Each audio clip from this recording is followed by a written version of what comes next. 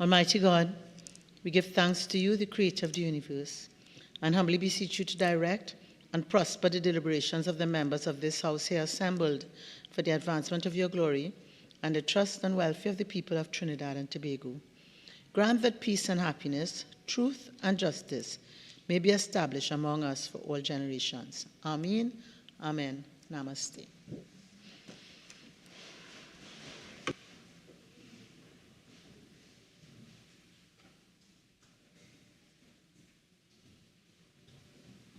Business, Government Business, Bill second reading. Honourable members, the debate on the second reading of the following bill, which was in progress when the House adjourned on Friday, October 6, 2023, will be resumed. A bill entitled, An Act to Provide for the Service of Trinidad and Tobago for the financial year ending on the 30th day of September, 2024. The members who have already contributed to the debate are the Minister of Finance, the Leader of the Opposition, Minister of Youth Development and National Services, Member for Caroni Central, Member for Toko Sandy Grande, Member for Kamuto Manzanilla, Member for Laventille East Mova, Member for Moruga Tableland. The Minister of Energy and Energy Affairs. Thank you very much, Madam Speaker. Madam Speaker, I'd like to start today's debate, and in particular my contribution to this year's budget debate, by thanking the constituents of Port of Spain North, St. Anne's West, thanking them for the opportunity and the privilege, because I do view it as a privilege, to serve not only the constituency, but also my country, our beloved country of Trinidad and Tobago, for the last 8 years. It dawned on me, Madam Speaker, as I was reflecting over the weekend, in preparation for today's proceedings and what is sure to follow in the coming days, that this is the 9th annual budget debate that I'm contributing to. And I use the opportunity as I reflect with the 40 other members of this House, all of us elected members,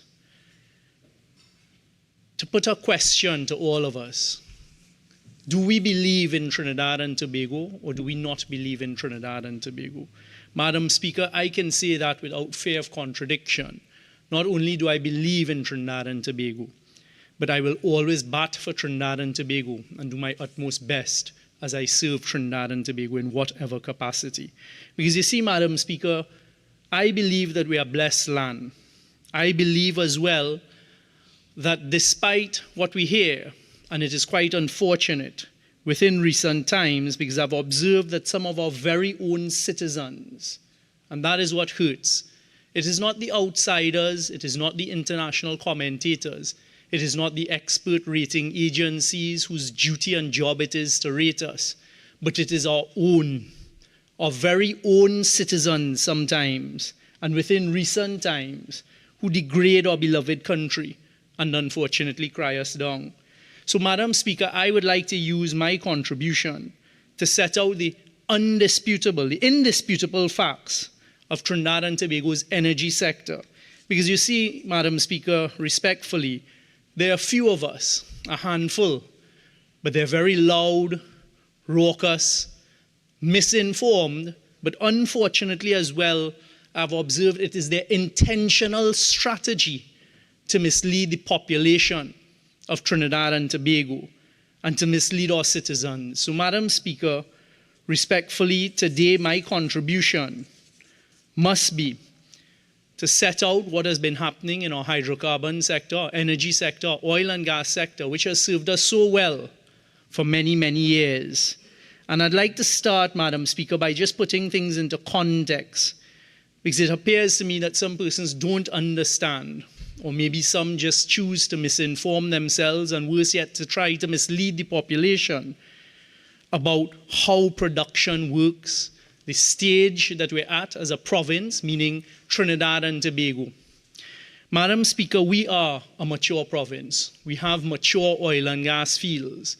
We have been exploiting oil, one of the first in the Western Hemisphere to commercialize And I repeat it once again, making history as far back as over a century ago. Trinidad and Tobago has been exploiting our oil, which means the drilling and production of oil, selling it, commercializing it, monetizing it for well over 100 years. Thankfully, a PNM government that came before us in the 1970s, as they took charge of our country and charted our progress, saw it fit to develop a gas industry. And we have a sophisticated gas industry. And it's an opportune moment for us to thank our forefathers, those who came before, those who made the decisions, and most noteworthy, the PNM people who made the decision to develop what was developed at Point Lisas, fertilizer plants, a petrochemical industry, and later on, an LNG industry. And I have great pride in that. So almost 50 years of commercial gas production, Madam Speaker. And this ultimately means a few things. As you exploit these resources, they are not renewable. These resources, when exploited, basically don't return. So it means after 100 years of oil drilling and production, and after over 50 years of commercial gas production, our fields are in natural decline.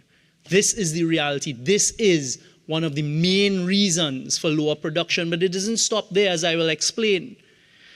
Our fields' natural decline, and this is indisputable despite what you may hear from those who hold themselves out as experts, our fields' natural decline are between 20 to 25% per annum. So that means that if you do nothing, and you're producing 100 barrels of oil, for example, from one field, by the end of the year, you will only be producing 80 to 75 barrels. So you must find a way to not only increase your production by that 20 to 25 barrels, but if you really want to increase it more than what has become your average, you have to find more oil or more gas to uplift it. Another point that it is necessary to make, Madam Speaker, because you see the hypocrisy that I hear at times and the irony of some who hold themselves out as somehow experts on production.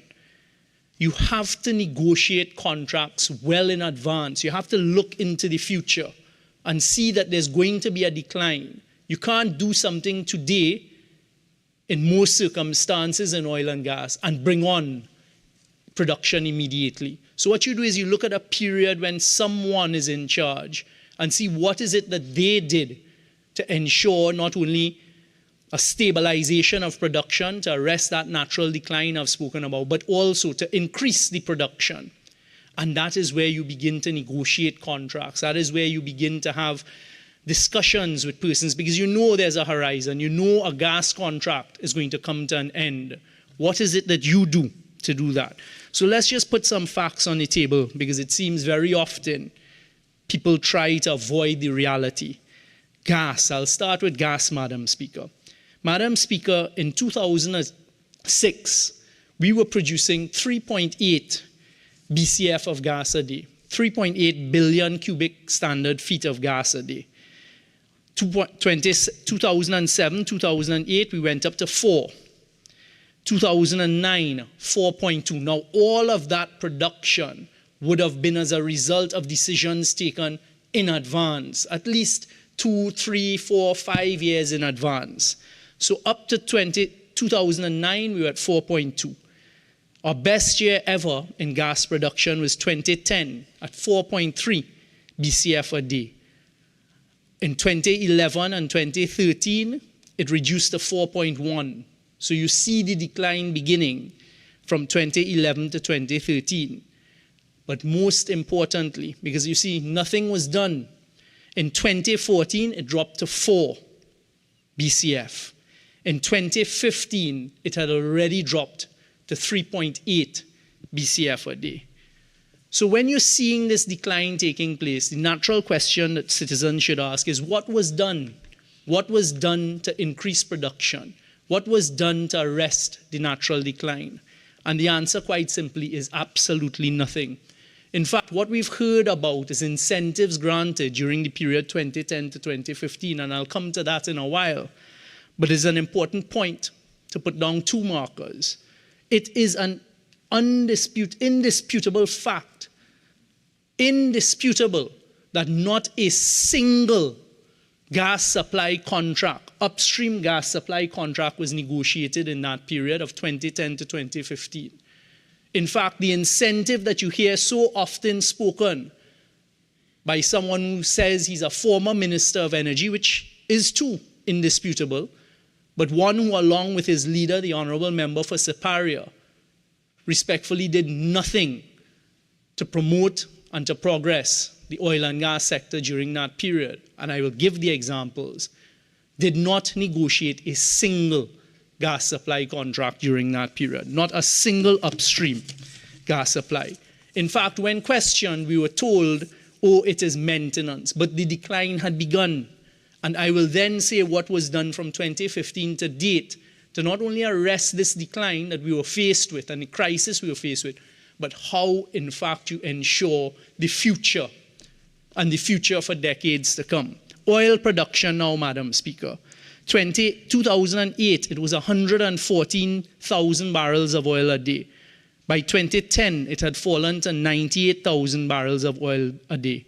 By 2012, it had fallen to 81,000.6 barrels of oil a day. By 2015, it had fallen to 78,000 barrels of oil a day. So you see, from 2008 at 114,000, it dropped by 2015 to 78,000 barrels of oil per day. But this is something you never hear about. One of the explanations, of course, is because we have been exploiting oil for over 100 years, over 100 years, a century. I said a decade earlier, I think it's a century. And this leads to natural decline. But it shows that under the former administration, oil production fell from 100,000 barrels to 78,000 barrels of oil per day. But we hear nothing about that. They pretend as though it was hunky-dory. Today, oil production stands at approximately 59,000 barrels of oil per day because of the natural decline of our aged fields. But as I will explain, we have been working, we have been doing all that we possibly can. And save that you find a massive oil field, the likes of what have been found in neighboring Guyana and hopefully in Suriname, because I'm hopeful for our neighbors. But I'll give you a quick story about Guyana as well.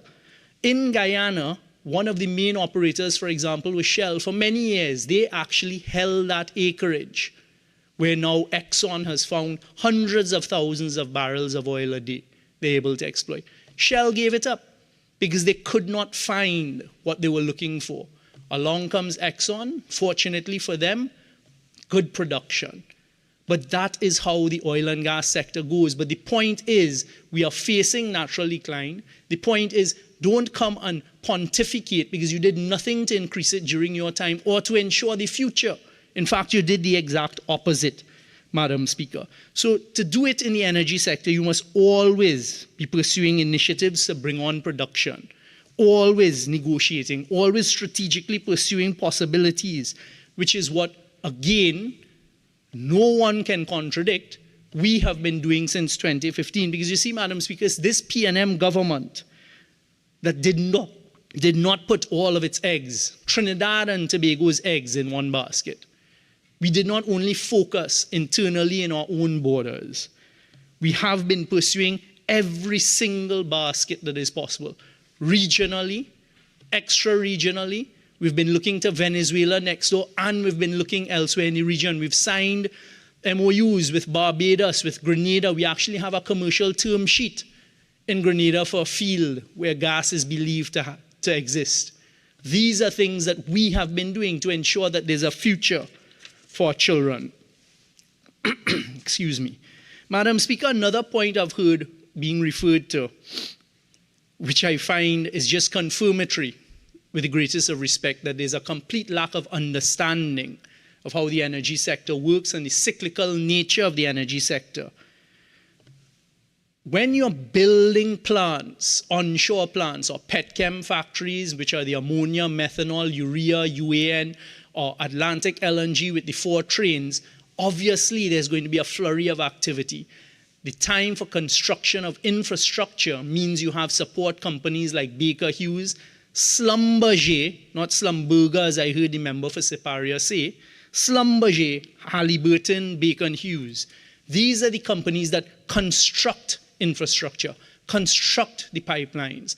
Where Trinidad and Tobago is in the cycle now is we have completed construction. You look globally, there is no more pursuit the way it was once pursued globally in the early 2000s and the 2000s in the construction of these types of plants. One, because of the whole talk of global climate change, but two, because of the closing horizons of oil production and gas production as countries try to arrest global climate change.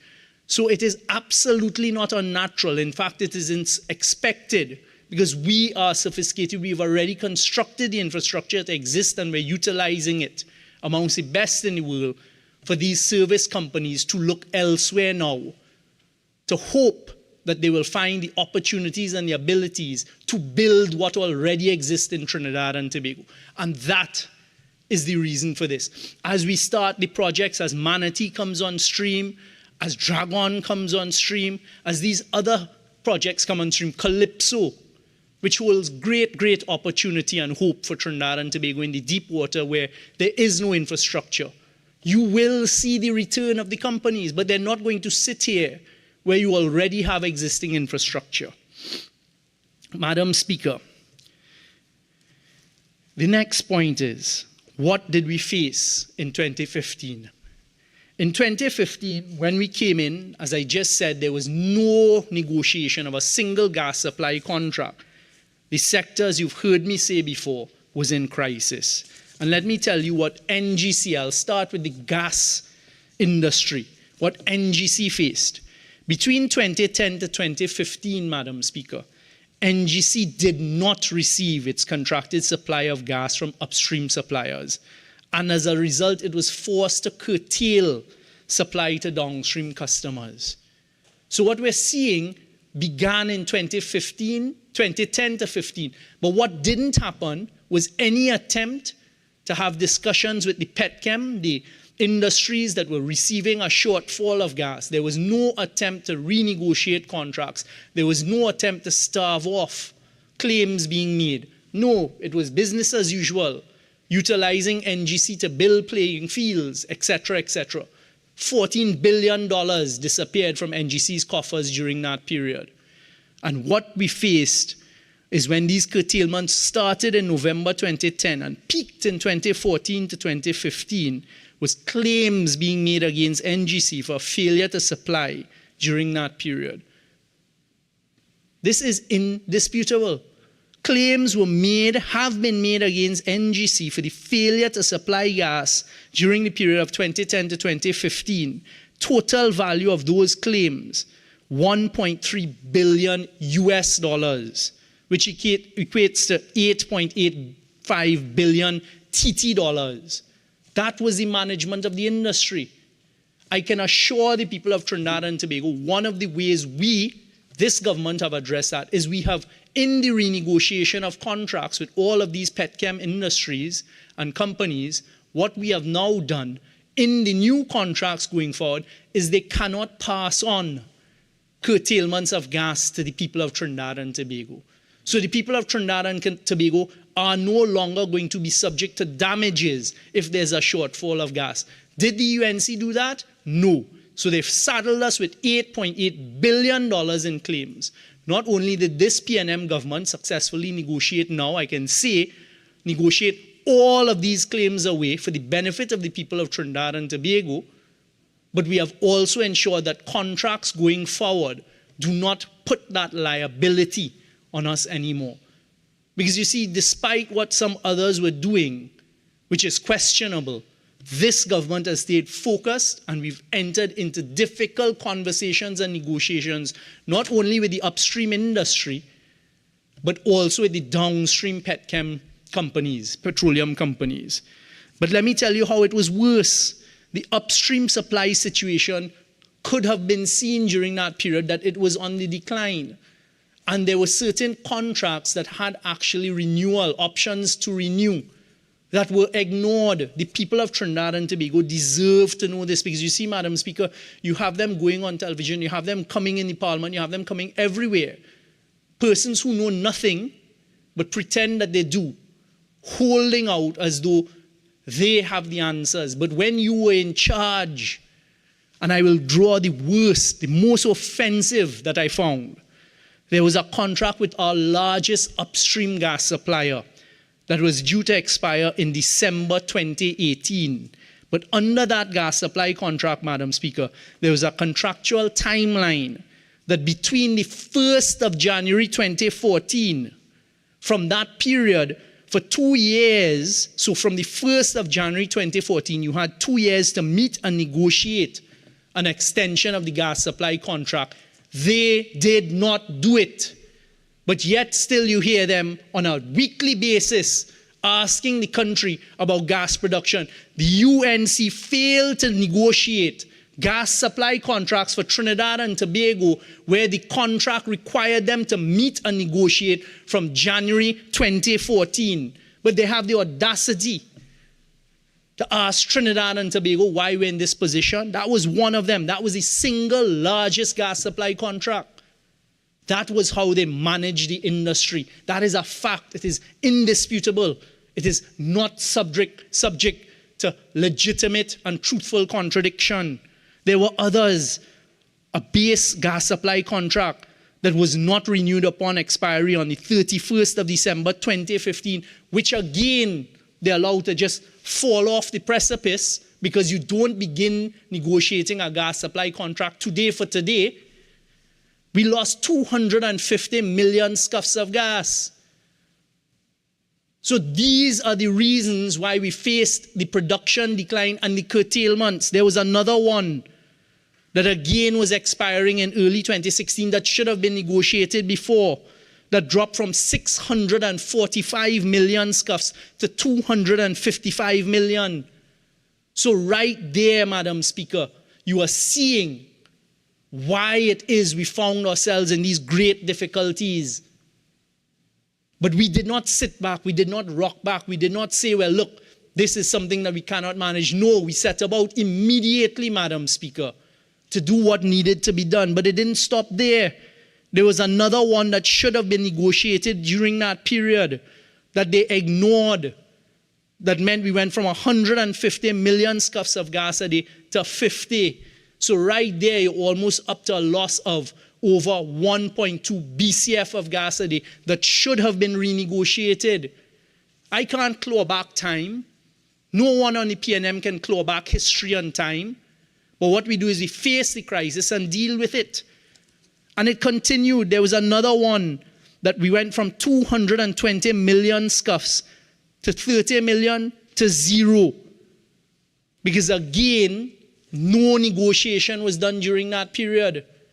But the persons in charge who should have been managing our country's resources and ensuring that contracts are negotiated, where were they? But now they come forward to the population and pretend as though they understand the energy sector. Madam Speaker, these are facts. There is no alternative to the truth. There was one contract that was negotiated, one new plant that was negotiated. But of course, it was negotiated at a time when we were seeing curtailment of gas. So if you know that you have less gas to sell to the existing plants, you will go now and put priority on a new plant to give it gas, as opposed to those who have been here for us for decades. So that led to us losing claims. We lost claims as a result of that one contract that was negotiated during that period. And that contract has cost NGC billions of dollars. In fact, the only loss ever recorded by NGC is as a direct result of accounting standards that require it to impair and write off the losses of that contract. And I am told that the losses continue as a result of that one contract that was negotiated. You know what I find also offensive, Madam Speaker? These same people call for, tell me what is happening with Dragon. Tell us what is the agreement signed with Dragon. Tell us this, tell us that.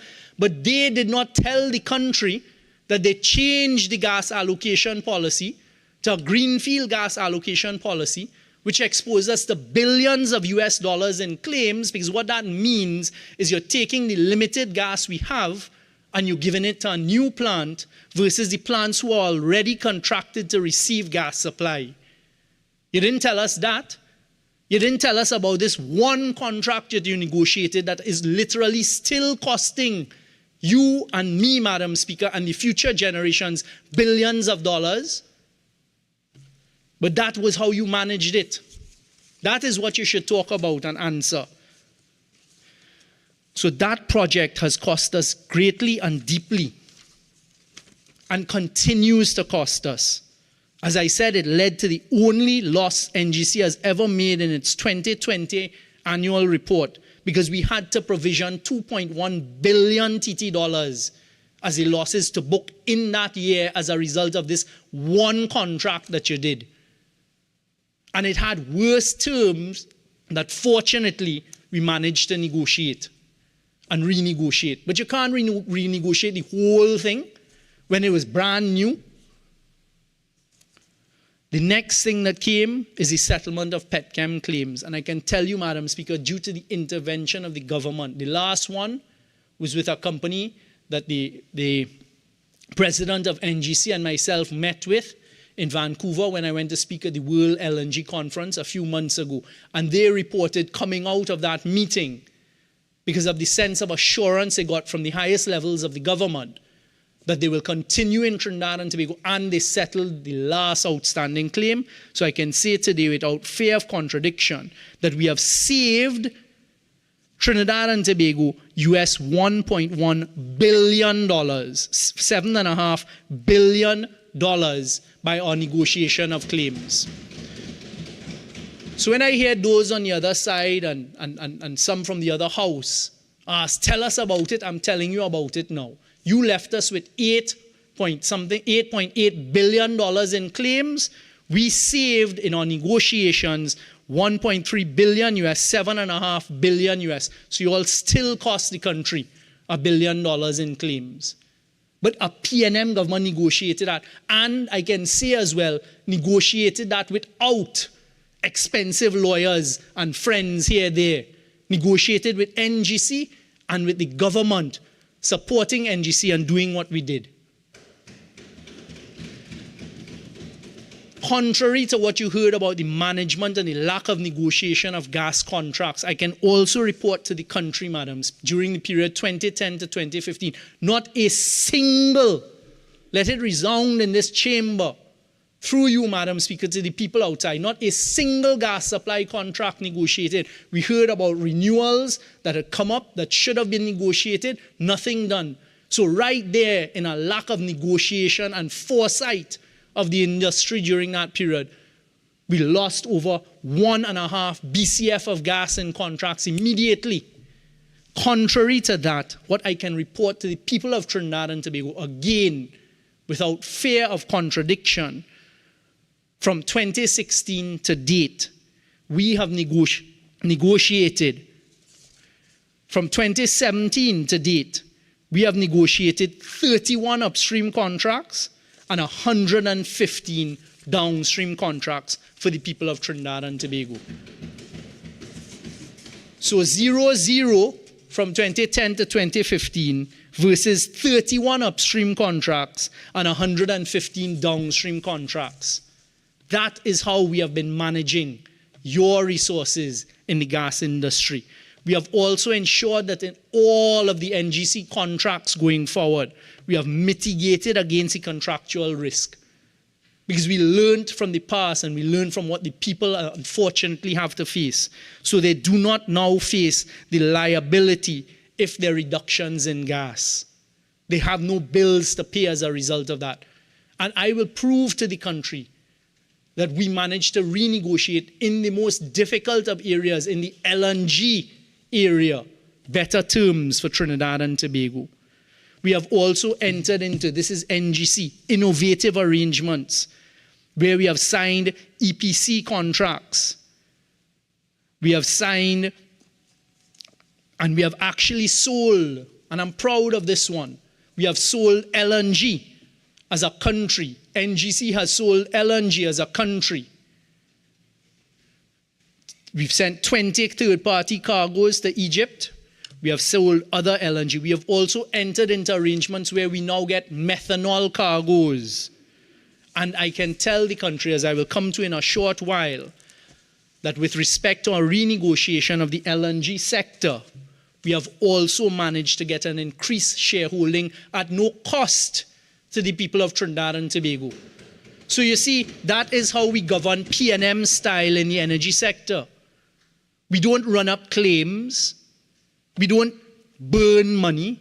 We do the exact opposite.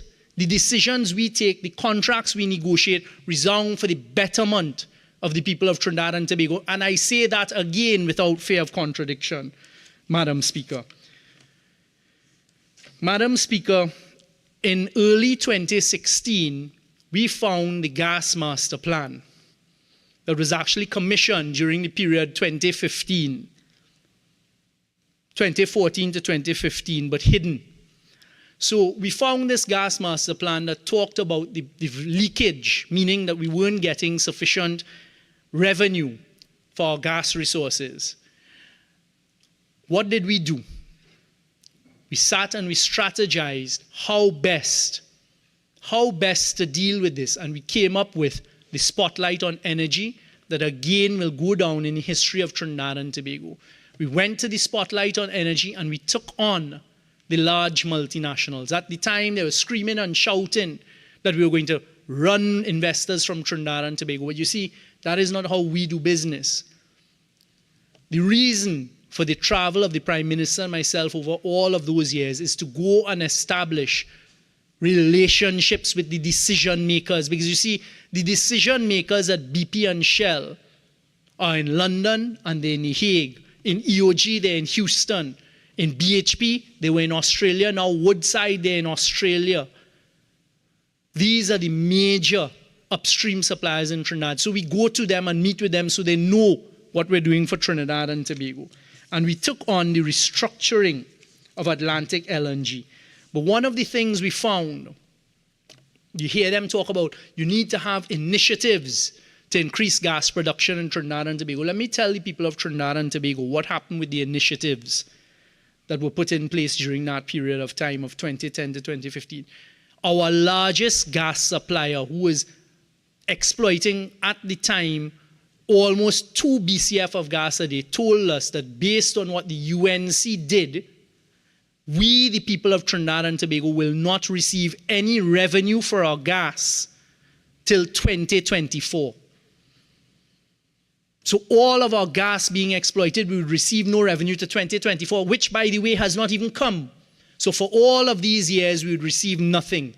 What did your P&M government, and I am proud, Madam Speaker, to have been given and privileged to have been given the opportunity to lead the negotiations.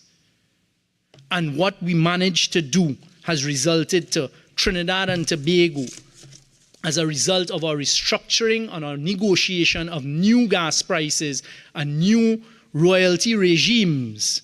I can report to the people of Trinidad and Tobago that from 2017 to 2023, whereas we were going to get not a drop of revenue due to what we negotiated, so it means we would not have gotten it, we have received to date $9.1 billion.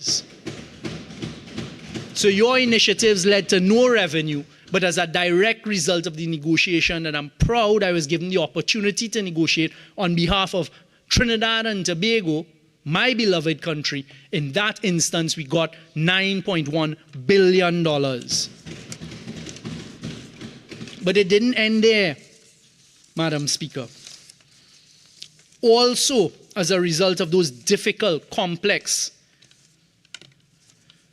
negotiations, I can tell the people of Trinidad and Tobago that we concluded some difficult negotiations with another one of our large gas suppliers that led to an initial payment of US $265 million in 2019. And to date, as a result of the new formula that we've negotiated for the value of our gas, a new formula which is a basket of indices, and that is how we manage it on behalf of the people of Trinidad and Tobago. From 2019 to date, we have received $6 billion that we would not have received. So you see, Madam Speaker, when I hear them question about the management of the sector, we on this side can say without fear of contradiction that as a direct result of our intervention at the highest level, from the Office of the Prime Minister, the Ministry of Energy, and with our technocrats, and with the NGC, we have managed to get for the people of Trinidad and Tobago almost $16 billion that they would not have received due to what was done before. And that cannot be rewritten. It is a fact. We are renegotiating the restructuring of Atlantic LNG, Madam Speaker, which is again something that has never taken place in any jurisdiction in the world, and that is something we will come to the people hopefully within the next month. We intend to sign the final agreements. Thousands of pages are now being reviewed for restructured Atlantic LNG. That will mean better shareholding for the people of Trinidad and Tobago. We also managed to negotiate third-party access to gas. So that means that not only NGC, Shell, and BP can bring gas to Atlantic LNG in the future, but others can as well. And it was our vision to fight for that, which now opens the opportunities for deep water with Woodside. It opens the opportunities for regional gas. It opens the opportunities for cross-border gas, because that did not exist before, and it would not have happened if it were not for this PNM government during the period 2015 to now. And that is what we are doing for the people of Trinidad and Tobago. So better shareholding, third-party access of gas, better pricing for our gas, and therefore we ensure a future. And these negotiations lead to investments in projects like Dragon, in Manatee, in Calypso, in Deepwater, and also regional. The downstream relationships with our petroleum chemical industry, the ammonia, methanol, Trinidad and Tobago, and again I stand there without fear of contradiction. Those decisions taken by PNM governments of the past, Trinidad and Tobago, as at the last statistics that are readily available, which are 2021, Trinidad and Tobago is the second largest exporter of ammonia in the world, just after Russia. And in methanol, we are the second largest exporter of methanol in the world, just after Saudi Arabia. Again, something to be proud of. And we have managed the relationships with Nutrien, Methanex, Proman, Yara, Tringen. In fact, just last week in meeting with the executives of one of them that flew down to meet, they were happy to tell me that based on what they see us doing and they see the initiatives that this government is taking in upstream, next year they will invest $150 million in their plants in Trinidad and Tobago.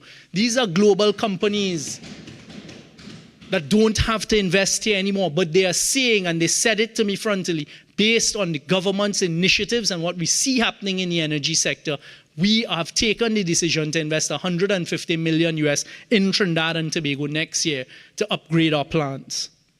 They wouldn't be doing that if they didn't see a future.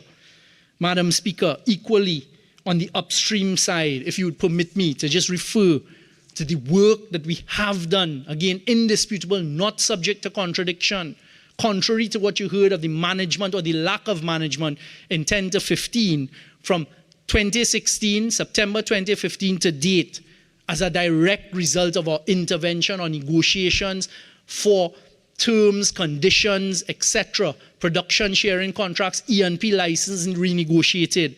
I can report to the people of Trinidad and Tobago, these are some of the projects. There are more that came on as a result of that. Osprey with EOG. We finalized the determination of the truck project with BHP, the Iguana project of De Novo, Angeline development with BP, Dolphin development with Shell, Ruby Delaware development with BHP. This particular one, it was the Prime Minister's intervention at BHP's head office in Australia that they took the decision to do it. That was a company that was considering pulling out of Trinidad as a result of this government's intervention. We got Ruby Delaware, Barracuda with Shell. Again, our negotiation of terms and better prices of gas.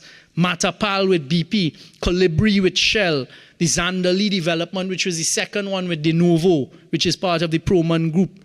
Coho development, we got Coho and Cascadura over the line with Touchstone. Cassia Sea compression would not have happened, which is one of the most sophisticated investments and engineering feats in the whole BP operations globally. Cassia Sea took place in Trinidad and Tobago as a result of our meetings with BP in London. These are direct results of our meetings. The same thing with EOG. I will never forget when we were in Houston and we met with EOG and they felt assured by what we were doing. They immediately got on the phone and called Trinidad and said, proceed with the project. BP have done the same thing. Shell has done the same thing. I will tell the story about Woodside. I have met with Ms. Meg O'Neill 3 physical times, even though she's in Australia, whenever she comes to Western Hemisphere, to make sure that this country gets Calypso done.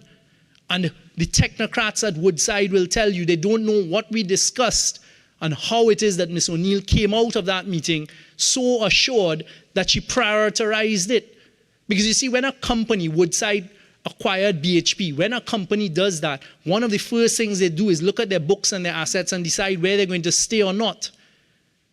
We have ensured that they stayed in Trinidad and we are working with them to develop Calypso. So we will have that deep water. Mango with BP. Last meeting in London with the Prime Minister, BP said go ahead with SIP. We have Mento with EOG. BP's infill drilling program, thankfully, has been meeting with a lot of success. Osprey with EOG. You have Ginger coming on with BHP. You have a lot of infill drilling going on. And there's a whole list of future production that will take place as a direct result of our intervention, discussions, and negotiations with the upstreamers. Manatee. To explain Manatee, Manatee is part of the Loran Manatee field, which is between Trinidad and Tobago and Venezuela. 2.7 TCF in Trinidad's water and approximately 7.3 on Venezuela's side.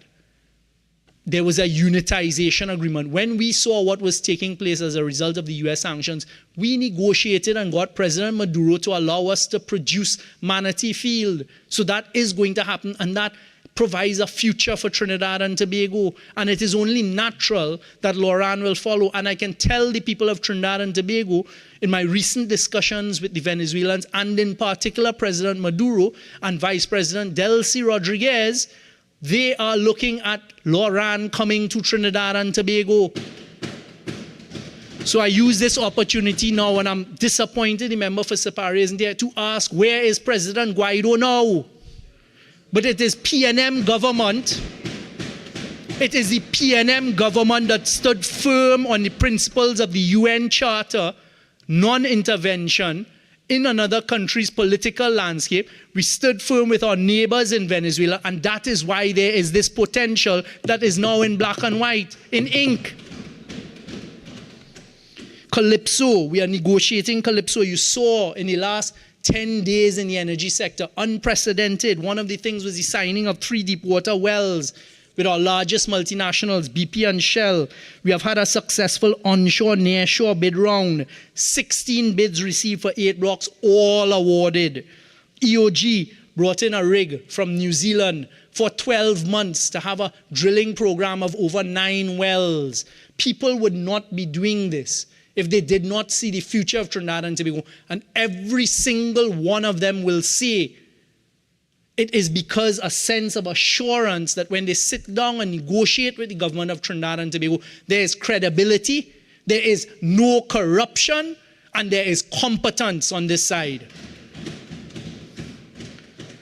We have launched just a few days ago the shallow water bid rounds where 68 companies, 68 had expressed and gone into the data room, interest and gone into the data room. 28 of them nominated, meaning they identified blocks that they intend to bid for. So that is the future. That is what is going on. This is indisputable. This is irrefutable. These are facts. This is the proper management of an energy sector. Let's talk briefly, Madam Speaker, about Petrotrin. Because you see, there's a lot of false narrative taking place with respect to Petrotrin.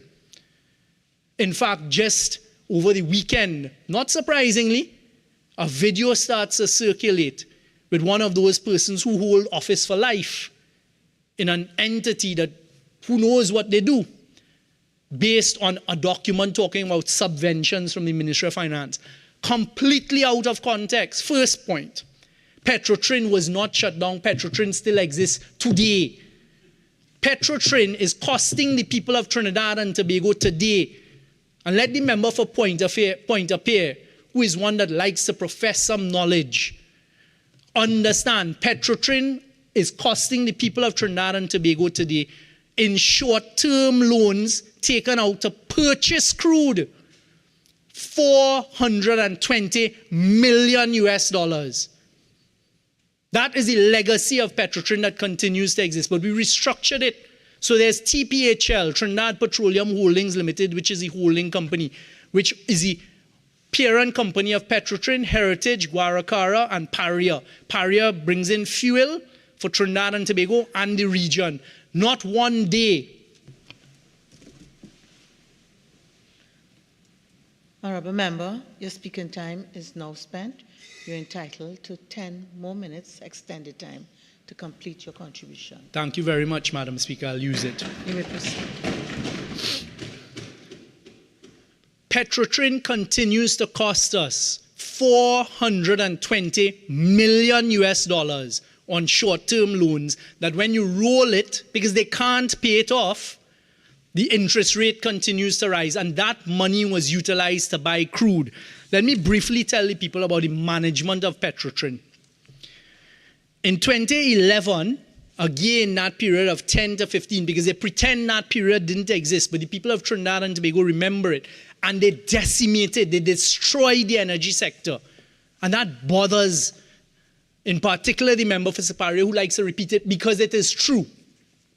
In 2011, Petrotrin made a net profit of $2.4 billion. In 2012, it dropped to $1 billion. So immediately you can see something wasn't going right to lose almost $1.5 billion of profit. 2013, the profit dropped to $15 million. 2013, Petrotrin's profit dropped to $15 million from $2.5 billion in 2011. That was management of Petrotrin. By 2014, we were now in a loss of $201 million. And that is for the people of Trinidad and Tobago. By 2015, the loss had turned to $1 billion. In 2016, almost $5 billion because US oil had dropped to US $25 a barrel. By 2018, the loss for the people of Trinidad and Tobago was $16 billion because the chickens had come home to roost. Because of the mismanagement, and it is irrefutable. Anyone can go and research this and see that in that period of 10 to 15, they drove Petrotrin into a loss-making entity that we still carry on the books today.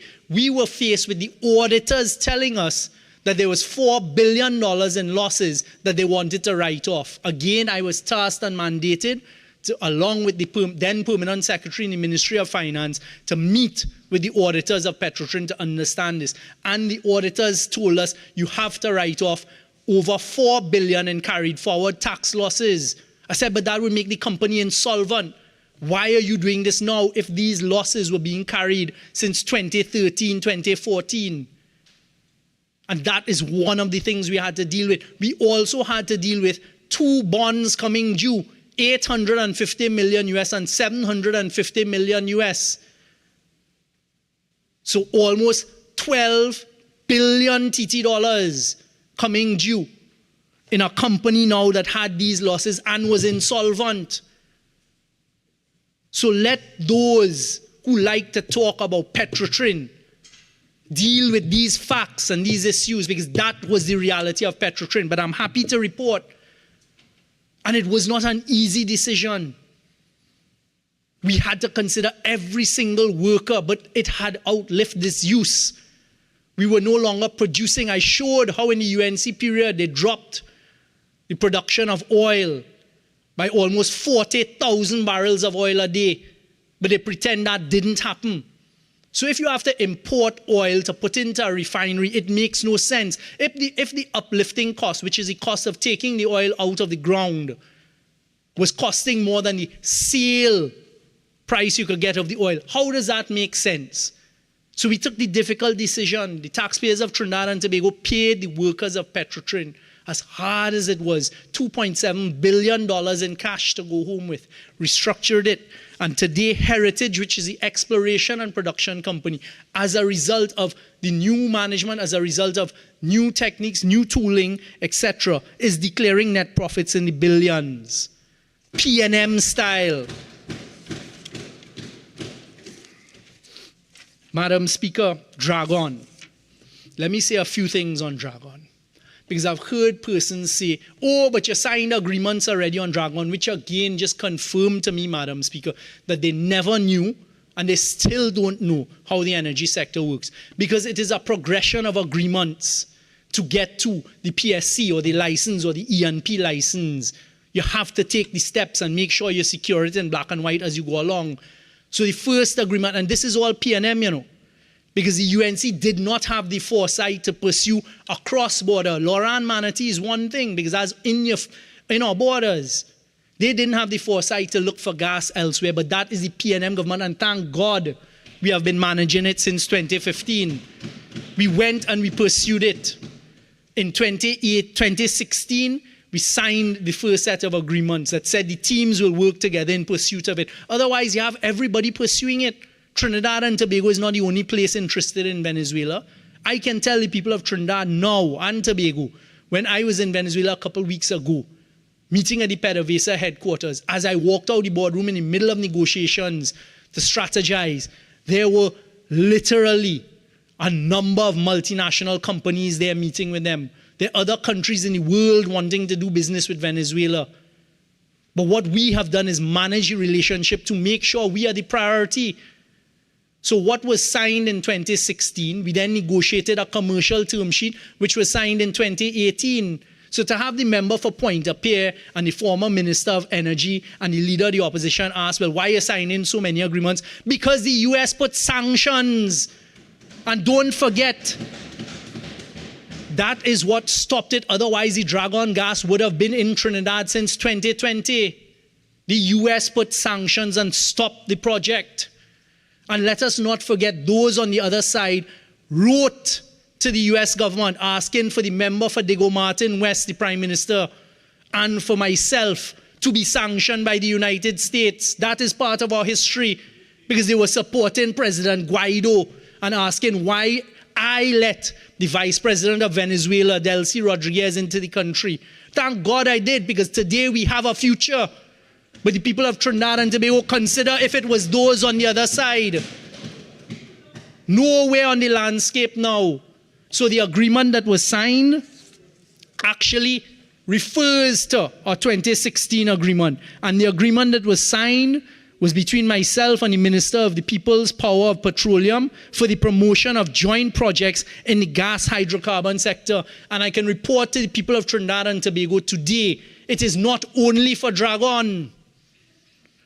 Also, as part of that agreement, and we cannot get into the terms of it, because as happens with all commercial agreements and energy sector agreements, there are terms of confidentiality. And let me explain to the people why, Madam Speaker.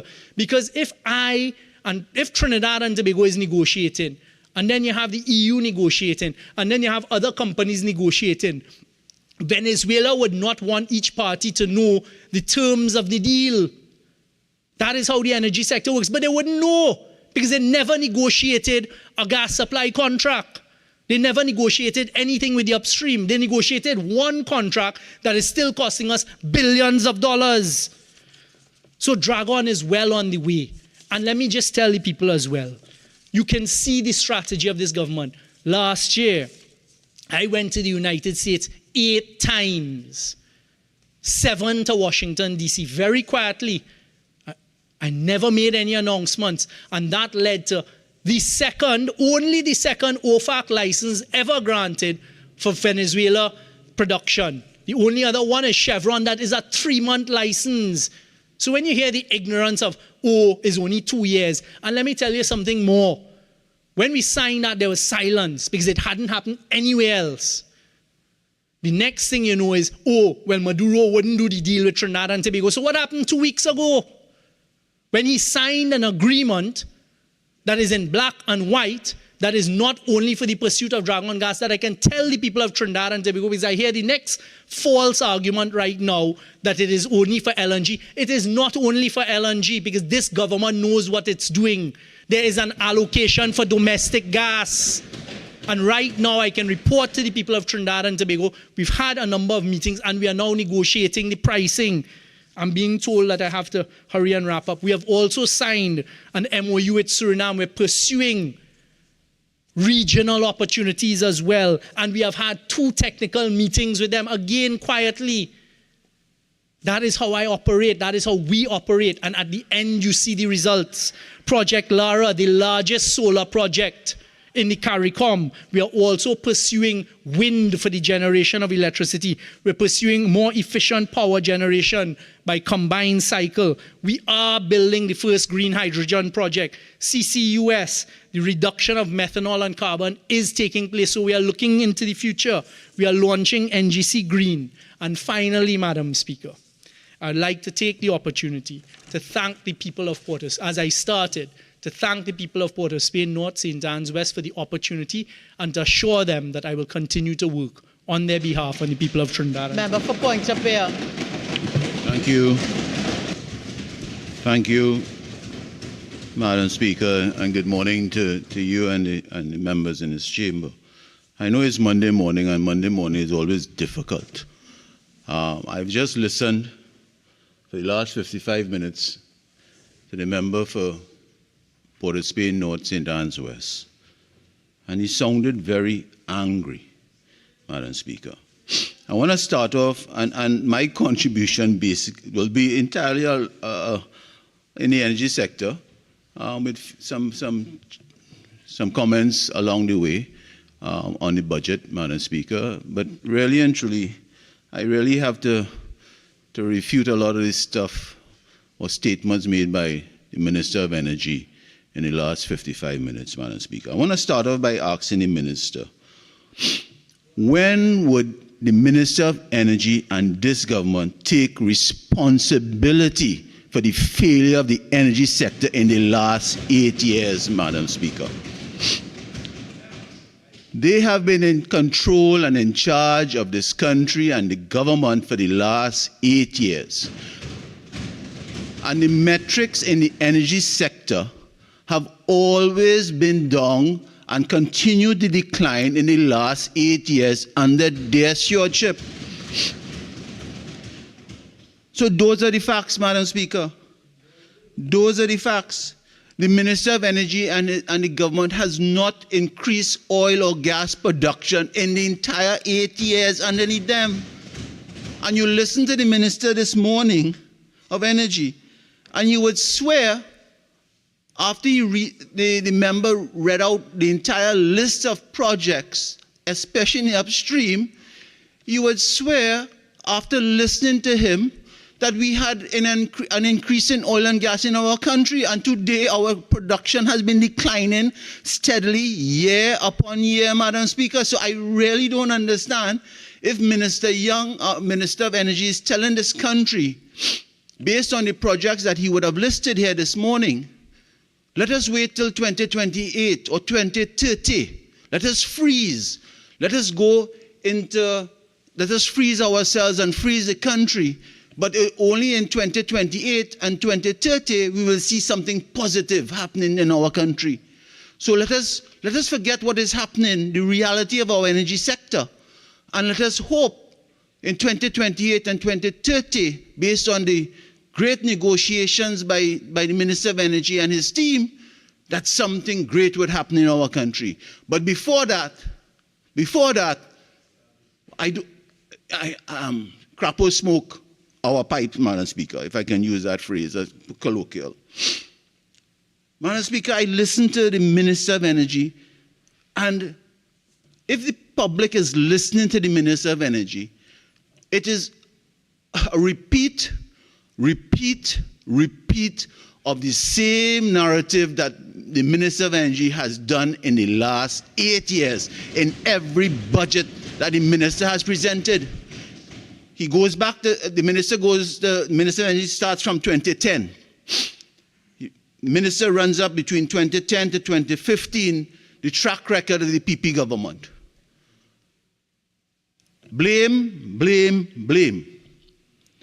And you would swear if it wasn't for the success and what the PP government had put in place, we would not be, the country would have been in a worse position that we are in today, Madam Speaker. Those are the facts. Because under their stewardship, they have done nothing in our energy sector. Minister Young, for the last 8 years, if you listen to Minister Young, all the Minister of Energy, sorry, Madam Speaker, is we negotiate, the lawyers negotiate, we did claims. You know, I know the Minister of Energy is a lawyer by profession, Madam Speaker. And that's all the minister has spoken about, is about renegotiating and, you know, from a legal point of view, and has not increased our production in oil and gas for the last 8 years. And that is what the country wants to know, because we agree, Madam Speaker, we agree that our revenue from energy is our lifeblood in our country. That has been so for years. And Minister of Energy and the member for Port of Spain North, St. Anne's West, every time the member gets up to speak, you would swear that that member is the only person living in Trinidad and Tobago, and that member is the only patriotic individual in Trinidad and Tobago. Madam Speaker, I want to put it here today. You see, every member in our opposition, we love our country called Trinidad and Tobago. We are true patriots of the son of the soil and daughters of our country, Madam Speaker. You would swear that Minister of Energy is the only person living in Trinidad and Tobago. I grew up in Pan. I grew up in culture from Diego Martin, Madam Speaker. I grew up playing jab-jab. I grew up when Panorama finals, when Panorama was on a Thursday, Madam Speaker. On a Thursday night, and then after Panorama semi-final, you get King and Queens of the band parading in Savannah. I grew up on that, Madam Speaker. I could tell the minister about patriotism and culture in our country. I might look like a Oriental, Madam Speaker, but I love my country.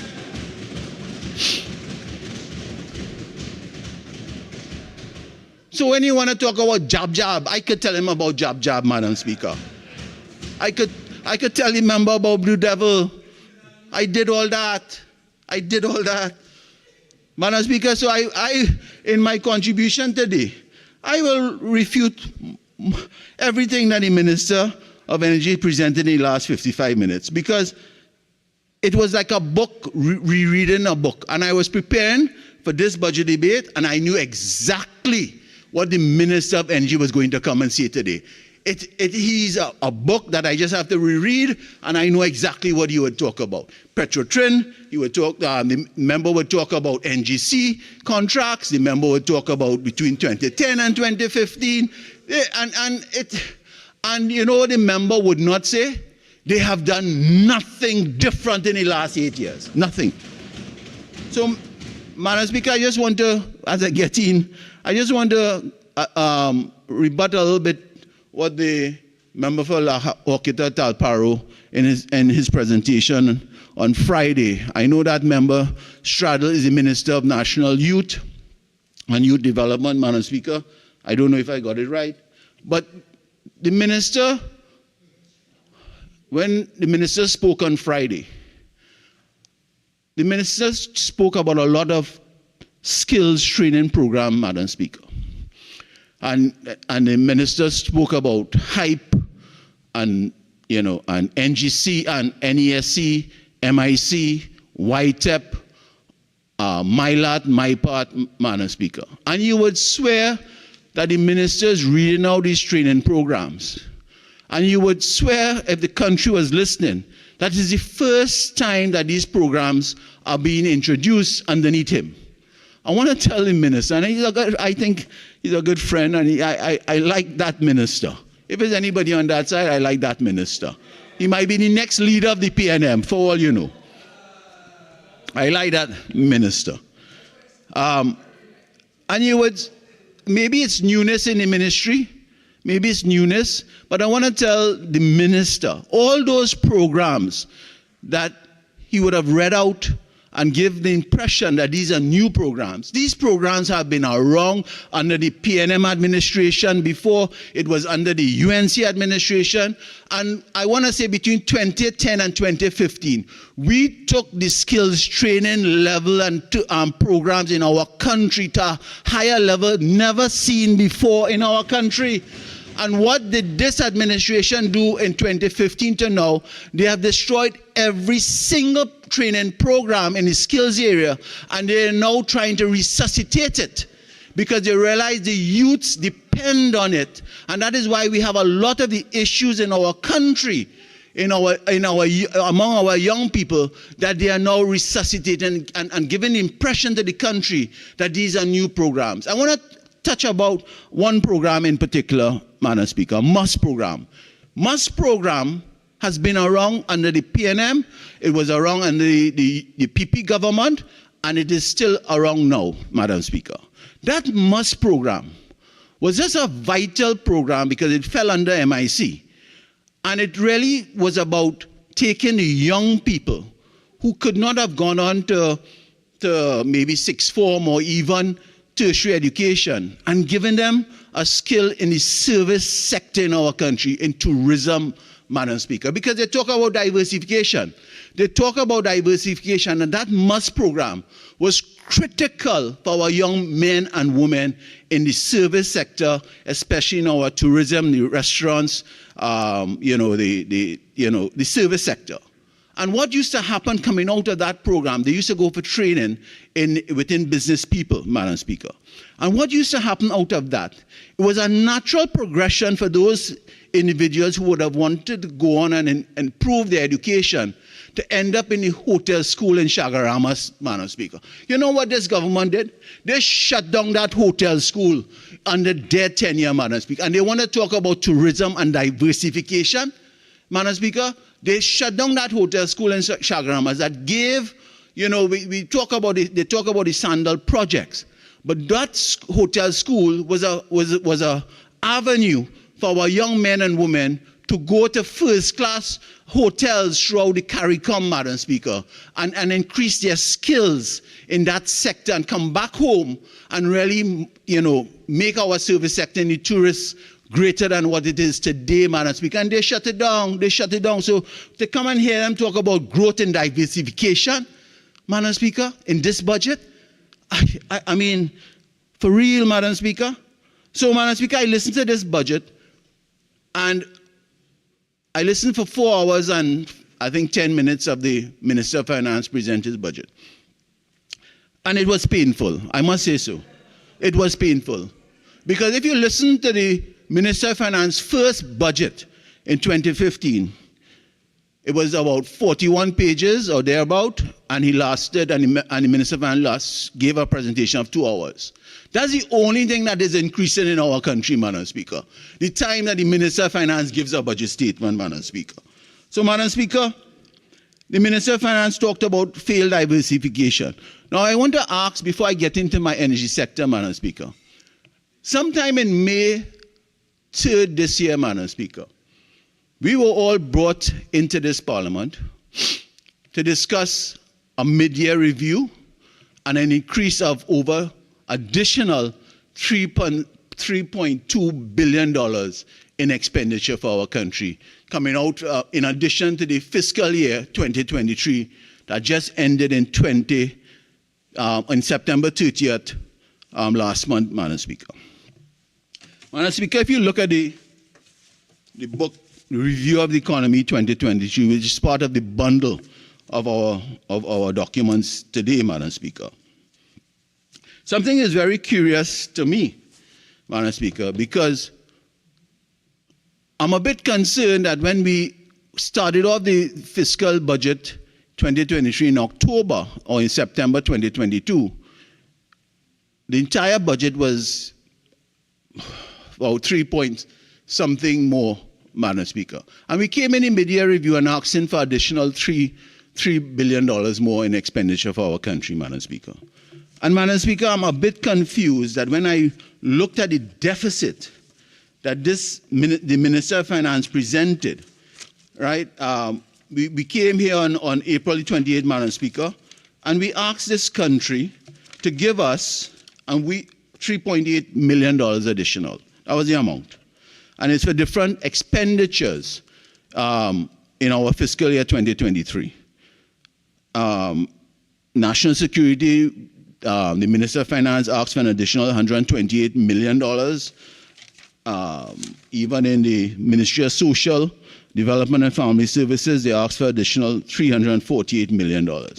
So when you looked at even the central bank 6-month review bulletin that they put out in June, it talked that the central bank talked about at the end of fiscal 2023, we're supposed to have they were projecting a deficit of about $6 billion.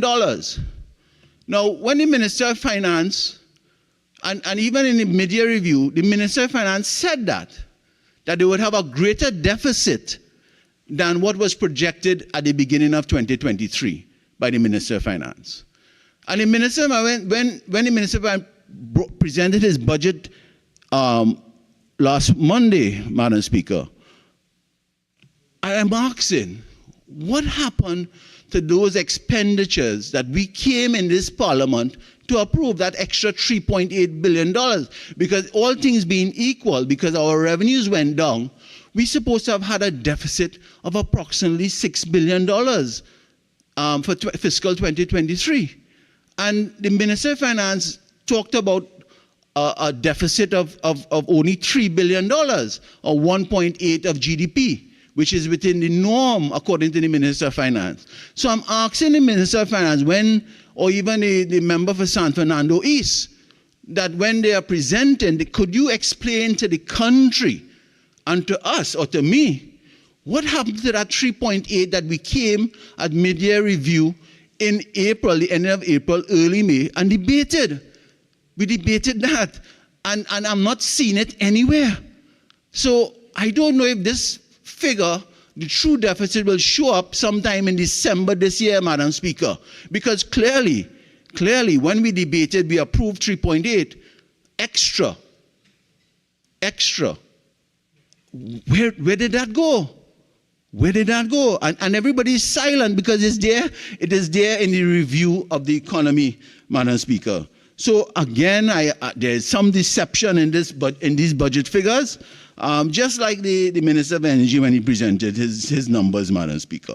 So, Madam Speaker, my projected deficit for fiscal 2023 supposed to be at least $8 billion for this country. Because based on the review of the economy, Madam Speaker, total revenue is supposed to be $53 billion. Based on our expenditure that we came in addition to approving this Parliament in mid-year review, it's supposed to be $62 billion. So my simple maths, we're supposed to be about $8 billion. Not the small amount that the Minister of Finance presented here on Monday last, Madam Speaker. So I ask, Madam Speaker. Madam Speaker, let's go to the review of the economy in respect to the energy sector. The Minister of Finance told us once again that the energy sector has contracted by 0.3%. This is not a simple contraction, but it is the 9th consecutive contraction in our energy sector. So listening to the Minister of Energy, I don't know, what they have done in the last 8 years, Madam Speaker.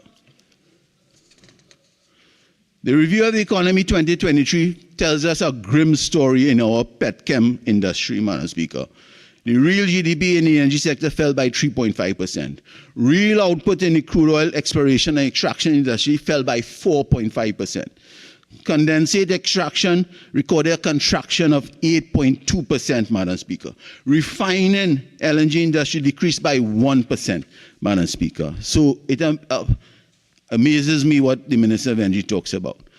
All right, Madam Speakers, the government has never, I want to say it here, this government has never surpassed the work of the PP government in our energy sector, Madam Speaker. They have never surpassed that work. Minister Young, Minister of Energy, likes to call us unpatriotic, I had mentioned, Madam Speaker. You know, he does that every year. I want to just quote some things, some numbers, Madam Speaker, to put it in context what the Minister of Energy said here this morning. Wells drills, and this is wells drills, and this is from the review of the economy, Madam Speaker. This is not, I am pulling this out from myself. This is in the book. Wells drill, the review of the economy 2023, page 56 tells us 42 wells were drilled in the last year. When the PP government left office, we had over 75 wells in our last year, Madam Speaker. That is performance. Rig days. Rig days is a parameter of how well we are doing in our country in energy. The Ministry of Energy Bulletin for August 2023 tells us this year we recorded, 565 rig days. In 2015, when we demitted office, rig days under the PP government was 2,859 rig days, Madam Speaker. That is performance under the PP government. And the list goes on and on. The energy sector growth, Madam Speaker. You know, Minister of Energy talks about our tenure 2010 to 2015. I just want to read out some numbers in the energy sector that Minister Young is managing. 2016, underneath them, energy sector declined by negative 9.8%. 2017, 0.5. 2018, negative 3.2. 2019, negative 4.3. 2020, negative 12.2. 2021, negative 2.7. 2022, negative 5.1. That is their performance, Madam Speaker. All negatives, Madam Speaker. All negative, nothing positive, Madam Speaker. I listened to the Minister of Finance and the Minister of Finance's budget presentation, talked about finally this government will stabilize oil production. Finally, we will stabilize oil production. Madam Speaker, for the last 8 years, oil production underneath this government has been declining year on year. They destroyed Petrotrin. I listened to the Minister of Energy said that we didn't shut down Petrotrin. We didn't shut down Petrotrin. But yet over 5,000 people went home. But they didn't shut down Petrotrin. They restructured Petrotrin. That's what those were the Minister of Energy words here this morning. They restructured, they didn't shut down. Well, that is a debate that will continue outside of the walls of this chamber, I am sure, by certain individuals in the coming few days, Madam Speaker. Because the Minister of Energy said here this morning, they did not shut down Petrotrin. They restructured. So what they did, they created a company called Heritage Petroleum, which was technically Trinma under the Petrotrin model, Madam Speaker. They could have left it and called it Trinma Limited, which I think there's a company. But they changed it and they call it Heritage Petroleum. Heritage Petroleum underneath this government was supposed to be the be-all and end-all for them because they shut down the refinery. And the production in Heritage Petroleum has been declining ever since they formed Heritage Petroleum. It has been declining steadily, Madam Speaker. So Minister of Energy comes to say that things are rosy and things are nice. The Heritage Petroleum and the production energy is worse off than when they were under Petrotrin as Trinma, Madam Speaker. When we left in 2015, oil production was about 86,000 barrels a day. Today it is hovering somewhere, they're struggling at 55. Even with destroying the union, sending home all the competent workers, they are struggling to even meet a bare 55,000 barrels a day, Madam Speaker. So I don't know what the success story that the Minister of Energy is talking about. let us talk about gas production. It's the same old story every year with this government about gas production. They blame the PP government, 2010 to 15, about gas production. We have listened to Minister Young came with the same story time and time again that we didn't negotiate contracts. I will read out a discussion that was held in a GSC for NGC, Madam Speaker, in a short bit. And those are not our words, these are words from NGC, Madam Speaker. So Minister Young is saying, the Minister of Energy, is saying that we're supposed to negotiate before negotiations. If my memory serves me right, the minister talked about we should supposed to have negotiated since 2014 because 2018 the contract was ending. So we should have negotiated since 2014, 4 years before. But 4 years in 2014, based on the numbers that Minister Young presented here, was one of our better years in gas production. We were producing over 4 billion cubic feet a day in 2014. What it is today? We are struggling at 2.5 billion cubic feet a day underneath them, Madam Speaker. They have done nothing. Those are the facts. So Minister Young could come and talk. Member Lee, I know you've been trying. So maybe you could just stop at the minister. Sorry, Madam Speaker. The minister has been trying to convince this population that under the PP government, we should have done negotiations and made their life easy. Now, the minister talked about claims. I have evidence here, and I think the minister also said it, that not a claim has been paid out by anyone in the energy sector based on claims made to NGC. They negotiated. And I think the country should thank the minister for if the negotiations went well. But as far as our costs to this country, based on the information I have, this country never paid any claims to any one of those companies, Madam Speaker. Even the Mitsubishi plant, which I will come to a bit, Madam Speaker. So, I see the San Fernando is jumping up. Madam Speaker. So, Madam Speaker, the claim story is something that the Minister of Energy talks about all the time, Madam Speaker, to give a narrative to this country that we did nothing. The Minister talked about when we dealt with the upstreamers and, we gave them very lucrative incentives. Madam Speaker, I mean, the story is there every year. The minister comes with the same story. I will read out again a Norman Christie statement on that same incentive that Minister Young keeps talking about every year, every time he gets up to speak, Madam Speaker.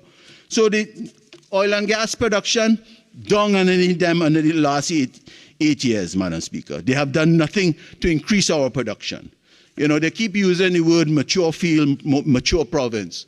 But yet, Madam Speaker, they wouldn't do the right thing and incentivize our energy companies to increase the drilling, Madam, and explore for over the last 8 years. They have done failed bids, Madam Speaker, in shallow waters under the late Franklin Can. And it's only recently they now, after a year of negotiations, they now concluded the deep water bids, Madam Speaker, and that will not bring any benefit to our country until 2030, at best, Madam Speaker, at best. Madam Speaker, I listened to the minister about dragon gas. The country wants to know about dragon gas. And every time we ask questions, this government feels that we should not ask any questions. They alone know about running the energy sector, Madam Speaker. And they are the worst players to run our energy sector because they have done nothing in the last 8 years. So let us talk about dragon gas. What did the Prime Minister sign in 2018 with the Venezuelan government, Madam Speaker? They said it was a term sheet. And I asked the question, the country is asking the question, what did the Minister of Energy sign on September 20th or thereabouts with the Venezuelan government, in particular President Maduro? What did they sign? Did they sign anything different? Did they sign when we will be getting first gas out of Dragon gas field? Did they sign when we will be actually starting operation? Did they sign, well, we agree with the US government license and we would negotiate and don't have to pay cash to the Venezuelan government? Or is it a non-cash agreement? The country and the people of Trinidad and Tobago wants to know what it is that you sign, because you gave the impression to this country and to the world that there was this great agreement. Now I listened to Minister of Energy here, and I'm still confused, and I think the country is still confused. What did they really sign?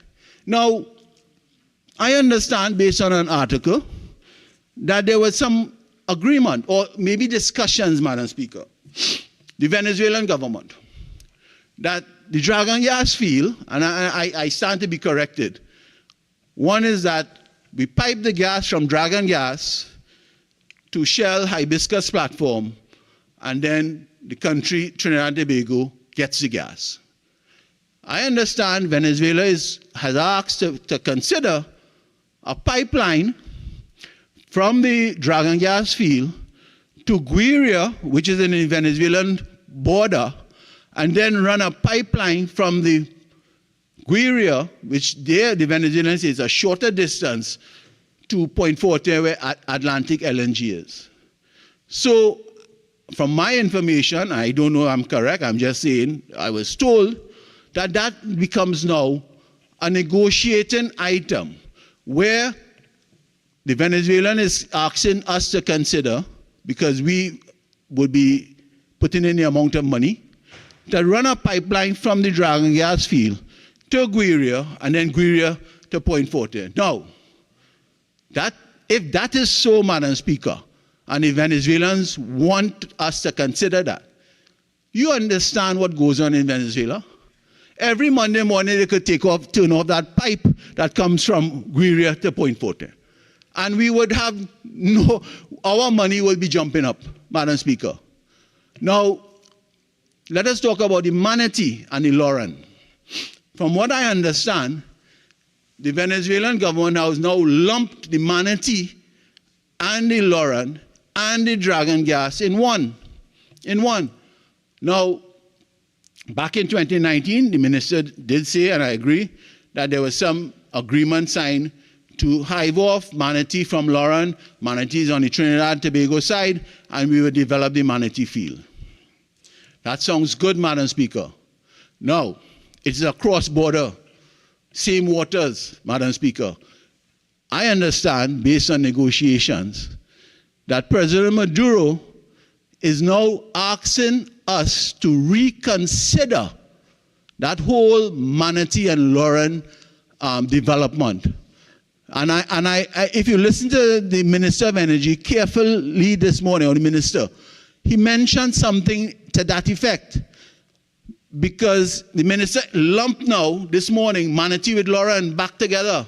He lumped it back, right? So I'm asking, is there new negotiation? Because you see, if we develop the Manatee field first before the Venezuelan Lauren, what would happen naturally, Madam Speaker? The flow from the Manatee side would be so powerful, and I put it in layman terms, that the people of Venezuela might feel that they are being, I don't want to use the word robbed, but they are not getting their fair share from that Lauren Manatee field, Madam Speaker.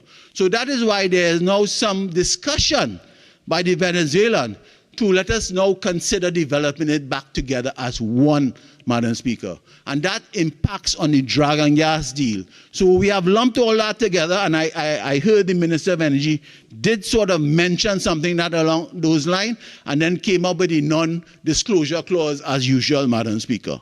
So, Madam Speaker, I asked the question, maybe in a wind-up, or somebody who can get up and add some clarity to this whole Dragon, Manatee, and Lauren that seems to be in a circle, Madam Speaker. Madam Speaker, let's look at the shallow water.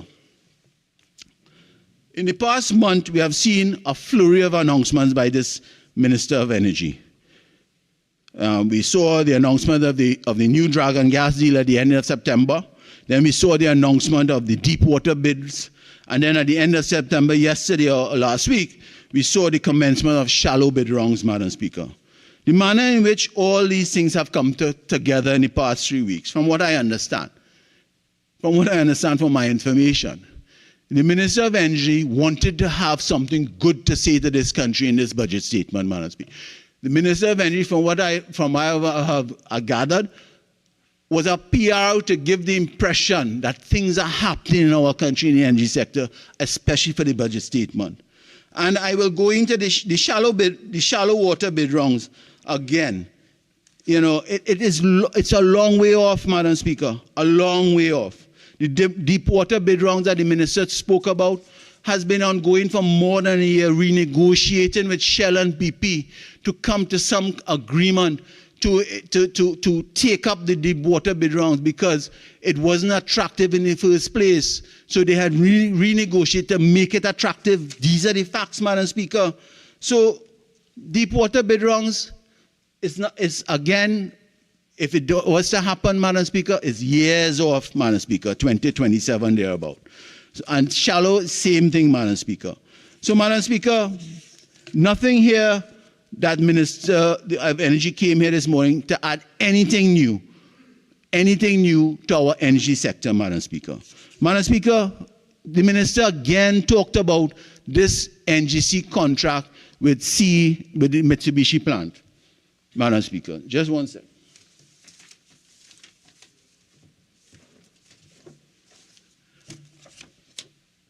And I want to say, Madam Speaker, this contract.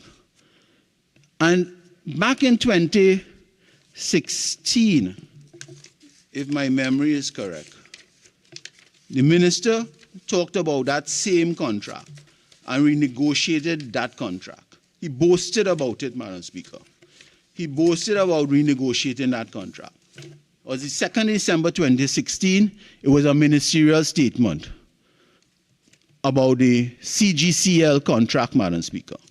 And I will just go to that last couple sentences, Madam Speaker, where the Minister of Energy came and said, the renegotiated agreement, and I quoting, and rescission of the Greenfield gas priority policy means that NGC, and by extension, the people of Trinidad and Tobago, are no longer exposed to the potential of billions of dollars of claims for damages, Madam Speaker. Additionally, this government is pleased to say that it is working towards finding lasting solutions for the curtailment of gas. Now, the Minister Young came as a ministerial statement on 2nd of December 2016, is there any answer, and told this country, based on his astuteness, the Minister of Energy, legal astuteness, that they renegotiated that contract. And the country has nothing to worry about. We did that. Why is it this morning and again, the Minister of Energy keeps talking about this contract and we suffered losses? NGC suffered losses, Madam Speaker, because of this contract that the Minister of Energy renegotiated in 2016. So what if there are claims on this contract is because of the bad negotiation done by the Minister of Energy on this same very contract in 2016? We are now in 2023, Madam Speaker. We are now in 2023. So if is there any claims, it's based on the negotiation or renegotiation of that same contract done by the Minister of Energy, Madam Speaker. So I'm amazed. And then I want to read in rebutting some of the Minister of Energy's points on this same NGC. The Minister of Energy keeps talking about the PP government should have renegotiated contracts way before. There was a joint select committee back in July 2016 in Parliament, in joint select of the State Enterprises Committee, Madam Speaker. NGC management, top management, came in the Parliament in that committee, Madam Speaker. And you see, I like, you need to go back to listen to these individuals who are the NGC management. They are the life of NGC. They are the life of NGC. So let me just read a few things under challenges, Madam Speaker, challenges based on the report, The committee was informed, in addition, the company, these are challenges. In addition, the company faced the possibility of reduced margins given that several upstream gas supply and downstream gas supply contracts were due to expire. This is in 2016, Madam Speaker. What? Remember, you're quoting from the Hansard. What are you quoting from? If it's Hansard, you have to give the proper citation. Madam Speaker, I'm quoting from a third report of the Joint Select Committee on State Enterprises, which was laid, okay, on July 2016.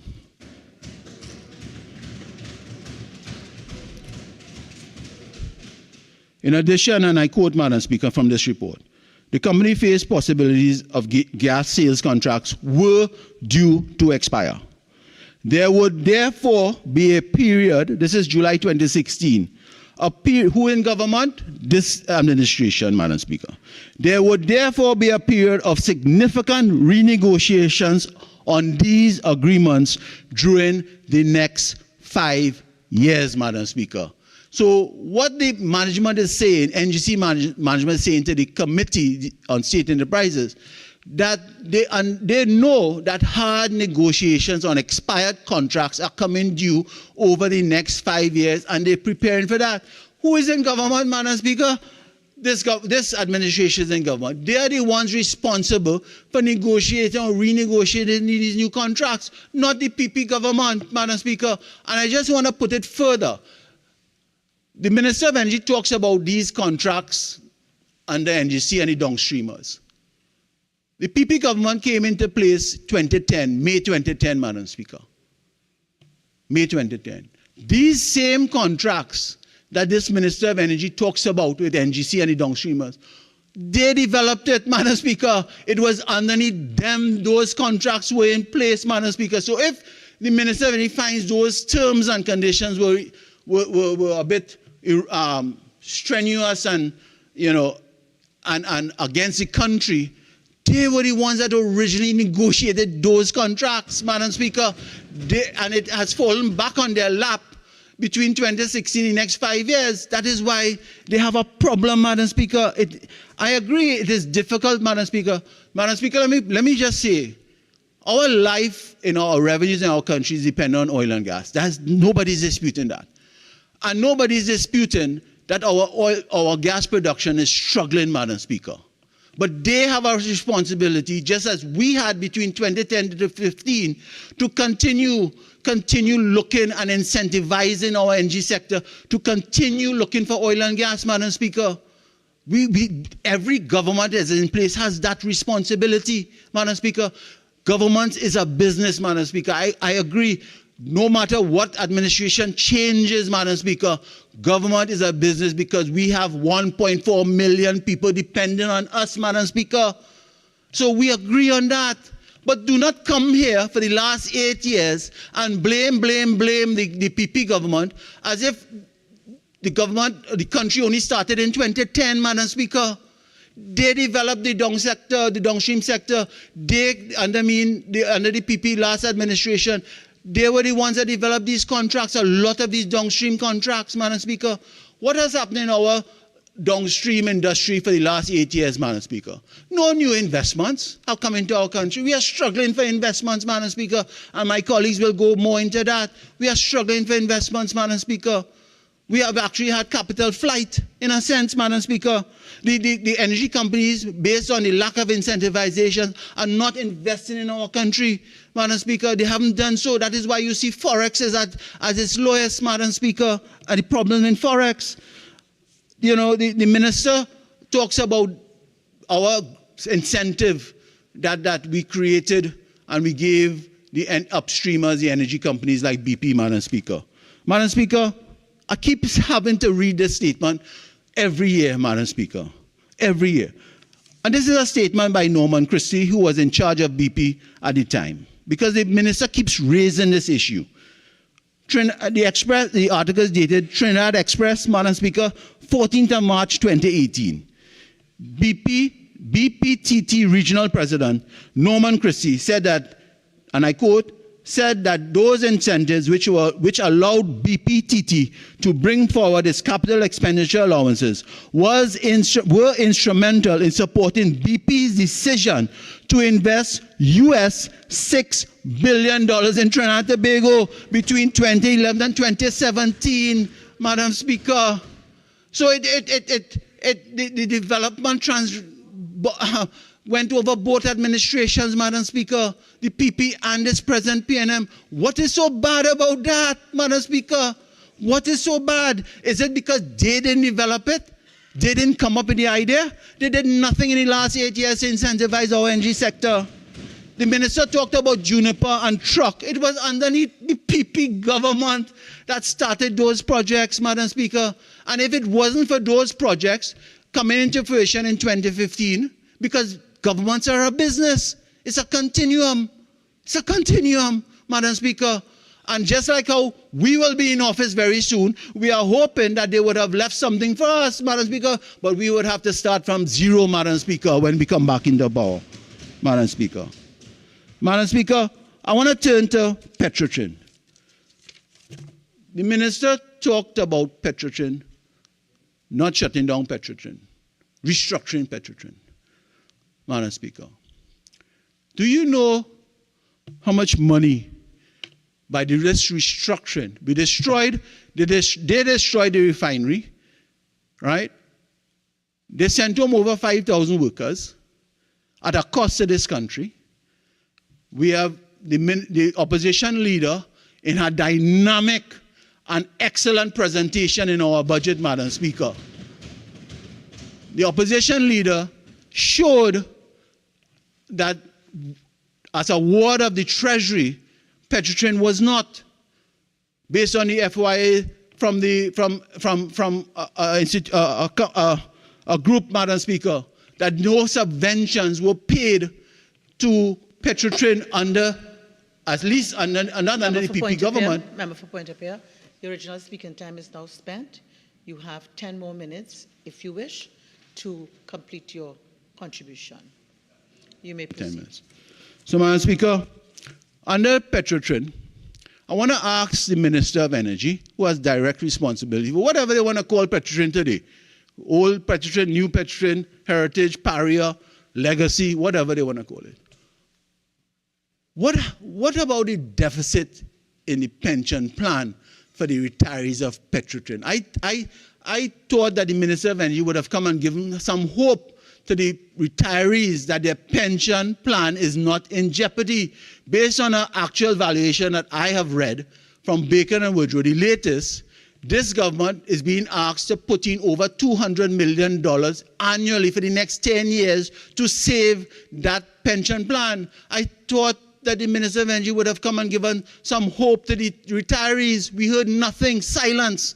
And I really hope the Minister of Finance in the wind-up would try and give some comfort to the retirees of Petrotrin, Madam Speaker, who gave their sweat and life to our oil industry, Madam Speaker. And we owe them a debt of gratitude, Madam Speaker. We owe them gratitude for that, Madam Speaker, before they destroyed Petrotrin. Madam Speaker, they created a company called Paria for fueling. So we went from our own security on fuel to have to import fuels, Madam Speaker. In the last 2-3 years, Madam Speaker, under Paria, we spent over $3 billion importing fuels, Madam Speaker. Over $3 billion, Madam Speaker, that we have taken out from our foreign exchange supply, Madam Speaker. And we ask a question, why are we struggling for Forex, Madam Speaker? Why are we struggling, Madam Speaker? The facts are there, Madam Speaker. Madam Speaker, as I know my time is coming to an end, I have a lot more I could say, Madam, but I'll leave that for another time. Madam Speaker, the Minister of Energy talked about Woodside. Do you know that Woodside Energy abandon one of their blocks, and they gave it up underneath them. They gave it up. They said they couldn't, it's not financially viable. They gave up that Woodside block, one of their blocks, Madam Speaker, in July 2023. They gave it up. And the block is called TTDAA5.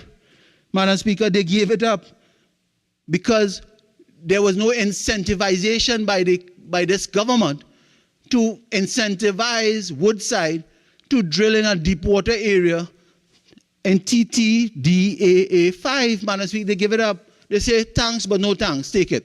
Take it back. And you ask yourself, why we in problems in finding gas in for our country, Madam Speaker? Madam Speaker, as I come to an end, I want to say, I'll spend a couple minutes on my constituency.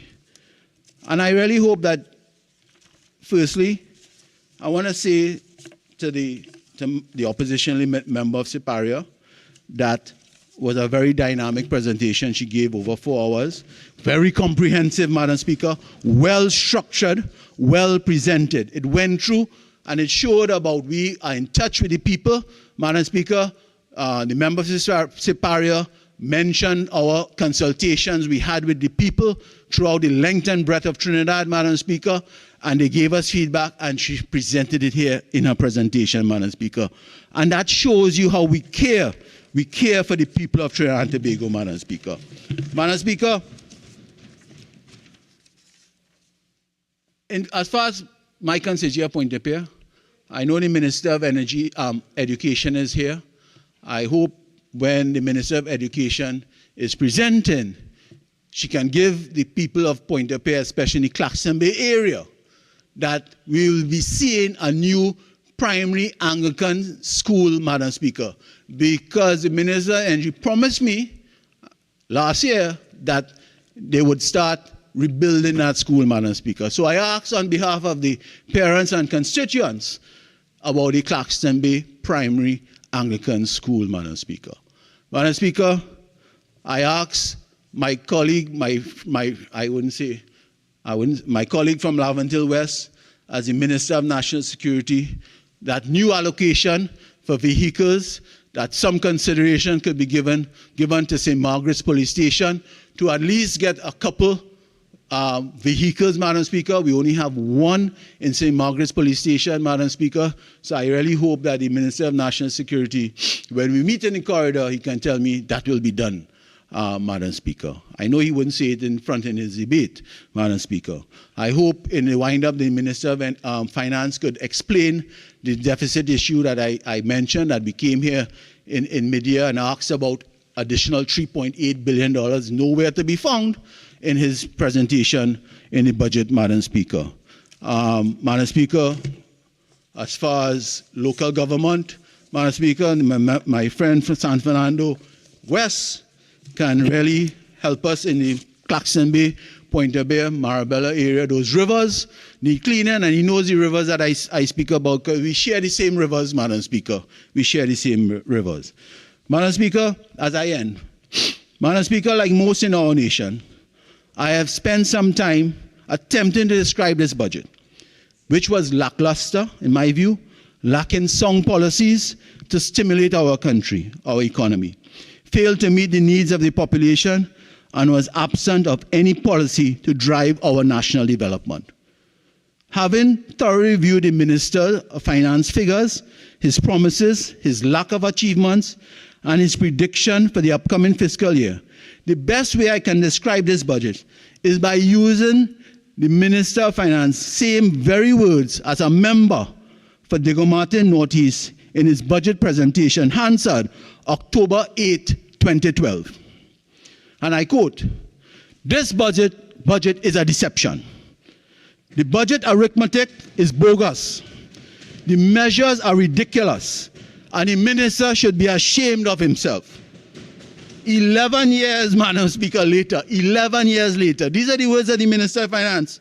That is exactly the reality of this budget that the Minister of Finance presented here on Monday last. With story after story in our media about job losses, this Minister of Finance reported that he has achieved one of the lowest unemployment figures, with sector after sector facing contraction. This Minister of Finance has told us that they are on a path of growth. With the country struggling to earn forex and no sustainable development in the non-energy sector or energy sector, this Minister of Finance reports to us that he is ready to build capacity for diversification. Minister of Finance has been selling dreams in this 2024 budget, Madam Speaker. And I thank you with those few words, Mr. I thank you. Member for Laventille West.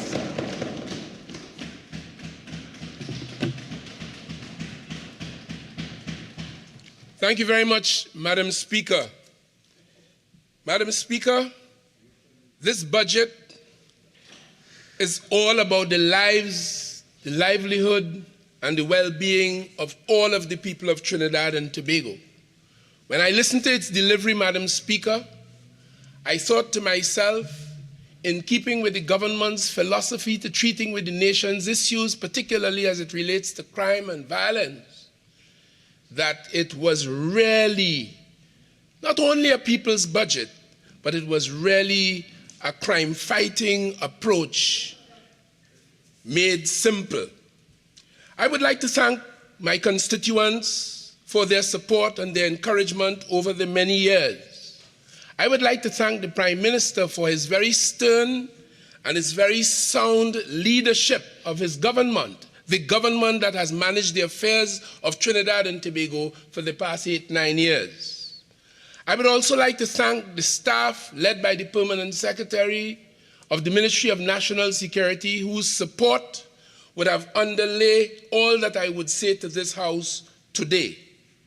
And of course, I thank God for our life. I thank God for the PNM, because with the member who last spoke admitting that he played devil as a boy, and demonstrating in some ways that he has perfected that role,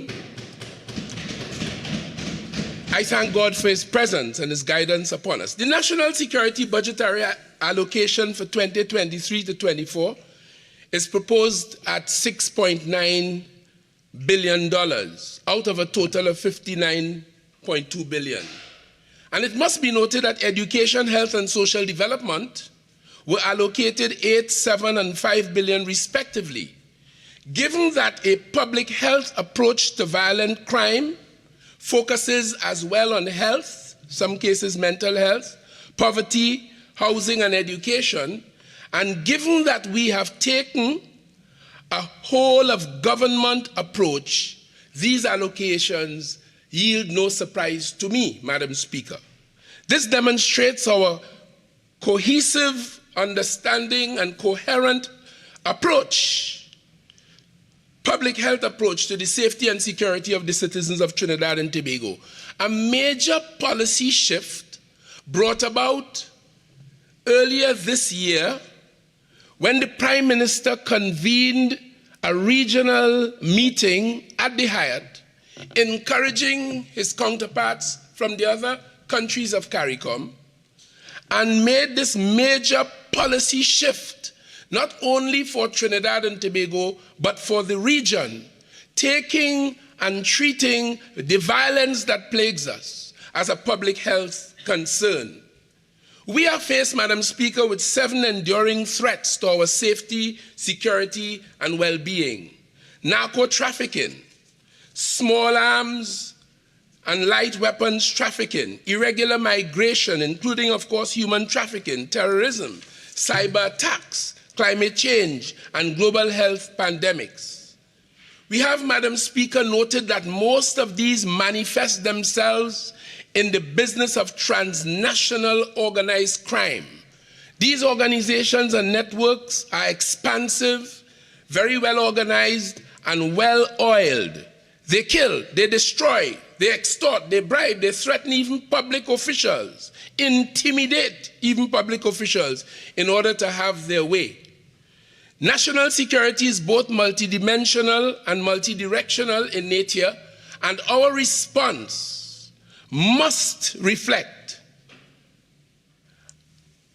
a spirit of endurance as well, and an integrated whole of government and whole of society approach on the basis of security, our national development, and respect for human rights. as well as the advancement of a flexible and innovative environment through forging effective local and international partnerships. In this regard, these 7 enduring threats manifest a couple characteristics. One, that they are predominantly coming from outside of the borders of Trinidad and Tobago, and for that reason alone, transnational in nature. For example, narcotics, most of them that pass through here come from the South American continent.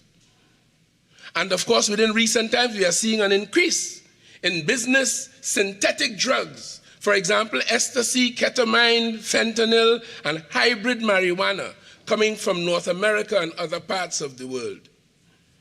The small and light arms weapon problem is manufactured, or they are manufactured predominantly in the United States. And human beings trafficked to Trinidad and Tobago are usually from South America. And this is real. Human trafficking is real, Madam Speaker, and we are addressing that. In terms of terrorism, the one known terrorist plot that we had in 2018, that had roots outside of Trinidad and Tobago as well. The transnationality of these threats to the safety and security of our citizens, as I indicated, require organized, transnational, and tough responses. There's an inescapable convergence of narco, human, and small arms trafficking. To the extent, Madam Speaker, we are seeing these new drugs. We are told that we have about 32,000 illegal firearms around here, and human trafficking, as I said, is real.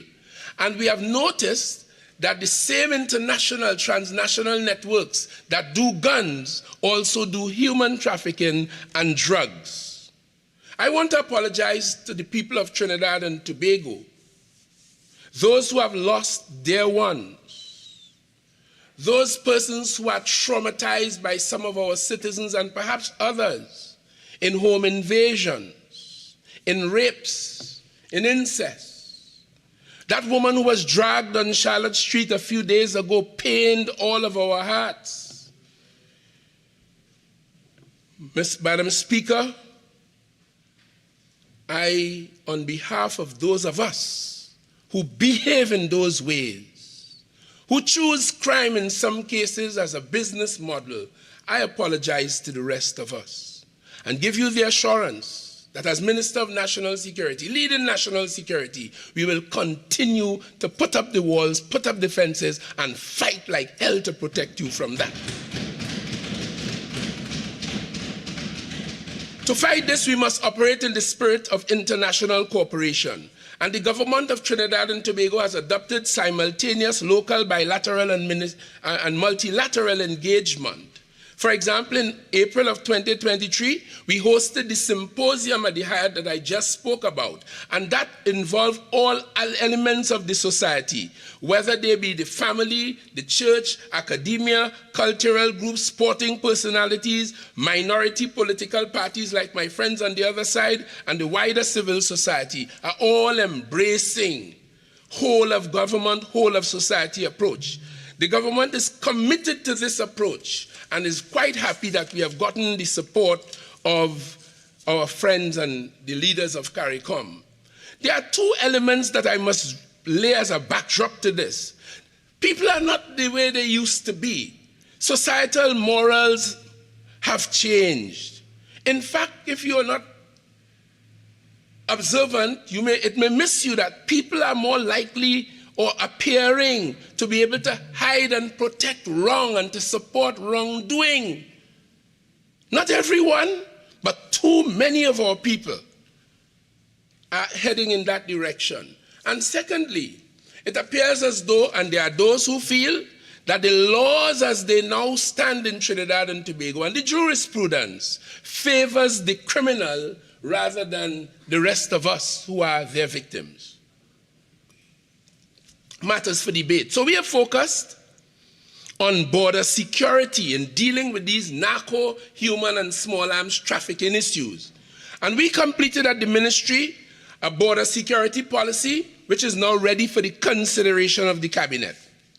It is hoped that this would be part of the broader management system that seeks to find a harmonious balance between trade, for our economic well-being and interdiction on our ports of these illegal things that are coming in here through increased use of surveillance and inspection technologies. And therefore, Madam Speaker, the 4 new non-intrusive mobile scanners at a cost of $90 million to be acquired in 2024 are for us very critical because we need the technology to support this effort. Madam Speaker, that I am told by the Customs Division that with that and what we already have, the fixed scanners we already have, we have the capacity to search every container if we wanted to, leaving our ports. We don't do it, but we could. We have the capacity to do it. And the 16 handheld scanners also to be acquired in 2024, as announced by the Minister of Finance, will take us a long way, Madam Speaker, in improving our port security, particularly our legal ports. There's an institution known as AirCop, a multi-agency project in partnership with the UN Office of Drugs and Crime, Interpol, and the World Customs Association, and it is aimed at strengthening the capabilities that we possess at our international airports, Trinidad and, of course, Tobago, to target and intercept high-risk passengers, cargo, and mail. And the operations center for this, the nucleus for this interagency force, is already established and in operation at Piarco. CCOP, its marine version, is also up and running, and we did that in partnership with the European Union's Global Illicit Flows Program. And CCOP works with relevant agencies in Latin America, the Caribbean, and West Africa, fighting transnational crime, maritime illicit trade, and associated criminal networks. It provides for ongoing training. It is also an interagency unit. It involves customs, immigrations, defense force, police, and other elements of our national security fabric. And as well, we have established the National Maritime Information System to promote information sharing with other CCOP units around the world. Madam Speaker, our Joint Maritime Control Unit and our Maritime Interdiction Unit are coordinated by our National Operations Fusion Center in conjunction with TOCU, our Transnational Organized Crime Unit. And in order to participate in phase 5, we have done 1 to 4 already. Trinidad and Tobago was required to sign an MOU between the government of Trinidad and Tobago and Expertise France. We did that. Madam Speaker, yes, the same NOFC and TOCU that the opposition leader in her very feeble and weak-kneed contribution implied that this government ignored NOFC, the Fusion Center, and TOCU. I want to give you the assurance they are up and running and serving this country very substantially over the years. And they continue to do that. The Minister of Finance told us that we will provide an additional $15 million for 10 additional TTPS riverine craft to continue their work in collaboration with the Trinidad and Tobago Coast Guard.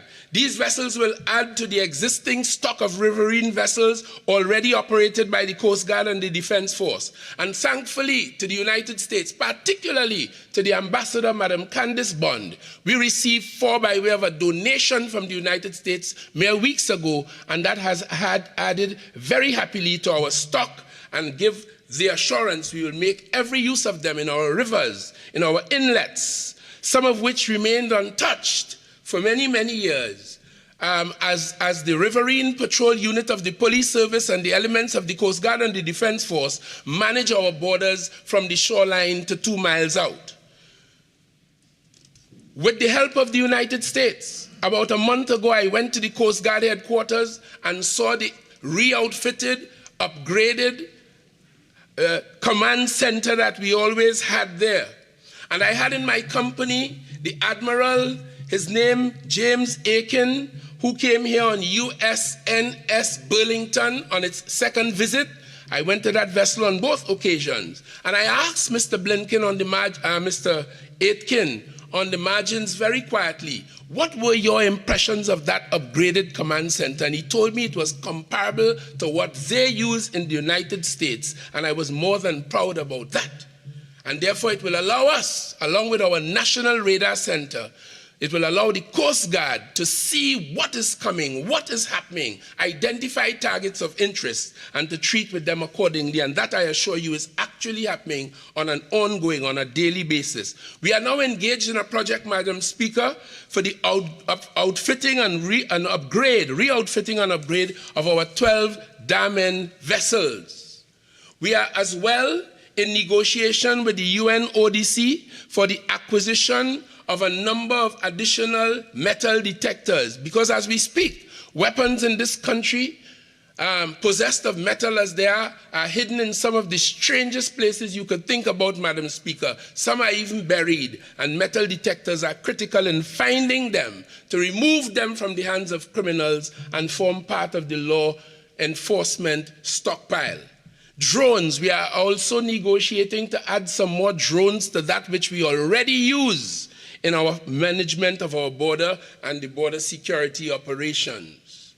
And air surveillance is critical to air, sea, and land interdiction strategies. Madam Speaker, let me give you a little example against the backdrop of the fact that the leader of the opposition is on public record telling this country and the world, we don't have to fight on the sea, we have to fight on the land. Well, Trinidad and Tobago is part of the Joint Interagency Task Force working along with Southcom in this hemisphere. Southcom is a U.S.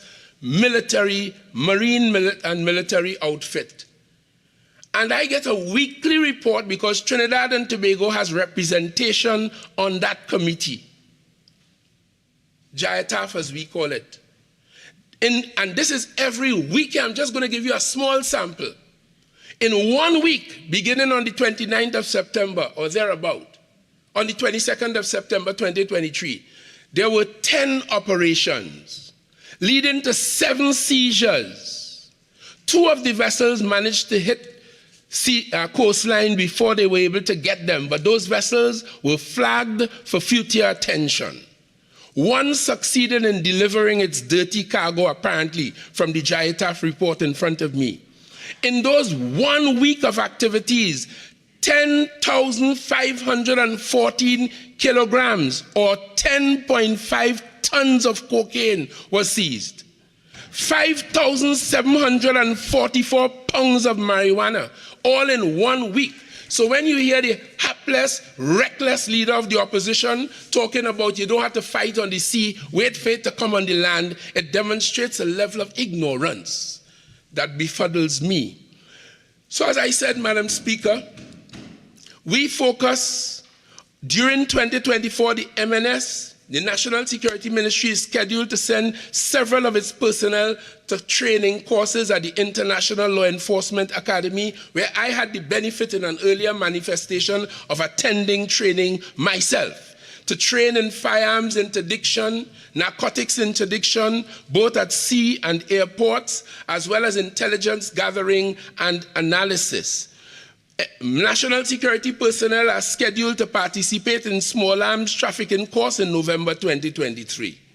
We continue to acquire equipment, in some cases on donation. For example, recently the UN ODC, working along with Canada, we received visit, board, and search seizure equipment and kit from them, and we were more than grateful. I was there for the handover.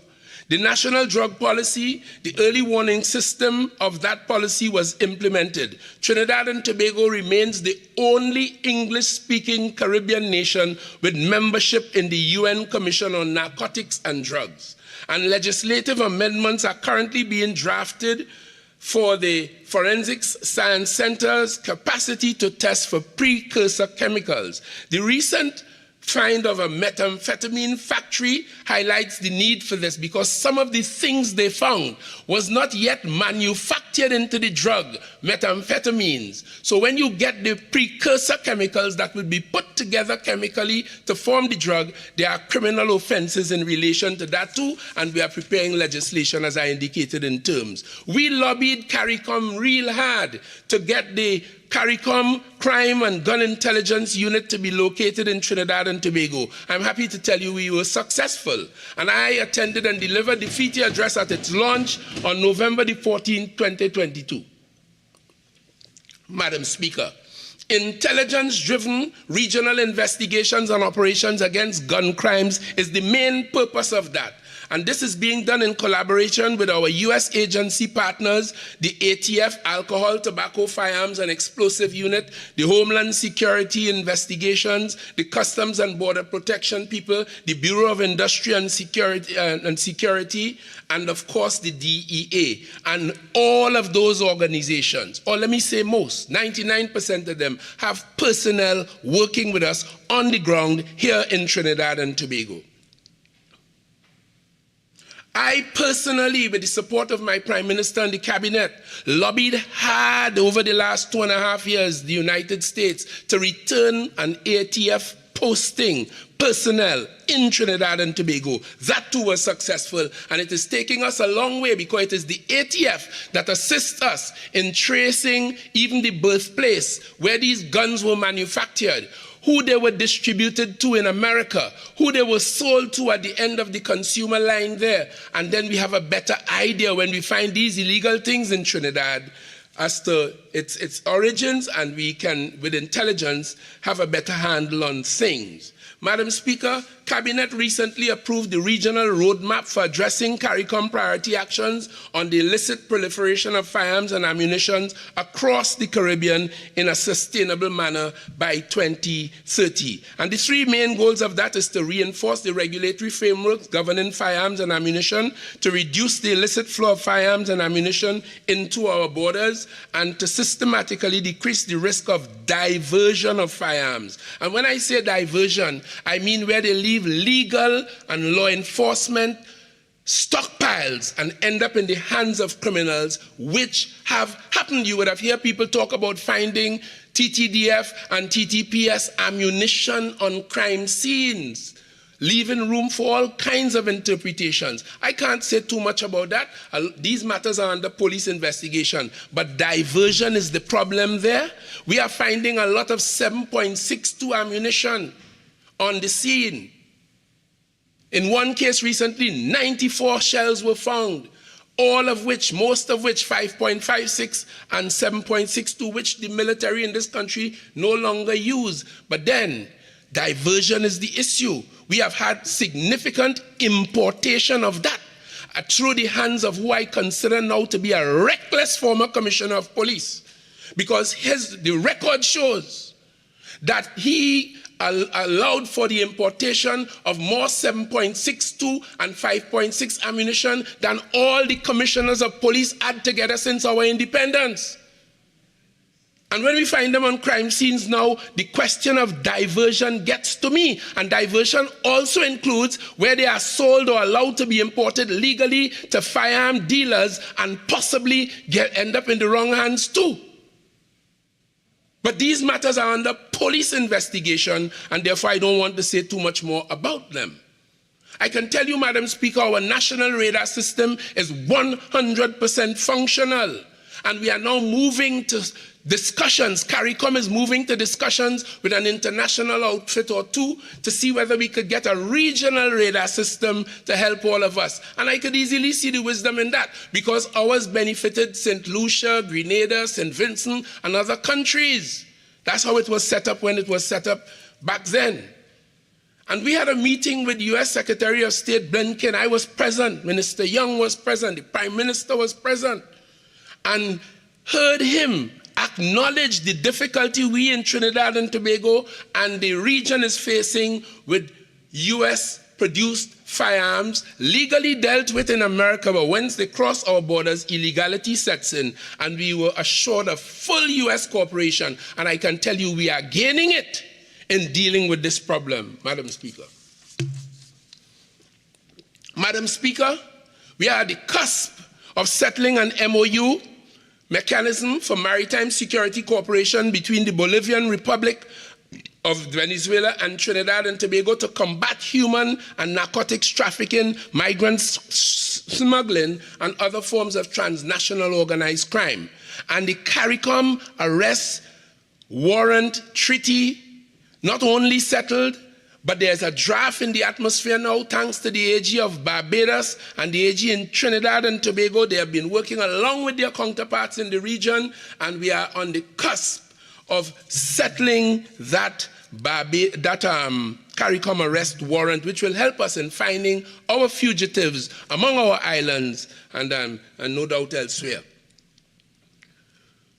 The human trafficking and regular migration problem is in front of us, and the National Task Force was reestablished on August the 21st, 2023. It's chaired by this minister, and other ministers are involved: the Attorney General, the Social Development Minister, Labor, Foreign Affairs, Education, Public Admin, also the Chief Medical Officer, and the directors and leaders of the Counter-Trafficking Unit. We follow the 3 Ps, as we call them: prevention, protection, and prosecution. In 2024, Trinidad and Tobago will no doubt experience the positive effects of the renewed strategic leadership and implementation of the TIP Act, that is the Trafficking in Persons Act, as well as our studying and dealing with the issues raised in the U.S. Department of State's TIP report, which we receive annually in this country.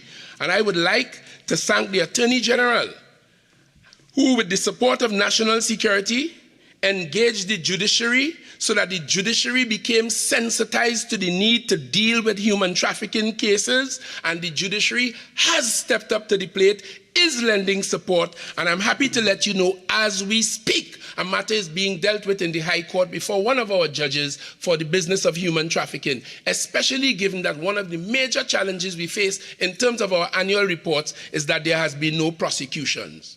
Madam Speaker, we have, with the help of the US, appointed a strategic TIP advisor who has been working closely with the Ministry of National Security on dealing with the issues around human trafficking, particularly as it relates to the expectations of our assessors in Washington. And of course, we have already generated an effective implementation, national action plan, and a strategy for enhancing prosecutions. We have established a home for the children victims of trafficking in December of 2022 that is up and running. The Ministry of Housing, rallying to this on this whole of government thing, made 5 units which we available, which we will be using to shelter victims of trafficking. Madam Speaker, I want you to know, for the first time, we have 21 police officers, immigration officers, and Coast Guard officers and a Coast Guard officer, intelligence officer in our counter-trafficking unit. Uniformed personnel working closely inside of there to investigate and advance the business of human trafficking, which of course is a transnational crime.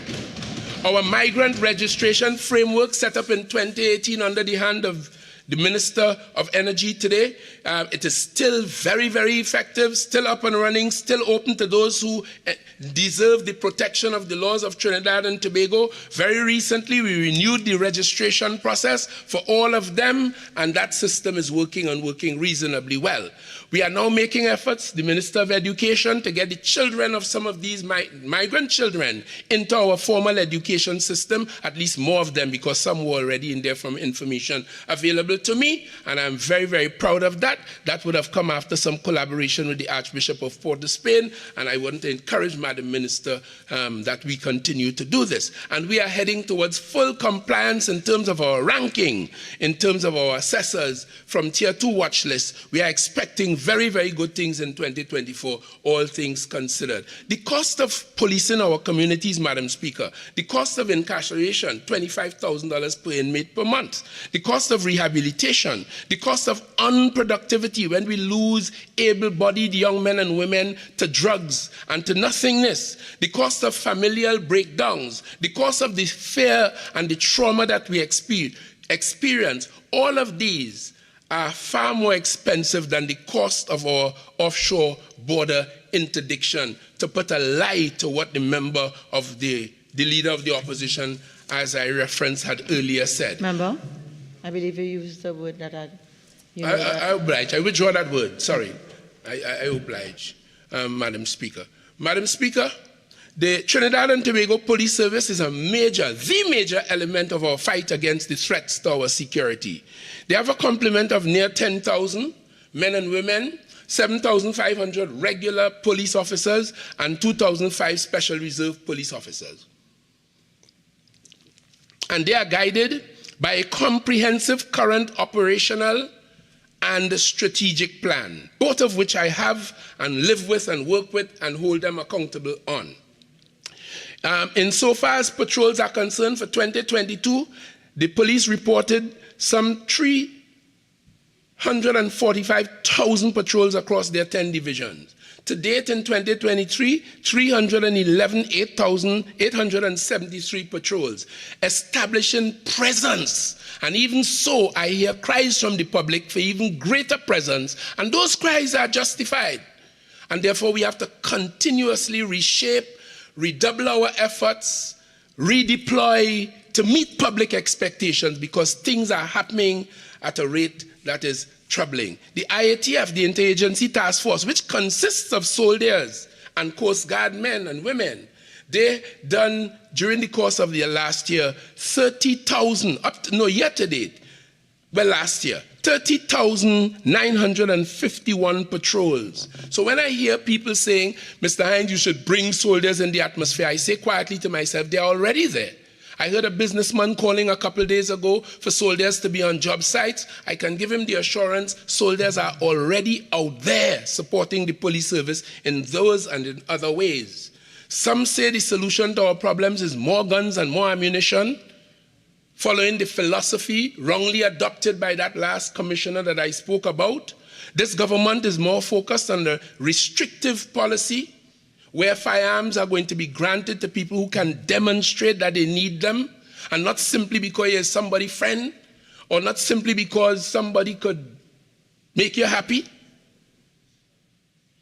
And some people feel the formula to this is stand your ground and shoot back, and knock it and matic and all of that. If the law enforcement of this country take that bad advice, you know what chaos we would have? So I want to reject that. We believe if we strengthen and professionalize the police service and tool them with intelligence and come together as a parliament and pass the right laws to support law enforcement, we could fight that without the madness of matic and shoot up and lick up and clip it and all kind of foolishness.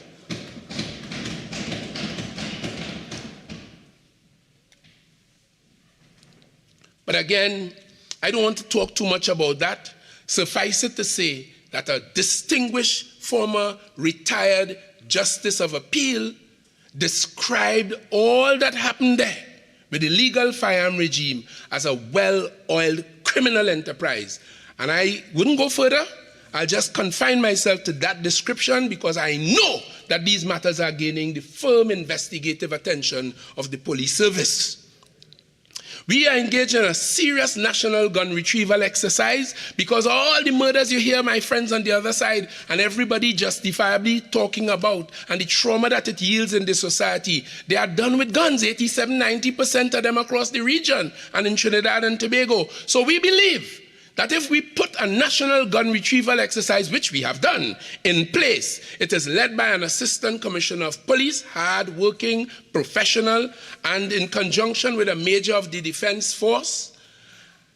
They are leading this charge to taking these illegal guns back into our care and dismantling them. Last year, we began a process of dismantling 7,000 of them to avoid the diversion of which I spoke, from legal stockpiles to others. And we call on the public, as I heard the commissioner do up to yesterday, if you can help yourself by identifying the presence of these lethal items, please do so, because the life you save may just be your own. Revolvers, pistols, shotguns, submachine guns, rifle, homemade shotgun, and even hand grenades have been found here. 96 revolvers recovered so far for the year, 298 pistols, 35 shotguns, 11 submachine guns, 62 rifles using 5.56 or 7.62, 18 homemade shotguns, altogether 521 firearms recovered by the police so far for the year. I would like to see that figure quadrupled, quintupled.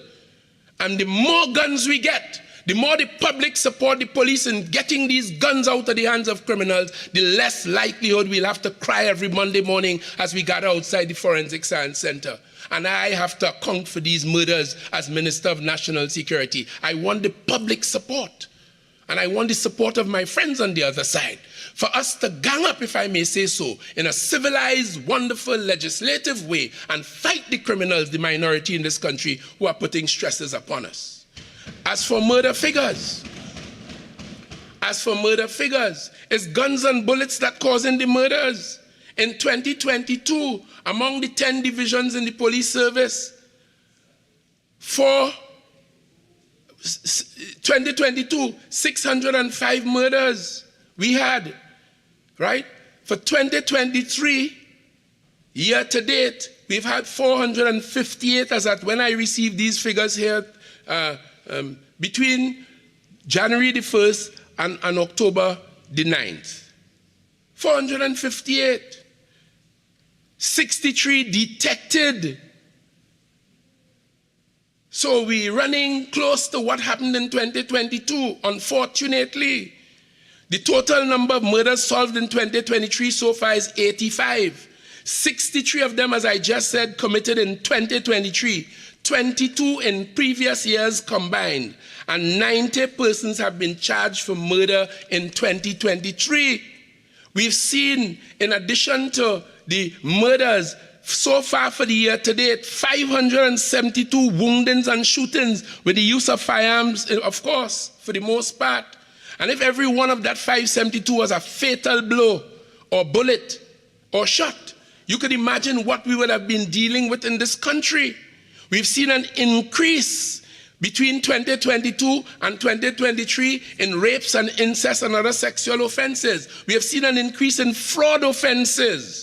Right now, I'm aware of one being investigated by the police in a certain government department, among others. So what we saw in 2021, 2022, 10,180 serious crimes. And so far in 2023, 9,412, a reduction so far statistically of something like 8%, 768 crimes, serious crimes less, or 8%. Thereabout. So, Madam Speaker, the police are very busy out there with some targeted operations. The number of them so far for the year is 225. Warrants executed 196. Firearms found 124 so far in the period that we're talking about. Summary of the operation between August and the 9th of October. Marijuana and cocaine found, firearms found, money seized. So I'm satisfied from that as minister. The police are out there doing what they are supposed to do. I am so happy to know that we will now be supporting the commissioner's effort to increase her annual recruitment from 300 to 1,000 recruits, Madam Speaker. Insofar as the roads are concerned, all the police will tell you, especially through the active directed patrols, the road is the place to control because you find this used there. Only recently, there was a murder in Sawa. And the police transit unit saw a man break a traffic light down in the Pittsburgh area, intercepted that vehicle because of the traffic offense. And it turns out that that vehicle had something to do with the murder up the road or down the road. So it shows, it proves, control the roads, you could make a lot of in that. The CCTV cameras, which my friends are always happy to ask about, well, we are well inside of that. Some of the cameras are already up. 5 areas in the Port of Spain division will have them by the bottom of this week.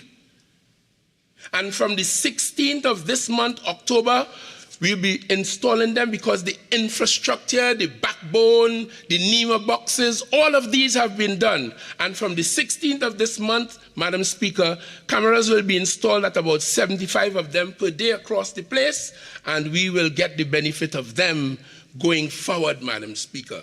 I have in the Parliament an integrity testing bill. When the Prime Minister spoke about vetted units, my friends on the other side howled. Well, we've had vetted units here for a very, very long time. And so we go.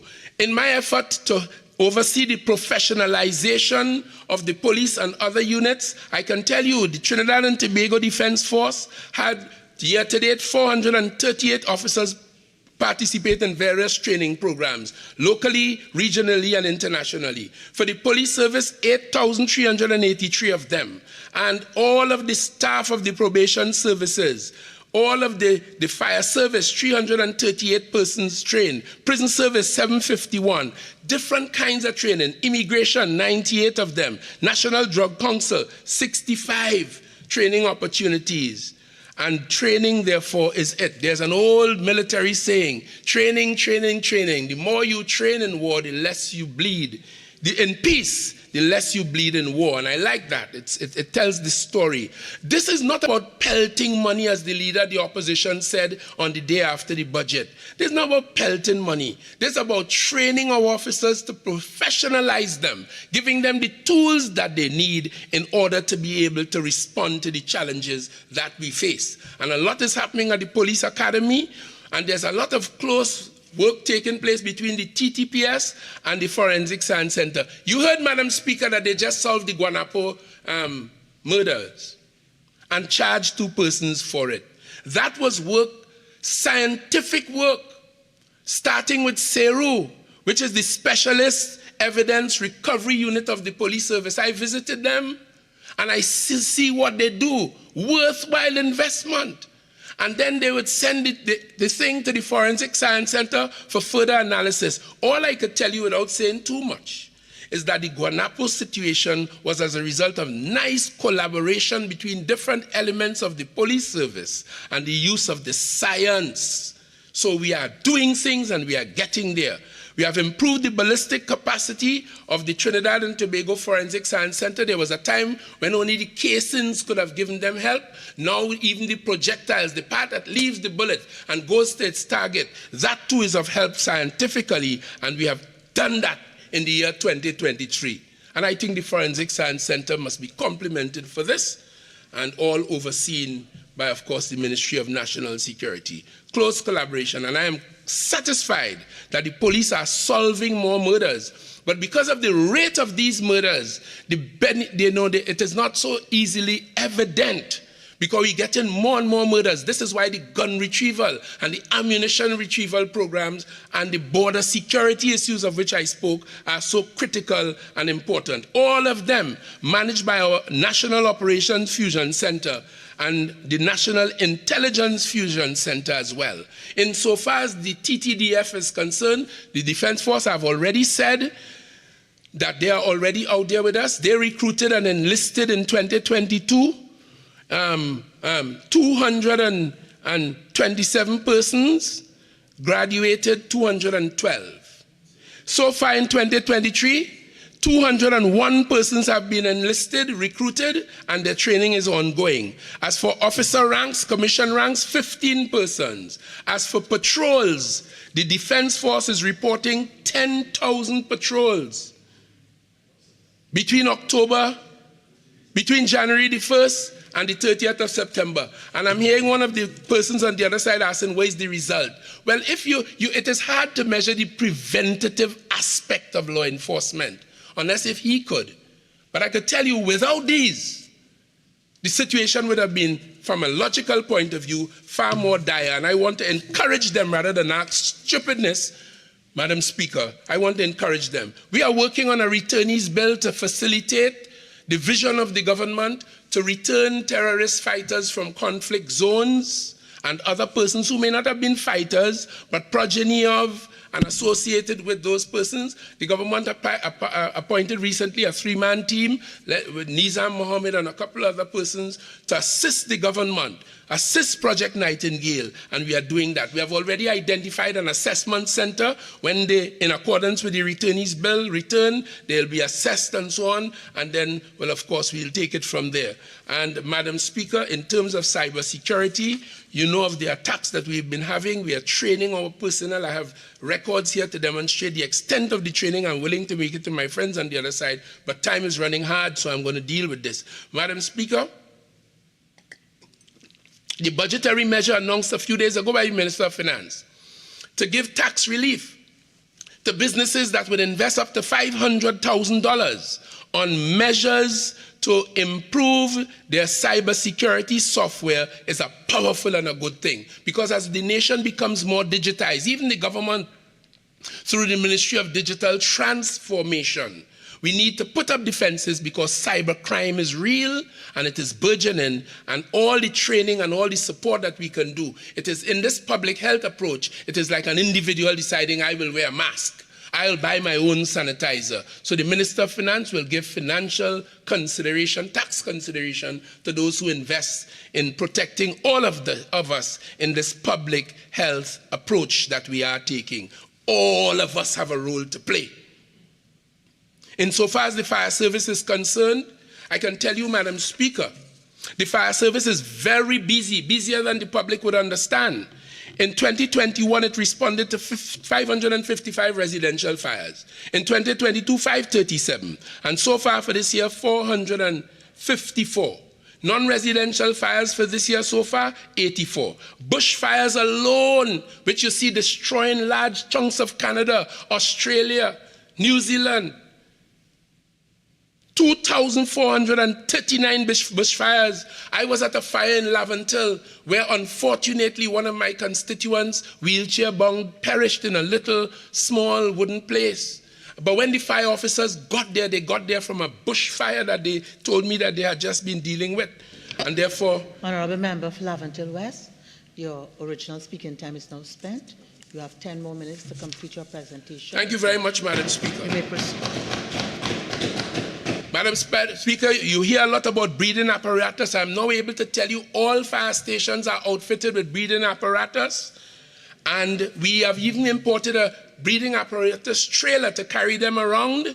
And we are confident that we can, while we procure even more, respond to our fire service office personnel who would need them to go in there and fight fires. We have just acquired two water rescue vessels. We have these party boats up and down the place every night, and you wonder sometimes what will happen if something breaks out there. Well, the fire service has prepared itself to be able to treat with them with 2 water rescue vessels, Madam Speaker. And we have just commissioned as well a mobile water system which will allow us to draw water apart from what the tenders will bring. This system will allow us to draw water from any open source, rivers, the sea, people's swimming pools, wherever there's a source of water. So I know that it is getting better and better as we go along. Madam Speaker, search and rescue issues, you've been hearing a little bit about that. The fire service is involved in all of them search and rescue issues. And again, I know when we hear stories, sometimes the fire service don't get the credit that it should, but I have spoken to the leadership of the fire service to improve its public relations or its communication bit in order that we can get those things sorted out. We understand even climate change and its direct impact on food security, water security, energy security, and the like. Because we understand an absence of these securities or a break in these could lead to social disruption and disorder. So we keep a good eye on those things from national security as well. And in 2024, we expect to see some serious headway in terms of Madam Speaker, our approaches in disaster management. We have created, in this whole of government approach, the Ministry of Youth Development. We have the GRACE program operating out of national security. We have the IATF's Hearts and Minds. We have all the community police groups. We have the youth groups, prison service, TTDF doing my lot and my part. About 3 weeks ago, I sat in the grandstand of the Savannah and saw a young man who graduated from the MyLat program. He was a young man at risk, exposed to guns and drugs and everything else like so many others, unfortunately. He, in 2 years at the hands of those soldiers in the MyLat program, came out of there with 6 passes, 4 1s and 2 2s. An outstanding example of why we understand we have to deal firmly with the criminals who use crime as a business model, who feel they could go and take what contractors have and bully their way into people's houses when the night come in so-called home invasions. We have to deal with them, and we are dealing with them. But at the same time, We create pathways for our young people. So many, and Minister Cummings, Minister of Youth Development and National Service would have spoken about that. So we focus, Madam Speaker, on professionalizing and improving the technology of our crime-fighting platforms. We are confident, and we want the criminals to know that we are getting stronger and we are getting better, and we are coming to get you. That's what we want them to know. And to the public, I say in metaphor, if you want to live in a litter-free country, you can't be littering yourself. And if you see someone littering, you got to speak to them. And sometimes when you see litter, you need to pick it up sometimes in terms of your own civilized contribution to things. And that was my metaphor, meaning that if you tell us, help us clean up the litter of firearms and ammunition and the molly and the drugs and the filth that is around your children, you will be doing yourself, your community, and the country a great service. It is the intention of the Minister of National Security in this public health approach, borrowing from the Minister of Health and the Prime Minister, to go more frequently after this budget to the public and keep them updated, as the Minister of Health did, on a very regular basis about what we are doing, what are the outcomes, how we will do it in order to protect them, and of course to tell them what you can do to assist yourself in this regard. Madam Speaker, I am very sanguine, I'm very confident that the police service, the defense force, the law enforcement family is on the move to push back against the criminals as the people of Trinidad and Tobago deserve and expect. Madam Speaker, I thank you.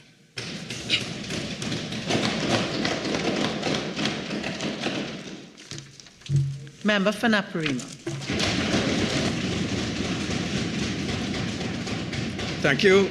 Thank you very much, Madam Speaker. Madam Speaker, once again, we come before this House to waste precious time. I listened to the member for Laventille West, the Honorable Fitzgerald Ethelberg Hines, and he... Remember here, we don't call people by their names, okay? Thank you. The Honorable... I listened to the Minister of National Security, and Madam Speaker, he wasted over time.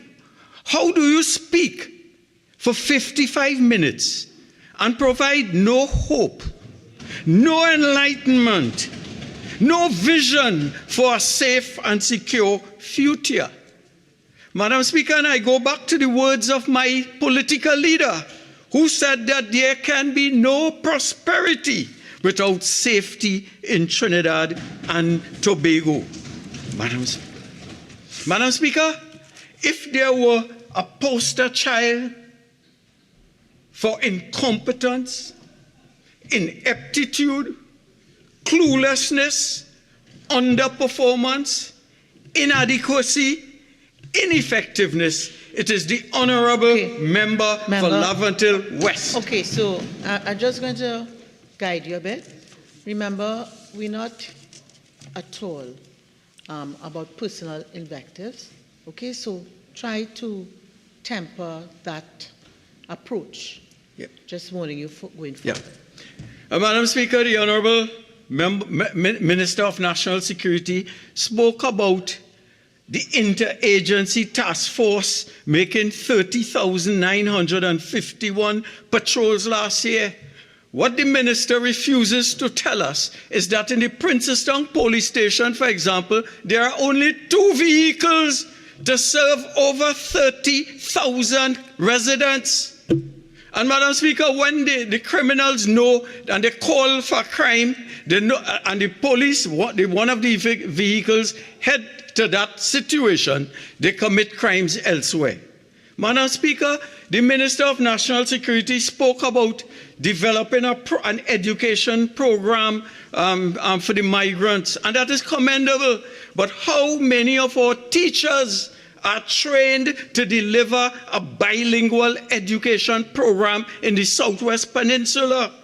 Madam Speaker, we hear talk about 521 firearms recovered, But for every firearm recovered, there are 10s and 20 and 30 times that arriving on our porous borders every single day. But, Madam Speaker, as a courts employee in High Street expressed to the Guardian media reporters on the budget day, he said, this is P&M. Anything could take place. Nothing good is happening. It's only talk they talk, and they don't walk the talk, Madam Speaker. Madam Speaker, last year, Mr. Deputy Speaker, last year I spoke about the serious deficiencies in the allocations for the Trinidad and Tobago Fire Service during the Standing Finance Committee session on October the 6th. Ignoring me and numerous statements by the Fire Service Association, the Minister of National Security boasted in October 2020 that he believed that the allocation was considered, and I quote, appropriate and adequate, end of quote. Saying days later that he had, quote, no outstanding and massive requests from the Trinidad and Tobago Fire Services for equipment for vehicles. And that was reported in The Guardian, October 11, 2022. Had we, Mr. Deputy Speaker, and here I speak about honest engagement and serious engagement, had he been open to meaningful engagement and understood his limitations, then maybe Kemba Morris and her 8-year-old daughter, who died in a fire earlier this year because there were no fire trucks available at the nearby Siparia fire station, that those persons would still be alive today. The Minister of Finance said that they are allocated money to purchase new fire trucks and to repair and maintain old ones. Yet, we see a 1.17 million decrease in fuel allocation for the fire service. So you have more trucks and you provide less money for fuels. That is the kind of nonsense that passes for budgeting, serious budgeting in Trinidad and Tobago. So that is why I speak about we're wasting time in this chamber. Madam Speaker, had the minister treated seriously with the question of providing equipment for the Trinidad and Tobago Fire Services last year, perhaps last week's incident, and I take this moment to extend condolences to the family of the 13-month-old Harley Prasad.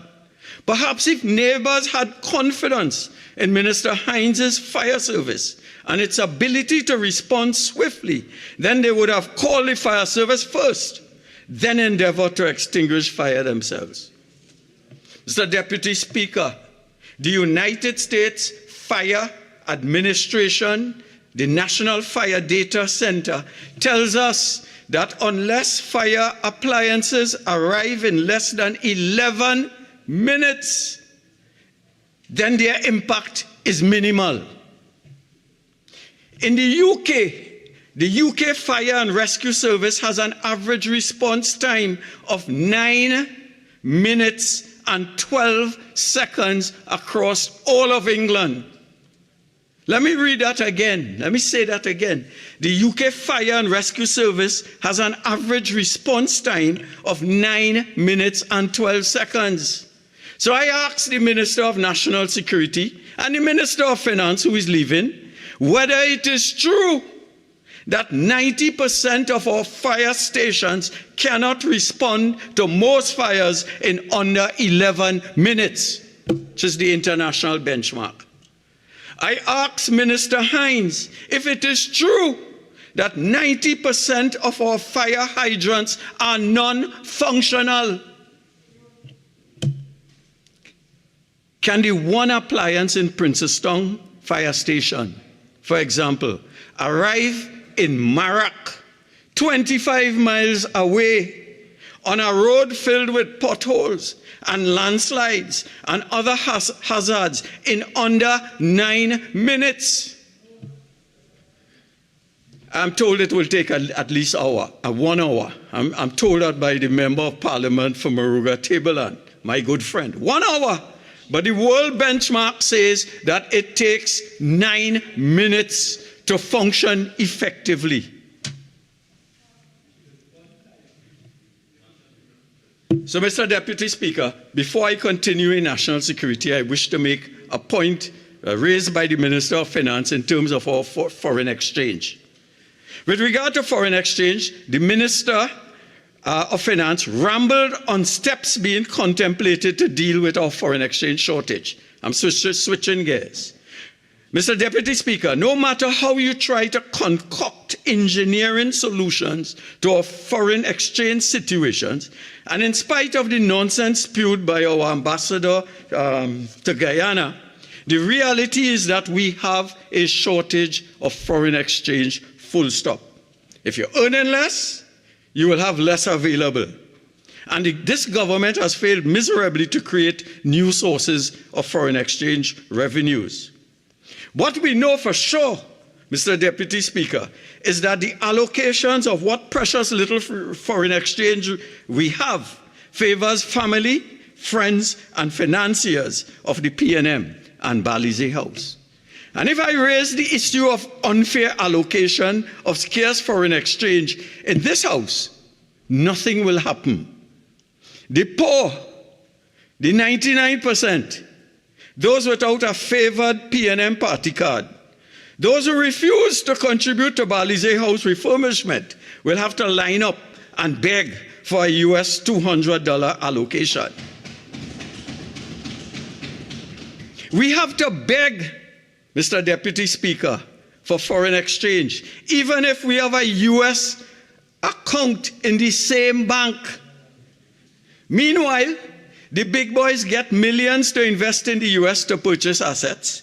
Franchise holders get millions to kill us with processed foods.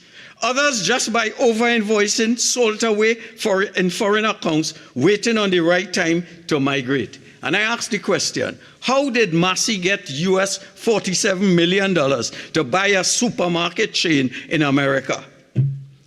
Just asking for a friend. Either they use our foreign exchange to invest abroad and did not repatriate their profits, or they use favored status with the banks to acquire foreign exchange, or they fired workers to enhance profits, which they use to get more foreign exchange.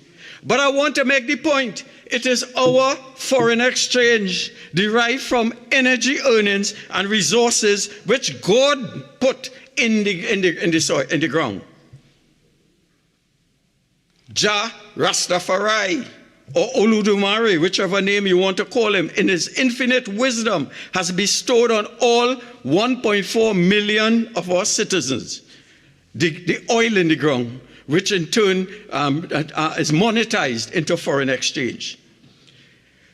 So is it being used not in the interest of the 1.4 million of us? So I know I will not get answers in this House. I will not get. But my constituents, especially those involved in small businesses, have asked me to find out. That is why I've taken matters outside of this House and written to the banks themselves regarding their policies for disbursing foreign exchange to us long-suffering citizens.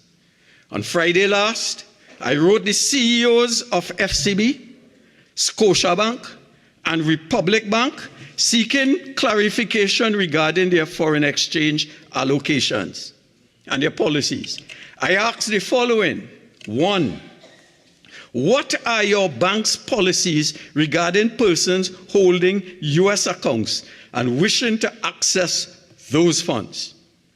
2, what are your foreign exchange allocation policies for those who do not hold US accounts but wish to travel, for example, for medical treatment? 3, what are your policies for determining which small businesses receive foreign exchange and which do not? 4, what are your policies in place for large business owners conducting franchise operations? How do you prioritize them? 5, what are your policies regarding families wishing to send their children abroad to study? And 6, what are your policies for businesses wishing to purchase assets abroad? Mr. Deputy Speaker, I await a reply, and if I get it upon receipt, I will inform citizens of Trinidad and Tobago. Mr. Deputy Speaker, I ask all this in the context that other countries are taking steps to rein in their banks. Barbados' central bank governor, Cleviston Haynes, was mandated by Prime Minister Mia Mottley to investigate the issue of bank fees, which are said to be among the factors driving the rising cost of goods. Mia cares for our citizens, it would appear, but Dr. Rowley, our Prime Minister, prefers to play golf and travel. President Biden, in his State of the Union address on February 7, 2023, boasted that he reduced late payments charges for credit cards from $30 to $8. But banks in Trinidad and Tobago are given free rein. Are banks taking advantage of us? They know, for example, that every month pensioners visit banks. Would they employ more staff on mountains to shorten the process time? No. Would they liaise with the TTPS to beef up security for the elderly pensioners on mountain? No. Mr. Deputy Speaker, when I asked our Prime Minister in this Parliament, in a parliamentary question, if he would do as Mia Mottley and Biden had done, he became a raging bull. I go to security, national security. This budget, and I want to make the point, will not improve national security in Trinidad and Tobago. The finance minister rambled for 4 hours and 8 minutes and said nothing whatsoever about reducing our murder rates. I heard nothing from the finance minister, nothing from the Minister of National Security on increasing crime detection rates. You see, what we get from the other side is a list of things that they're doing. 8 years they're here providing lists, but they're not telling us about the outputs of those lists, the consequences of those lists, and the measurable indices that improve our lives. Nothing we heard today on crime, on increasing crime detection rates. Nothing on improving convictions. Nothing on deterring criminals. Nothing about fully staffing the DPP office. Nothing about getting the Forensic Science Center accredited and fully functional. Through these allocations, we are only seeing the stage being set for more and more crime. Is this finance minister aware that increased economic hardships lead to escalating crime? And when you fail at reducing crime, you fail every sector of the economy and every person in this country. Already we spend more per capita than many countries in the world on national security. Clearly, we are not receiving value for money. According to an article written in The Guardian, dated October 3rd, 2023, and I quote, "The Ministry of National Security has more funding than many prestigious international organizations such as Interpol, which has a budget of around 170 million euros, or around 1.36 billion at a conversion rate of 8-to-1. But our budget for national security is 5 times that of Interpol. Our budget is 6.9 million. Interpol's is 1.36 billion. It goes on to say, we, Trinidad and Tobago, spend 3.38% of our GDP on national security. For comparison, the UK spends just 2.1% of its GDP on defense. And our neighbor Barbados spends only 0.9% of GDP on defense, according to the CIA World Factbook. Though this figure may not include spending on its police service. So we are spending money. We are making lists. We as the minister could tell us about all kinds of activities, but we are not getting value for money. Clearly, this administration policies are not governed by data or international benchmarks. We see this lack of data-driven policies with the government's plan to increase the TTPS recruitment from 300 to 1,000 per year. What is the data upon which that is based? On numerous occasions, we on this side have provided data to show that the problem is not more police, but better management of the TTPS. You can give them $80 million of vehicles. If you do not have management maintenance processes, they end up in the junkyard. We currently have 7,000 regular police, plus 3,000 SRPs. That's 10,000. Add over 5,000 Army officers we are told are available to assist with patrols. So over 15,000 officers are available. Yet Toronto has only 5,500 policemen for twice our population. And their police are more visible on the streets. And that city's murder rate is 1/5 of ours. The problem is not police. The question is management, pure and simple. Even the Prime Minister admitted during his conversations with the Prime Minister in February 2017 that 6,000 police and 2,000 SRP officers we had at that time was far above world benchmarks per capita. He also said that we had enough officers and we are providing the resources to the TTPS, but the problem was with the systems. Why did the Minister of Finance advance the idiocy of adding 700 more police officers? And we ask the question, what is the return on investment on that expenditure? For heaven's sake, the 2017 police manpower audit stated clearly that the TTPS was more than adequately staffed with a ratio of 494 officers per 100,000 of population. It further went on to state that what was needed was more effective utilization of available manpower resources. Mr. Deputy Speaker, we were promised 7 years ago 1,400 municipal police. 7 years later today, in the Princeton Regional Corporation, only 33 of the 100 promised have been appointed, with only 2 working vehicles for a population of 130,000. Spinning top in mud. You provide $80 million allocation for vehicles, only for them to end up in junkyards. So, Mr. Deputy Speaker, we have to ask this, if this government is serious. They do not know what they are doing. And worse, they do not know that they do not know. They operate by VAPs.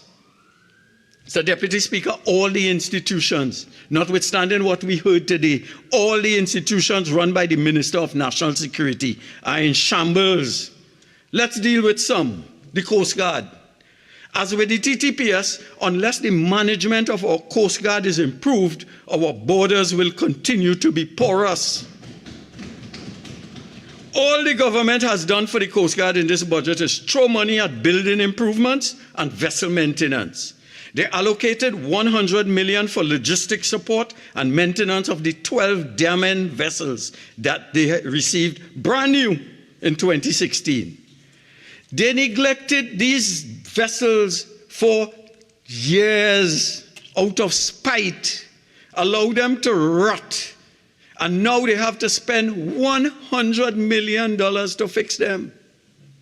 I recall, Mr. Deputy Speaker, the Minister of National Security in his response to a written question I asked about border protection capabilities. This is what he said, quote, "The Trinidad and Tobago Coast Guard does not currently have and never had enough vessels to provide a 24-hour patrol service along all areas of our entire coastline.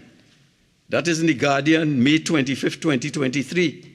So we are getting confirmation now through this budget that the lack of coastal patrols was because these 12 dam-end vessels were not properly maintained and operational. In this budget, fuel and lubricants is allocated $9.5 million to the Coast Guard.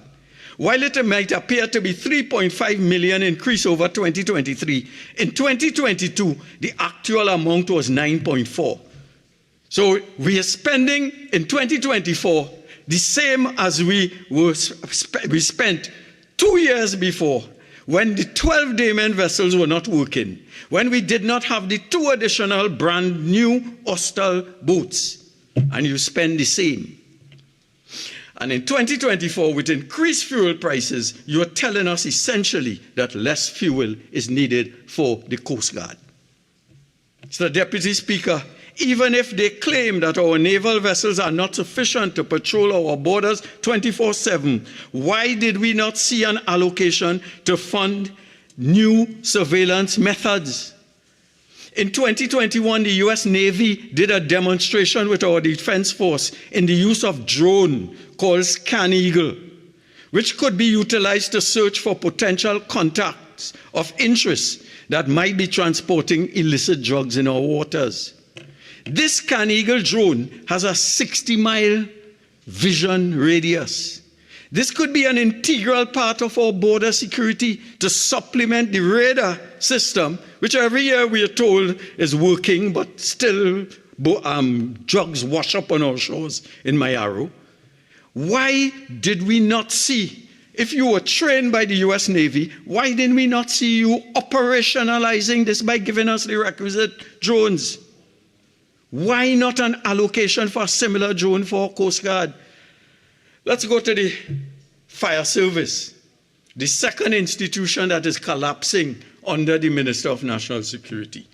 Like all other areas under national security, the allocations are not governed by data.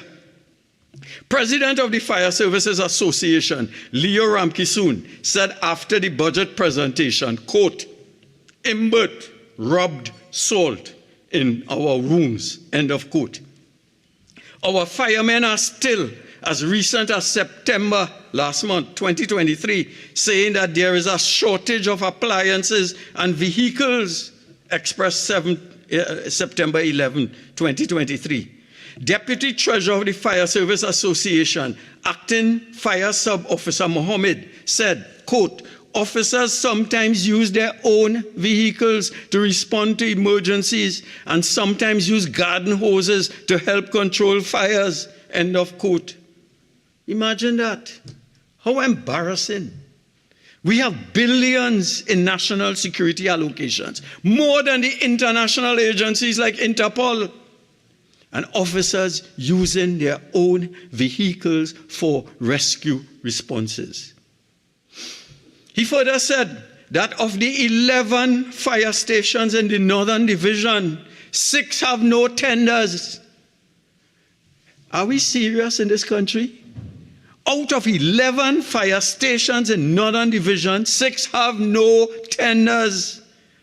At any time, there were hundreds of officers on duty, but there are about 10 sets of breathing apparatus in the whole fire service, and they have to be shared among officers. That is Newsday, September 17, 2023. We are told today that there are breathing apparatus, equipment for all fire officers. But a month ago, 2 weeks ago, we are told by the fire officers themselves that there are 10 sets of breathing apparatus in the whole of the fire service, and they have to share breathing apparatus among officers.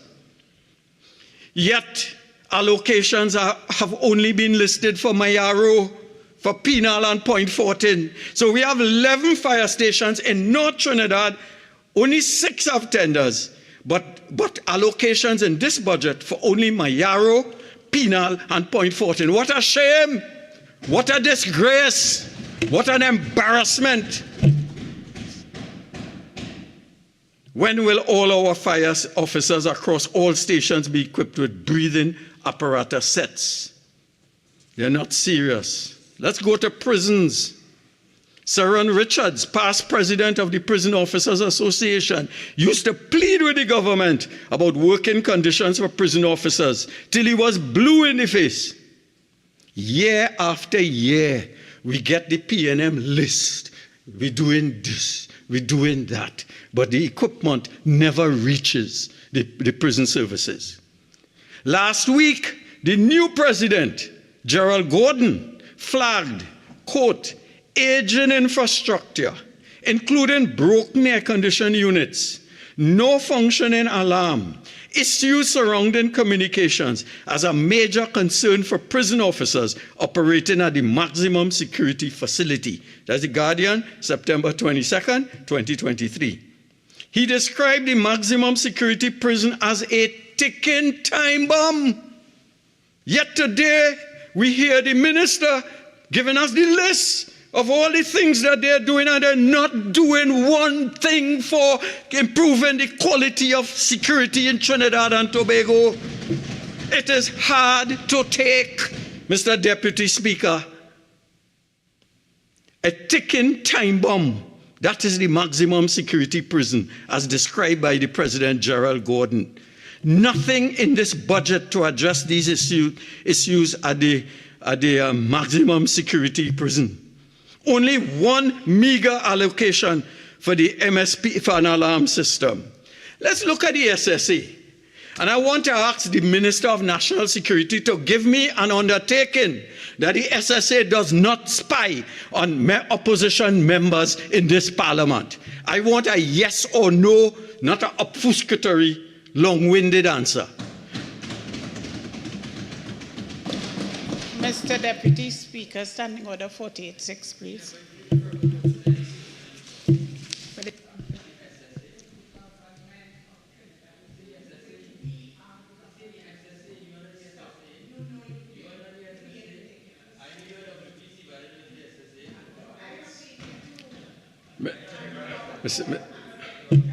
Mr. Deputy Speaker. Okay, members. Okay. Right? Thanks to the discourse, members, but again, it will not continue to be tolerated. All right? I know a little banter at times, but again, you know, let's keep the decorum going nicely as it has been going all morning. Right. So, member for Naparima, right? You want to ask a question? Yes. Right? So just state you would like this question to be answered, and again, I don't like how you had put it across. Thank you very much. Right. I would like this question to be answered. Could somebody, somewhere, give us an undertaking that our emails and our phones are not monitored by the SSA? I thank you, Mr. Deputy Speaker. The SSA's budget was increased by 20 million. Their budget is now $270 million. I want the minister to quit. I want to indicate that something is not right with the SSA budget. In 2022, they got $287 million, an additional $66 million in the media review. Yet we see in the budget books before us today, actual spend for 2022 is $246. So they got $287 and an additional $266, but the expenditure is much less, and for 2022 is $246. Why did you ask for additional funding in the media review? You see, there's a joke with this budgeting process. It's a joke. The lifeguards. The past president of the Lifeguard Association, Augustus Sylvester, has repeatedly made requests for refurbishment of patrol towers and more equipment. Just last week, the president of the Lifeguard Association, the current president, Anthony Paul, confirmed that, quote, there were no lifeguards patrolling beaches because of the dilapidated conditions of the tower, as well as the lack of transport from the headquarters. Guardian, September 27, 2023. You come and you give us a list. We do not want a list. We want results. We want a safe society. We need safe beaches where children can bathe in safety. He claimed, this is the president of the Lifeguard Association, they also had manpower shortages, and requests for discussions with the government have been ignored. So, Deputy Speaker, I think it is clear that this government is not serious about any aspect of national security. Our national security personnel beg, they cry, and they bawl for the same things every year, begging this government to do the job for which they are paid handsomely.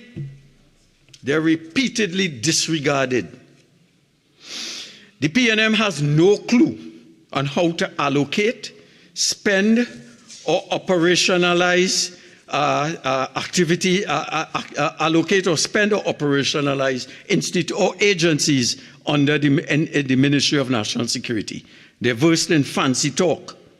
It is no wonder that systems are failing miserably, Mr. Deputy Speaker. I want to look at the question of and my leader spoke about that, prioritizing crime suppression instead of crime rehabilitation and crime prevention. Instead of preventing citizens from becoming criminals, this PNM administration has taken the opportunity to use crime as a money-making enterprise to fill the pockets of friends and financiers. Millions paid to transport prisoners to court. Standing Order 48.6, please. Yes, again, remember you clearly know what you're doing, so I'd like you to retract and again see over, please. I retract. And put it across appropriately. Yes, I retract. Millions paid to transport prisoners to court. Millions paid. In briefs, exempt from procurement oversight. But vision on mission, a program for rehabilitation and reintegration of prisoners, ex-prisoners, delinquent youth, and deported nationals, got a cut in their allocation by $1.5 million. Unconscionable. At some point, the government must realize that it is a waste of resources, a waste of human capital, a waste of time, and a waste of money to focus so wholeheartedly and short-sightedly on arrests. The minister spoke about arrests in Guanapo.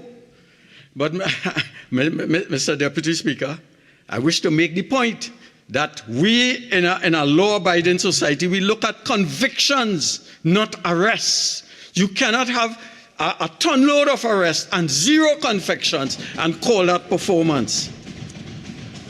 4-H clubs, $50,000, but $270 million to the SSA. Police youth clubs, $1.5 million, but you could find money for the SSA. Mr. Deputy Speaker, my portfolio includes foreign and CARICOM affairs. All of these national security failings have resulted in a global image crisis for Trinidad and Tobago. The damage this country has caused to our global image is irreparable. After being gifted with the President of the General Assembly, our Prime Minister goes to this year's UN General Assembly and tells the world that we have mass killings in Guanapo in Trinidad, and we are depending on the US to pass legislation to stop guns from arriving on our shores. Somebody needs to tell our Prime Minister that stopping guns from coming into our country is a responsibility of his government to ensure that there's operational scanners on the port. Not we are buying or we allocated, but they are functioning. Somebody needs to tell our Prime Minister and the Minister of National Security that they need to get our Coast Guard operationalized 24/7 to stop the guns, arms, ammunition from coming into our country. The Prime Minister appeals to the United States Executive, which cannot pass laws requiring background checks for citizens purchasing military-grade assault rifles in the U.S. They can't pass background checks, and you want that same government to pass laws to stop guns from coming here? Dr. Rowley request showed a poor appreciation of the stranglehold which the National Rifle Association has on United States domestic politics, and even the Supreme Court regarding the Second Amendment of the U.S. Constitution. Dr. Rowley fails to realize, as I said before, it is our job, and our job alone, to secure our borders. You cannot outsource our porous borders to the United States. It is our responsibility as an independent, proud nation. Other factors affecting our global image. The United States, in their latest travel advisory, updated July 17, 2023, downgraded Trinidad and Tobago to level 3. Hear what they're telling their citizens: reconsider travel to Trinidad and Tobago due to crime. They're telling the citizens now, don't come to Trinidad and Tobago because of the ineptitude of the Minister of National Security. The Trinidad rated Tier 2 in the U.S. Trafficking in Persons report set to be further downgraded to Tier 3 next year. Now, the minister told us that he's taking action and he's hoping that we would not be downgraded. I wish him well. But the U.S. is calling for convictions, not arrests. The World Population Review in 2023 lists Trinidad and Tobago as having the 6th highest overall crime rate in the world and the 12th highest murder rate. There are reports of 12 Saudi diplomats allegedly robbed in Port of Spain. Thanks. In July 2023, while returning home from dinner. And the media is keeping this quiet. Is it true, I ask? Is it true, yes or no, that 4 Saudi diplomats were robbed in Port of Spain in July this year? Trinidad and Tobago flagged for police impunity, treatment of asylum seekers, corruption, and trafficking of persons as areas of major concern in the U.S. State Department 2022 country report on the human rights practices. This is what the world is saying about us. This is not parliament where you could get up standing order, whatever, and silence. You cannot silence the U.S. State Department. Trinidad and Tobago is still on an EU list of non-cooperative jurisdictions for tax purposes as a tax haven. That hurts, Mr. Deputy Speaker, because I was in the subcommittee where we asked the Minister of Finance, tell us all that we need to get off the EU blacklist. All that you need. He promised us 4 pieces of legislation. We supported the 4 pieces of legislation. And today we are still on the EU blacklist for tax evasion. Denmark terminated its double taxation agreement with Trinidad and Tobago in December 2021. Denmark. Norway, tax treaty with us will take effect. The termination of their tax treaty with us will take effect in January 2024. I just make the point that Norway is not part of the EU. But these countries are saying there is something wrong in the state of Denmark in Trinidad and Tobago. You cannot fool the EU. The European Commission, hear this, issued Trinidad and Tobago with a red card for being a non-cooperating country in the fight against illegal, unreported, and unregulated fishing. This was an escalation of the yellow card, that Trinidad and Tobago received in 2016. Not when we were in power, not when the People's Partnership was in power.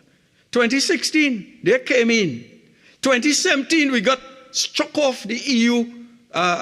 We were put on the EU watch list. 2017, a year before. Honourable Member, you have approximately 2 more minutes of your initial speaking time. You have an additional 10. You care to avail yourself? Yes, I will. Proceed. Thank you. Yeah. Both the EU blacklist and the red card and the yellow card by the EU Commission was given when the PNM was in government. You know what hurts, Mr. Deputy Speaker, about this red card? You know what hurts? Is that Trinidad and Tobago has a judge who served on ITLAS, that is the International Tribunal for the Law of the Sea. And this judge is a world-renowned expert in drafting the required legislation to remove the red flag. But this government does not like competence. They do not like professionalism. They do not like intellectualism. They do not like performance. So they ignore this expert, and traditionally Trinidad has always had, we were world renowned when it came to the law of the sea. Lennox Bala introduced ITLAS. We were so renowned at the UN that whenever we put up a candidate for ITLAS as a judge of the ITLAS, a member of the ITLAS, they were unopposed. When Lennox Bala died, he was replaced unopposed by a Trinidad judge, Justice Anthony Lucky. He was replaced. You know what? ITLAS came up 2 or 3 years ago for re-election, and we were elected. We did not have, did we? No, we did not have. We refused to put up a candidate.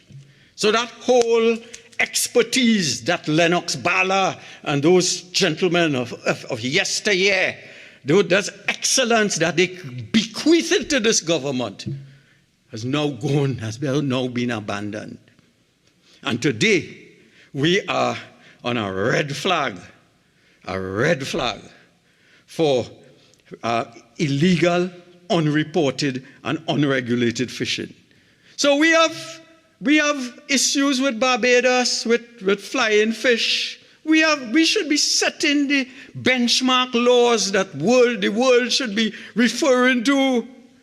But under this PNM administration, everything is going into disrepair and abandonment. Everything. One thing this government can do well and proficiently is spend money and reap no tangible benefits. They spent 3.4 on a regional crime symposium in April 2023.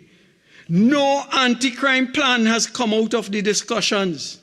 No reduction in murders, no measurable reduction in murders or other crimes since the symposium.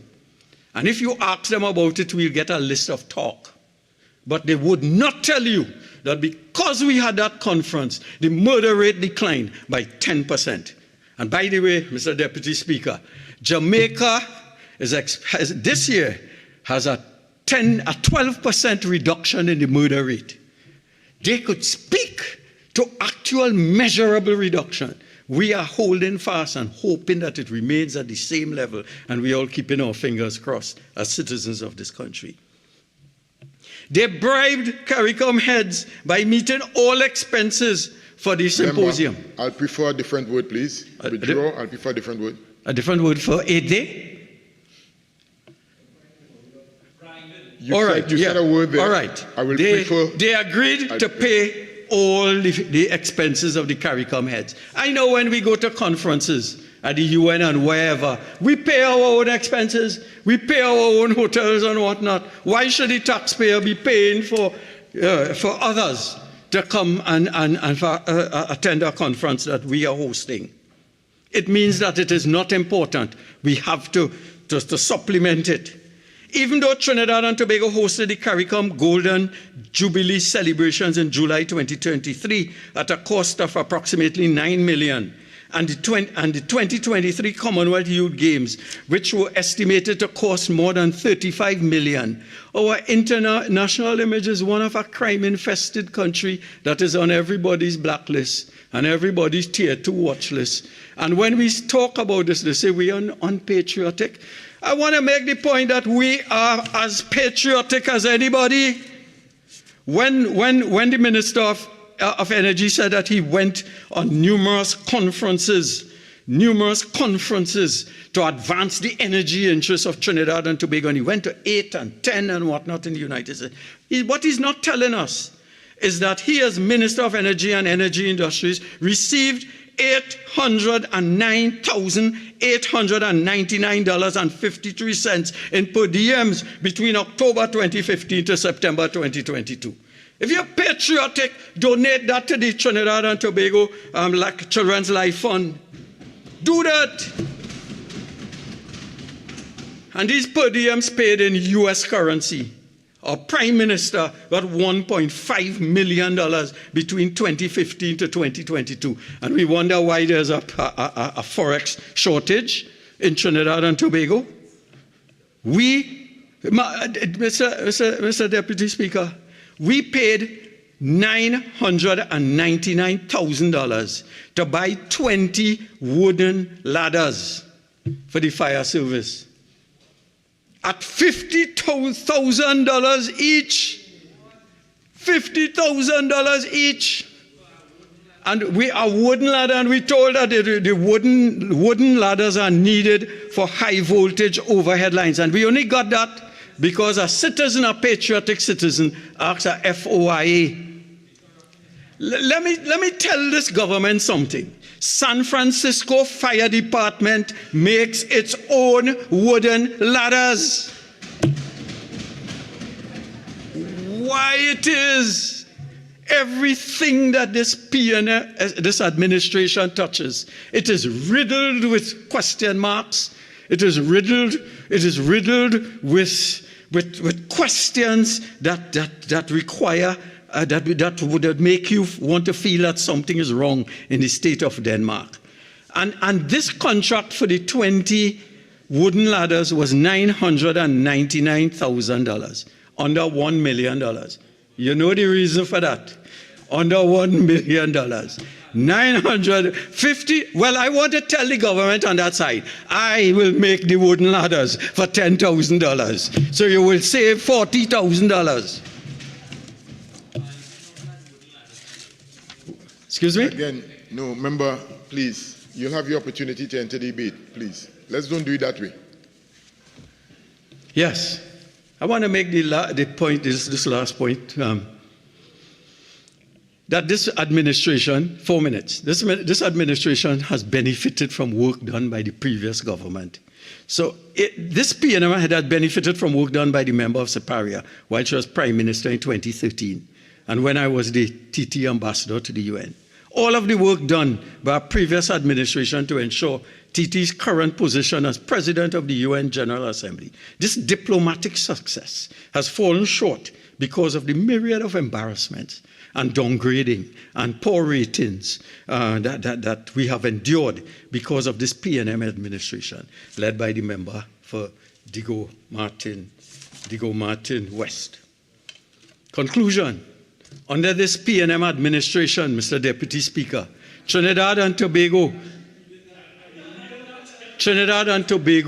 now feels like a war zone, a battleground, a place that gives us no hope, a place we can no longer recognize, a place which unfortunately some citizens are beginning to consider the inconceivable, leaving sweet Trinidad and Tobago.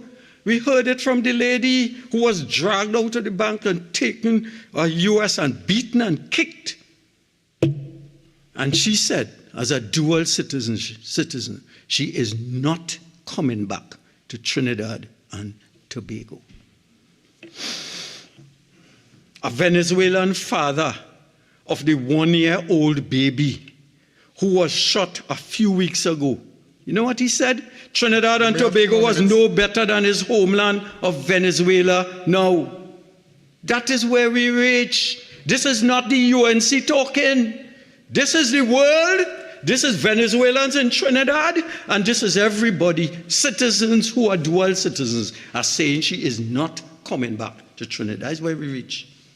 But as they say, time is longer than twine. This P&M administration is in the party lounge. As Brooke Benton says in his famous song, what goes up must come down. And he ends the song by saying, it's just a matter of time. I thank you very much, Mr. Deputy Speaker. I recognize the member for St. Joseph. Thank you. Thank you very, very much, Mr. Deputy Speaker, as I rise to make my contribution. Mr. Deputy Speaker, before I begin, may I sincerely recognize and thank the Honorable Prime Minister for his leadership of Trinidad and Tobago. May I also sincerely thank the constituents of St. Joseph, whom I love dearly, for having me speak on their behalf in these hallowed chambers. It is an honor and privilege which I cherish. May I also take this opportunity to recognize the Minister of Finance, who I believe is probably the longest-serving Minister of Finance in Trinidad and Tobago, for his excellent stewardship of our economic fortunes over the past 8 years. And finally, may I also thank and recognize the Minister of Planning and Development, the Honorable Penny Beckles-Robertson, for the work being done on the PSIP project. Without these individuals, Trinidad and Tobago will not have come through the battles of the last 8 years well. Mr. Deputy Speaker, it is a tragedy of epic proportions that I have to speak after the member for Naparima because of three major issues which he raised. And we keep saying words have consequences, and the international community listens to us, whether we're in opposition or in government. And we can't be accusing CARICOM prime ministers of being capable of being bribed to come to a conference. Your words, member, will go out to every single CARICOM prime minister. For the records, it was retracted. So again, I'd like you to just retract it, and you can say however you would like to, please. Yes. Okay, members, Thank you. ruled. I withdraw it. But the stain of that context will carry, and I leave that there. Why would you do that? Why would you do that to Trinidad and Tobago? The other thing, he spoke disparagingly of the Honorable Prime Minister's recent contribution to the United Nations. I was there, together with the Minister of Foreign and CARICOM Affairs, the Honorable Amory Brown, and also Minister Penny Beckles-Robertson. And I sat in the chamber, and there was no prouder moment for anyone to be there to see their Prime Minister of Trinidad and Tobago making his contribution, and above him is a Trinidadian in the chair. We may never see that again in our lifetime. But according to the UNC, that is a bad thing. The last thing that I don't want to waste too much time on, the contribution. But you see, this has to be said. the member was talking about why doesn't somebody contribute to the Children's Life Fund. Do you know your own political leader on exiting office stopped contributing to the Children's Life Fund? Right? Members, and gets the same salary as a pension? Okay, members. Prime ministerial salary. Oh, members, right? please, both so sides. I just don't want to waste my whole time talking about that. That is what you call hypocrisy. Mr. Deputy Speaker, I want to talk to my colleagues opposite, because all 41 of us, we hold the fate of 1.4 million people in our hands. I want to speak to the opposition members, my colleagues on this side. I also want to speak directly, through you, Mr. Deputy Speaker, to all those persons listening to us on radio, viewing on the Parliament channel. I want to speak to every family, every public officer, members of the protective services, all teachers, taxi drivers, food vendors, and everybody, Muslims, Christians, Hindus, Baha'i, all people who make up this mosaic, this wonderful place called Trinidad and Tobago. Because as Minister of Health, and I want to thank the Prime Minister for his continued confidence in having me as his Minister of Health, we want to form a partnership with everyone as we look forward to living better and healthier. And let me say from the onset, we are committed to the continued service delivery and the modernization of our healthcare system. Mr. Deputy Speaker, it is well known, and it needs repeating, that we have 4 priority areas moving forward in health. 1, the conversion of our blood collection system to a true voluntary system. 2, the attainment of our 95-95-95 targets for HIV/AIDS by 2030. 3, the continued decentralization of mental health services. And 4, the number 1 issue facing the global health community and all of us, regardless of whether you're red, you're yellow, it doesn't matter. That issues, the issues of non-communicable diseases, which we call colloquially in Trinidad and Tobago, sugar and pressure. Mr. Deputy Speaker, in an effort to change the culture in Trinidad and Tobago, we on this side are firmly focused on the principles of universal health care, which says that basically an individual, especially those who are financially challenged, should have healthcare services available from birth to death. To accomplish that, one of the principles of universal healthcare is primary healthcare, where persons who come in contact with the first level of services in the healthcare system, that is our health centers, that is where the action is, as opposed to having them in a hospital bed. As my presentation develops, it is going to be developed on the premise that we believe in universal healthcare, especially for the most vulnerable, and 2, a focus on primary healthcare at our health centers.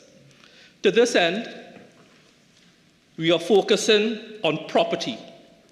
All our 105 health centers. Today, I can report to this chamber that 69 of our 105 health centers have been refurbished.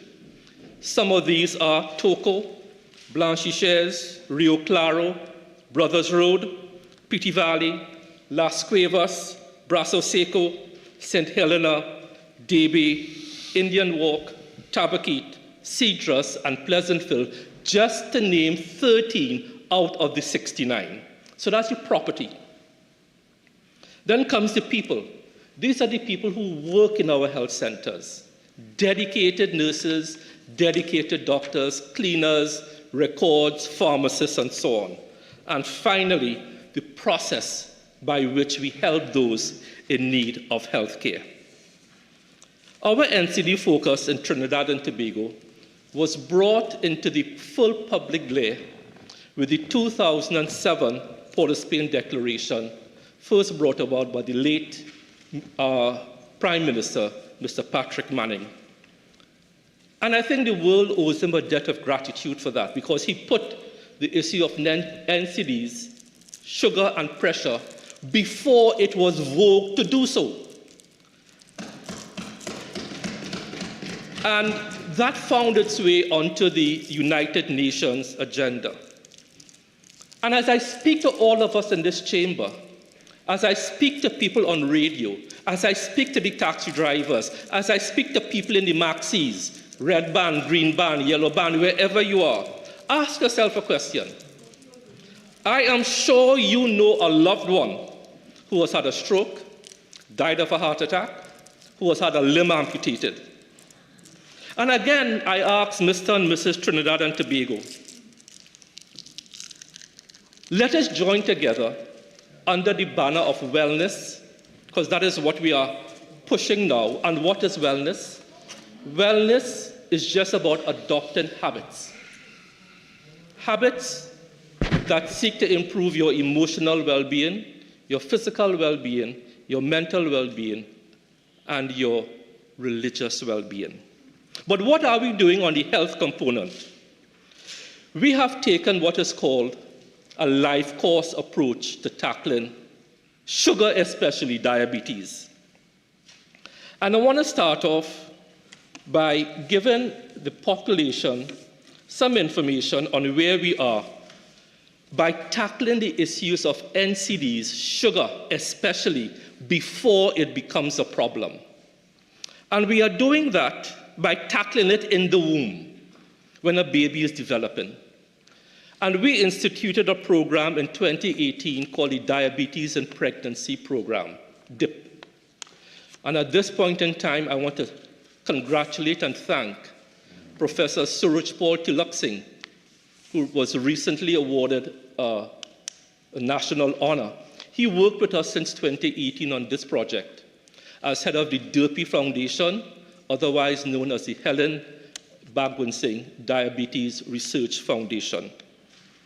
Out of this project, which we pioneered for the first time in Trinidad and Tobago, this landmark project, we now have a screening program, a national screening program for our women who are pregnant, where they are tested at least twice during pregnancy for diabetes.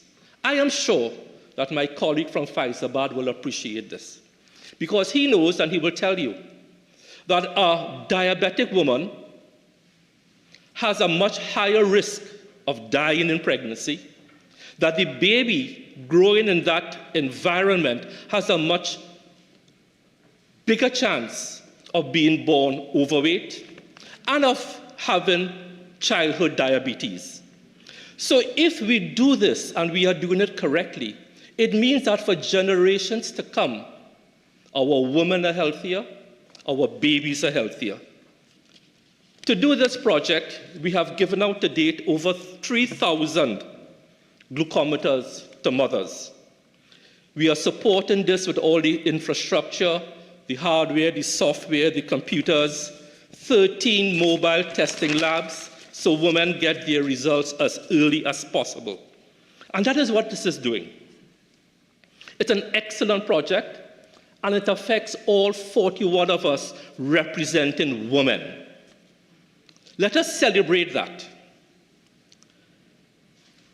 Once the baby is born, we all know that breastfeeding is best.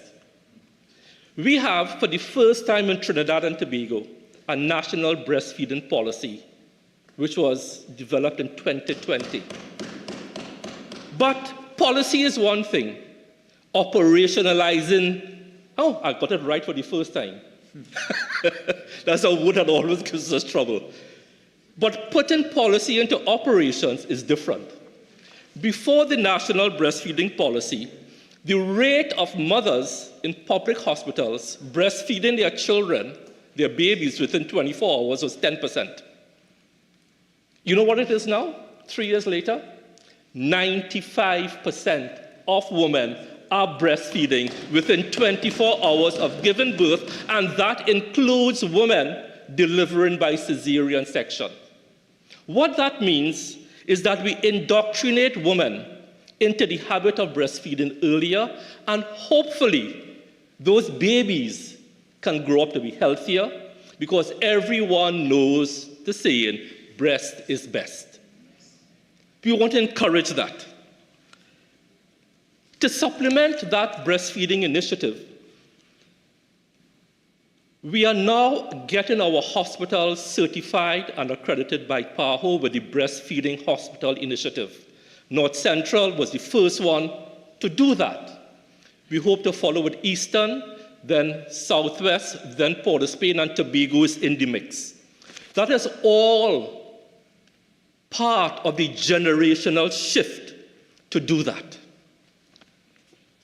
The life course approach again, wellness, habits, diabetes in pregnancy, breastfeeding. What happens now to the child when they start to enter school? We are trying to create a zone of health in our schools. What have we done, Mr. Deputy Speaker? We have banned the sale of sugar-sweetened beverages in school. We have put sporting equipment in many schools, if not all. Footballs, netballs, agility ladder, badminton, netball, the works. But we ask now for parents to come on board with us. Parents, you have a role to play, to partner with us, to make sure that your children get a fighting chance of not becoming diabetic and obese by making healthy choices for them in what they eat, what they drink, what they consume, and how they move under the banner of our TT Moves campaign. So that is the womb to the newborn to the child. Before I leave this, I want to talk about our women again. Mr. Deputy Speaker, our women prior to this government coming into office were dying in childbirth in our nation's hospitals at alarming rates. The maternal mortality ratio back then was about 70 per 100,000 live births. Do you know what it is now, Mr. Deputy Speaker? 15.2. By now, in the old days, 10 women would have died in childbirth. Do you know how many women have died in 2023 in childbirth in Trinidad and Tobago? None. Not one. But I have to hear the leader of the opposition read a part of a health speech written by you-know-who, and we don't need to call that person's name. And he comes from that specialty, but would not recognize the work done by our doctors, our nurses, our midwives. And at this point in time, I would like to thank every healthcare worker, from Mr. Shade in Point Fortin to the Chief Medical Officer in Port of Spain, and everybody in between. We could not have done this without you. That is what we have done.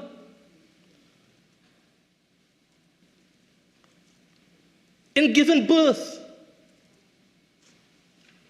on coming into office, our babies were dying in our hospital at the rate of 12 per 1,000 live births.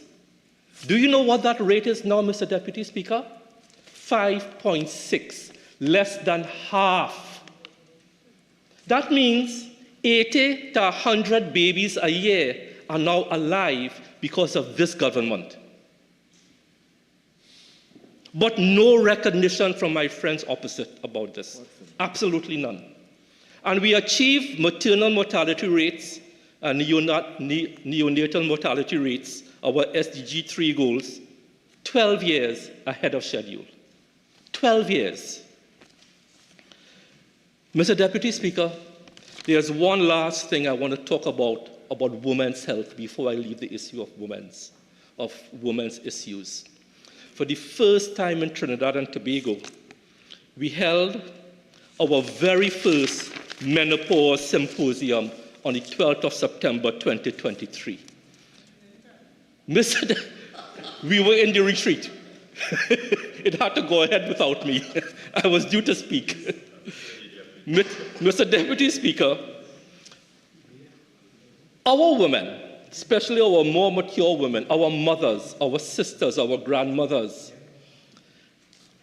cannot be left alone again to go through this phase of their life without help, without assistance. And we must start to tackle the misinformation that is out there about menopause. We are doing this for our women. Whether that woman is a teacher, a policewoman, matters not. Whether it's the leader of the government business who is complaining she wasn't there in the symposium, but you will come again. But our mothers who cradle life deserve this. And we should be proud, not me, that Trinidad and Tobago is taking this signal step. Mr. Deputy Speaker, as I continue with the life course approach to treating with NCDs and sugar, as we call it in Trinidad and Tobago, we have set up for our adults now. I went through children, newborns. I had the opportunity to engage Dr. Dave Harnanan and his team, and I want to thank him publicly. Dr. Dave Harnanan, who some members opposite me know, to understand once and for all the burden to this country of diabetes, especially when it comes to limb amputations and toe amputations. Dr. Harnanan did a study going back in time called a retrospective study from 2029 to, I believe, 2023. 2019, sorry. Thank you, St. Augustine. 2019 to 2023. Thank you very much. Mr. Deputy Speaker, in that time, men and women of Trinidad and Tobago lost 1,776 limbs and or toes to amputations. That is a scary amount. But you know what was scary about it? That over 91% had complications of diabetes and 18% were smokers. And that tells you the benefit of stopping smoking and controlling your diabetes. These are people who will have lost their mobility. Their quality of life will suffer. But Mr. Deputy Speaker, the most shocking part, and it's the first time we have this data in the country. The average age for major lower limb amputation was 63 years, with a predominance of males, 61%. So more men are losing their limbs. And no differences observed between the two major racial groupings, East Indians or Afro-Trinidadians. But what is scary is what I'm about to share with the public for the first time, because we have the data for the first time. And I quote, "It should be noted, however, 1/3 of amputations within this group were found to be within the ages 41 to 60 years old. 41 to 60 is when people are in the primes of their life. 1/3 of 1,700 odd amputations are in that age group. They can't play football with their children again. Think about it. These are young adults. So what have we done? And the MP for Kumuta Manzala was asked, what are we doing for the young adults with diabetes? Well, this is what we are doing. We have started up a diabetes transition clinic. We are pioneering it at North Central RHA, where we target young adults between the ages of 16, 17, up to about 24, to make sure that we inculcate good habits in them before they reach 41 so that they don't lose a leg. Another scary statistic is that the data shows that 68% of those who lose a limb came into our hospitals as walk-in patients. That is, they waited at home, trying herbal remedies and bush remedies, and then it doesn't work. Yeah. They walk into a hospital, it's too far gone, and they lose a limb. I am urging all of us as MPs, I am urging every citizen listening and viewing, take advantage of the government service, which is free, which is excellent, and which is first world, to treat your diabetic foot ulcer. That is what we are doing, to treat the scourge of diabetes. Our goal with amputations is to reduce the rate of amputations by about 20% in about 2 to 3 years. But we can do it. To do that, we have set up diabetes wellness centers. Now again, I want the population to focus on the word wellness. What does wellness mean? It means habit change. It doesn't mean taking more medication. It means everyone, families, developing those good habits that lead to good health, which are slow down. I'm not saying stop it. Slow down on drinking the black sweet drink now. That is poison. Slow down on all the fast foods. Have it occasionally. Invest in some more water and walk a little bit. 3 simple habit-changing remedies. But the diabetes wellness centers, I want to explain briefly what it is. Every diabetic should know what their HbA1c level is. I'm not going to go into the science behind it. It is basically a 3-month analysis of how you've been controlling your blood sugars. We use a cutoff of 8. We enroll you into these specialist clinics where you have access to all sorts of specialists, including foot care. We keep you there, and you will only leave those clinics after you get 2 readings of 8 and below over a 6-month period. But we don't release you to go back home to the same bad habits. You go back now to your primary healthcare clinics, which I spoke about earlier. What is the success we've been having so far? Patient 1, admitted with an HbA1c of 12, was then discharged with an HbA1c of 6.1. Total control, and we hope the habits stick. Patient 2, admitted with HbA1c of 8.2, discharged with 7. Patient 8A, admitted with an HbA1c of 15.6, is now down to 12.7, but we can't release that person yet because our threshold is 8. So we have to keep on working with that person. That's a limb we can save. That's a heart attack we can save. Patient B, admitted 15.8, and later has come down to 10.6. So these are the type of measurable results, data-driven analytics that we are using now. So the study done by Dr. Harnanan of 1,776 amputations between 2019 and 2023, we can have a positive impact. I hope to report by the end of the year to this country, and hopefully by the next year's budget, that we have started to achieve those targets. But this is the first time we are collecting that data. So that's what you're doing for sugar. Mr. Deputy Speaker, I now turn to the issue of hypertension.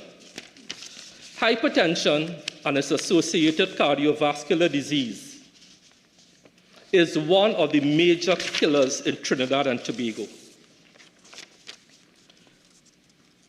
We must get our population to manage their pressure better by reducing salt intake, by exercising more, and so on. To that end, we instituted, with the help of ParlView, and let me thank ParlView right now, something called the HEARTS program, which we started in 2019 with 5 health centers.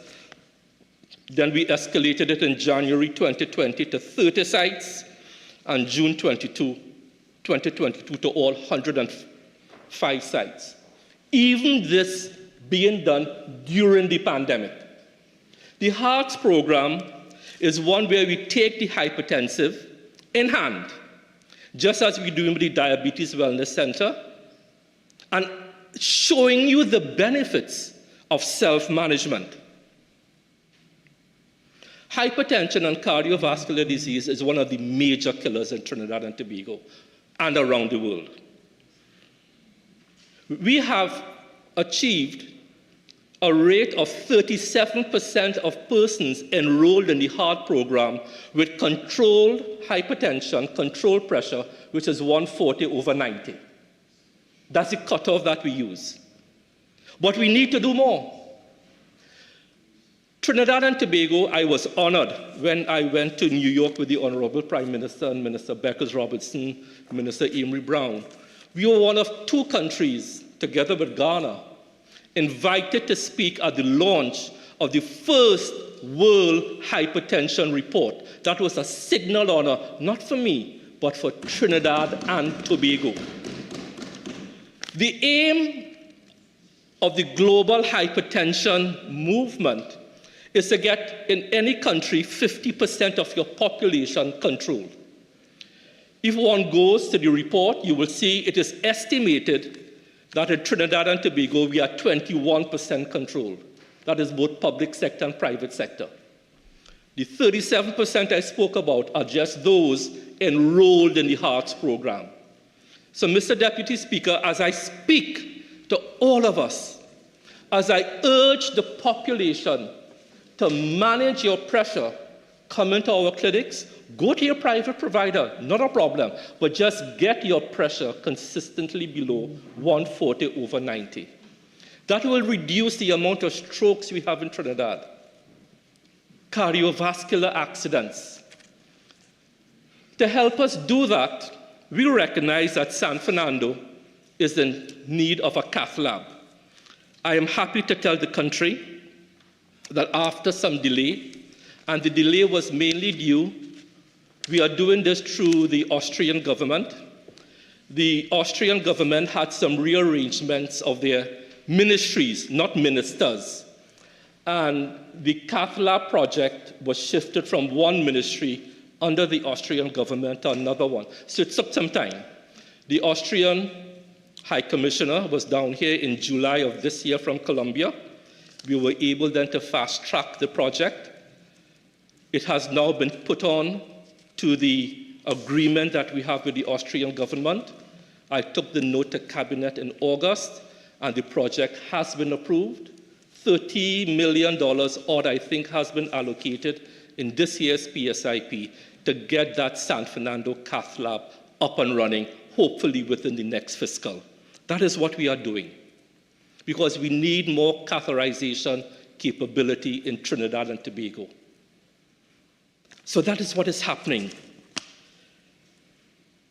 And you see, I keep telling people whenever I speak at functions, I always ask everybody, show me, put your hands up. Anybody know somebody who had a stroke, a leg amputated, and almost half that crowd will put their hands up. It is a crisis that we have to deal with.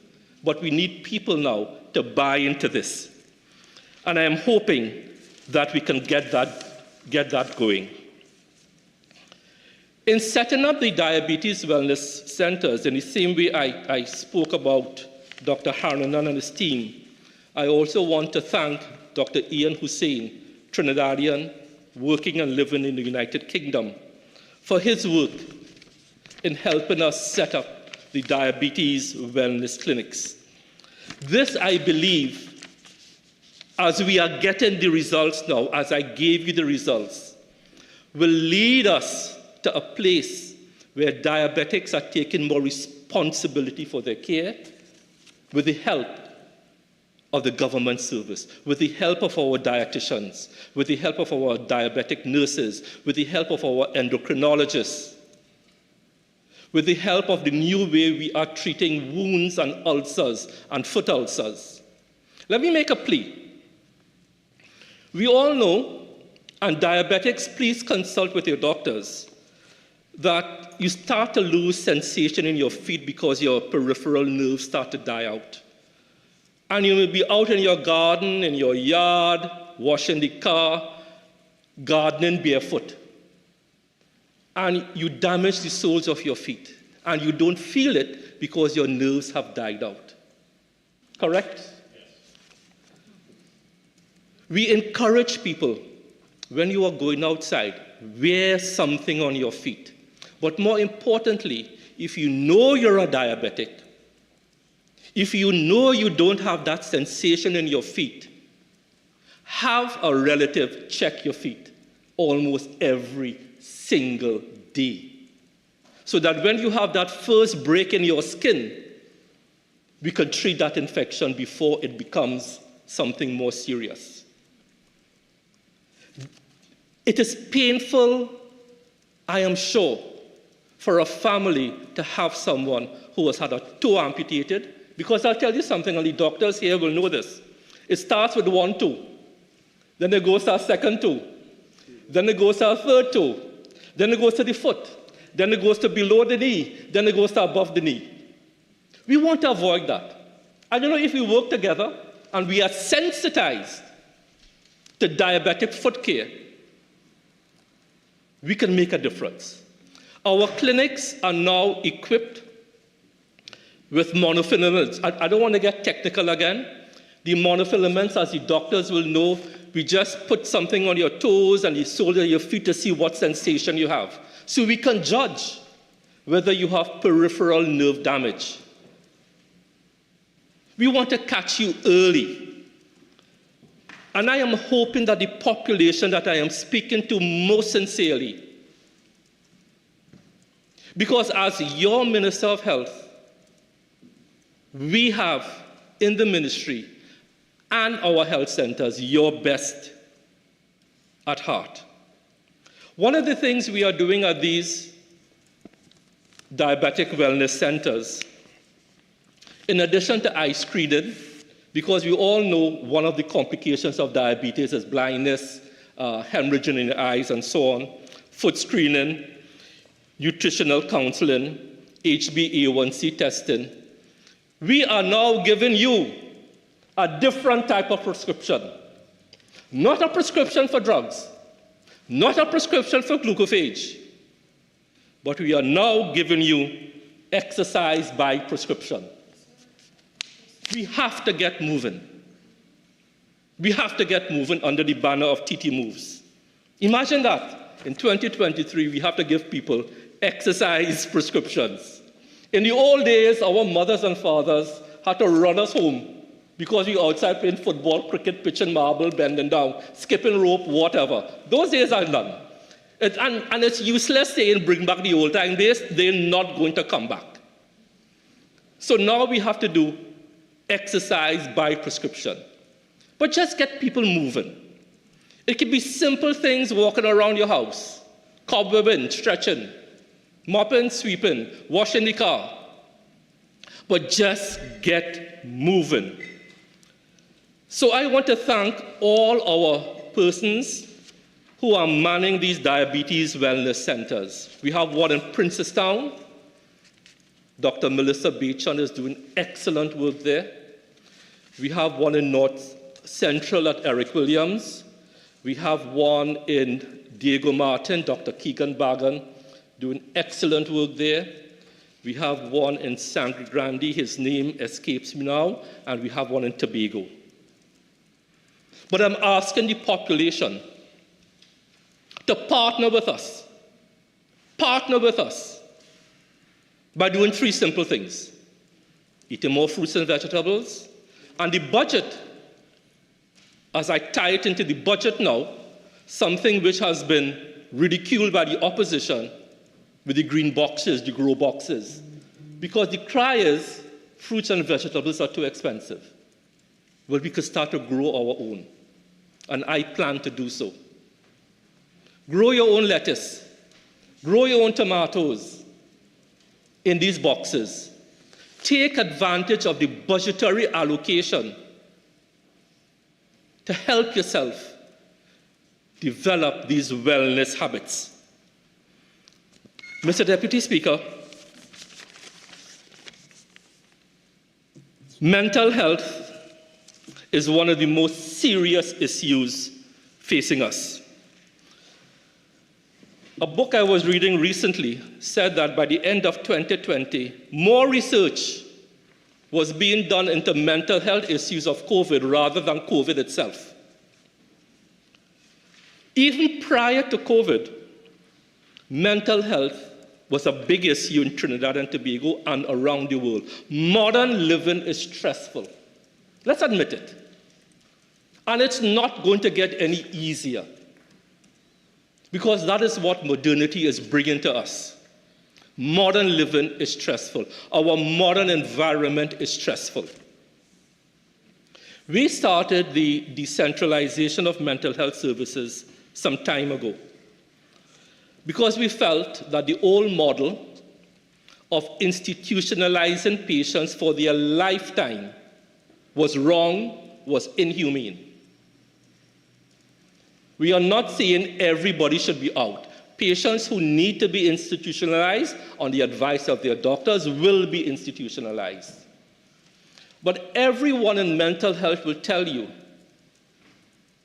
that too many patients were in St. Anne's who did not need to be there. And I see my friend from Faisabad nodding his head in agreement. That is a fact. And Kumoto Manzanilla, you know that.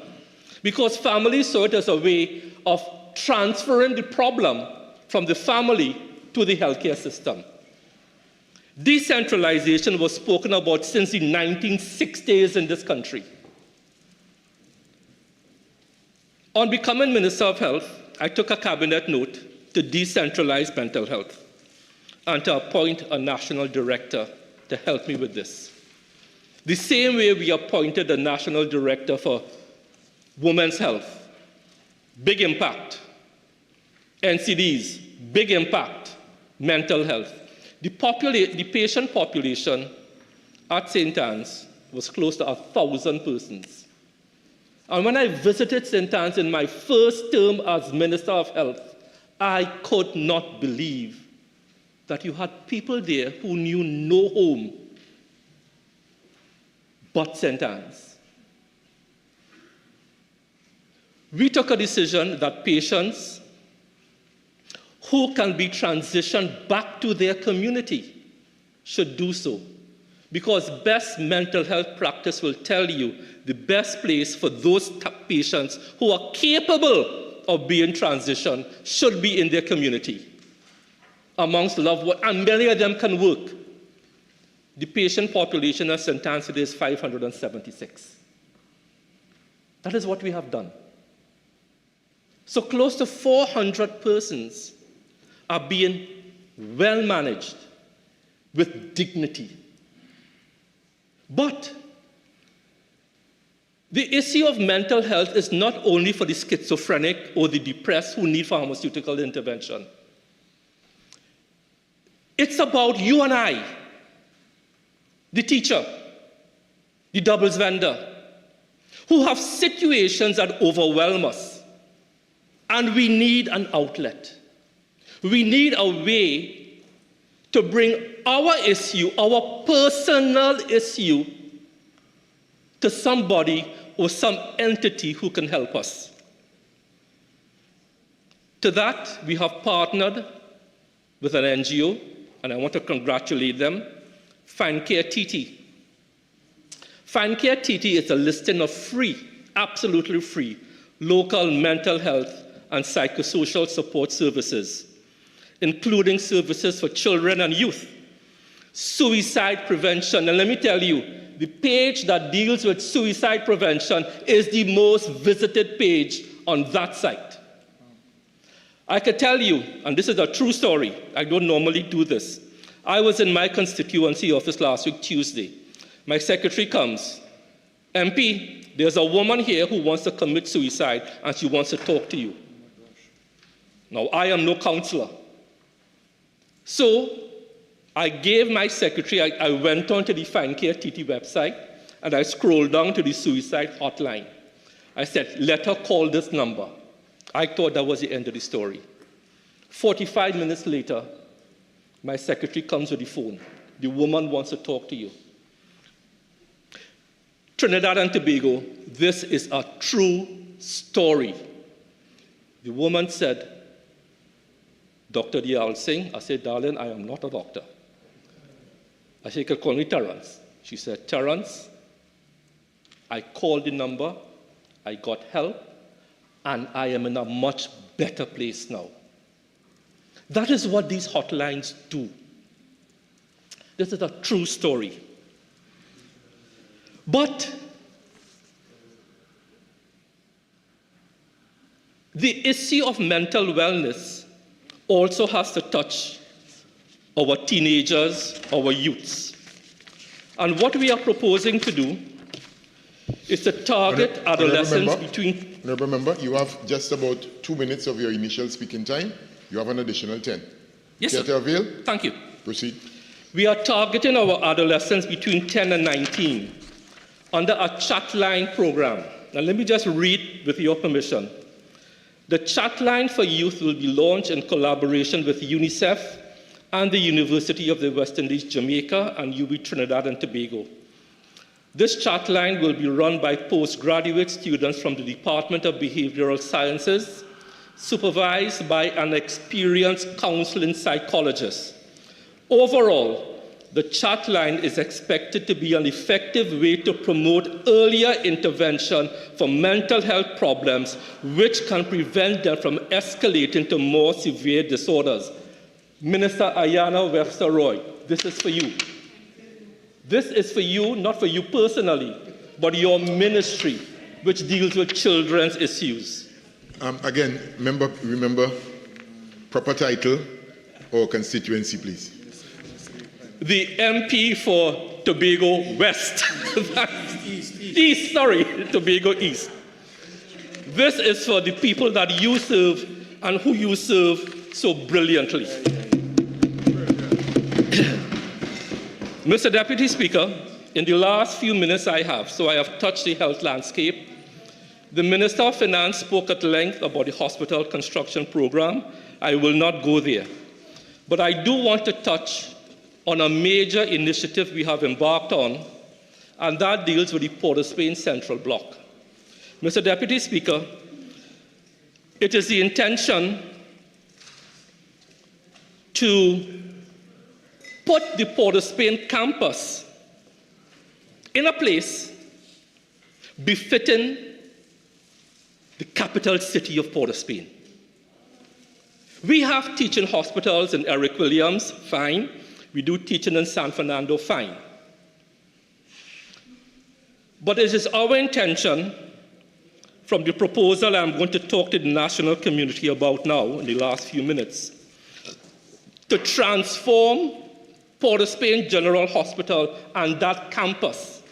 So I'm now speaking to every MP that touches and concerns Port of Spain, but the wider population, because you will benefit, into the premier teaching hospital in this part of the world, befitting its status of the capital city.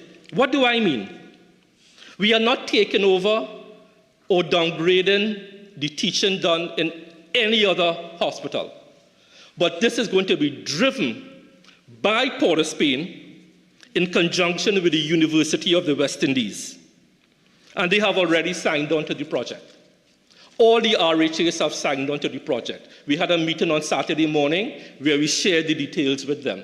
And I want to thank Prof. Harry, the new Dean of the Faculty of Medical Sciences, and Dr. Sandeep Maraj, who is working with us on this project. This is going to be a place for medical education. This is going to be a place for scholarship. This is going to be a place for enhanced healthcare. This is going to be a place where our doctors, our nurses, our pharmacists, and our allied healthcare workers, EMTs, can find the most up-to-date, world-class training and then fan out into the health ecosystem, either here or abroad. It is going to drive innovation. We hear about these young doctors who can't find jobs and can't be employed. It is because we don't have enough specialists and subspecialists, and I keep saying that. The UWDM program currently has 20 specialists, 20 specialties. These are going to be incorporated. Nursing care, especially in the areas of accident and emergency, intensivist nursing, pediatric nursing. Pharmacy is not going to be forgotten. What is the way forward on this? Mr. Deputy Speaker, we have already begun the discussions, and I can tell the population as I come to them, hopefully with more details in early January.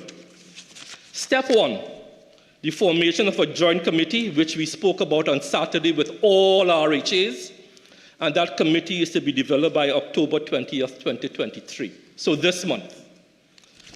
Step two, infrastructure review, because to be a premier teaching hospital, you need certain infrastructure. You need teaching rooms, library access, lecture halls. So we are going to review the present UE facilities at Port of Spain and develop an integration plan by November 30th, 2023. And step three, development of a cooperative framework by December 31st, 2023. Our first intake, according to the offering, will be in January 31st, 2024 for medical oncology training, the DM program. Mr. Deputy Speaker, if Trinidad and Tobago, and if I have the backing of all of us, this will redound to the benefit of Trinidad and Tobago. Trinidad and Tobago should be a center now, as we have made it a center of excellence for maternal care and infant care. It will be this center of excellence for training. And I urge our young doctors to come on board, because the opportunities that you may not be getting now, it's because we have enough young doctors. What we don't have enough of, and the doctors know this, are specialists and subspecialists. We don't have enough pediatric cardiologists. We don't have enough nursing to talk about asthma. When an asthmatic child comes into an A&E, we need more of them to do this. Pharmacy is not to be left behind, because pharmacy is evolving past counting pills. I recently spoke at the graduation ceremony for pharmacists last week, Thursday, and one of the points made there is that pharmacists should be accompanying doctors on their rounds, because pharmacists are the experts in medicine, advising on what to use, what doses to use, what are the contraindications. So, Mr. Deputy Speaker, this vision for the Port of Spain campus to become the premier teaching hospital, supported by the teaching at North Central, supported by the teaching in Southwest, supported by the teaching in Tobago, will significantly enhance our reputation, not as a center for treating people, but as a center for training the next generation of healthcare professionals as they seek their place in the sun. Mr. Deputy Speaker, that is my report to the country on what we have been doing and where we plan to go. In the last 2 minutes, Mr. Deputy Speaker, I again want to thank the constituents of St. Joseph. I want to thank Minister Gonzalez for the water works he's doing for me in Mount Lambert right now, First Street, soon to expand to other areas of Mount Lambert. I also want to recognize the work that he did to finally give a good water supply to the residents of Quarry Drive in Champlain by doing two things: the booster pump at the Eastern Main Road, but changing the lines going right up to Nob Hill. And the people of Quarry Drive will know what I'm speaking about.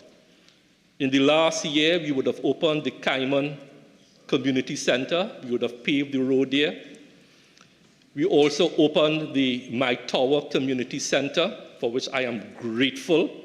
So, Mr. Deputy Speaker, as I close, I want to thank you for the privilege and honor of recognizing me as a Member of Parliament for St. Joseph, and I wish all of us to remember that we serve one country, Trinidad and Tobago, and in the words of Dr. Eric Williams, there is no Mother Africa, there is no Mother India, there is only Mother Trinidad and Tobago.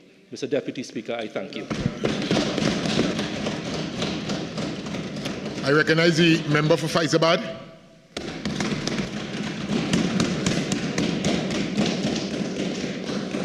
Thank you. Thank you very much, Mr. Deputy Speaker, for the opportunity to contribute on the financial appropriation bill for 2024, the budget debate. First of all, Mr. Deputy Speaker, I would want to thank the constituents of Faizabad for giving me the opportunity to represent them in this August chamber. And before I go further, Mr. Deputy Speaker, I would want to congratulate the Leader of the Opposition for her excellent presentation, showing that once again she understands the needs of the people of Trinidad and Tobago, and with the policies that she would have advocated in her response to the budget, that she's prepared, willing, and able to move this country forward. Mr. Deputy Speaker, I also want to congratulate my colleagues who have spoken before me in this debate. Some very heavy contributions from my colleagues, member for Caroni Central, my medical colleague from Komoto Manzelina, my colleague from Ruga Tablan, and of course, Pointe-a-Pierre this morning, very fiery, and colleague from Appropriation. So, Mr. Deputy Speaker, I listened to the Minister of Health.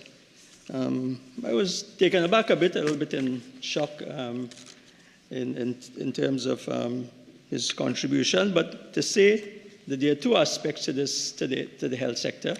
And I want to say at the very outset, both as a medical doctor and as a member of Parliament, that I do agree that the approach of health and wellness is important for our country.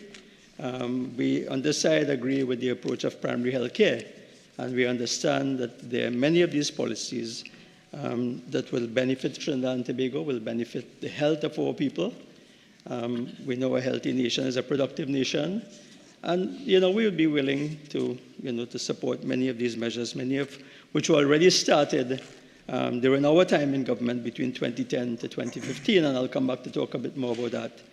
But also, Mr. Deputy Speaker, I want to make it very clear at the beginning that, whilst all of these measures are important, and while primary care is important, at the same time, it's very important to recognize that while we are taking a preventive approach, and all of these measures that are outlined, at the same time, there remains the issue of secondary care, the issue of treating with the problems that we see, and I welcome you, Madam Speaker, the issue of treating with the problems that we currently face and that citizens of Trinidad and Tobago currently face in the health sector. And many of these problems, in fact, are related to the complications of diabetes and hypertension. And I have a few suggestions I would want to make to the Minister of Health in my contribution, and I hope that he would be kind enough to give them consideration. But, Madam Speaker, again, before I get to that point, I just want to address some of the points made by the Honourable Minister of Health. And again, he mentioned the Children's Life Fund, and I just again would want to thank the Honourable the Leader of the Opposition, then Prime Minister, for initiating the Children's Life Fund. I'll say no more on that. Madam Speaker, with regards to the NCDs and so on, there are many points here I'm in agreement with. I'll come back and deal with some of these with regards to the contribution I have prepared, and especially with regards to the new approach that is being suggested with regards to teaching and so on. So, Madam Speaker, to get into the meat of my contribution, so to speak, soon after the Minister of Finance presented his budget last Monday, one of my constituents called me to give his opinion of the budget. He called it a 4-for-3 budget. So, Madam Speaker, I sought clarification as to what he meant by this, and he said, well, in simple language, the minister spoke for 4 hours to give us $3. I suspect he was saying that the $3 referred to the increase in the minimum wage. But, Madam Speaker, I just make that point to show that, this simplistic analysis of the budget reflects really how many citizens thought about the budget. You know, sometimes it's important when you're preparing for a contribution, you know, to listen to what your constituents have to say on the ground. Madam Speaker, I will go into some of the issues directly. Many of the points that were raised by the Minister of Health. But before I do that, I just want to say, again, if we look at the figures, you know, the question really has to be asked that over the last 8 years, with the approximately $50 billion that has been spent in the health sector, whether the citizens of Trinidad and Tobago are getting value for money. This is something that has to be asked, Madam Speaker. It's a budget debate, and we always have to look for value for money when we discuss taxpayers' expenditure. And the question really is whether that is we are getting value for money. And many will say that the answer is no. Madam Speaker, the other issue here would be, of that approximately 50 billion, about 35 billion has been allocated to the RHEs. And again, the question is being asked, is the public health sector better off than it was 8 years ago?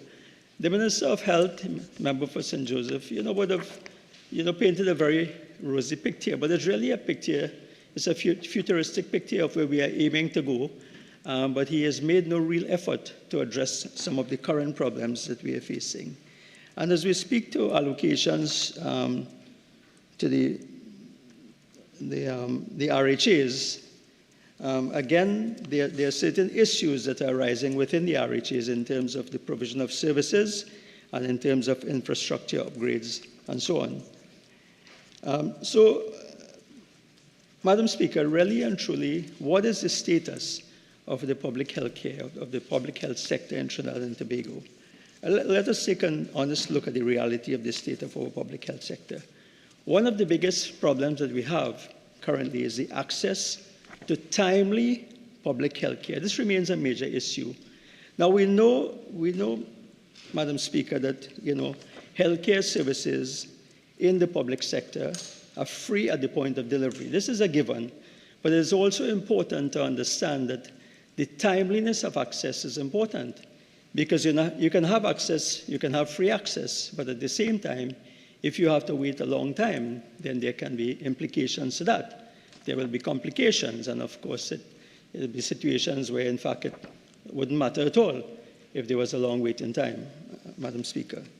So we still have the issues, and you know, when I prepared for this budget presentation, Madam Speaker, you know, I perused the previous contributions over the past 3 or 4 years in the health sector.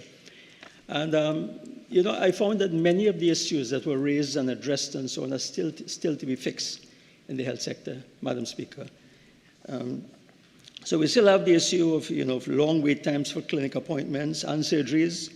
And if you have constituents who come to my office on a daily basis begging, you know, for help in this regard, you know, admittedly, the Minister of Health, I must say, will assist in some instances when I send requests. But the question that has to be asked is, what happens to the other patients in the meantime, especially those who cannot access private health care? So we still have an issue with long waiting times to see a doctor in accident and emergency departments, to get a bed in our public hospitals sometimes, to get a CT, an MRI, and ultrasound investigations. And even, Madam Speaker, when the patients do get these investigations, you have a situation where it takes a long time to get the reports. And this is an important factor that I thought the member for St. Joseph would have addressed, because it's no point you getting an investigation and then you get the result 2 months, 3 months later. It doesn't make any difference at that point in time. And therefore, this is something that has to be addressed, and especially with the promise of this government to include and incorporate technology, this is something that can be done in terms of reading MRIs and CT and generating reports and so on. And of course, we have the issue of getting outpatient clinic appointments and getting surgeries, a long waiting time for that. And again, that has come out of the COVID pandemic in terms of the promise. You know, we were told that there was a parallel healthcare system, Madam Speaker, when in truth and in fact, there wasn't a parallel healthcare system. What we are seeing right now in the health sector is the chronic disease depth, which was outlined by the Simongal report. And I believe this is what the government needs to address in a very serious way. Madam Speaker, the other issue that still remains with us is the issue of the shortage of drugs and supplies. This seems to be a recurrent problem. And one of the things that I've raised in this Parliament with regards to drugs and supplies, Madam Speaker, there is a particular line item in the budget,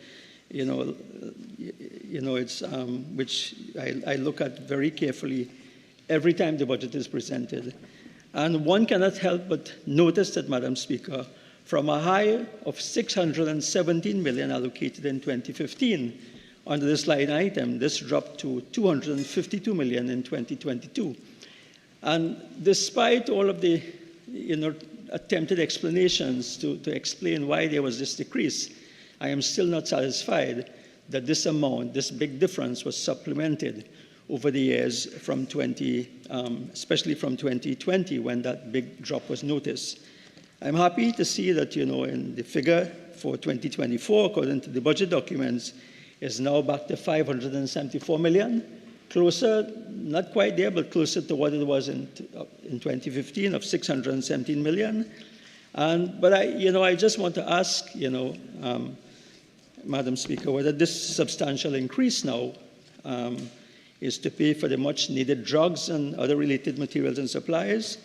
In fact, I want to ask you as well whether with this increased allocation, the public can now expect to have available a new diabetic medication for SIGA, which also has a beneficial effect in not only lowering your blood pressure, but giving good heart and kidney protection, something which the Minister was speaking about. And Madam Speaker, I also want to ask whether with this increase in the allocation, whether renal dialysis patients will have access to a drug called Zemplar, Z-E-M-P-L-A-R, which has bone protecting, it's a bone protecting effect. And I'll come back and talk a little bit about renal dialysis and chronic kidney disease, Madam Speaker. And I really hope that this allocation will be to add new drugs to the health sector, make it available for patients as opposed to servicing new loans. But I guess we'll find that out soon enough in this next stage of this debate, Madam Speaker, in the Standing Finance Committee stage. Madam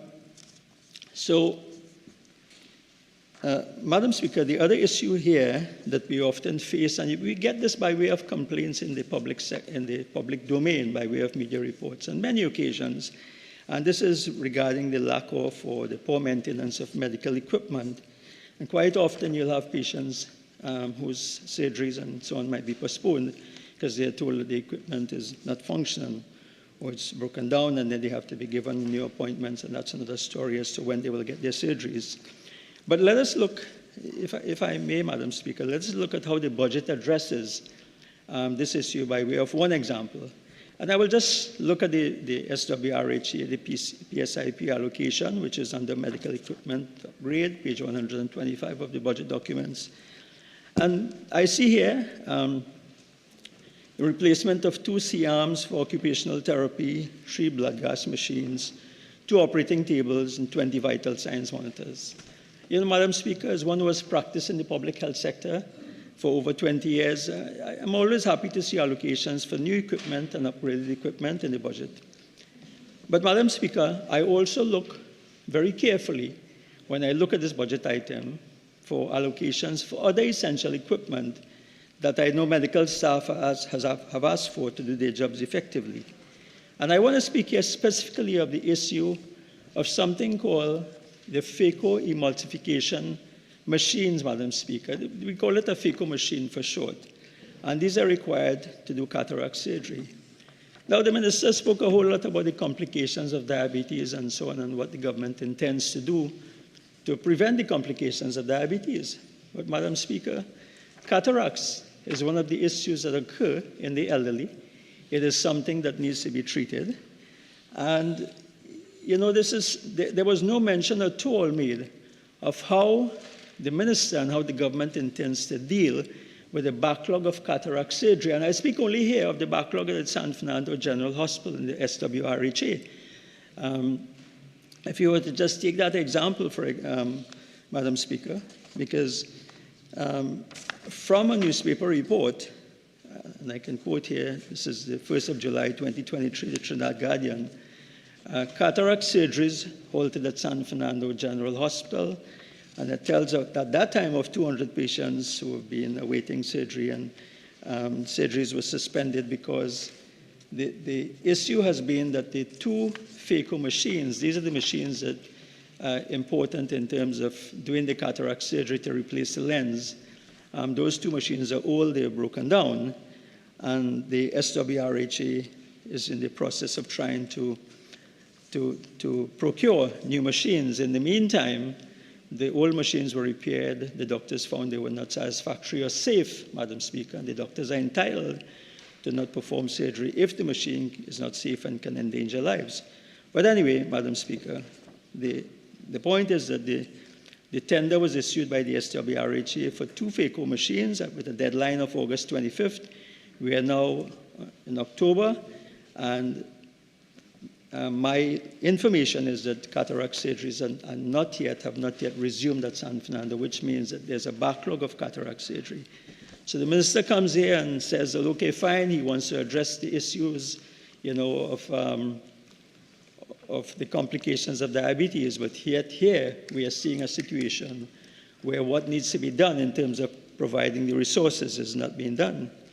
Now, the other thing that is of concern to me here, Madam Speaker, is that, in addition to asking what is the status of the tender for these two machines, I want to ask here, is it true that stakeholders at the San Fernando General Hospital are being asked to modify the specifications of this critical piece of equipment to facilitate a particular supplier? This is what I'm being told, Madam Speaker. I am being told, reliably informed, that the delay in procurement of these two machines is because this is what is happening. So I just throw this out, for an answer, Madam Speaker, because, and if I look at the SWRHA PSIP allocation, I see no mention of a phaco machine under the PSIP for SWRHA.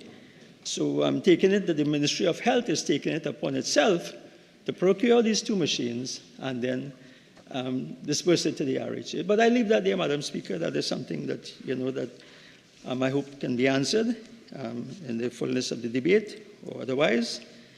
And I trust that the member for St. Joseph will find a solution to this problem, and very soon those patients who are waiting for the cataract surgery, that service can be resumed and those patients will get their surgeries, Madam Speaker. So I will leave that there and I will move on. So, Madam Speaker, whilst patients are waiting for this piece of equipment to be procured, what are the recourses there from the budgetary point of view, from the allocation? What other accesses the Ministry of Health have to deal with this? Well, there are a couple of programs available to the ministry and the minister, Madam Speaker, and I speak of something called the External Patient Program. There's something called the Waiting List Initiative, and there's something called the Medical Treatment of Nationals in Institutions. These are all budget items for which allocations are made by the Minister of Finance annually that allows and gives the Ministry of Health and the Minister of Health the leeway to deal with situations like this.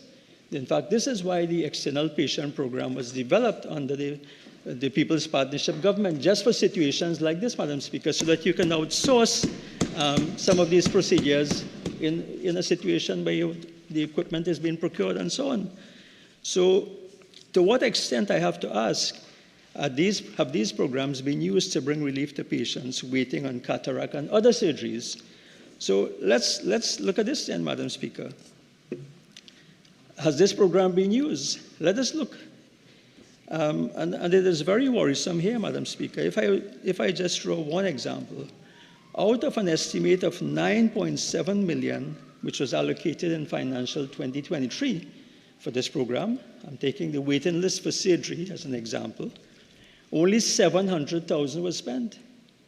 I had to read that twice, Madam Speaker, in the book. The books are saying, these books provided by the Minister of Finance and the Ministry of Finance and the government, that out of an allocated 9.7 million in financial 2023, only 700,000 was spent. So the question has to be asked, You have patients waiting on surgery, but you've only spent $700,000 out of $9.7 million. So what happened to the long list of patients awaiting surgery? Why was this relatively small amount spent in 2023? Is it that the funding was not released by the Ministry of Finance, Madam Speaker, I ask? Was it a capacity issue? Was it some procurement issue with private providers? So I think, Madam Speaker, the Minister of Health, the member for St. Joseph, owes it to the population to explain to his ministry, while you have so many patients waiting for surgery, why his ministry was only able to spend $700,000 out of the $9.7 million, while those were left suffering for surgery. And that's just an example, Madam Speaker. I leave that there. Madam Speaker, the member for St. Joseph again spoke of all the nice programs and policies that his government was proposing.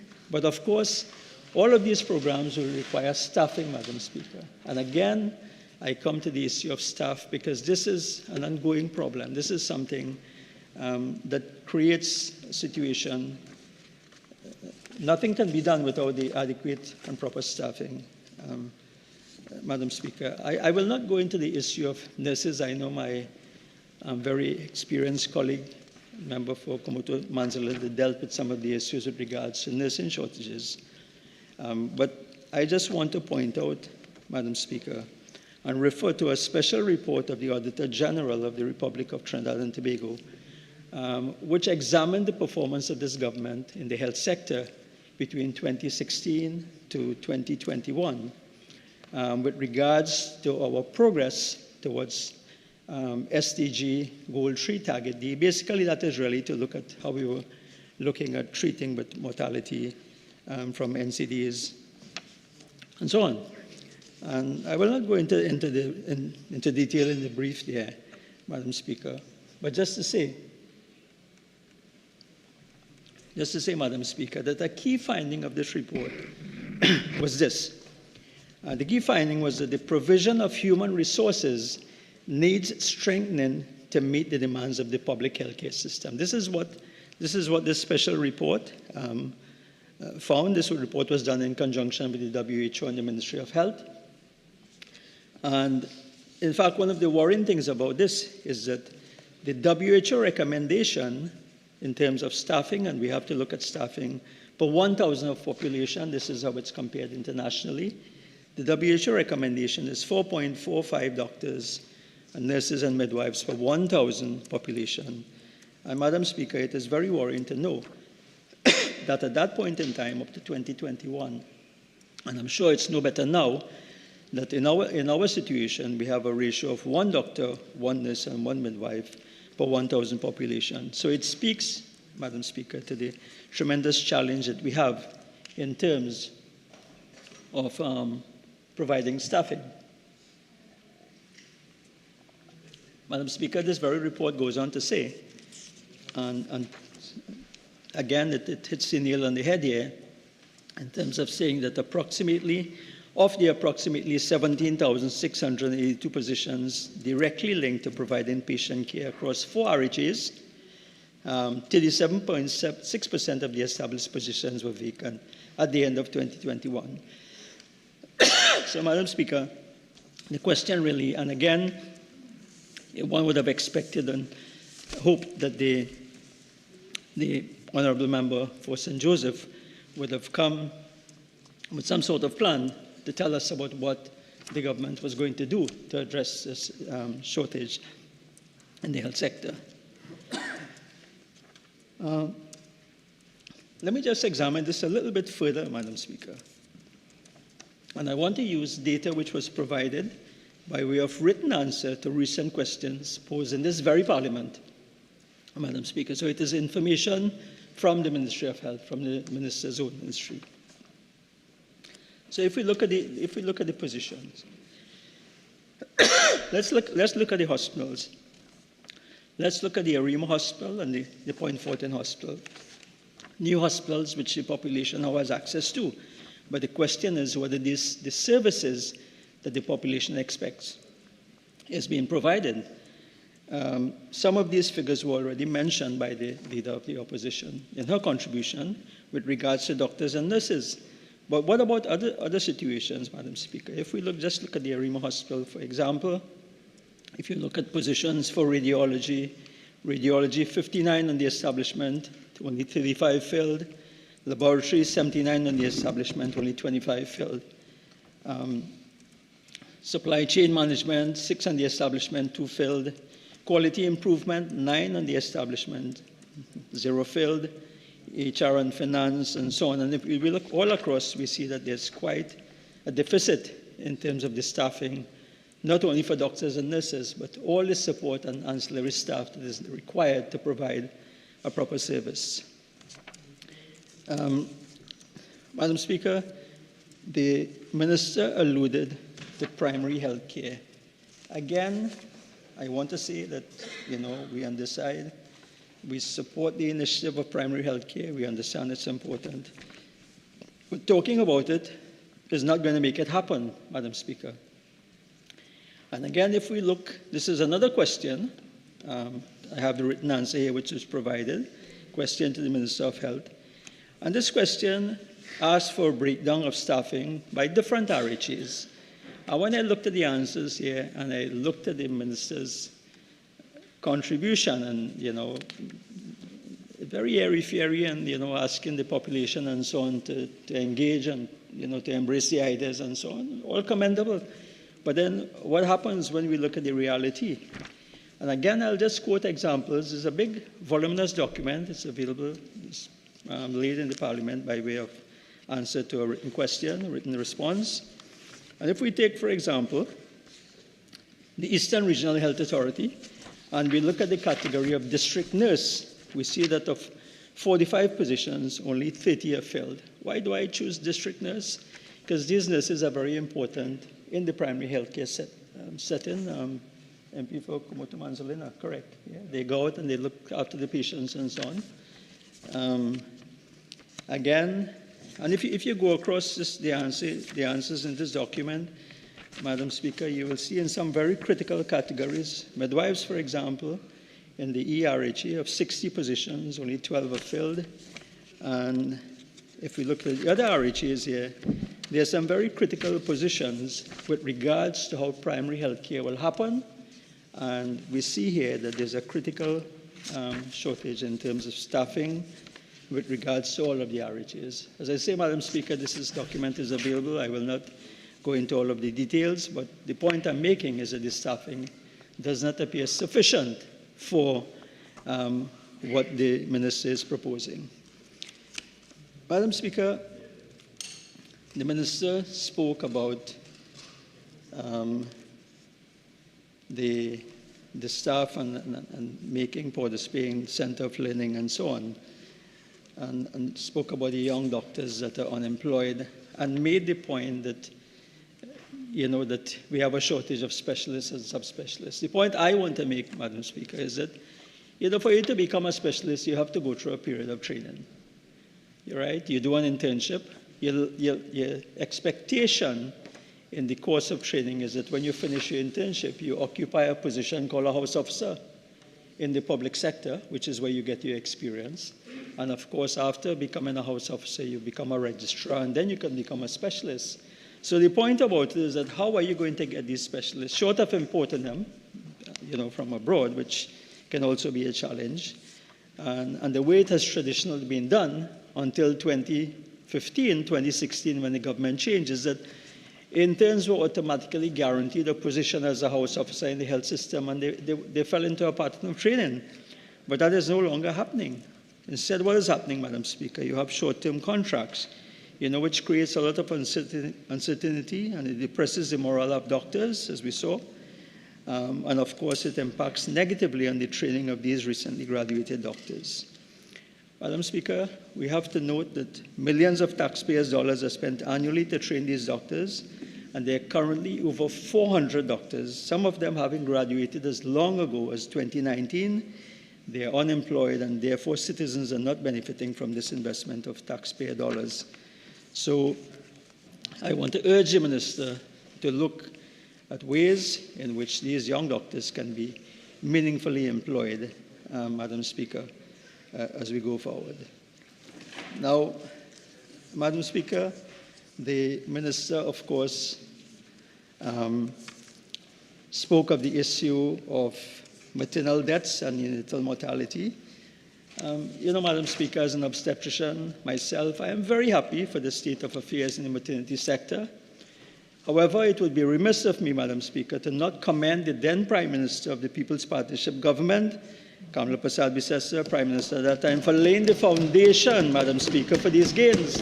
I think it's important to put that on the record, Madam Speaker, because that under her leadership, a report was commissioned into the maternity services in 2011, following the unacceptable situation which the People's Partnership Government met in 2010 in this area of the health sector. I want to say, suffice it is to say that the member for St. Joseph acted quickly on the recommendations of this report when the government changed, and pregnant women and their babies are now reaping the benefits. Madam Speaker, we are happy for that. We are happy for that. But Madam Speaker, before I leave this issue, the member spoke about maternal mortality. It's his favorite thing. It's my favorite thing too. I'm happy. But it shows how we can work across the board as governments. And you can build on one platform, Madam Speaker. But I just want to speak about the issue of neonatal mortality. Neonatal mortality, Madam Speaker, is, with regards to babies, how many deaths you have within the first few weeks after birth. And if you were to listen to the member for St. Joseph, Madam Speaker, you will think that somehow miraculously from 2016, these changes has happened. But I have in front of me here a document, Madam Speaker, which is a UNICEF document relating to these figures for Trinidad and Tobago. And I just want to read these figures into the record, Madam Speaker, because I have, and we are speaking here about neonatal mortality rate, NMR we call it, and it speaks to deaths per 1,000 live births. And let's look at the figures, Madam Speaker. 2010, 14.4. 2011, 14.0. 2012, 13.6. 2013, 13.2. 2014, 12.8. 2015, 12.4. Madam Speaker, during the years 2010 to 2015, we already see that there was a decrease in neonatal mortality rates. And Madam Speaker, again, that speaks to the measures that was implemented and that started under the People's Partnership Government. And those measures were so good, Madam Speaker, and they were embraced so quickly by the member for St. Joseph that the improvement continued, and I'm happy for that. In 2016, it dropped to 12. So 2015, we left it at 12.4, 2016, 12.0, 2017, 11.7, 2018, 11.3, and so on and so on.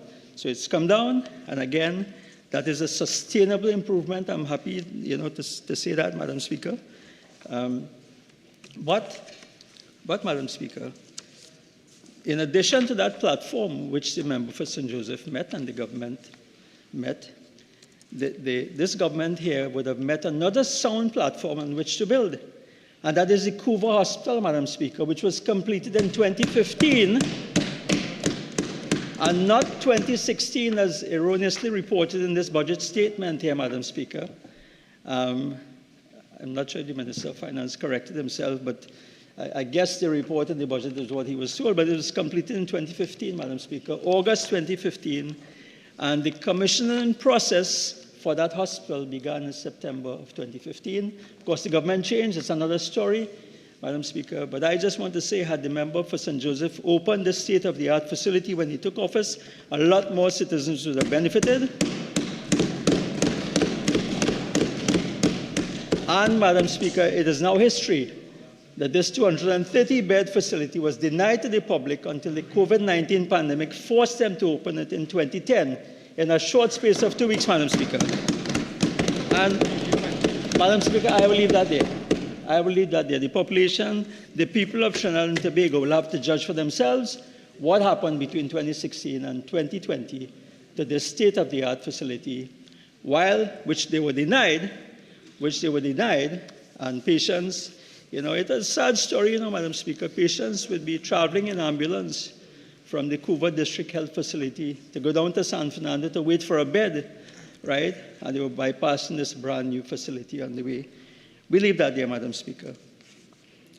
So, Madam Speaker, I just want to come back briefly to the issue of the unemployed doctors, because I have some information which has come to me, Madam Speaker, and I just want to ask again, I want to ask, what is the process for engaging these doctors who have just completed their internship, who have applied for a house officer position? What is the process for doing this? And I want to further ask the Minister of Health, through you, Madam Speaker, to investigate claims that at the Arima Hospital, contracts are being awarded to certain junior doctors ahead of those in line with longer service because they have friends in management and other high places. I was just told this, Madam Speaker. I'm just asking the question, Madam Speaker. Surely this cannot be the policy of the NCRHA, or indeed at any other RHA under this Minister's watch.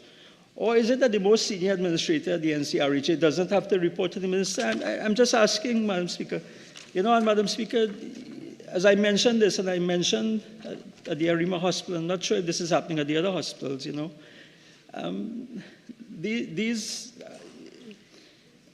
thing that was dropped off, is worrisome. Discrimination is a claim here. We are being told here that the majority, and this is the COVID-19 junior doctors who were promised certain things for serving, and again I want to thank all healthcare workers who served during the COVID-19 pandemic, Madam Speaker. But Madam Speaker, how are they being treated now by this government? We are being told that the majority went from one-year contracts to locum contracts without any reasoning. What happens when you have a locum contract? You have no vacation days, you have less pay, you have no gratuity, you get no sick days. You're unable to get a loan or mortgage and so on. So the promise of job security for these who dedicated their lives to the service of the country during the COVID-19, that promise of job security was never met, There's a claim of, victimization and oppression at the Arima Hospital. If anyone speaks out, he or she will be transferred to another hospital or forced to resign. So, Madam Speaker, I want to, ask the Minister to look at these claims. I'm sure that under his watch, this cannot be true. Another thing that is being told, Madam Speaker, is that whilst the Minister is investigating these claims, I also want him to check into the allegation that senior staff are being paid for duties at the Arima Hospital, whilst the majority of major surgical cases and other cases are being diverted to the Eric Williams Medical Sciences Complex, Madam Speaker. So perhaps the member for St. Joseph can look into this. I'm sure that the member for Arima cannot be in agreement with this state of affairs with a hospital that is in her constituency, Madam Speaker. So, Madam Speaker, I will leave the issue of unemployed doctors. I've dwelled enough on that, but I just want to leave on one point. It reminds me, the current situation reminds me of an analogy that a lecturer once made while I was a medical student. It's stuck in my head with regards to the description of diabetes. Offenders will just go outside and get it under control.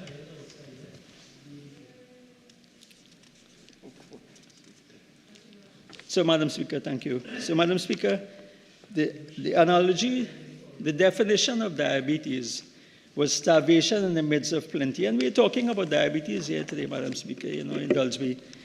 Starvation in the midst of plenty. What does that mean? When you have diabetes, you have a lot of sugar in your blood, but your cells are starved for sugar. So you have starvation in the midst of plenty. So, Madam Speaker, this is exactly what we have in our healthcare system. Madam Speaker, an abundance of unemployed doctors in the country, whilst patients starve for proper healthcare in our public institutions, Madam Speaker.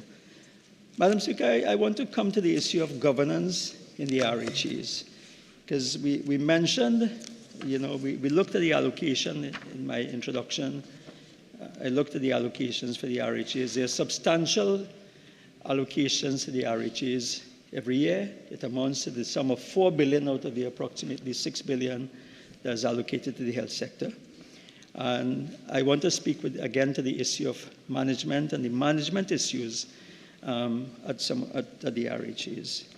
But before I go on to that, Madam Speaker, I just want to note an anomaly. Well, I shouldn't say an anomaly. It's something that I have to note here with regards to the allocations. And I look at the allocation for the NCRHA for 2023 and 2024, and I notice, Madam Speaker, that there's a decrease of $139,643,600 decrease allocation to the NCRHA.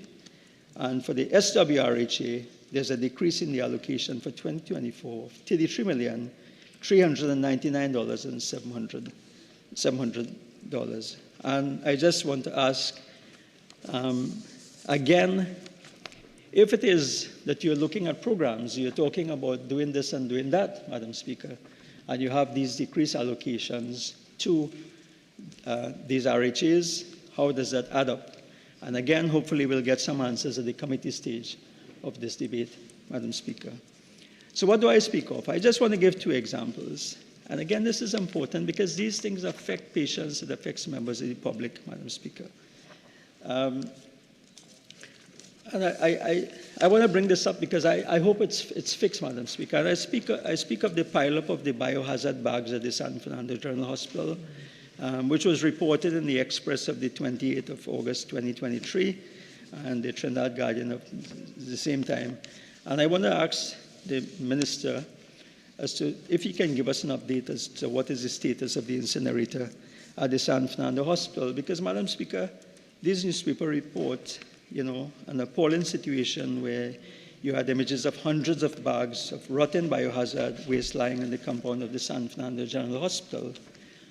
And in a press release, this SWRHA admitted to the problem, Madam Speaker. And their description, the PR person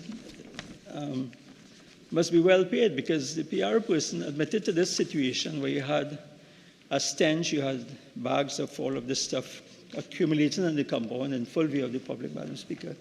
And what was the explanation, Madam Speaker? This is the explanation. The transient accumulation of waste that occurred due to some transitional staffing issues is currently receiving the attention of the Human Resources Department. Such was the disingenuous comment by the PR person for the SWRHA, who was making light of a very serious situation. But, Madam Speaker, I want to ask, because I noted there was an article in 2014 which spoke of a new medical waste incinerator which was installed at the San Fernando General Hospital. I'm very familiar with it, Madam Speaker. I was there as chairman of the SWRHA when that was installed.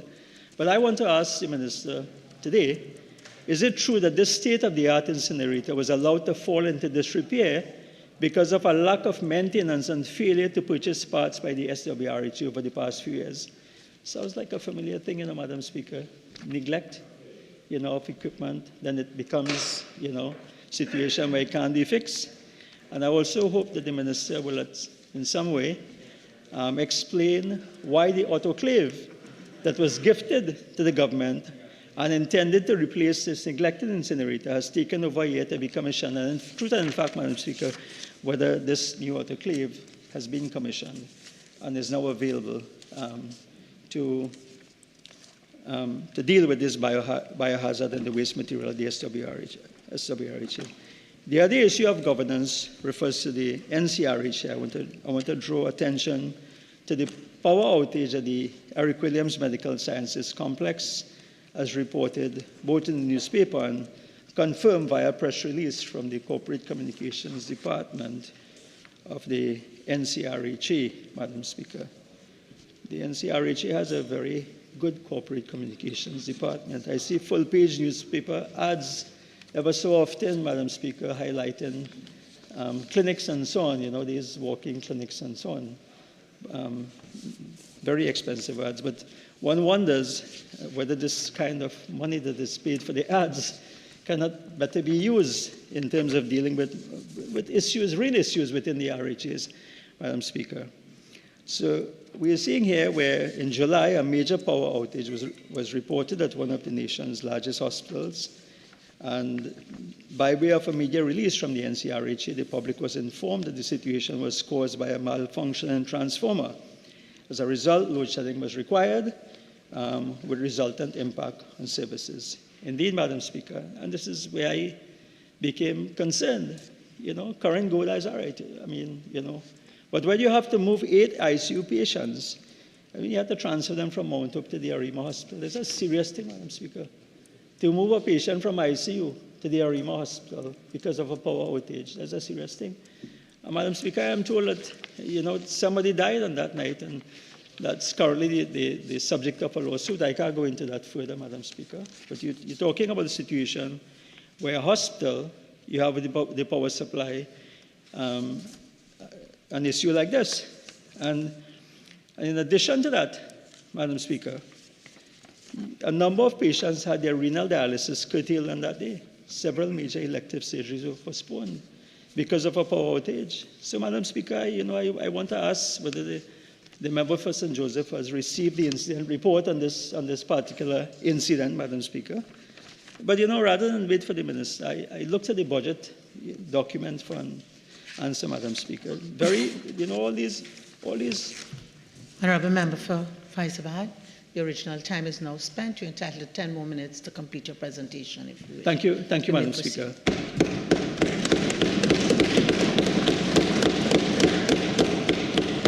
So, Madam Speaker, I will just move on, just to ask whether this problem has been fixed, because my perusal of the budget documents showed an installation of an automated load shedding system for the electrical distribution system has been 15% completed in 2023.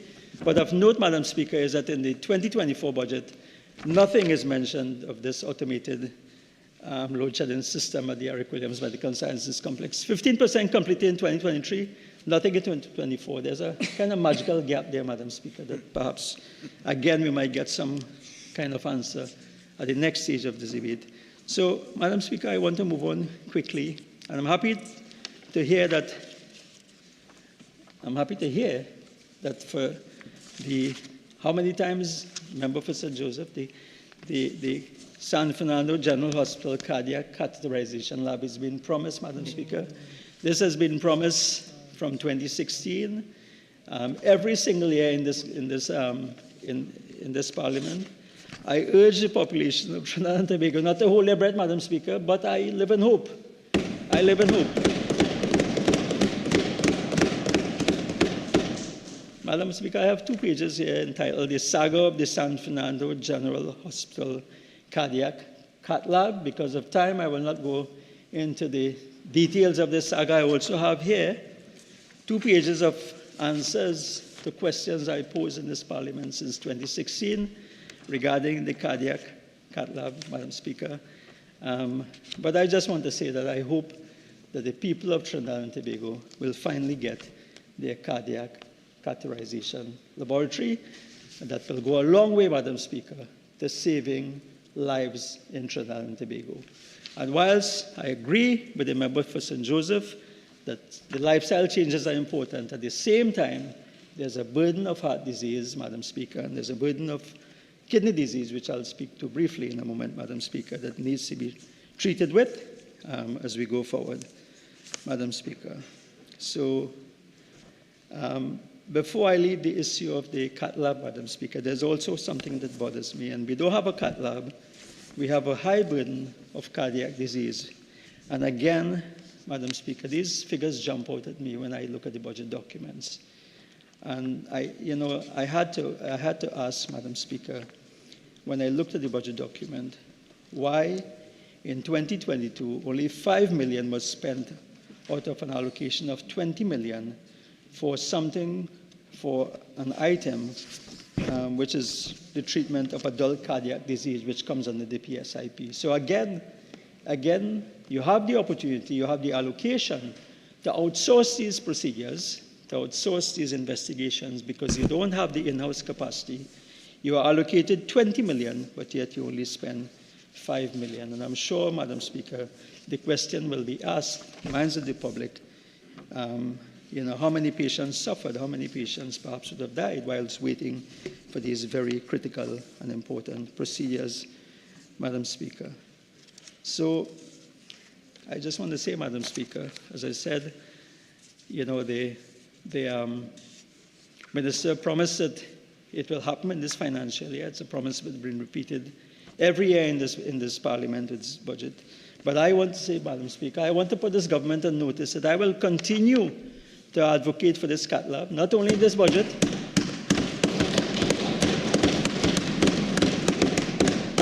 but in the mid-year review of this budget, Madam Speaker, I will continue to advocate for this, Madam Speaker.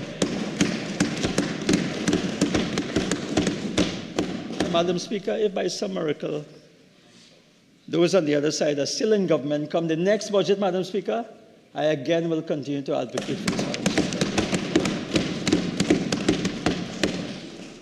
But, Madam Speaker, the people of San Fernando were not left. I mean, they were not given a cat lab, but they were given 150 million parking facility at the San Fernando General Hospital. And the irony of all of this, Madam Speaker, is that the free parking that was previously available for those relatives who had to come and wait long hours to look after the loved ones now have to pay to wait, Madam Speaker. I say no more on this, Madam Speaker.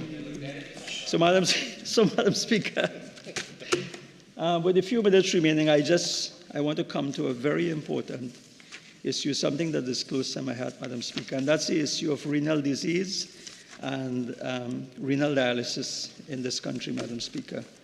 And again, I want to say we support the lifestyle changes, but the interim, you still have in the region of about 1,500 patients who require renal dialysis in this country. So, Madam Speaker, and again, I have to agree with the member for St. Joseph, who in a post-budget televised program noted that the NCD burden on this country is $6 billion when you look at the expenditure, plus direct expenditure, plus the indirect cost of the lack of productivity. So I think it's important that all measures to treat with this are dealt with. So I am with the government on this issue. We are on the side, we are in the government with this issue, Madam Speaker. And I'm very passionate about this, Madam Speaker, in terms of doing our bit to treat with the NCD burden. You know, Madam Speaker, I'm 65 years old. At this age, I'm not there are very few things which can excite me, Madam Speaker. I've seen a whole lot, I've done a whole lot. But Madam Speaker, the issue, Member for St. Joseph, of treating with NCDs, I'm on board with you for this, I am on board with you. Because you see, this speaks to my heart, Madam Speaker. 40 years ago, I had to make a choice between becoming an obstetrician and gynecologist or becoming a public health specialist, Madam Speaker. I chose the previous, I'm very happy, I'm very satisfied for the 40 years I've practiced as an OB-GYN, but I'm excited about public health aspects, because it gives you a chance to treat with the whole population.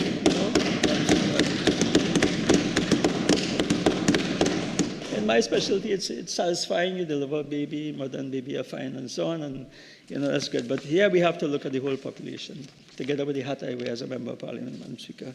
So I am with the government on this issue. So can you imagine my joy, Madam Speaker, when the Minister of Finance in his 2022 budget presentation announced a National Center for the Treatment and Management of Renal Disease. That's there in black and white in the 2022 budget statement, Madam Speaker. This was part of a promise to deliver centers of excellence in the health sector. Big and bold promise, Madam Speaker. But, Madam Speaker, lo and behold, in the 2023 budget statement, the National Renal Center disappeared. Madam Speaker, with a wave of the Umbertian wand, as someone described it, Madam Speaker, the item disappeared. But unlike the recurring decimals of the TTRA, the property tax, the gaming commission, and so many others, this budget item is yet to reappear, Madam Speaker. Madam Speaker, this is a sad blow. This is a sad blow for those who suffer with chronic renal failure and require renal dialysis, and comprehensive care, Madam Speaker. Madam Speaker, I want to speak briefly about the special program called renal dialysis, which is in the PSIP, Madam Speaker. And, again, I want to ask a question. Because this weekend, Madam Speaker, as we speak about kidney disease and renal dialysis, Madam Speaker, I there's a very sad situation which occurred, member for St. Joseph, at the San Fernando General Hospital this weekend, where on Saturday night, a 49-year-old young, I should say 49 years young woman with renal failure was admitted to San Fernando Hospital. In the evening, after hours, required something called emergency renal dialysis. Her creatinine was 50, and the member was talking about HbA1c. Is familiar with some of these terms. 15 is very high. You're in kidney failure, you require emergency dialysis. And do you know, Madam Speaker, that was not available at the San Fernando Hospital as an emergency. Sadly to say, Madam Speaker, the patient demised the next day. I'm not saying that that was the only reason for the demise, but Madam Speaker, I'm asking the member for St. Joseph to ask those in charge at the SWRHE, and I can't speak for the other regions, why it is, with so much expenditure in the health sector, that facility is not available to patients on an emergency basis. And I think that is something that the minister should look at, Madam Speaker. So, Madam Speaker, I just want to close because we have a lot, there's a lot in the public domain about the renal dialysis, but I also want to ask about the state of our renal transplantation service. Because, Madam Speaker, the ultimate cure for many with end-stage renal failure is a kidney transplant. And you know, Madam Speaker, I just want to quote. Have about 30 seconds left. Oh, thank you very much, Madam Speaker. I just want to say that I want to encourage all citizens to look at this article in today's Express, Save a Life, Become an Organ Donor, with regards to becoming a donor, and signing up for the donor transplant program, Madam Speaker. With those few words, I thank you very much. Member for Tunapuna. Thank you, Madam Speaker, for the opportunity to enter this debate, the Appropriations Bill 2024. Before I start my discourse, the Minister of Health, just mentioned to me before coming to start my discourse, that after such an excellent health and medical discourse on his stewardship, within the last year, that the most that could have been said by the MP for Faizabad is, about generators, about little issues of operational and maintenance, which the Minister of Health, told me that were dealt with on a speedily fashion. No deaths were lost, no lives were inhibited as we continue along. But other than that, it's the RHAs and the ministries would have handled all those issues, right, with the necessary approvals in going forward. Other than that, I will get straight into my presentation, Madam Speaker.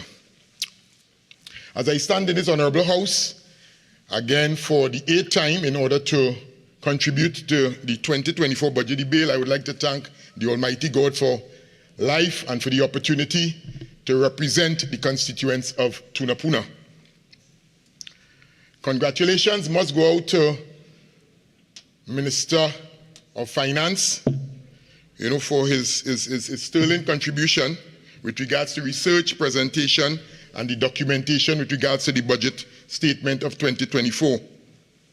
Madam Speaker, the theme, Building Capacity for Diversity and Growth, is aptly described the positioning of our country at this time, Trinidad and Tobago, in the developmental process and the journey towards Vision 2030.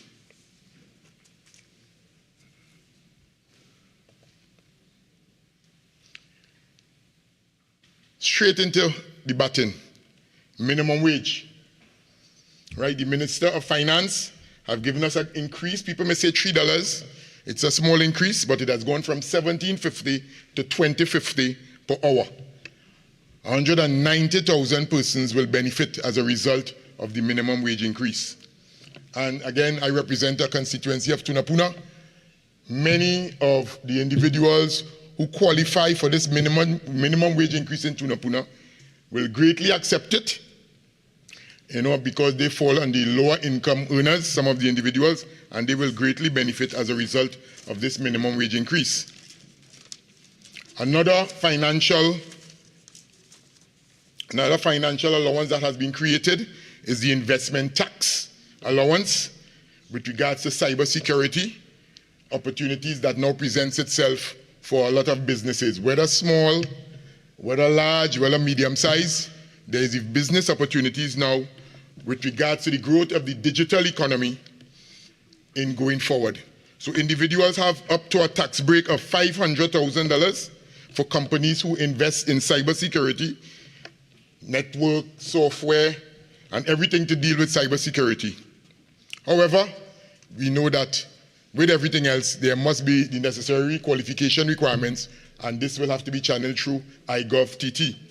Again, Tunapuna constituents will benefit as a result of this tax allowance, and I know already the Greater Tunapuna Chamber of Industry and Commerce executives and their members are looking at the possibility of, taking up this investment tax allowance as we continue along. Madam Speaker, no taxes, right? The Minister of Finance made it clear that there will be no increase in taxes in 2024. There will also be no reducing of existing taxes in 2024. But people may say, yes, there is property tax. Property tax that has been made clear and sundry in this August chamber has already been on the books at the Inland Revenue Department. So it's just going to be reintroduced in order to ensure that individuals, residents who own property within Trinidad and Tobago will contribute to the property tax as explained by our Minister of Finance. No need to go into details. He has made the assurances that individuals will start receiving their notices as to how many taxes they will have to pay on a monthly basis or yearly basis as we go into 2024. So no extra burdens for taxes in 2024 for the population of Trinidad and Tobago. We are only providing relief in key areas to persons of the lower end of the scale for 2024. The highlight, I know, of this particular budget to many individuals is the so-called Christmas 2023 back pay. $1 billion will be allocated for the benefit of 37,000 public sector workers in Trinidad and Tobago whose bargaining units have already accepted the 4% increase in their back pay.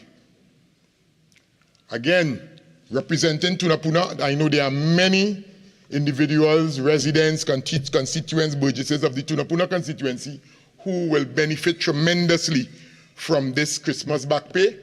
The only thing I admonish you all to do is to spend it wisely come Christmas 2023. Spend your back pay wisely.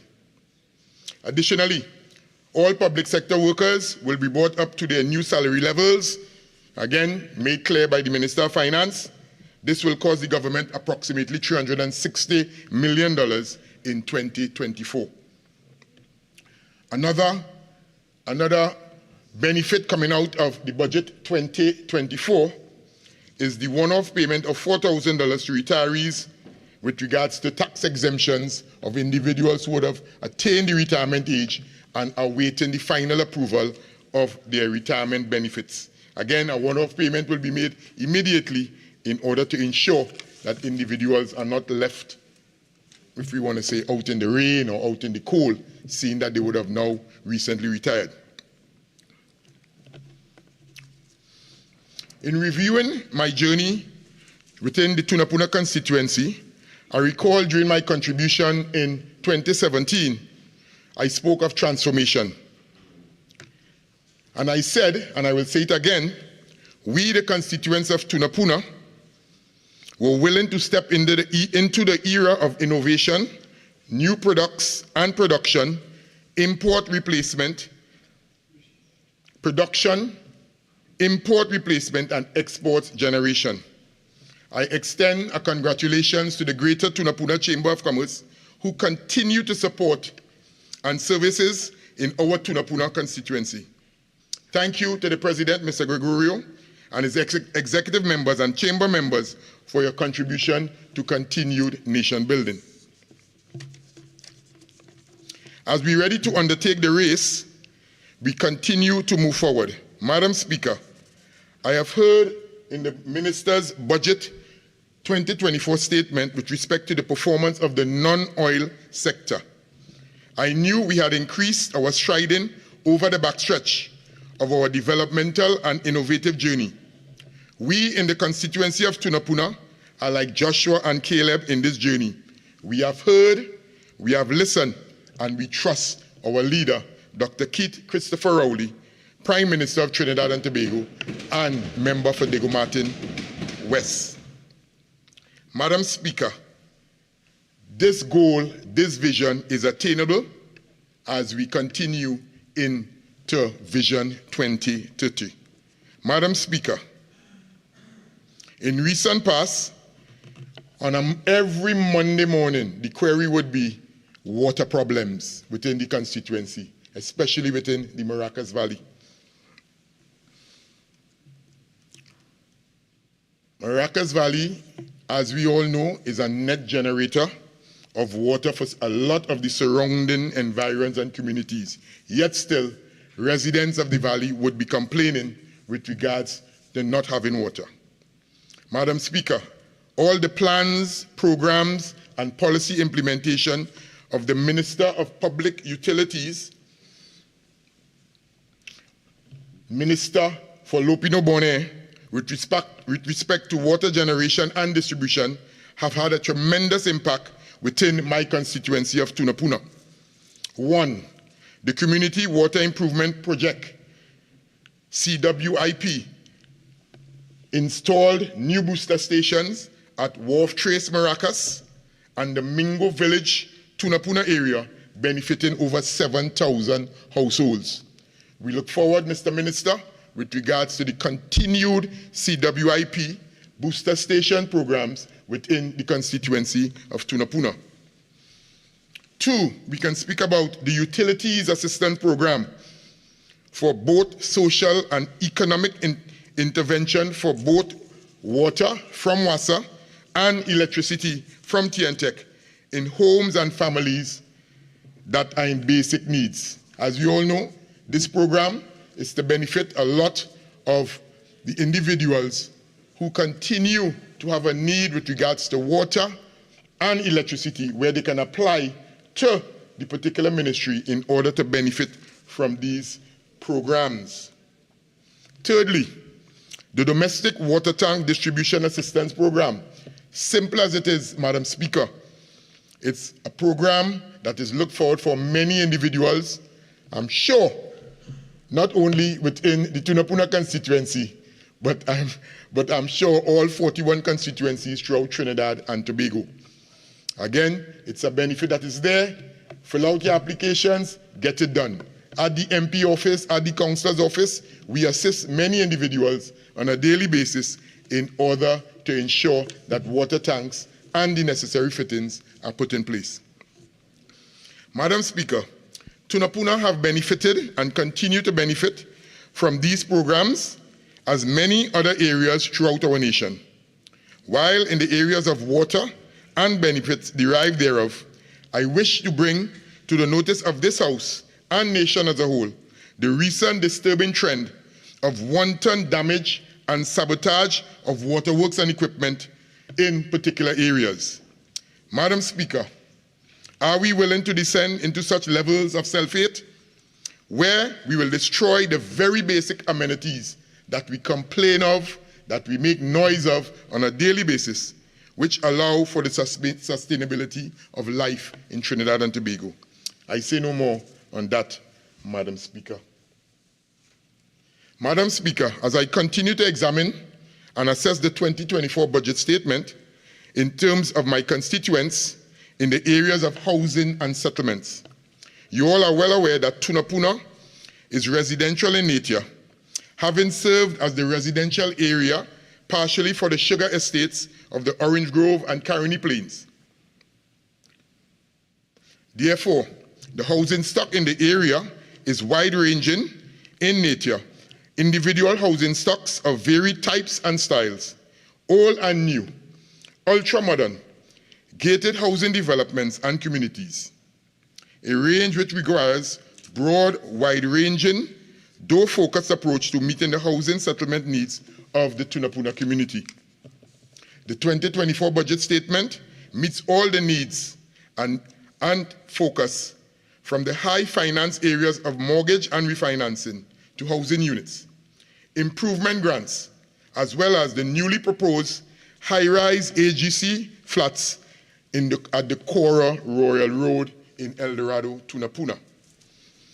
As mentioned, approximately 200 housing units will be constructed commencing in 2024 on the Cora Royal Road with regards to new housing units. Again, I am thankful to the Minister, again, for the provision of providing housing for the housing individuals within the Tunapuna constituency.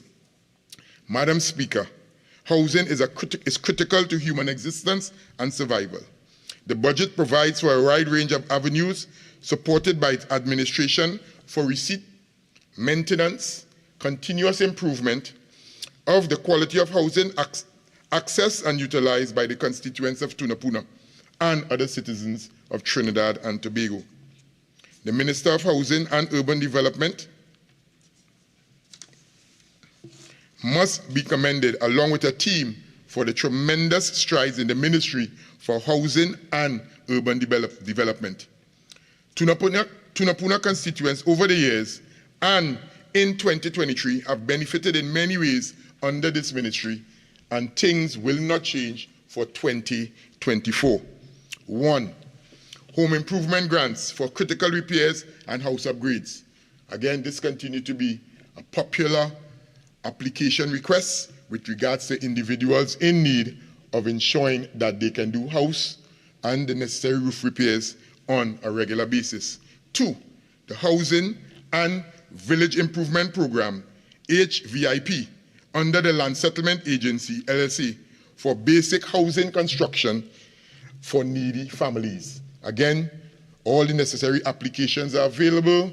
There would be the necessary means tests in order to qualify as we continue to go forward. And as MPs, we continue to provide the necessary information at our offices on a daily basis, along with our regional corporation councillors, or at the cities or boroughs, as the case may be.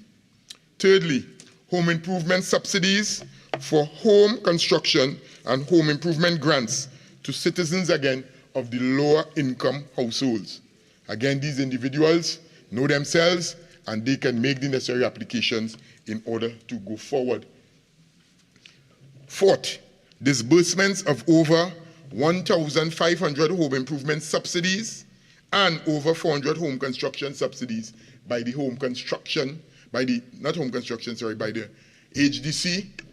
HDC under the Minister of Housing for individuals throughout Trinidad and Tobago. 5, Trinidad and Tobago Home Mortgage Bank, a new entity for 2024, will be providing improved mortgage market, strengthened resource mobilization, and allocations to benefit low and middle income earners who are interested in acquiring an AGC home. 6th, the establishment of micro enterprise gardens, greenhouses, and green markets to communities under the Housing and Village Improvement Program in 2024. A new facility that will be provided via the LSA Land Settlement Agency Division under the Ministry of Housing and Urban Development. 7th, 600 housing units to be constructed in 2024. And as I said earlier, of which Cora Road will have an AGC high-rise facility of approximately 200 housing units. And again, in Tunapuna, we welcome this, Madam Minister of Housing. Madam Speaker, in terms of education, Tunapuna sits at the apex of education in Trinidad and Tobago, if not the Caribbean, Madam Speaker. Our educational institutions, again, we can start to call them by name, but we would not go there today. Our educational facilities range from preschool to tertiary, post-tertiary, professional, university, in a most significant manner. Madam Speaker, this Ministry of Education under the Member of Parliament for Sintans East, as previous PNM administration continues to develop and expand capacity of our nation by the support, maintenance, and expansion of educational opportunities for all. This is being reinforced by the strong support of the Digitalization Trust, not only in terms of education, but also by the day-to-day operations of our lives and our children's lives in schools. Further, Madam Speaker, this budget speaks to and provides support to the incubation, support, development, operationalization, and monetization of ideas generated over time in our capacity building facilities. Over the years, Tunapuna have become the settlement area of the new paradigm of knowledge-based industry in our nation. We possess the right mix of the old and the new. When the physical, local areas of Tunapuna, Currep, St. Augustine, and St. Joseph are examined, the university city is visualized and still augurs well as the education hub in our nation of Trinidad and Tobago. Madam Speaker, the incentives are available. I am most certain this administration is willing to increase these provisions to ensure the diversity necessary for today and for the future needs of our nation. Paramount and outstanding in this budget statement of 2024 is the $1,000 school supplies grant for needy children and students for the 2024 academic year. This budgetary allocation is gleefully accepted by the constituents of Tunapuna, and I look forward in the July-August vacation of 2024 to assist many of these families that continue to request assistance via the MP's office, via the councillor's office, in order to assist them with book grants, school grants, uniforms, books, whatever, stationery, as the case may be. Madam Speaker, there is a saying, and I quote, "one full basket," end of quote. In terms of culture and tourism, we see our positioning as that of the basket. Trinidad and Tobago being the basket are waiting to be filled. We have in the Tunapuna constituency some of the well-organized steel orchestras, alongside with the recent declaration of the World Steel Pan Day on August 11th, 2023 by the United Nations. We have a body of research professors on the steel pan at the engineering faculty at the University of the West Indies, St. Augustine. In recent past, Madam Speaker, during COVID-19, we have had before our own digital trust. We have had one of our steel orchestras, Exodus Pan Orchestra of Tunapuna, successfully organizing a World Steel Pan competition in Trinidad and Tobago, ensuring tourism remains on the map in Trinidad and Tobago. Madam Speaker, one of our sons of the Tunapuna soil, economist Lloyd Best, have always demonstrated the need to connect our creativity to our day-to-day living, if not even our existence. This is an area of diversification of the oil energy industry that we are now pursuing to develop this creative art industry in Trinidad and Tobago. And again, to the Minister of Tourism and Culture, again, the Honorable Minister Senator, hats off as we continue to go forward with that creative culture and arts going forward for Trinidad and Tobago. The conditions are there, Madam Speaker. The worldwide acceptance and grant funding is available. We are now looking to develop small, sustainable manufacturing industries to the benefit of our population in the creative arts and culture industry of Trinidad and Tobago under the Ministry of Culture and Tourism. Madam Speaker, it would be remiss of me if I did not engage in the area of youth affairs and development and the concerns of the youth. The area of youth engagement have been of increasing concern and anxiety in the recent and continuing past, especially in terms of deviant behavior among our youth population.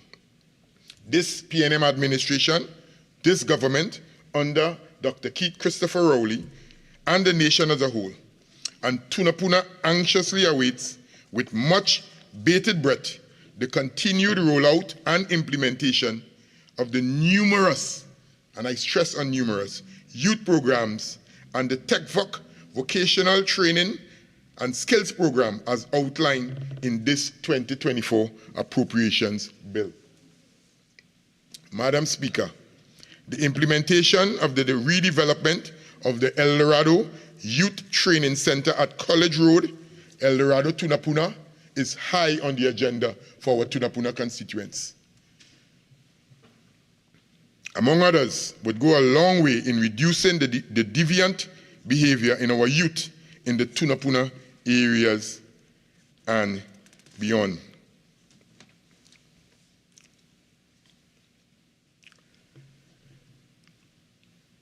Coming out of the deviant behaviors that we're experiencing, the Ministry of National Security has made a mandate with regards to the police service in order to bring it back to full strength.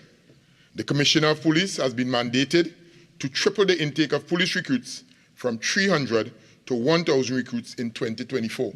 We trust that the youth within that age category would look forward, those that are educated, those that can fit the bill in order to accept this aspect within the police service. These newly recruited officers should include well-educated persons with specific skill sets and qualifications. Recruits should be able to contribute to a modern police service, example, with skills and qualifications in IT, forensic, CSI, communication, psychology, sociology, mediation, and many other aspects that we can look forward in order to ensure that we get the right recruits as we continue to go forward. There must be an effective use of technology and high-level policing strategies, along with serious brain work and understanding the criminal minds. We must always be one step ahead within the Ministry of National Security. Again, representing the constituency of Tunapuna, we anxiously await the outcome and the benefits for safety and security reasons for Tunapuna in Trinidad and Tobago. Madam Speaker, under the Ministry of National Security, 90 million have been added for 4 inspection scanners for the ports of Port of Spain and Point Lisas. Again, this will assist the Ministry of National Security to ensure that things are in order at our seaports. $4.5 million for 16 handheld scanners for the Customs and Excise Division in order, again, to assist with security and scanning of items at our nation ports. $80 million budgetary allocation in 2024 for police vehicles and equipment. Again, especially those on the other side, you know, we hear of the various complaints being meted about with regards to vehicles and individuals. So we look forward in 2024 to this 80 million allocation to the Trinidad and Tobago Police Service with regards to upgrading their equipment and also allocation of police vehicles. Madam Speaker, resulting in more accessibility and mobility for the Trinidad and Tobago for crime fighting. We would have heard mention also of the Riverine Police Unit, which will be housed at the Carnage Police Station. And again, a budgetary allocation have been given of 15 million in order to assist with this particular aspect. So again, our government, Madam Speaker, is moving forward with regards to ensuring that our national security systems are in place in order to ensure that we have a secure Trinidad and Tobago. Madam Speaker, action still speaks louder than words.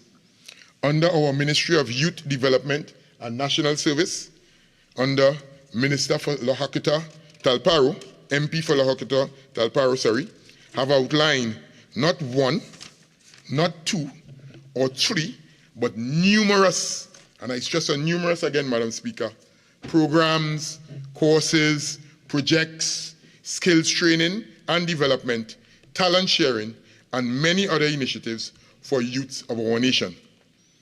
Over the last 8 years, there has been something to do for every youth throughout Trinidad and Tobago. Throughout the length and breadth, we have the various programs being rolled out. But as the saying goes, we can take you to the fountain, but in order to drink, you have to drink. So the youths of our nation, I say, let's get up and running and get involved in some of these programs which are there in order to benefit each and every one of us. Over the last 8 years, because no stone has been left unturned, when coming to dealing with the youth of Trinidad and Tobago, Tunapuna youths have been provided with the opportunities to participate in all of these particular programs. And again, we could name a few. We have MyLat, we have MyPart, we have CCC, Civilian Conservation Corps, we have MUS, we have HYPE, YTEP, various programs with outlets throughout Trinidad and Tobago where persons can go in, whether the youth is considered, if it's from 18 to 35, in order to participate in this program. MIC, which is situated right in the Tunapuna constituency, walking distance. We have MUS, right? We have the education caravan that the minister would have spoke about, which will be coming in to various constituencies throughout Trinidad and Tobago, which will give you, identify every particular program that is on the agenda can be allocated at this particular caravan as they roll in to your particular area. As the Member of Parliament for Tunapuna, I welcome and I await the caravan coming in to the Tunapuna area of my constituency. NESC, again, another program that we've been hearing a lot about. All those programs, all those institutions will be reinstated in order to ensure that our youth are on a good footing. The minister also, and MP also spoke about the numerous agricultural programs, those that are done through EKIAF, those agricultural programs that will be done through the various youth camps, the various agricultural homestead programs that will be done via the University of the West Indies, and even programs that are being affiliated with the Guyana. All those programs are being put in place in order to benefit the youth of our nation who are interested in agriculture. As we continue along, programs with regards to the youth, we can identify with junior achievement. Again, as a father of 2 daughters, I remember taking my 2 daughters to junior achievement in order to be part of that program. Yes, it would have been off the books for a while, but it's good to know that this government, under Dr. Keith Christopher Rowley, will be reinstating the junior achievement program at primary and secondary schools. This program is designed to deliver hands-on learning to equip students with practical skills and a mindset to build thriving schools and communities. You know, junior achievement it's all wrong, an all-encompassing program where your students, where our children will be part of on a daily basis.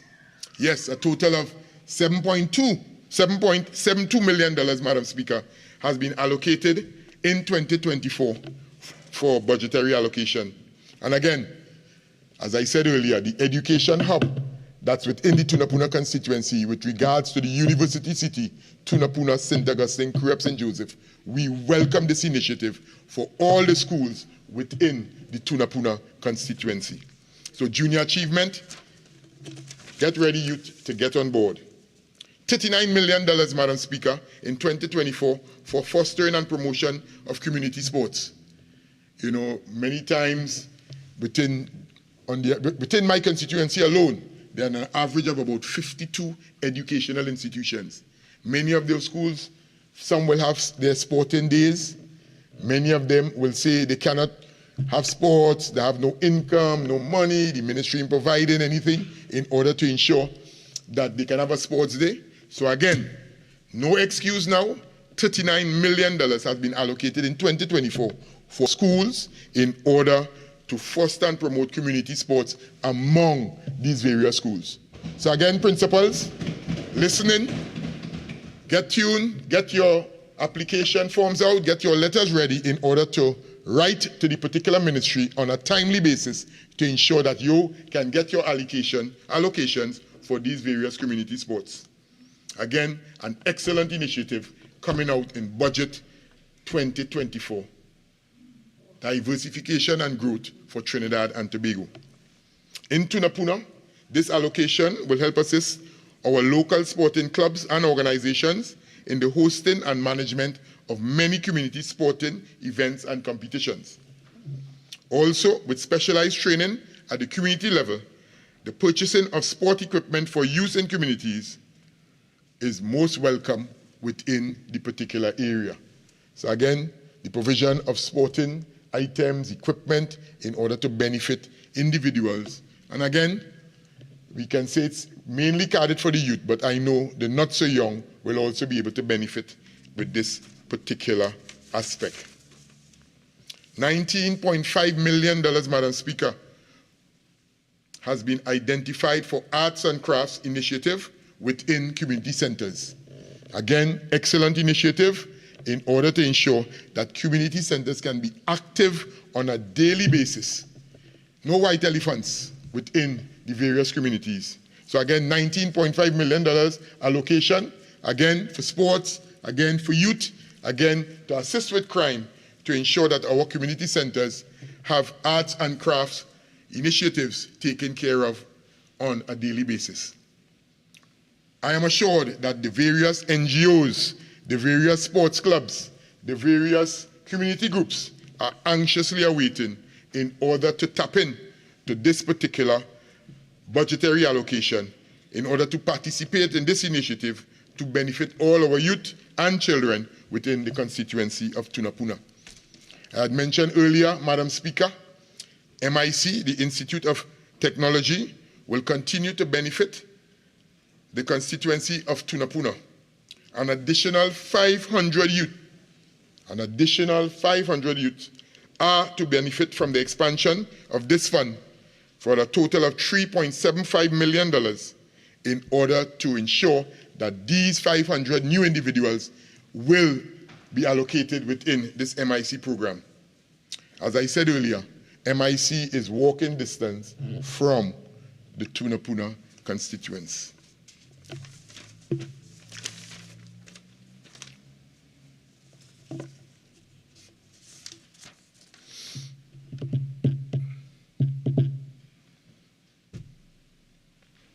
Madam Speaker, also coming under with regards to the youth. Yes, so many things are happening with regards to the youth of our nation, as mentioned by the Minister and Member of Parliament for La Hokita Talparo. The various youth camps, those that will be newly constructed, those that will be renovated, those that will be reinstated, right? We could identify with Presto. We could identify with Chatham. We could identify with Wallerfield, the new construction in Wallerfield. In El Dorado, where we once housed a female youth camp for girls, a camp for girls, where we are now going to reinstate a new one up at El Dorado on College Road. We can talk about the youth camp in Chagaramas, just to name a few, that will be either newly constructed or reinstated or reconstructed within the 2024 period. Madam Speaker. Madam Speaker, with regards to social development and family services, a total of $60 million for the resumption of the market box program in 2024. Excellent, excellent. A lot of individuals, a lot of constituents and burgesses. I see member for Tabakita shaking her head there. You know what I mean? So I know. Say something positive about it. Right? You know what I mean? It's about food, it's about living, it's about survival, it's about ensuring that we see about the low-income earners in our society, the needy families. The needy families. It's not only in Trinidad and Tobago, it's not only in the CARICOM regions, but it's worldwide. It's worldwide. So the market boxes will be readily accepted with a tune of 60 million in 2024 with regards to this program. This food box delivery program will be reintroduced for the poor, for the needy, and the vulnerable citizens in our communities. Again, Tunapuna anxiously awaits this budgetary allocation, which will be greatly accepted because it will benefit all. All the necessary social welfare benefits and grants will continue to be enforced. We could identify with the TT food card. We could identify with the disability grants. We could identify with the old age pension grants for individuals attaining age 65. Public assistance for families and children that are in need within the community, and the many other social benefits that can be identified with regards to small businesses, with regards to the seed program, with regards to ensuring that there is an opportunity for all within our social development program in Trinidad and Tobago. Under works and transport, and with regards to our rural development and local government, we have, again, Minister.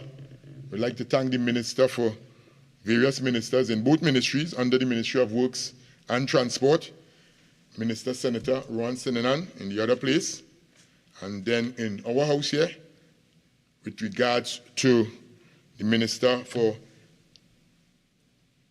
MP for San Fernando West, Minister of Rural Development and Local Government.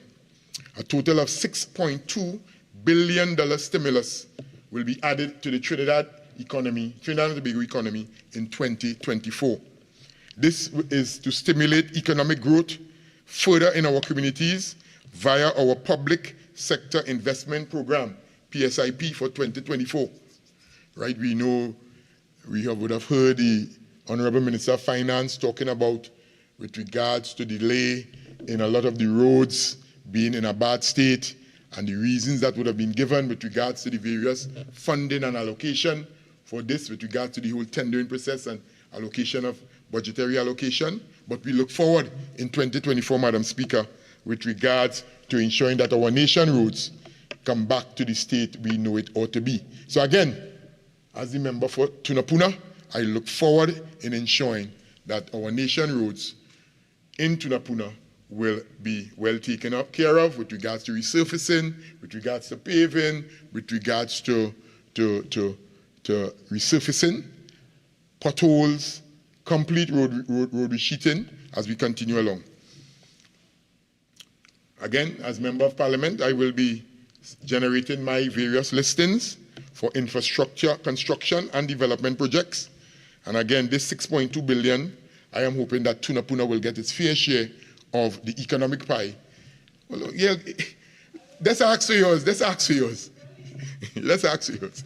To ensure that I get my fair share of the $6.2 billion for Tunapuna. I'll share some with St. Augustine. I usually do. All 41 constituencies are to benefit. All 41 constituencies. So fear not, MP for St. Augustine and MP for Moruga Tableland. Again, coming out of the Ministry of Rural Development and Local Government, again, they will be also participating with regards to road resurfacing, road paving. In the Tunapuna constituency, we can identify readily some of the roads that would have been done recently. Mingo Road, which was a long outstanding road in the Mingo village area.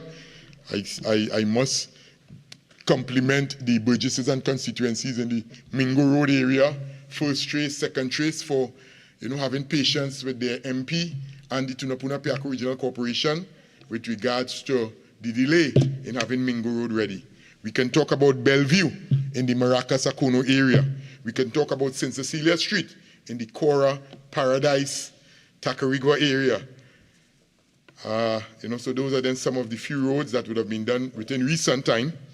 Drainage improvement infrastructure, again, we continue to make full use of it. We have a massive program that is now taking place at the Priority Bus Route and Makoya intersection by Balthazar Street, which is basically the hospital drain, which basically starts in Tunapuna. But in order to ensure that the water flows out properly, we need to go across into St. Augustine in order to ensure that that is done. So I know the member for St. Augustine we would have discussed, and we are hoping to cross the priority within this month. We are hoping to cross the priority bus route within this month in order to link up the complete drain to ensure that we minimize the flooding within the Tunapuna, St. Augustine area. But keep in mind, my colleagues, further south, you all need to ensure to put your house in order because the water will be coming down, flowing.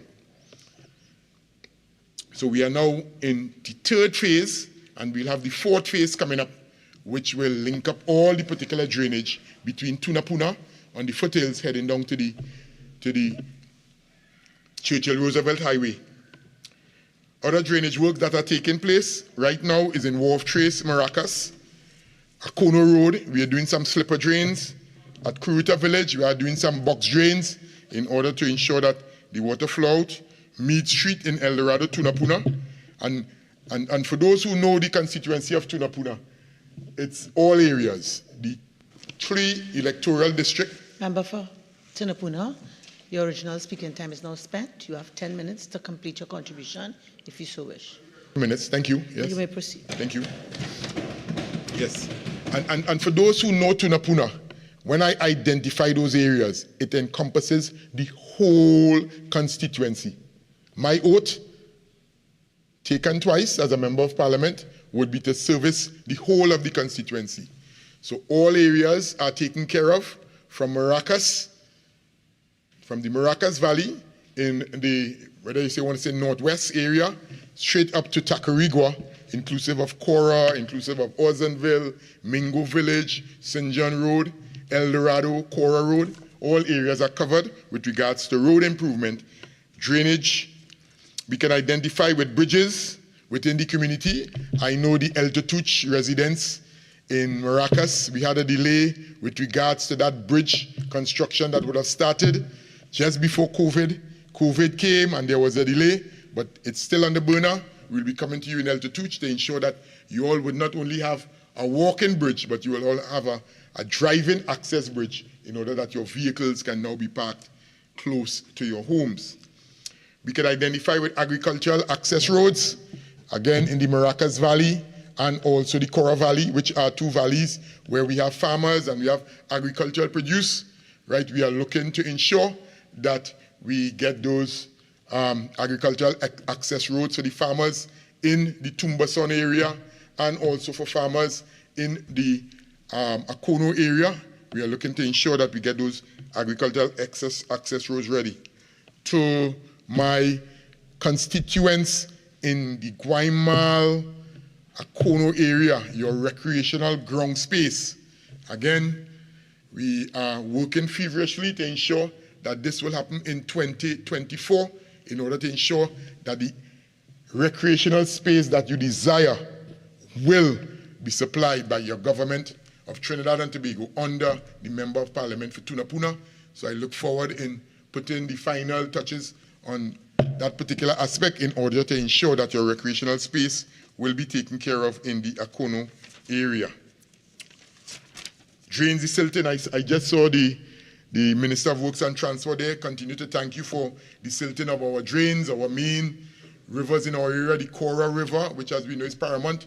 It's desilted from as high up from on the foothill of the Cora area, from by the AGC Housing Development there at Peachtree, straight down to the Churchill Roosevelt Highway, which again encompasses the area of St. Augustine. That river is desilted yearly or sometimes twice yearly, depending on the debris and the amount of silt that would come down. We can identify with the hospital drain, which is the drain by Balthazar Street, which again traverses straight across into St. Augustine. Thank you for that cleaning. And then the St. John Road River drain, which comes out by Exodus Pan Theatre. Right, thank you for those, the silting. And then we have the Akono River up in the Maracas Valley.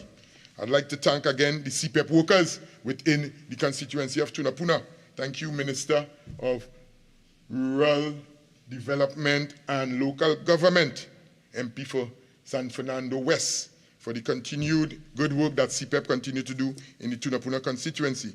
The Tunapuna Piako Regional Corporation, under the new chairman, Councillor Josiah Austin, who started his new team, right? They continue to provide the products and services to all the burgesses with regards to sanitation, with regards to recreational park cleaning, drainage cleaning, roads, road rehabilitation, etc., etc. We know all the things that the local government provides within the municipalities. Madam Speaker, as I come to a close in my contribution in this debate of the 2024 Appropriation Bill, myself and every constituency representatives of this Honourable House, I speak now for all 41 constituents, have benefited from the budgetary proceeds of the state of Trinidad and Tobago over the last 61 or 62 years. Though through capacity building and opportunities provided for all the 41 constituencies in Trinidad and Tobago, yes, we have benefited tremendously. Madam Speaker, many in my Tunapuna constituency and other constituencies possess the capacity to invest in organization and entities for growth and business development, and for unknown reasons refuse to do so. Constituents, you know yourself. Madam Speaker, this PNM administration under Dr. Keith Christopher Rowley have put on the table over the last 8 years many incentives and support mechanisms to encourage these investments.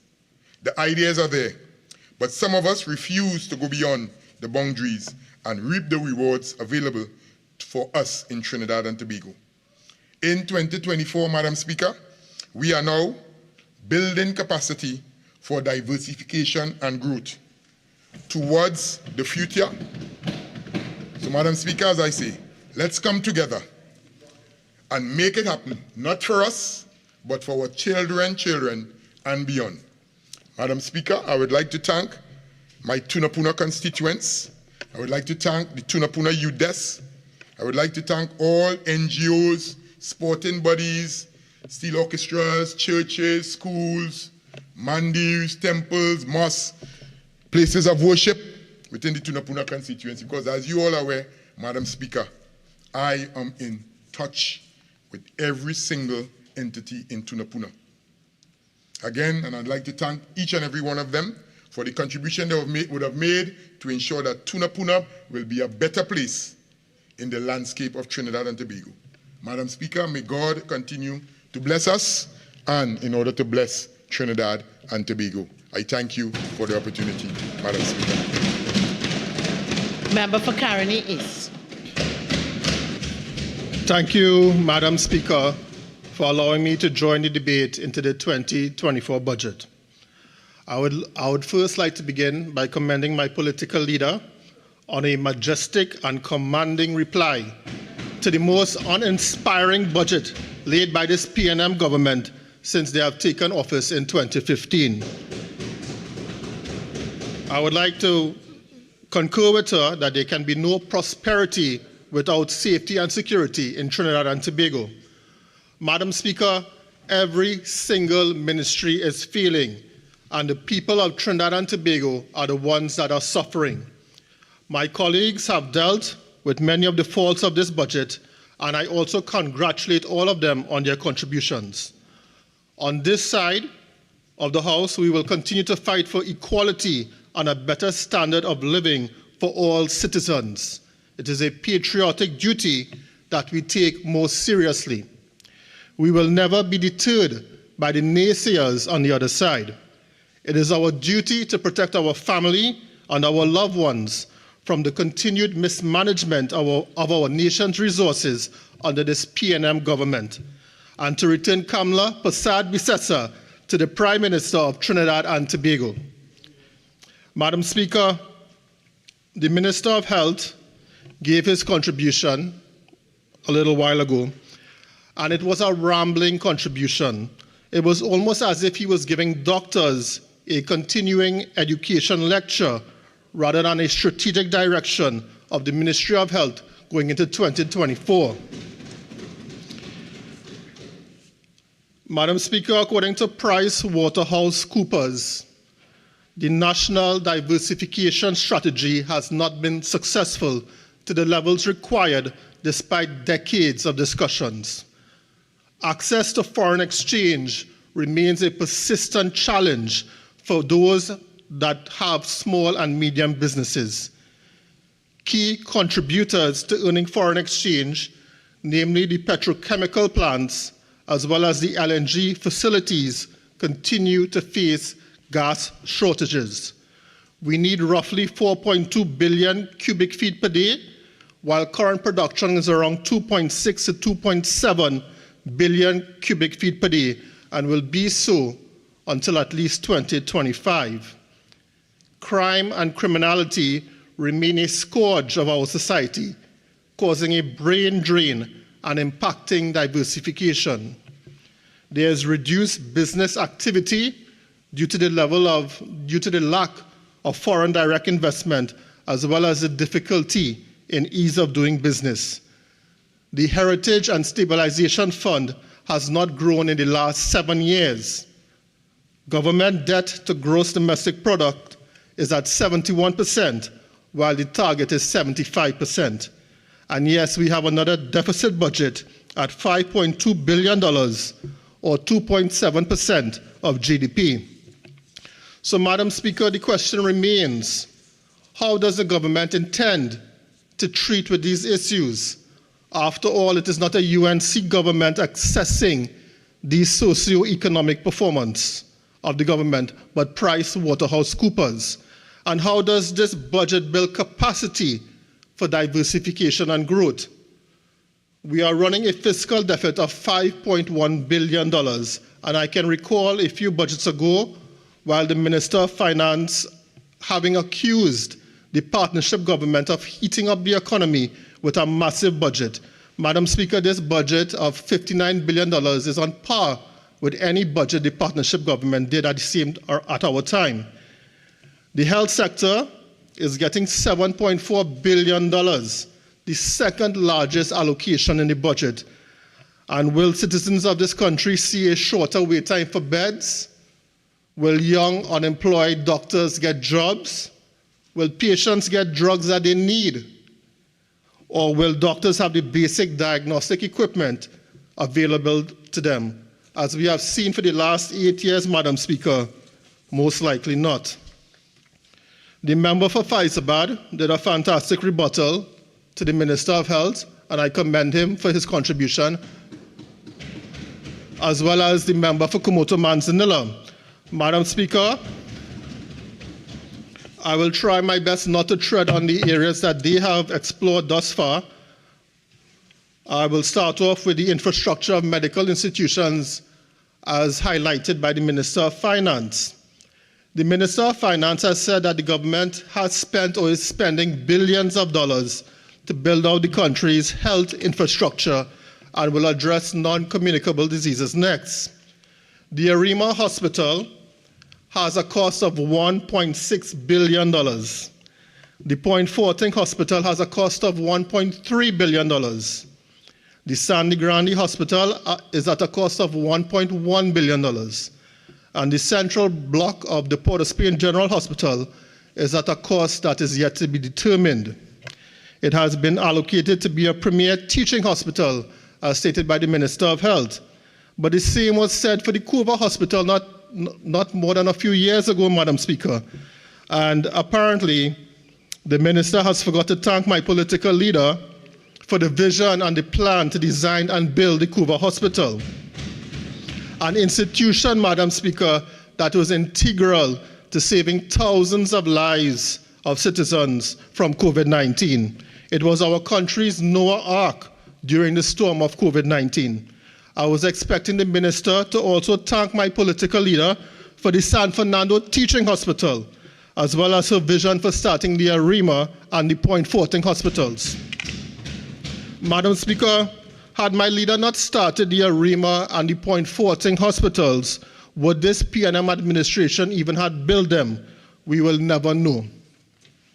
Madam Speaker, starting with the ARIMA hospital, this PNM government continues to shamelessly take credit for the ARIMA hospital, which was commissioned by the People's Partnership Government. Construction of the ARIMA hospital was formally approved by the UNC People's Partnership Government on the 3rd of October of 2013. Then ARIMA MP Roger Samuel announced at a post-cabinet press briefing that China Railway Limited was the constructor in a government-to-government agreement with China at an estimated cost of $1.6 billion. That was after Prime Minister Kamla Persad-Bissessar held bilateral talks with the Chinese President Xi Jinping during his 2013 state visit to Trinidad and Tobago.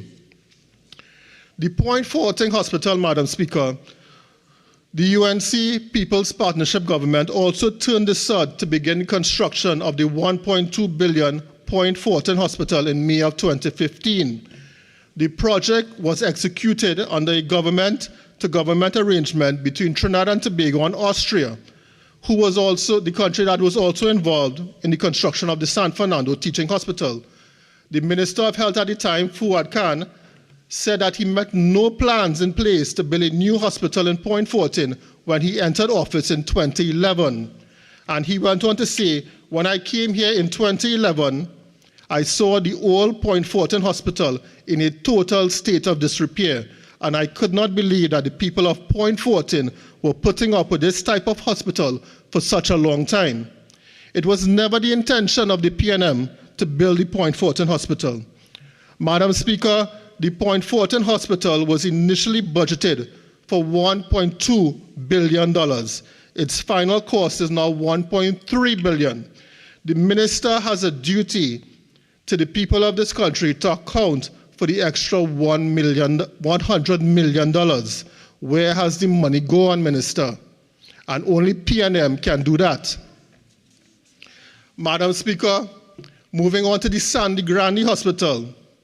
In 2019, Minister of Finance Colum Imbert stated that the Sandy Grande Hospital would be constructed using the design for the Point Fortin Hospital, with financing as well from the government of Austria, and it was estimated to cost $850 million.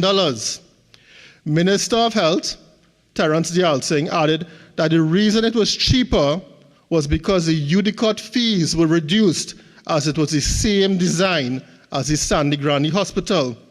Madam Speaker, today the Minister of Finance is telling us that the Sandy Grande Hospital is costing taxpayers of this country $1.1 billion, $250 million more expensive than the 2019 budgeted figure.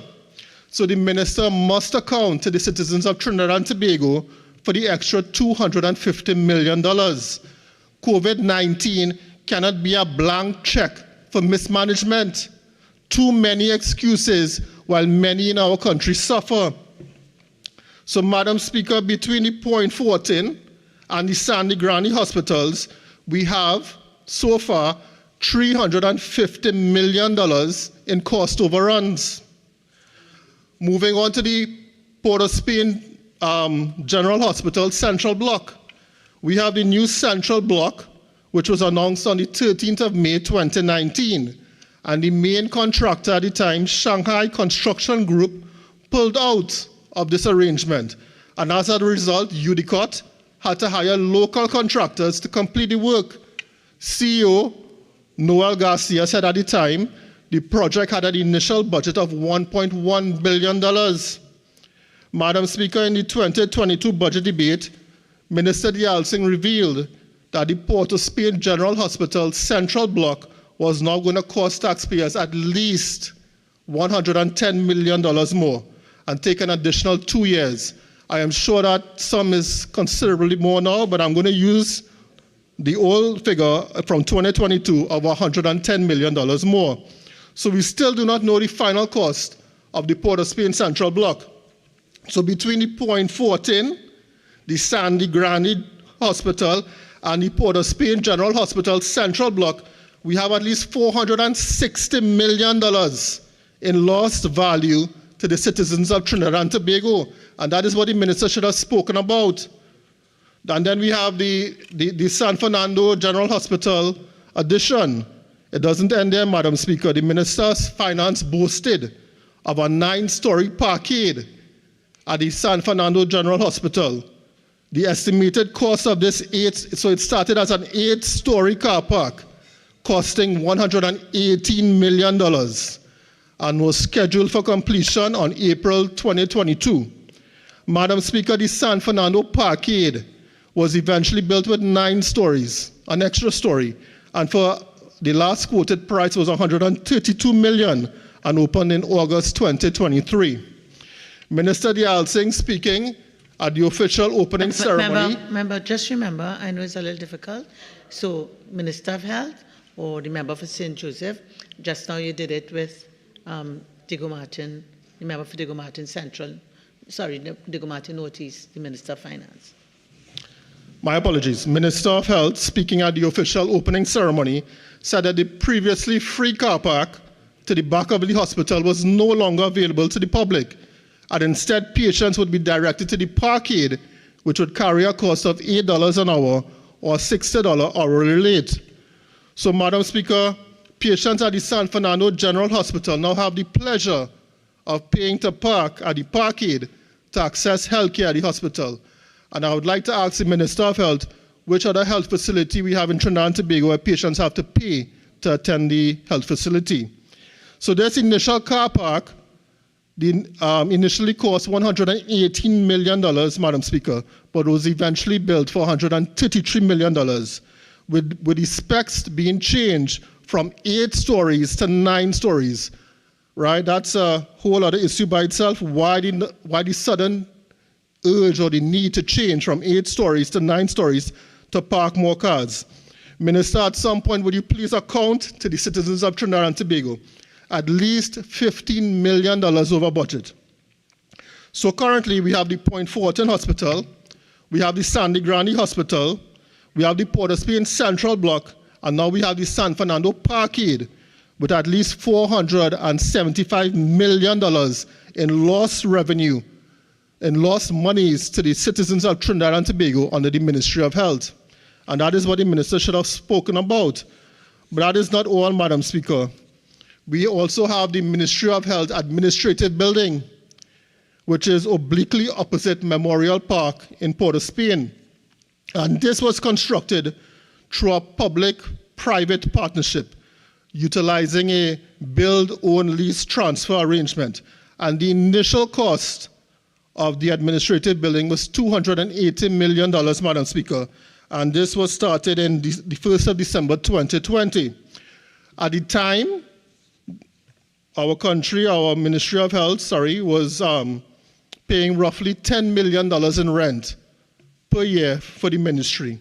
Under this arrangement, the government of Trinidad and Tobago will pay $30 million a year for 15 years in lease payments to NH International at an estimated cost of $450 million, Madam Speaker.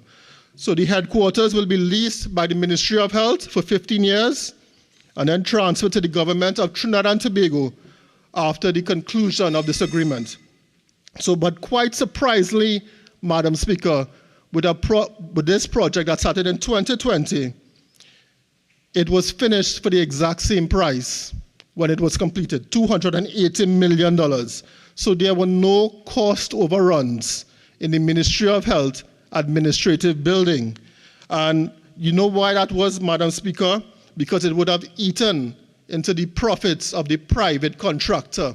The private contractor was the one that took out financing to build this facility.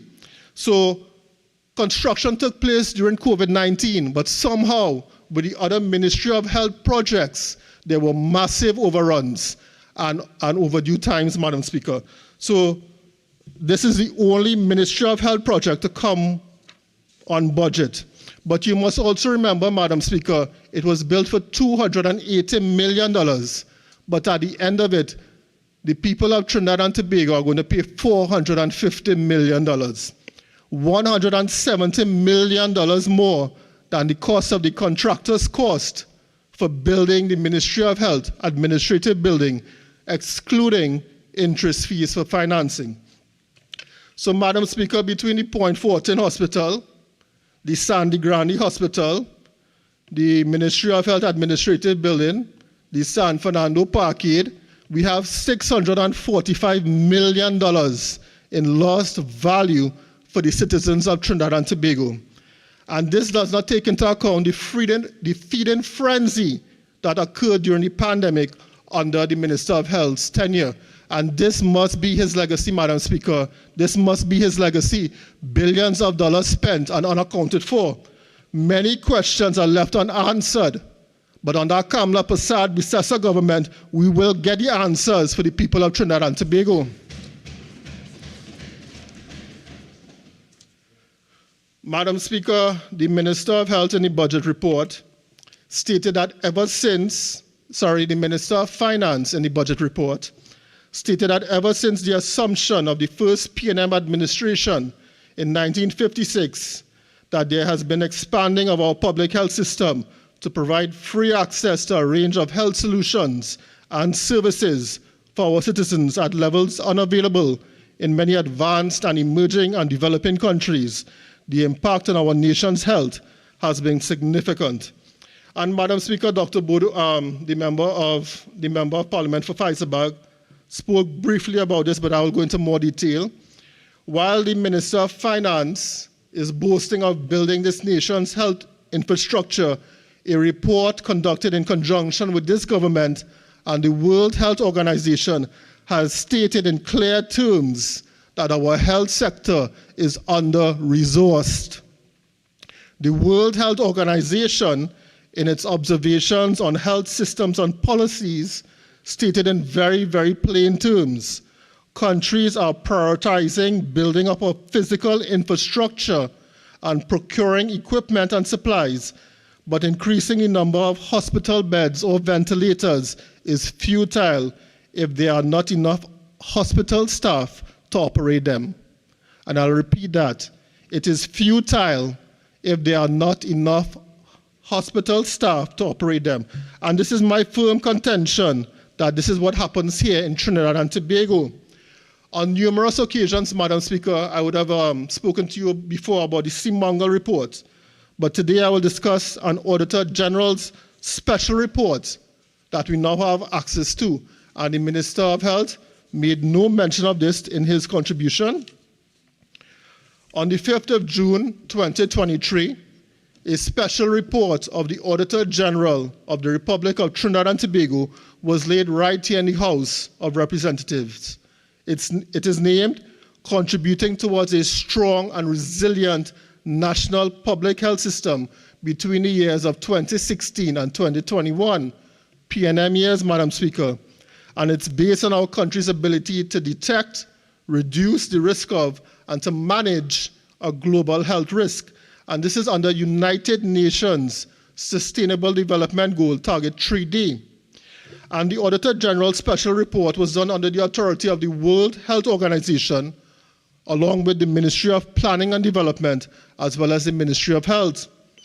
And it utilized contributions from the PS of the Ministry of Health, the Chief Medical Officer, staff of the Regional Health Authorities, the ODPM, Airports Authority, as well as the Trinidad and Tobago Registered Nurses Association and the PAHO representative in Trinidad and Tobago.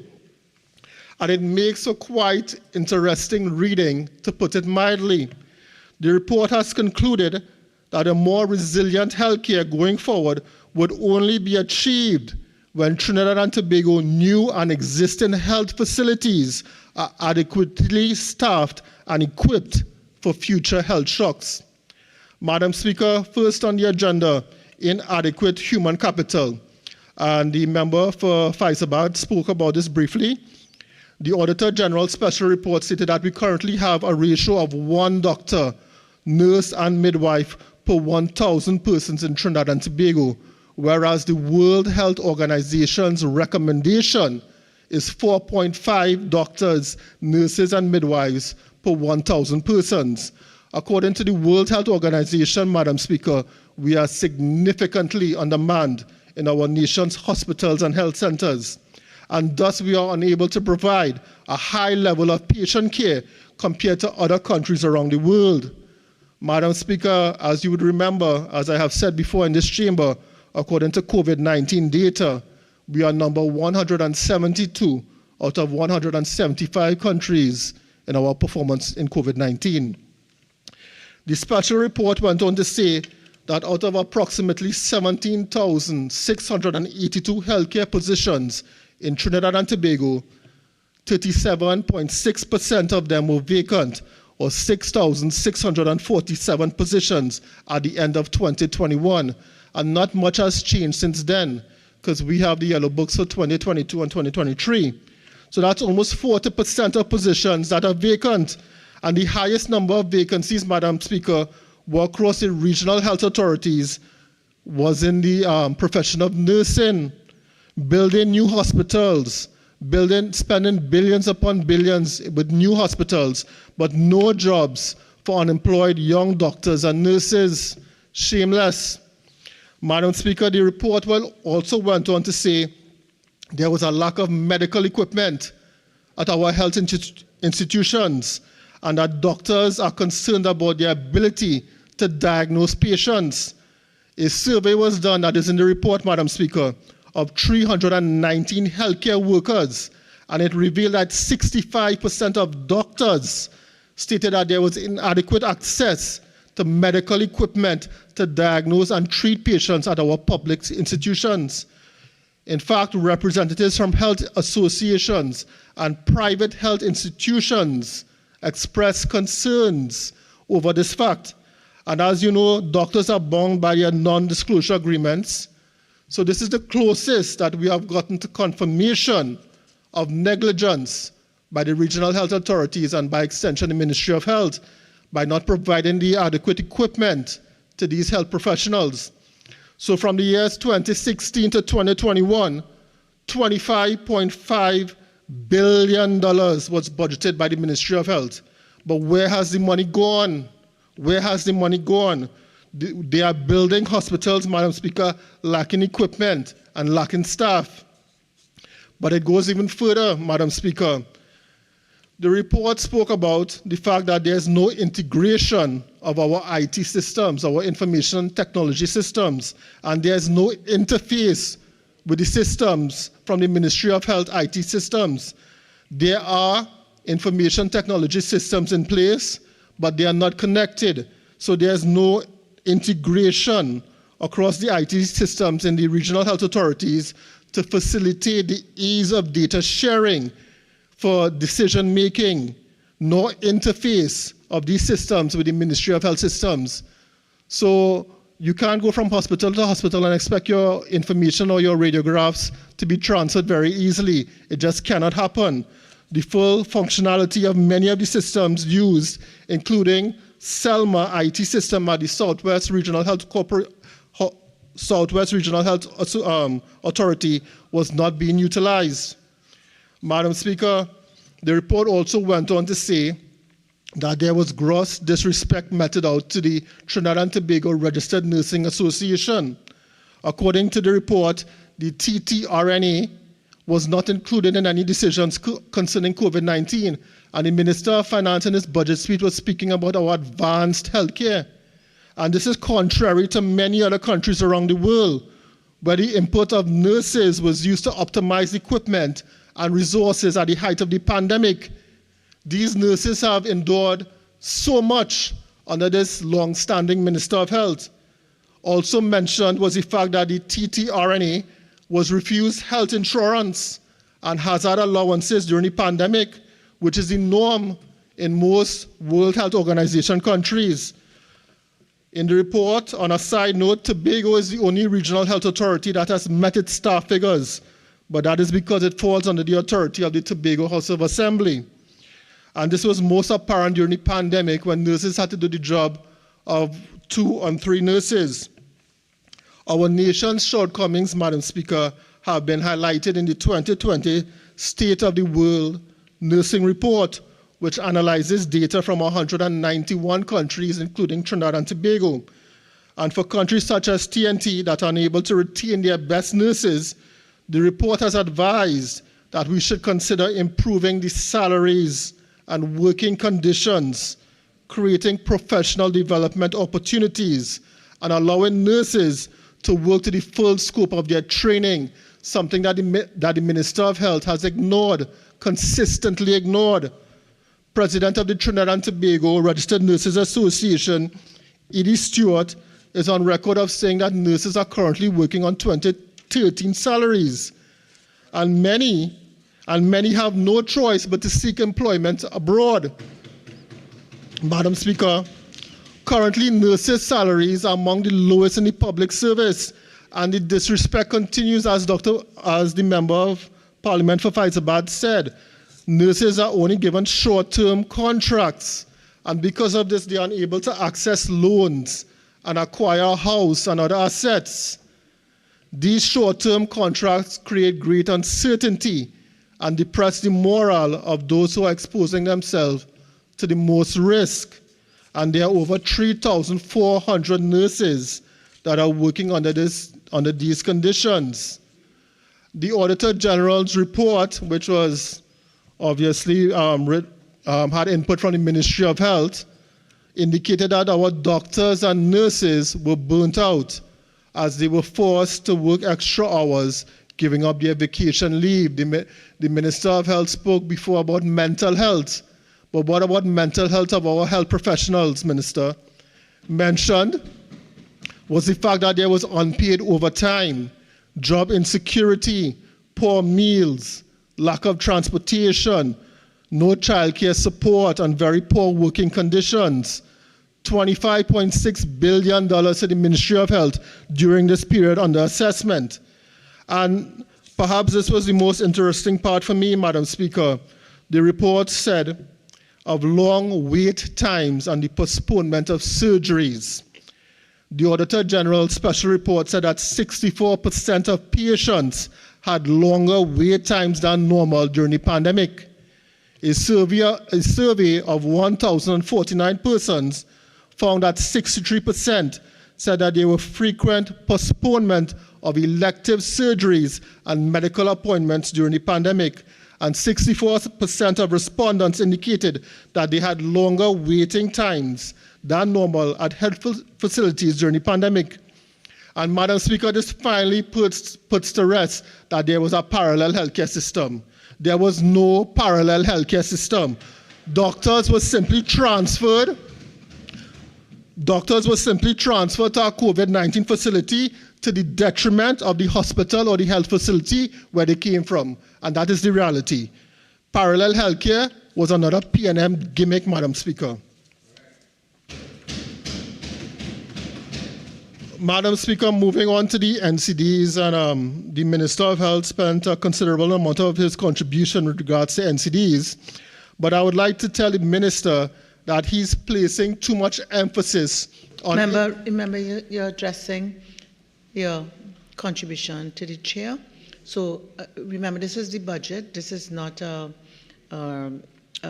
motion against the minister. So try to depersonalize it a bit. Okay, please.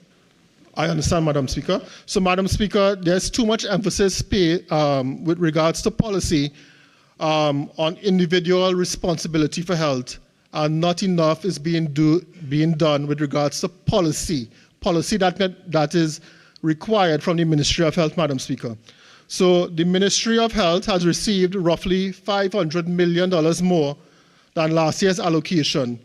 And President of the Diabetes Association, Andrew Danu, is hoping to see some of this extra funds used towards diabetes and NCDs prevention programs. And he's hoping that money would be allocated towards hiring diabetic nurse educators in every healthcare health institution in Trinidad and Tobago. And what he is saying is that citizens need to be educated on managing their blood sugar levels with nutrition and exercise, as well as with medication. And this is something that we are hoping that the Minister of Health will do in this fiscal year. The International Diabetes Federation estimates that there are roughly 150,000 adults living with diabetes in Trinidad and Tobago. And the Minister of Health talks the talk, but he must also walk the walk, respectfully, Madam Speaker. And more must be done to combat NCDs. Madam Speaker, another issue we have with regards to the NCDs is that currently, and the Minister of Health did not say this in his contribution, CARICOM countries are preparing to vote on whether to approve front-of-package warning labeling on all food items. And if approved, these octagonal warning label system will be added to food packaging containing high levels of sugars, sodium, and fat. And this follows the PAHO nutrient profile model. Madam Speaker, on the 14th of October 2023, that is the deadline that has been given to all CARICOM countries to turn in their vote to either accept or to reject this regional standard. And Madam Speaker, in 2021, the standard was approved by Antigua and Barbuda, Barbados, Dominica, St. Lucia, the Bahamas, and Suriname. But you know who didn't vote for it, Madam Speaker? Trinidad and Tobago. Trinidad and Tobago did not vote for this very important mechanism that could help in the fight against NCDs. And because, Madam Speaker, a consensus was not reached in 2018, the process had to start over again. So we actually contributed to holding back that process. And this system, Madam Speaker, would empower citizens to make an informed decision when purchasing food items and being able to identify foods that are high in sugar, sodium, and fats easily. The minister was telling us about plantain bhaji or something, I can't remember. But this is more important, Madam Speaker. We need to know which foods, we need to identify which foods are high in fats and high in sugars. The rates of childhood obesity are linked to ultra-processed foods. I'm calling on the Minister of Health, through you, Madam Speaker, for the reasons why Trinidad and Tobago abstained in the vote to approve front warning label foods. And I would like him to state our country's position going into the October vote, Madam Speaker, because he is such a fighter for NCDs. Madam Speaker, some countries have gone even further. In the UK, a levy was imposed 7 years ago on sugary drinks, which has motivated companies to change their products. So we are not doing all that we can do. That is my point. Companies in the UK pay more taxes for beverages with a high sugar content and less tax for drinks with a lower sugar content. Companies such as Lucozade Ribena, the makers of Lucozade Energy, took the decision in 2016 to lower the sugar content in its drinks by 50%.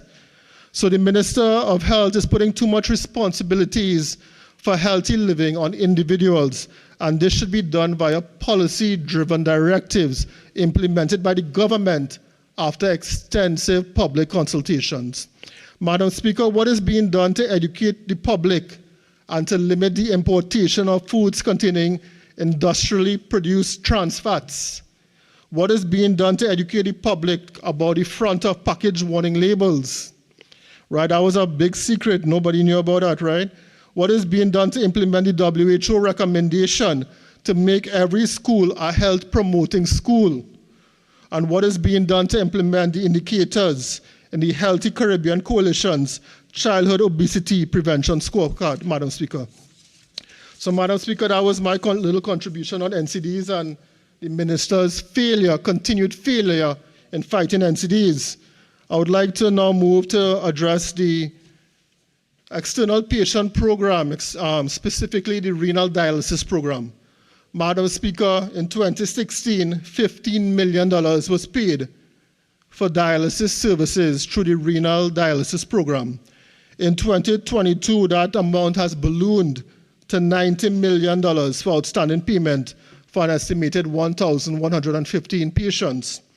And in this budget, they're asking for even more money, Madam Speaker. And in the past, private health institutions have threatened to withdraw their services if payments were not made in full. So, Madam Speaker, my question through you is, why does it take years for a health provider to be prepared? These institutions are being asked to provide life-saving procedures to assist in the government's backlog. And Madam Speaker, what I would also like to ask the Minister of Health through you is, are our dialysis treatment facilities in our public healthcare institutions at 100% capacity? The minister is saying, on record of saying, patients may not necessarily have to attend private facilities to be dialyzed. In 2018, dialysis equipment was purchased for the Eric Williams Medical Sciences Complex.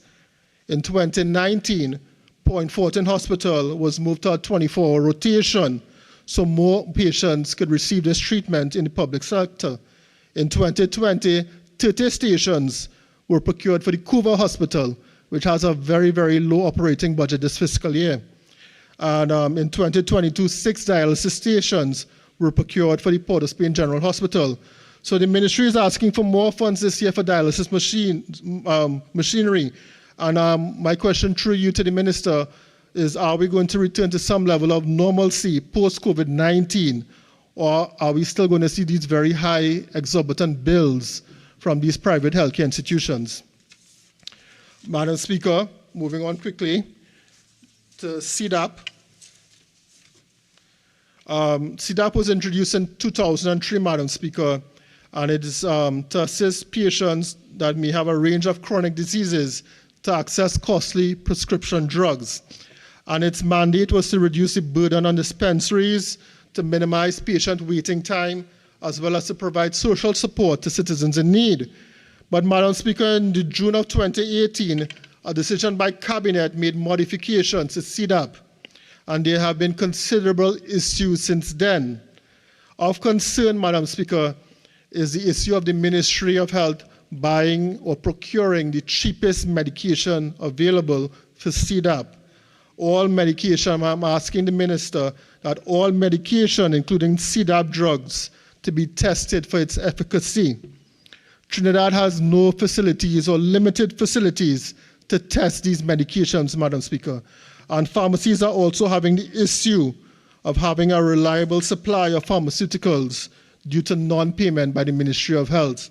So I'm calling on the minister to introduce incentives for rural pharmacies to join the CDAP program, as well as a drug certification panel that would have oversight to test the efficacy and safety of drugs, and thus reduce the number of counterfeit drugs entering our borders. The government, Madam Speaker, must also be more consistent with their payments to these pharmacies. Madam Speaker, moving on to the Children's Life Fund. The Children's Life Fund was a creation of my political leader, Kamla Prasad Bisesa, and its mandate was to provide funding and critical support specifically for children needing life-saving tertiary level health care not available in Trinidad and Tobago.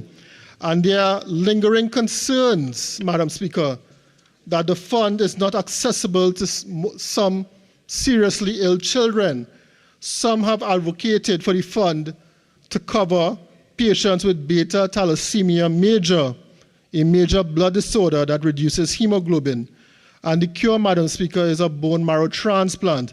And certain children have been denied access to the Children's Life Fund as they were told that they could not qualify because the fund is not the condition isn't life-threatening. So these parents have had to go the route of raising funds through barbecues and GoFundMe campaigns. Exactly the situation that the Children's Life Fund was created to address. So my point here, Madam Speaker, is the threshold is set a bit too high to access the Children's Life Fund. And we must amend the legislation for a medical team to give oversight and approval to applicants seeking treatment under this fund, comprised of qualified clinicians both in the public and private healthcare sector. Madam Speaker, the Minister spoke about AIDS and our goals with regards to AIDS. There's a paltry allocation, Madam Speaker, of $100,000 in this year's budget, as there was last year, towards the engagement of a consultant to conduct public consultations to publish the final policy and to launch media activities with regards to the AIDS policy. And Madam Speaker, HIV or AIDS is one of the top 10 leading causes of death in Trinidad and Tobago, with the largest increase in newly reported HIV cases occurring between the 20 and 49-year-old age group. We have failed in our objective to realizing the goal of getting to zero new infections, zero AIDS-related deaths, zero stigma, and zero discrimination. The Minister hasn't spoken about this at all. There continues to be significant issues with early sexual initiation, individuals having unprotected sex, using inconsistent protection, multiple partners, and so on. So there's great need, Madam Speaker, for information dissemination and education. And in my view, $100,000 is not sufficient to address these targets. Madam Speaker, while the Minister of Finance boasts of achieving, as well as the Minister of Health, boasts of achieving 2030 targets, I would like to remind him that in 2015, the newly elected Rowley government indicated its commitment to making universal health insurance a reality. And the Minister of Finance at the time said in 2015, the universal health insurance program has been an elusive goal, and we will place universal health insurance high on our agenda and ensure by December 31st, 2018, a national health insurance system will be in place and operationalized, thus bringing much relief to all citizens. Madam Speaker, we are perhaps further from this than ever before. So I'm calling on the government, and specifically the Minister of Health, to immediately implement a national health card, which was a UNC People's Partnership initiative to allow patients to access health services and medications throughout the public sector, Madam Speaker. Madam Speaker, with the little time that I have left, I would just like to quickly jump to the Ministry of Planning and Sustainable Development, and I'm hoping that the Minister would be able to respond to some of these issues, as I shadow sustainable development as well. So, Madam Speaker, turning to the issue of sustainability, sustainable development, and climate action. Climate change has been a widespread impact in all areas of the world, affecting the lives of billions of persons, causing acute food insecurity, as well as the reduced access to safe water. And according to the 6th assessment report of the Intergovernmental Panel on Climate Change, the Caribbean is highly exposed, vulnerable, and strongly impacted by climate change. Madam Speaker, this situation is made worse by factors such as poverty, high population density, deforestation, soil degradation, and a high dependence on natural resources. And the report goes on to say that the conditions of vulnerability are projected to worsen as the average global temperature continues to rise. And to address these challenges, there must be urgent and assertive Honourable Member for action. Carriamise, your original speaking time is now spent. You're entitled to 10 more minutes to wind up your presentation if you wish. Thank you. I will. Thank you. So, Madam Speaker, as a small island state heavily impacted by soaring temperatures, rising waters, and coastal erosion, this government remains tardy with respect to its outlined goals. The government has not reported to the nation on any of the targets indicated in the National Climate Change Policy, and it's fair to say that there are no measurable achievements. There are no indications that the objective of a 30% reduction in greenhouse gases by 2030 is being met. This is unacceptable, especially since Trinidad and Tobago has a high carbon dioxide emission rate per capita. The government has also not updated citizens on the cutback of carbon emissions, the reduction of plastic and other pollutants, and the replanting exercises to fight the impact of climate change. The country should be properly informed of the status of all climate change mitigation measures, including the introduction of sources of new renewable energy. I would like to take this opportunity to tell the nation that an environmental program has been launched by the Caroni East Constituency Office, in which my staff and myself have provided nursery plants to all post-secondary post-SEA students in Caroni East. Aptly named Let's Grow Together, we have delivered plants to each post-SEA student in Caroni East. So the students were asked to grow the plants, and we returned 1 month after to see the state of these plants. The eventual winner, and we judged them by school, was Warrenville TIA School, but their students, in conjunction with their dedicated principal, were able to have their plants thrive and prosper. Madam Speaker, in addition to giving the students the plants, we also gave them lectures on sustainability and the SDGs and all the world, the UN protocols on the vital importance of growing and protecting plants and generally upholding our environment and shielding it from further degradation. I urge the government to examine this program with a view to adopting it as an official exercise to be emulated throughout Trinidad and Tobago.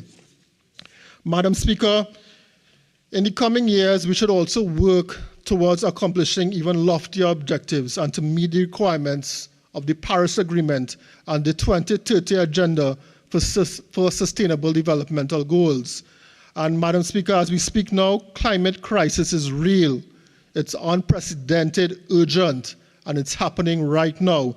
And this requires Trinidad and Tobago to make strong policy, economic, social, and financial decisions.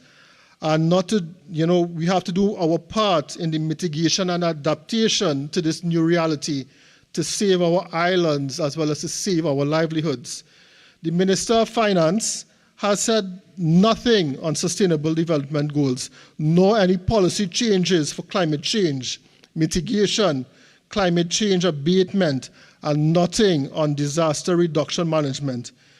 The minister is coming now with the solar park from BP Light Source, coming soon, 8 years now, that would herald a new green hydrogen economy.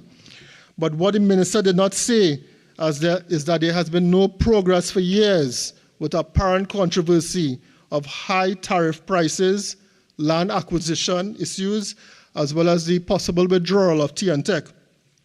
And quite interestingly, at an international level, Madam Speaker, that may have repercussions here in Trinidad and Tobago, Shell has announced that it would be refocusing on its core oil and gas operations under new CEO, Wael Sawan, who has said that its upstream hydrocarbons business is now center stage. So the oil giant Shell is looking to sell options for its renewable power business and considering a possible part sale of its green power operations to an external investor. Shell has in recent months exited offshore wind projects in Ireland and France, and it has sold its UK power retail business and said that it was seeking to sell stakes in renewable projects in India. It's also weighing selling all or part of its Sun battery storage company acquired in 2019. And several senior Shell executives have left the low carbon and renewables division since the strategy change happened a couple months ago, Madam Speaker. So, Madam Speaker, the 112 megawatt solar project is slated to be built by a consortium comprising BPTT, Shell, and Lighthouse. So I would like to ask the Minister, possibly the Minister of Planning and Development, to assure or to reassure the public that Shell will continue to be part of the solar park. Madam Speaker, with regards to the Ministry of National Security, the Minister of National Security went on and on about crime as a public health issue. And Madam Speaker, I would just like to touch on that very quickly. Basically, there are 4 key steps in designing a public health response to any threat of well-being. And these are identifying and monitoring the extent of the problem, identifying the cause of the problem, formulating and testing ways of dealing with the problem, as well as applying widely the measures that are to be found. And these measures can be primary, secondary, or tertiary, and can take the following forms, and I'm trying to advise the minister here. Universal interventions. These are approaches aimed at large groups of people, usually the general population, without regard to individual risk. And examples would include violence prevention curriculum delivered to all pupils at the secondary school level, or a community-wide media campaign. Selective interventions, and these are approaches aimed at those considered to be at heightened risk of perpetrating violence. An example would be giving parenting skills to parents of low-income families, right? And then there are indicated interventions, and these are approaches aimed at those who have already demonstrated violent tendencies or behaviors, such as persons that have done domestic violence. So, Madam Speaker, instead of 1,000 more police officers, what we really needed was 1,000 more social workers and student counselors in our schools to identify antisocial behavior and to treat with it according to the guidelines of their profession. And this was done during the partnership government under Kamala Prasad-Bissessar, Madam Speaker, and it will be returned under her tenure as Prime Minister in 2025. Madam Speaker, what is needed is prevention rather than cure. In some jurisdictions, when the number of officers were greatly expanded, many who entered the police force were not ideally suited for the job. And we must be ever so vigilant of those who we bestow the powers of law enforcement. And Madam Speaker, in the very little time that I have left, as I usually do, I am asking the Minister of Health to look into amending the Dental Act and allowing the prosecution of non-registered persons performing dentistry. As it stands, there's nothing in law preventing a person who is not duly registered or enrolled to practice dentistry from importing, gaining access, or being in possession of drugs, dental equipment, and paraphernalia pertaining to dentistry. And the Dental Council of Trinidad and Tobago is asking for this, and they have been asking for this for many, many years, Madam Speaker.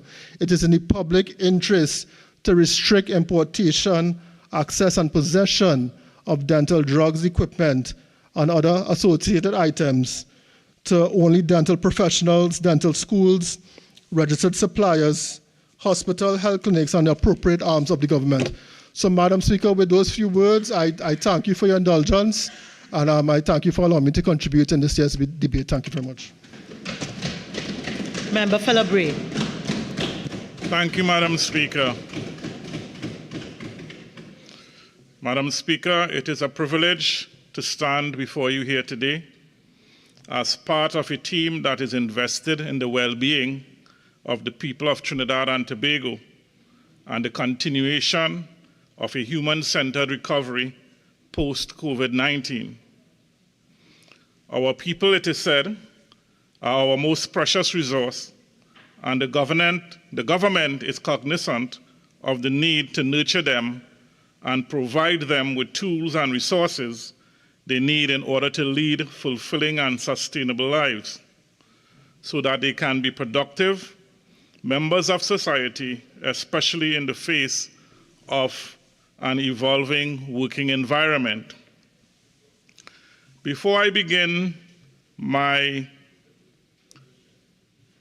discourse on the work being done specifically at the Ministry of Labor, may I take this opportunity to thank the men and women of the Labrie constituency for having confidence in me to represent them in this august body here today. I would also like to thank the Prime Minister for the confidence shown in me in terms of his decision to allow me to serve as Minister of Labor in his cabinet. As I begin, allow me to commend my colleague, the Minister of Finance, and his team. The preparation of the budget is a Herculean task which requires not only the examination of national economic, social, and environmental realities, but also the realities that exist globally. In his presentation, aptly entitled Building Capacity for Diversification and Growth, the Minister of Finance and his team have once again managed to expertly integrate local, regional, and international conditions and create policies which will generate sustainable growth and development of our economy. Madam Speaker, the Ministry of Labor remains committed to achieving people-centered progress in alignment with government's official policy framework, the National Development Strategy Vision 2030, the Roadmap to Recovery reports, the Community Recovery Report, and the International Labour Organization standards. Our initiatives aim to empower the citizens of Trinidad and Tobago through the promotion of decent work, industrial peace, and the facilitation of employment as we work towards achieving Sustainable Development Goal 8, decent work and economic growth. We at the Ministry of Labor believe that a more educated and empowered labor force that evolves with the rapidly changing world of work will serve as the basis for Trinidad and Tobago's economic sustainability. Madam Speaker, part of the effort, and I turn my attention now to the increase in minimum wages.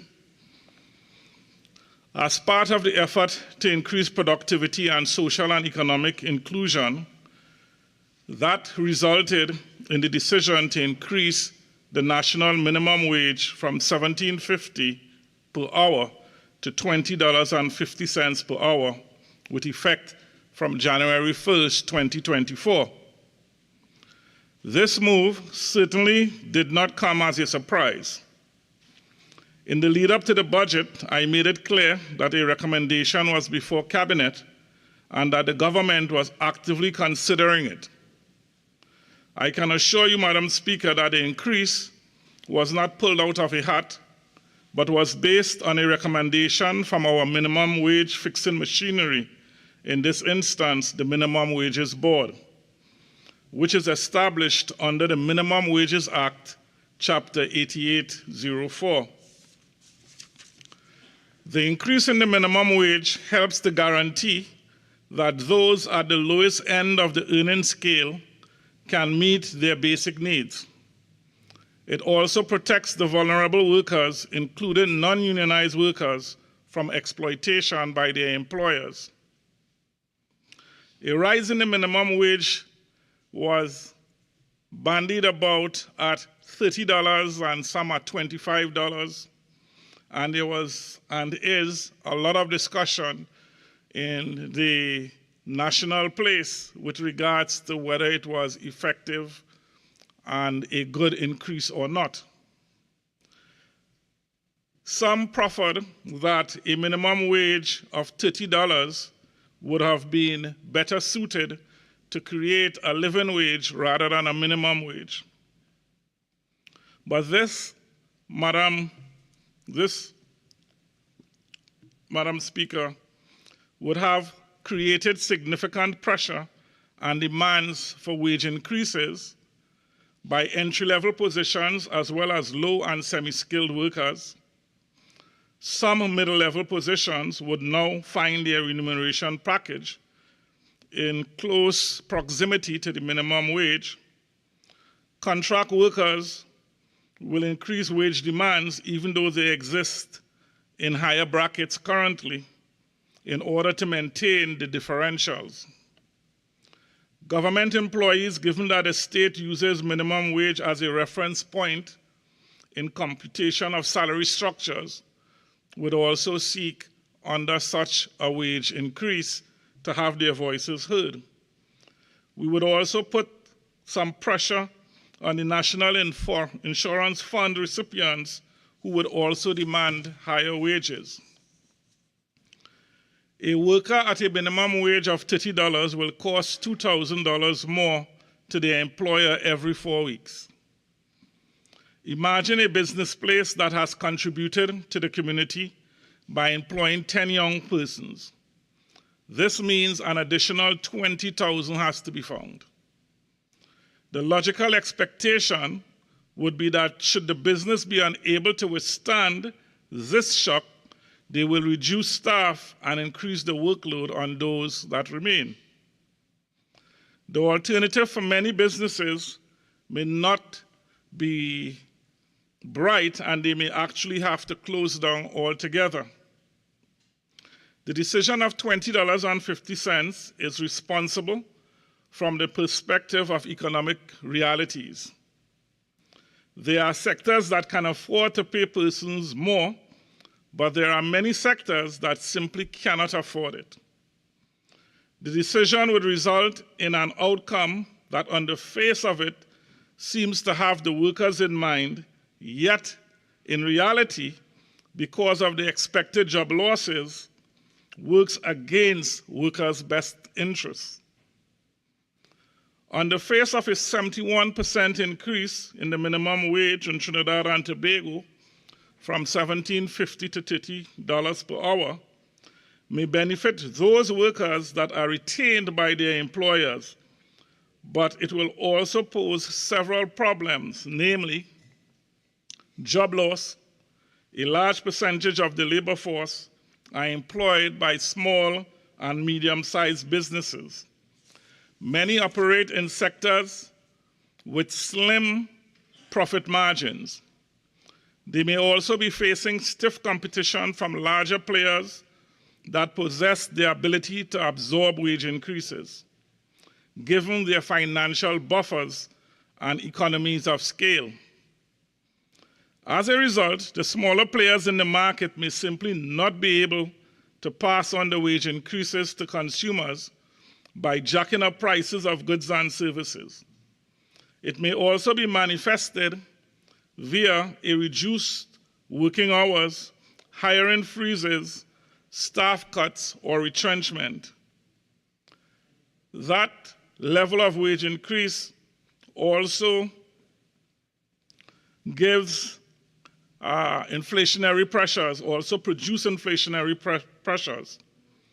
It is easy to deduce that a 71% rise in minimum wage will contribute to inflationary pressure on the price of goods and services.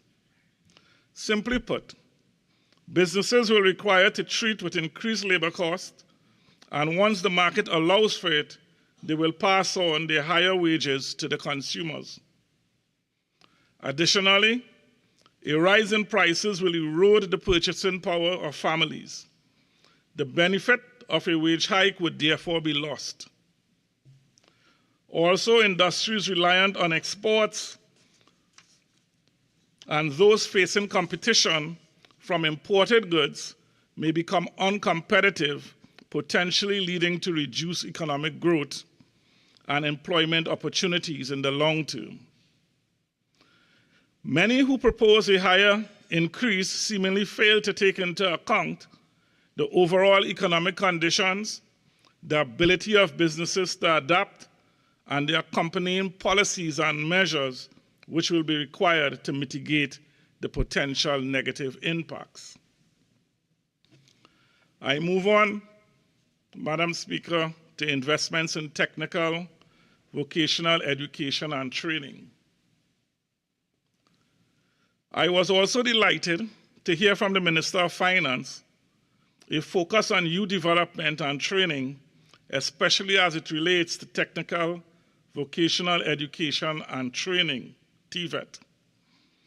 The Minister of Finance mentioned investments and expansions in numerous programs, and most importantly, the building of teacher capacity levels in the technical and vocational institutions.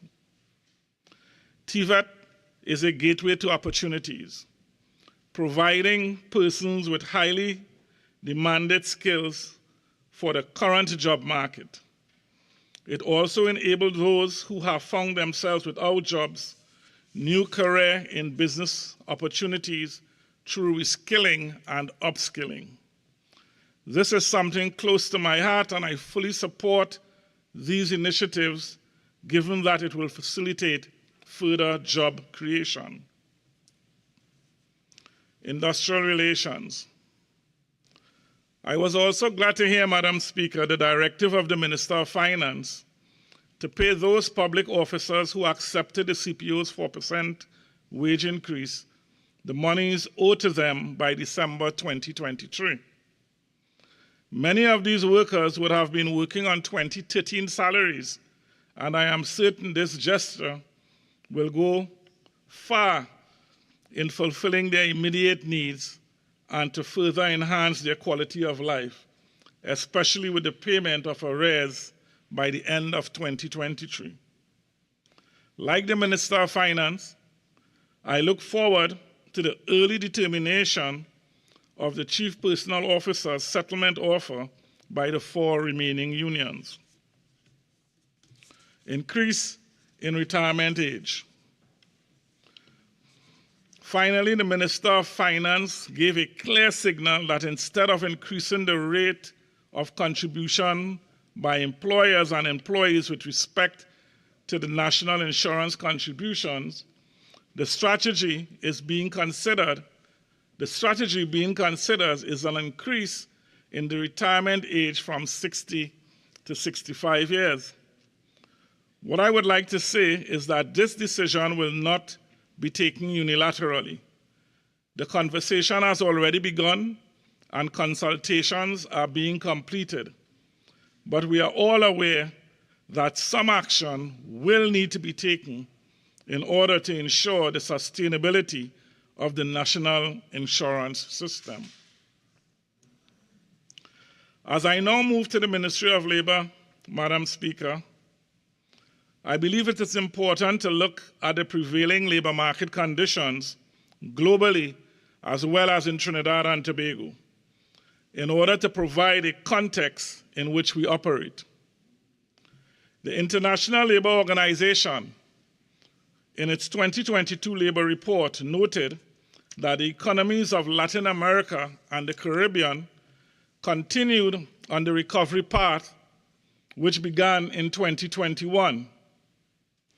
In 2023, the region has seen the return of pre-pandemic employment rates.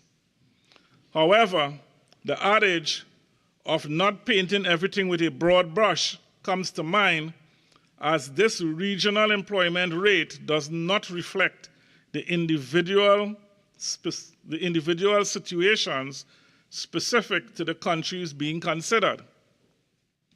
According to the International Labour Organization Monitor on the World of Work 11th edition, while global employment in 2023 is expected to fall below pre-pandemic levels to 191 million, which corresponds to a global unemployment rate of 5.3%, the low-income countries remain far behind in the recovery process. According to the ILO's report titled World Employment and Social Outlook Trends 2023, the labor market continues to be negatively impacted by external shocks, which include, on the top of the impacts of the pandemic, emerging geopolitical tensions and the Ukraine conflict. The effect of the aforementioned can be seen in the current cost of living crisis, and the decreases in earning potential and livelihoods worldwide, particularly in developing nations. The IMF expects global gross domestic product growth to slow to 3% in both 2023 and 2024, down from 3.5% in 2022.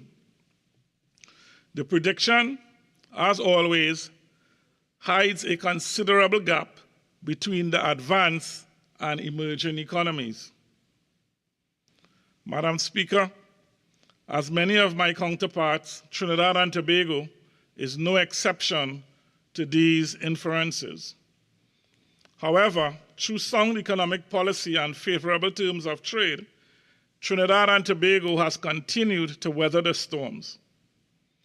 As the Minister of Finance would have mentioned, data from the Central Statistical Office for the second quarter of 2023 showed improvements in all major indicators of economic growth, such as GDP, the unemployment rate, and the labor force participation rate.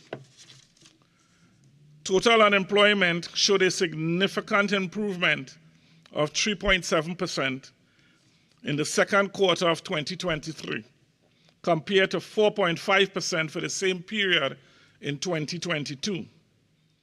There was also a slight increase in the number of persons with jobs from 562,700 in the second quarter of 2022 to 587 plus in the second quarter of 2023. This was reflected in an increase in the labor force participation rate to 56.2%, up from 55.2% in 2023 and 54.4% in the second quarter in 2022. Madam Speaker, in 2021, the ILO called for a human-centered approach to recovery. This call remains relevant today and is something that has always been incorporated into the work of the government as well as the Ministry of Labor. In 2022, the ILO went a step further, calling for diversity and inclusion in the workplace, leading towards greater productivity and innovation and employee well-being. I must add that our agenda at the Ministry of Labor nurtures diversity and inclusivity, where they have been intertwined with ongoing responsibilities and developmental initiatives. Strengthening our labor market information system. It is in this context, Madam Speaker, that the Ministry of Labor continues to pursue our mandate to facilitate the provision of decent work for citizens in Trinidad and Tobago. I am a firm believer in data and evidence to guide our decision-making. When someone approaches me and says unemployment is skyrocketing, I can understand that this may be a personal experience. But is it true? Does the data confirm this? It is therefore critical to have a repository of data and information that can be analyzed so gaps can be identified, recommendations can be made, and solutions found. Labor market information systems provide an essential basis for employment and labor policies and inform the design, implementation, monitoring, and evaluation of such policies that can better be focused and targeted to current and future needs of our citizens. This is why the Ministry of Labor is continuously striving to strengthen our labor market information systems. Madam Speaker, we are attempting to eliminate situations of incomplete information within the labor market. One such initiative is a job vacancy survey for both the public and private sectors. I am happy to state that the data collection process has been completed for the public service, has been completed for the public service, civil service survey, and the report is in its final stages. The data collection phase for the private sector survey has been completed and the report is being prepared. The data gathered from these surveys will not only inform our needs to identify gaps in the demand for labor, but it will inform all users of such data in their policy development and decision making. One such entity is tertiary education providers in couching their programs and courses to address skill needs and gaps. In the coming year, Madam Speaker, I would like to state that the Ministry of Labor will be intensifying our surveys to gather vital data on the municipal corporations, the regional health authorities, and protective services, thereby expanding our database of demand-side information. The ministry has also sought to ensure that the relevant staff receive appropriate training. Earlier this year, a number of them were privileged to participate in a CARICOM workshop, and later this month, they will be exposed to an Inter-American Development Bank workshop to build capacity in identifying skill needs in the Trinidad and Tobago labor market. Madam Speaker, the government understands that sustainable and accessible employment is a major driver of economic growth and development. It is the lifeblood of the citizens and provide an avenue to support themselves and their families. It is for this very reason that the Ministry of Labor continues to play a critical role in facilitating decent work opportunities for job seekers. The Ministry of Labor facilitates employment by providing the necessary infrastructure and enabling environment for job seekers and employers to find each other.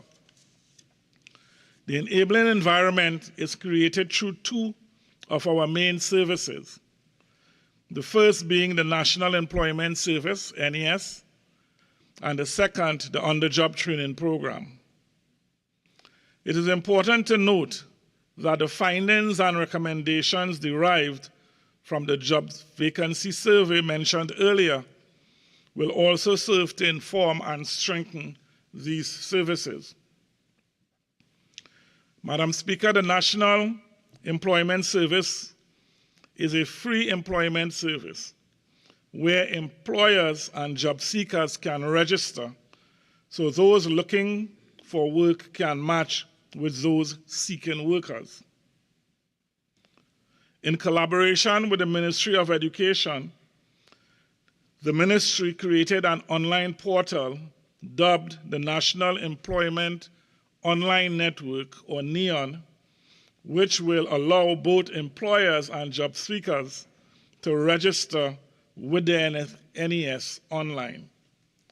This portal will provide more accessible and facilitation for platform.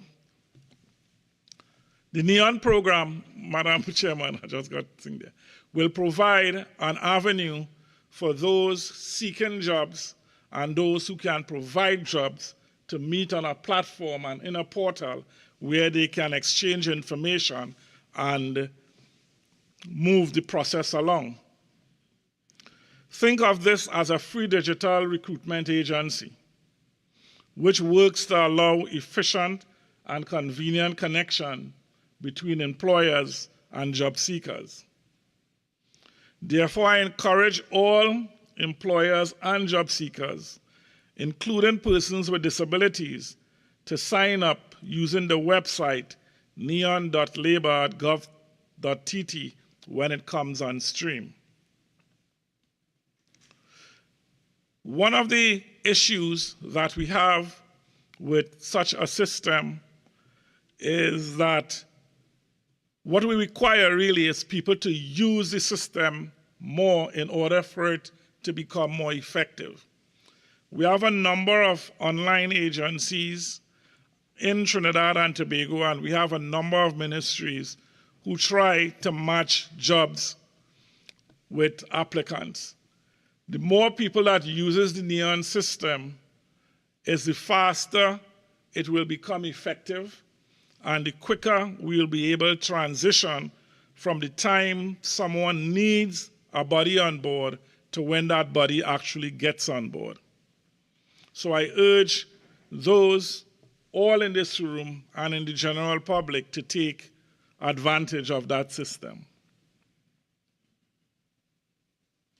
The portal also links citizens to the webpage for one of our most popular programs, the Commonwealth Caribbean Seasonal Agricultural Program, commonly referred to as the FARM program.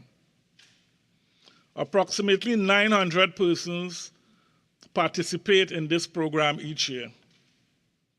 I am happy to say that recently the ministry was granted approval to strengthen the program by enhancing our presence in Canada and exploring more gainful opportunities there.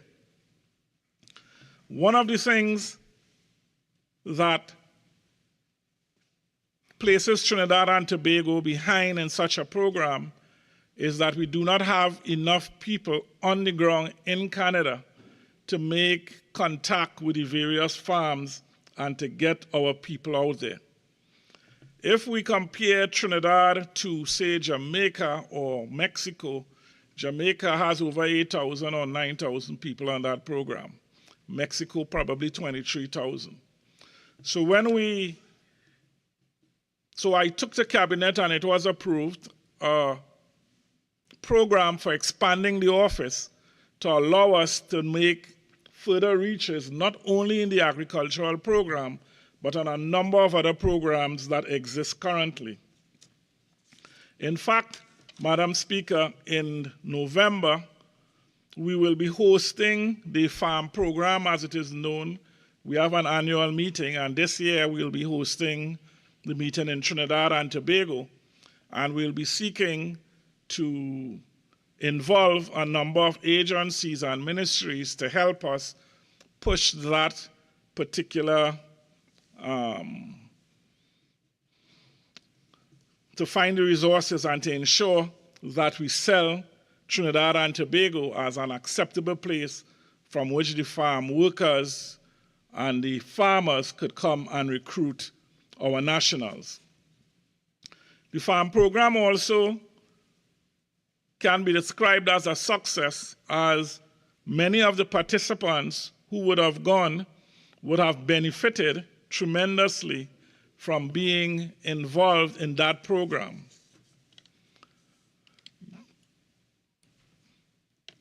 So we have been trying to get additionally, while the main focus of the NES is the facilitation of job matching, through our numerous outreach programs, we have also and do prepare job seekers for the world of work by improving their marketability, by assisting in resume writing, interview skills, and guidance on professional dress, etc. During the period October 2022 to April 2023, the NES held World of Work seminars and career fairs, assisted almost 2,435 persons in preparation for the work environment. Madam Speaker, the NES is not the only unit that prepares persons for workplace. Perhaps our most well-known and far-reaching program is the on-the-job training program, which continues to grow and improve.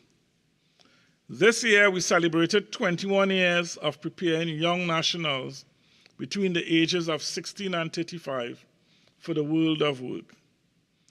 This is 21 years of providing participants with a relevant work experience so that they are able to access sustainable employment in their fields of interest. One of the things we try to do at the on-the-job training is to match people's academic qualifications to that of the work in which they do, that they will be performing. Too often, people come to the OJT with the mindset of getting a job so that we could eat our food. And that is not what the OJT is about. The OJT is about taking people with specific qualifications and matching them with jobs so that at the end of the 24 months, they would actually be able to participate in work for which they were trained. Too often, if we do it differently, 24 months will pass and somebody with a chemical degree who worked as a cleric in a clerical position will be no better off in their engineering field. And therefore, we would have wasted money, time, and effort in allowing them to eat our food, but not preparing them for the future. And therefore, for some of my colleagues who sometimes get frustrated when they ask for OJTs to be placed, I urge you that sometimes it takes a little longer to place people based on the qualifications that they have and where we feel they can, in fact, benefit. So be patient. During the period 2022 to August 2023, we had about 5,000 persons in the program, approximately. And we recruited 2,815 during that period. You will expect that after 24 months, that every month in fact, people exit the program and new people come into the program. So although it's at 5,000 in 1 year, approximately, we sometimes recruit. The recruiting and the numbers don't always match because we move people from month to month.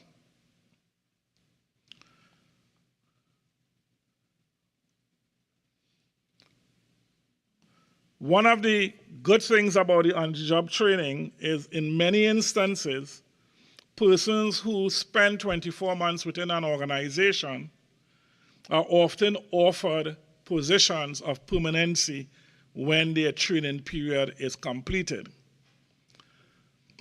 One of the things we try to encourage is for those who would have made an impression in the workplace that the employers would keep them and not release them.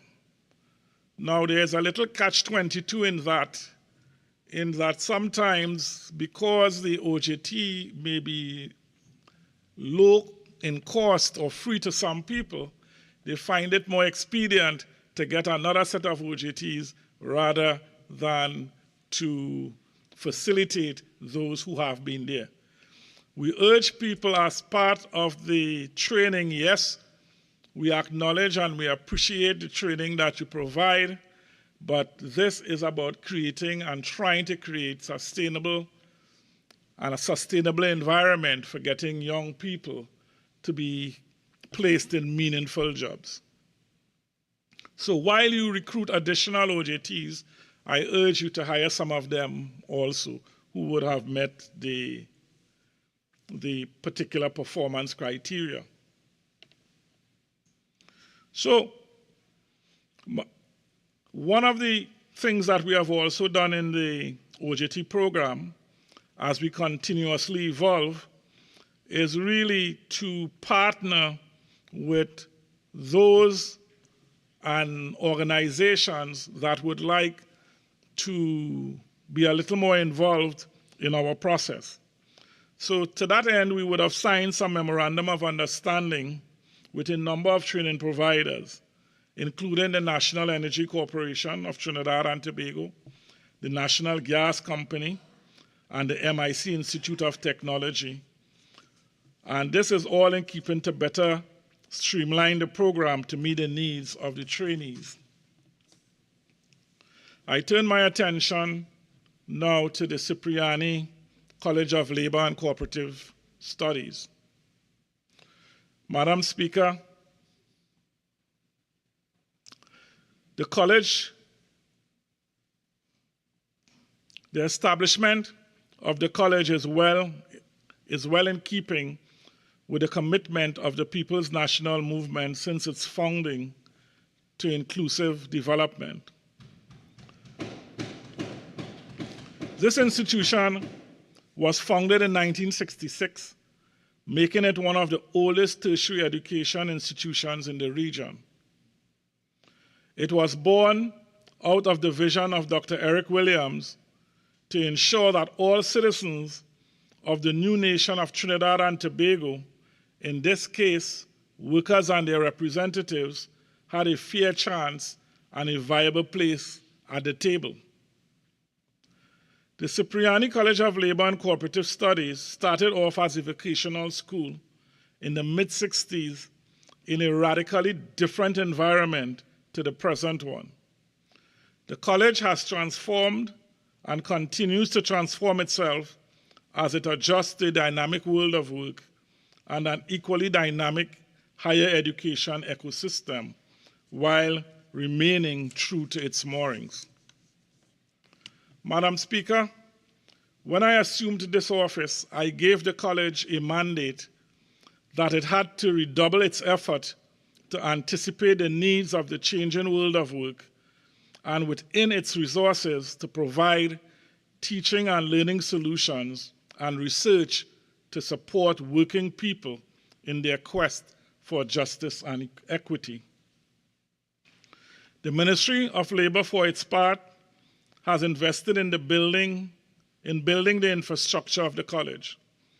We have paid particular attention to investments in the information technology infrastructure, allowing the college to position itself to take advantage of e-learning market opportunities and extend its reach regionally and internationally. I also mandated the college to ensure that on issues related to the world of work and the development of working people, it is in a position to make evidence-based contributions. I am quite pleased that the college has taken up this challenge. This institution is a shining example of innovation and resilience. During the COVID-19 pandemic, the college was forced to realign its strategies and structure to full online delivery programs. This was not a hindrance. Within 3 weeks of the COVID-19 lockdown, protocols had been announced in April 2020. The college was able to successfully implement its online mode of teaching and learning. Not only that, Madam Speaker, the college has been able to capitalize on this advantage and use this opportunity to expand its reach in our neighboring islands.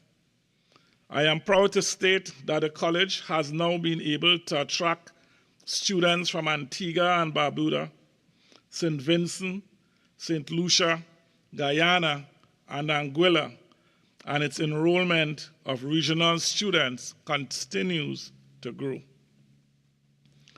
In the last 3 years, Cipriani Labor College and Cooperative Studies, through its staff, has done a number of things. They have published 3 books with major international academic publishers. They have published a refereed academic journal. They have partnered with the International Labour Organization, the United Nations Population Fund, the Caribbean Congress of Labor, the Caribbean Employers Confederation, Public Service International, and the Open Society Foundation to conduct research or develop policies in the areas of just transition, the social and solidarity movement, cooperative development, and gender-based violence. The college has also hosted 5 international academic conferences which have drawn participation from around the region and the world. More recently, the college, in recognition of its work was engaged by the Caribbean Development Bank to conduct groundbreaking research into labor market and differentials in 15 countries in the Caribbean. This pioneering work will provide social partners in the region with detailed analysis and a data set specific to the Caribbean world of work for the first time. I take this opportunity to commend the College for facilitating events such as these that allow for the sharing of views and information among academia, local labor representatives, government representatives, non-governmental organizations, employer representatives, and so much more, which can greatly assist as we navigate into the future of work. Promoting industrial peace. Madam Speaker, as I speak to the future of work, I want to assure the public that the Ministry has not lost sight of its role in the promotion of industrial peace in the context of the evolving work environment. Industrial peace is essential for the sound operations of organizations in society, as well as the well-being of all workers. It is also a significant driver of economic growth, development, and sustainability. It is therefore something that the Ministry of Labor takes very seriously. The ongoing work of the Conciliation, Advisory, and Advocacy Division of the Ministry promotes the well-being of industrial relations climate that encourages dialogue amongst the social partners. The CAD, as we fondly refer to them, has also adopted a proactive approach to creating and maintaining an environment conducive to meaningful social dialogue.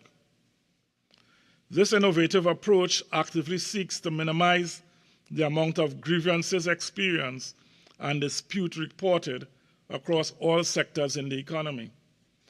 I can report that between October 22 and June 23,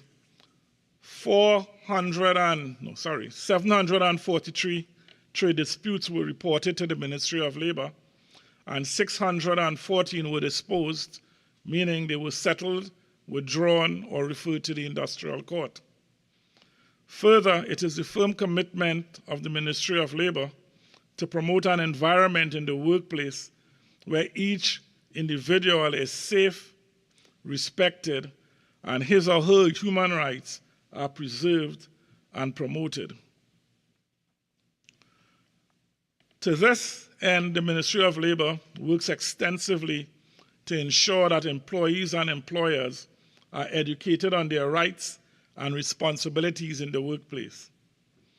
We try to fill knowledge gaps by engaging in activities which are information-rich and accessible. I expect that you and my colleagues have seen our Your original speaking time is now spent. You're entitled to 10 more minutes to complete your presentation. You may proceed. I expect, Madam Speaker, that you all would have seen our work on the social media and television ads and appearances on television talk shows and radio talk shows, actually pushing the mandate of the Ministry of Labor. Just recently, we held 2 child labor mall caravans, one in Trin City and the other at Gulf City, for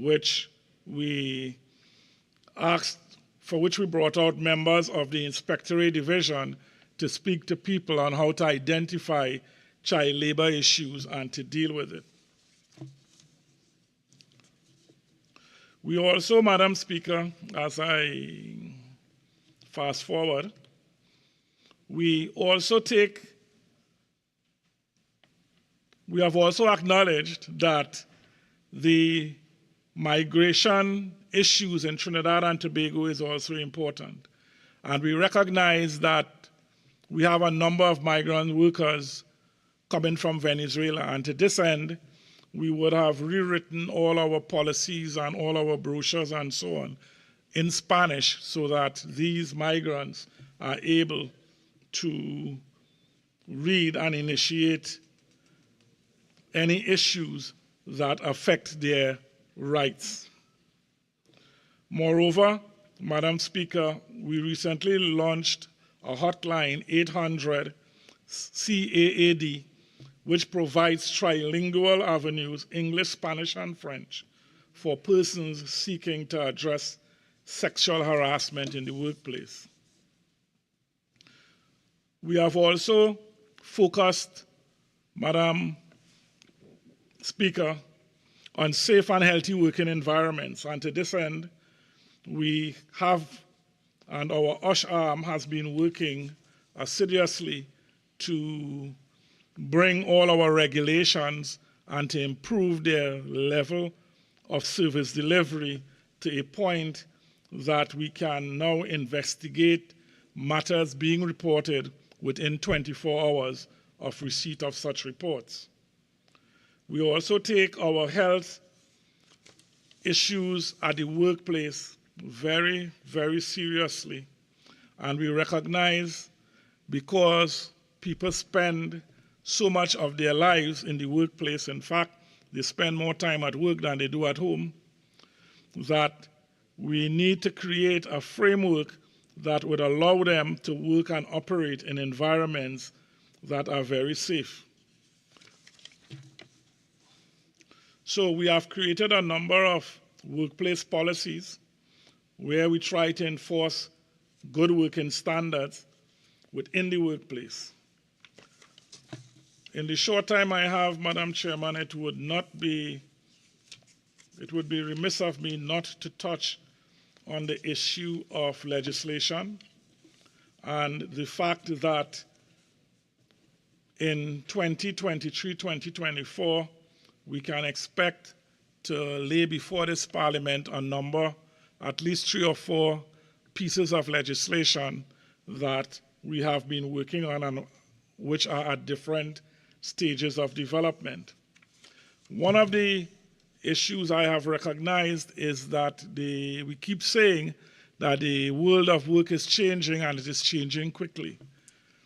And in reading a number of these legislative documents, we seem to always be playing catch-up. Simply put, things change so fast that by the time you write legislation on one thing, something else happens and it makes that obsolete. So it becomes very difficult to, when we listen to people in the labor environment and the amount of things that are changing, and we are writing legislation for the workplace when the workplace as defined is now could be any place, could be home, it could be in your car, and all the ensuing difficulties that come with just defining what is a workplace. And when you define what a workplace is, then you ask questions like, in this workplace, if you get in an accident, is it an industrial accident or is it a personal accident? You ask questions as, if you're working, do you have good ergonomic chairs and desks? You ask yourself, and all these things have to be written and considered when writing legislation, and we just always seem to be playing catch-up in that regard. But we have to start someplace, and we will. So we have before us right now the Trade Union Act. We have a set of USH regulations. We have the Cipriani College of Labor issues and so on. So we are pretty much in tune with what is necessary and what we are doing. Additionally, we will continue to work on other pieces of legislation like HIV and AIDS in the workplace, employment standards, sexual harassment, and so on. The ministry will continue the focus on people-centered development, and I encourage our stakeholders to join us in our journey. We welcome meaningful social dialogue with workers, employers, and social partners. We understand that there is always need to have difficult conversations. But it is in the context of difficult conversations that we arrive at meaningful solutions. We need to not sweep things below the carpet, but to speak our truth in earnest and to navigate our paths towards the realization of our goals and objectives. In closing, Madam Speaker, I would say that the ministry is dedicated to achieving decent work, industrial peace, and opportunities for all. Together with the social partners and other stakeholders, we look forward to continuing the work we have started in building a more resilient, innovative, and creative workforce that is characterized by inclusivity, productivity, and versatility. Indeed, under this government, I can truly say that the future of work for Trinidad and Tobago is undoubtedly bright. I thank you, Madam Speaker. Member for Couva North.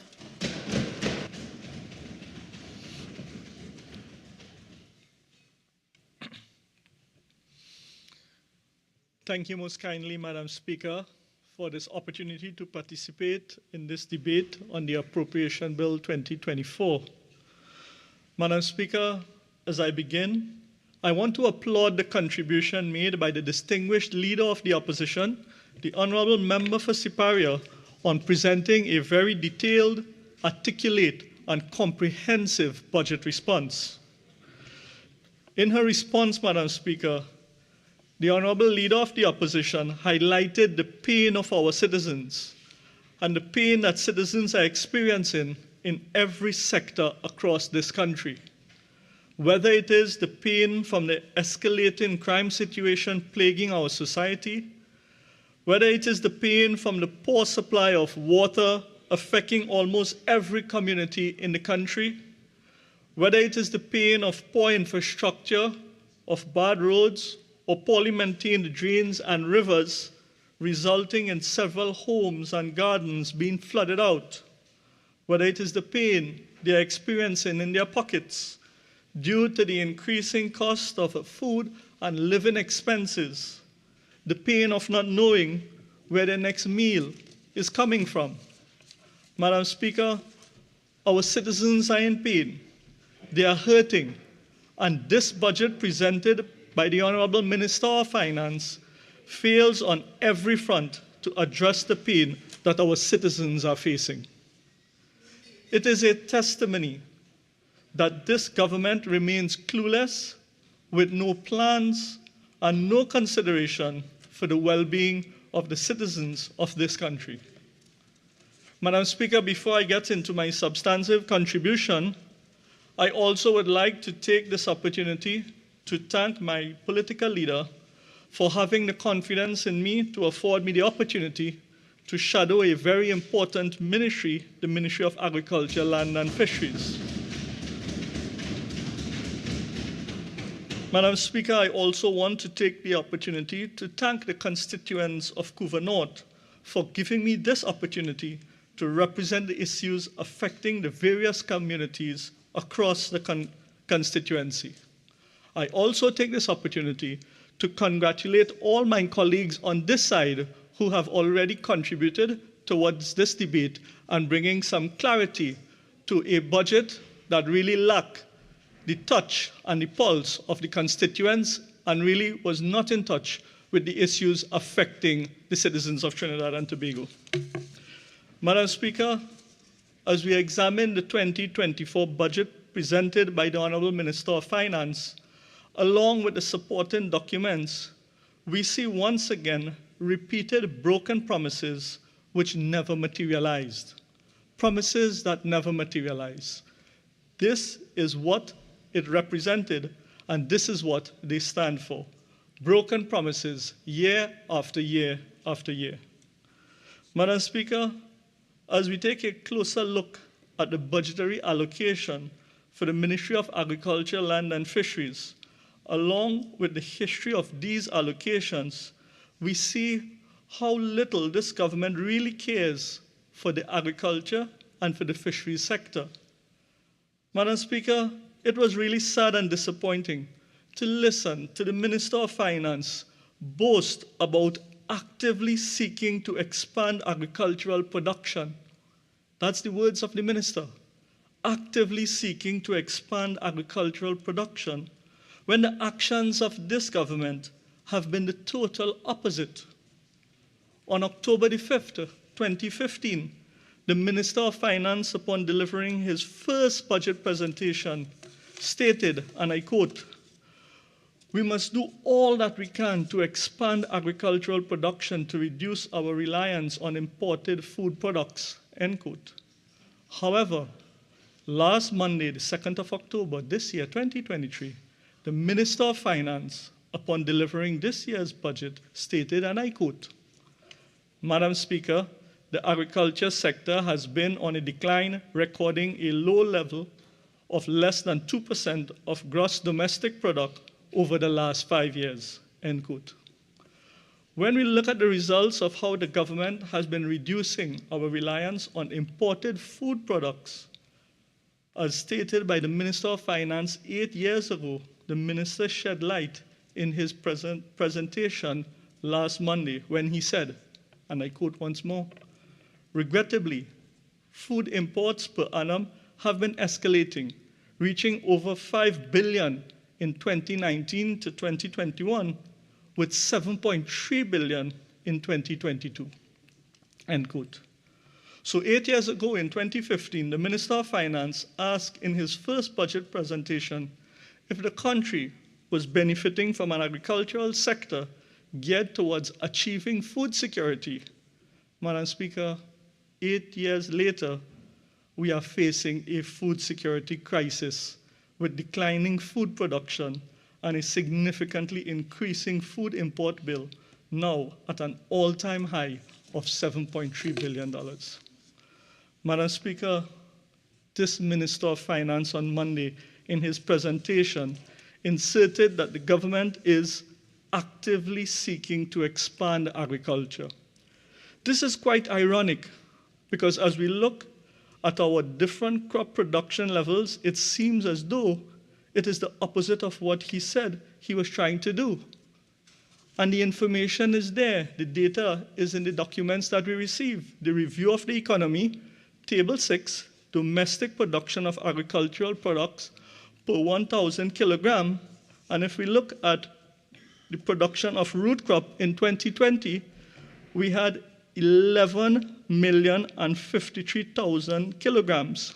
However, when we look at the figures of 2022, that fell to 5,844,000 kilograms, Madam Speaker, a decline of 47%. When we look at COPRA, 2020 and 2022 figures were similar.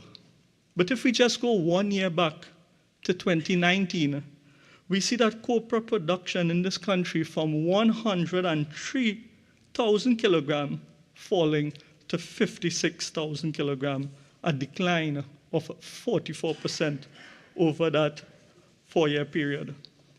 Rice production, when we look at the 2022 production of rice, 734,000 kilograms in 2020, but then in 2022, rice production has fallen to 125,000 kilograms. And if we just go back a few years earlier to 2017, rice production was actually at 1,619,000. 2022, fallen to 125. Madam Speaker, that is a 92% decline in the production of rice here in Trinidad and Tobago.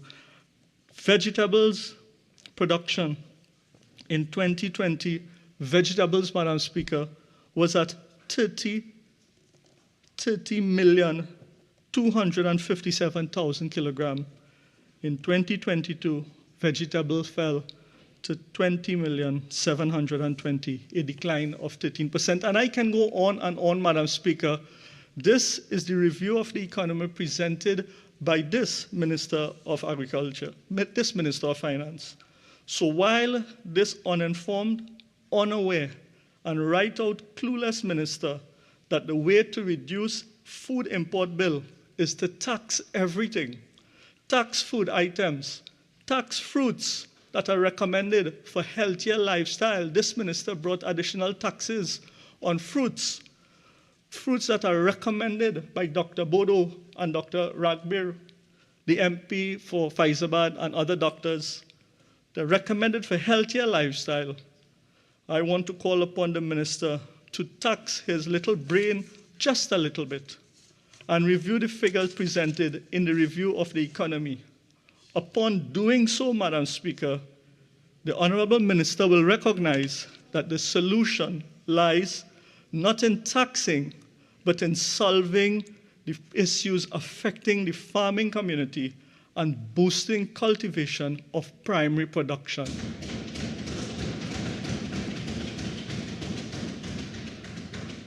Madam Speaker, as we examine the figures for agriculture in the draft estimates, detail of estimates of recurring expenditure for fiscal 2024, we see, Madam Speaker, that there has been a $108 million increase in the allocation between last year and this year.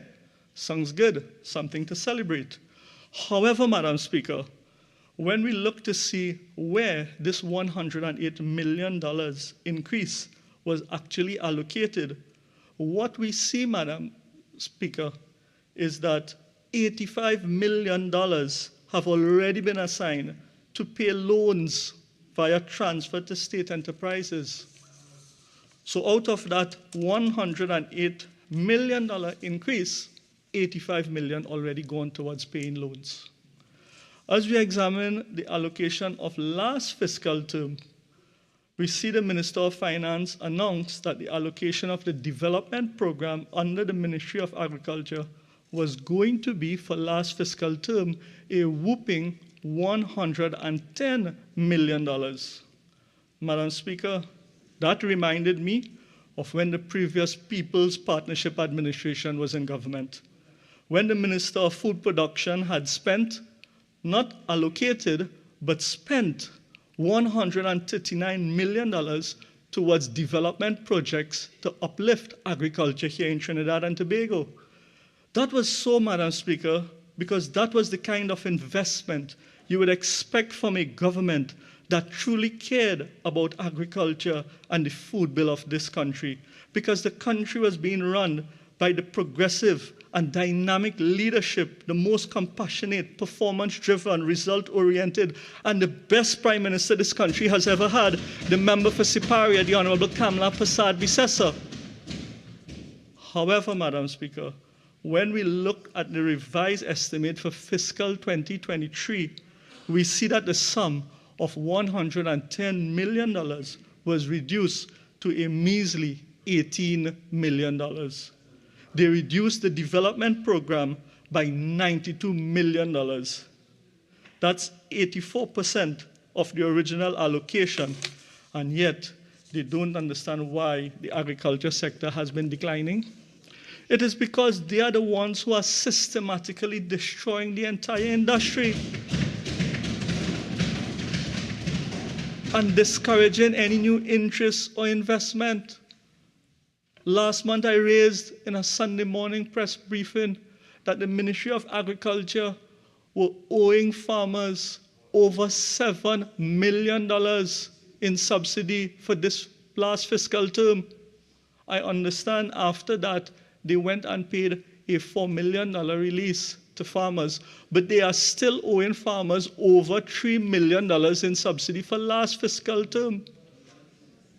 Madam Speaker, I will say a little more on that as I go down into my presentation. But as we take a closer look at this $18 million that we felt as though something was happening, we see acquiring land for non-agricultural purposes which did not have an allocation for the fiscal term, received a revised estimate of $8,135,000. That was acquiring land for non-agricultural purposes. So what that means, Madam Speaker, is that the actual allocation for projects meant to develop agriculture for fiscal 2023 from $110 million, it was only $10 million utilized. Very sad and disappointing, Madam Speaker. Madam Speaker, as I move on to agricultural access roads. Agricultural access roads have been the lifelines of our farming communities, connecting gardens to market and facilitating the transportation of input factors, goods, and produce.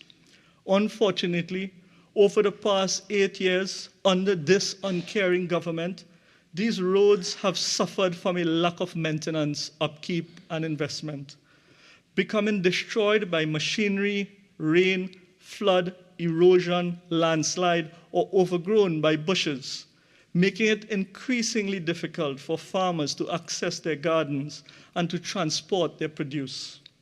As a result, Madam Speaker, we have seen farmers abandoning their gardens and exiting the agriculture sector. Madam Speaker, the Minister of Finance came into this House last Monday claiming that 240 kilometers of agricultural access roads were going to be rehabilitated in the upcoming year. Development Project 09003001J001, provision of agricultural access roads to targeted commodities and strategic crops, was allocated $10 million for fiscal 2023. However, Madam Speaker, only $270,000 was utilized to rehabilitate, and listen to this one, to rehabilitate only 1.8 kilometers. Very sad, Madam Speaker. That is the PNM style of performance. Madam Speaker, in the constituency of Couva North, there are agricultural access roads in Felicity, Chananago, Korea, Waterloo, Brickfield, Orange Valley, Union, and Exchange Village. I want to ask the Minister of Agriculture, or even the minister in the ministry, why weren't any of these roads maintained or rehabilitated, taking into consideration that the ministry had $10 million just sitting there? And if it was another case of geographic discrimination, which our local government councillors continue to face from this PNM government, then why wasn't it utilized? 48.6, please. I'll give you a little leeway. Thank you most kindly, Madam Speaker. And I ask the question, why wasn't this sum of money utilized to repair agricultural access roads in other constituencies? We have farmers across the entire country who are crying out for their agricultural access roads to be rehabilitated. Madam Speaker, I had written to the Honorable Minister of Agriculture on access roads in the constituency of Couva North. I completed site visits with the minister in the Ministry of Agriculture, highlighting to him the poor, dilapidated condition of these agricultural access roads, Madam Speaker. Today, I want to ask the minister, what has really been preventing him or his ministry from providing proper agricultural access roads to these farmland in Couva North constituency? On that site visit, Madam Speaker, we identified issues with the Randy Carter Bridge, which eventually collapsed into the Kaparo River. This bridge provided access to farmers to access their agricultural plots. Earlier in this year, the Honorable Minister of Agriculture, Land and Fisheries, he gave the undertaking that this bridge was scheduled to be reconstructed. However, to date, our farmers continue to feel the pain of not having access to the agricultural plots, and the bridge remains absent. And I am once again calling upon the Honorable Minister of Agriculture, Land and Fisheries to seriously look into the reconstruction of this Randy Carter Bridge to assist the farming community.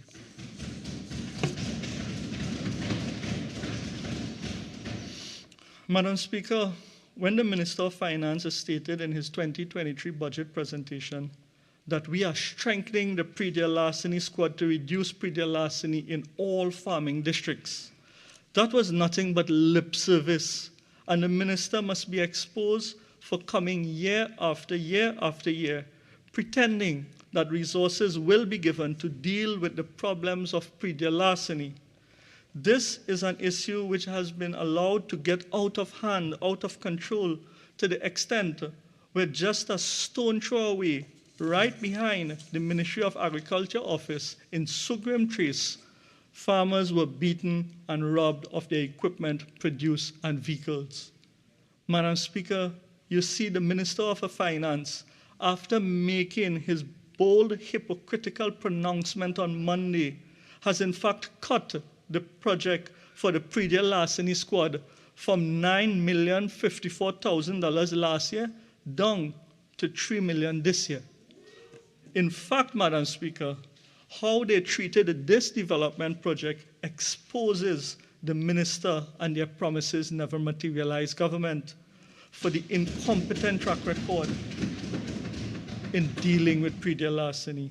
Out of that $9,054,000 allocated, Madam Speaker, in the revised estimate, not 1 cent was spent after numerous promises to have vehicles.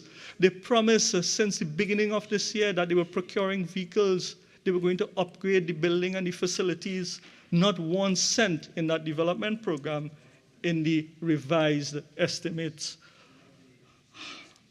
Madam Speaker, let's delve into the difference between the UNC proactive and farmer-centered approach to dealing with pre-deal larceny and the lazy PNM don't care response.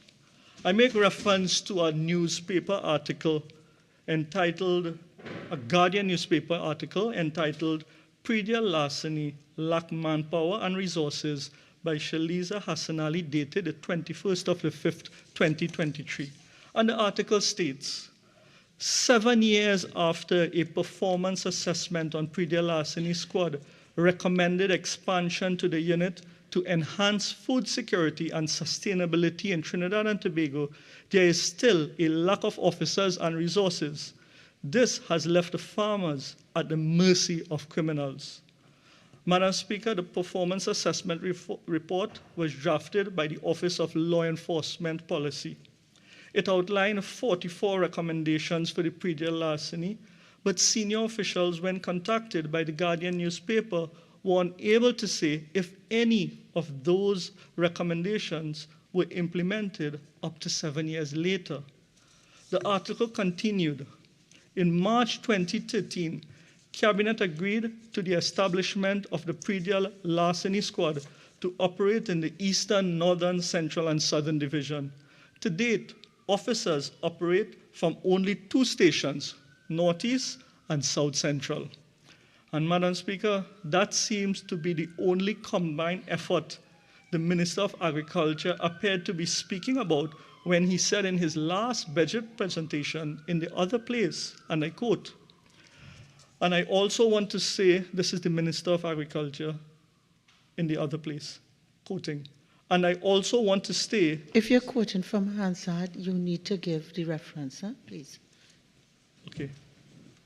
Thank you, Madam Speaker. This is from the Honorable Minister of Agriculture, Land and Fisheries in his contribution in the other place at last budget debate. All right.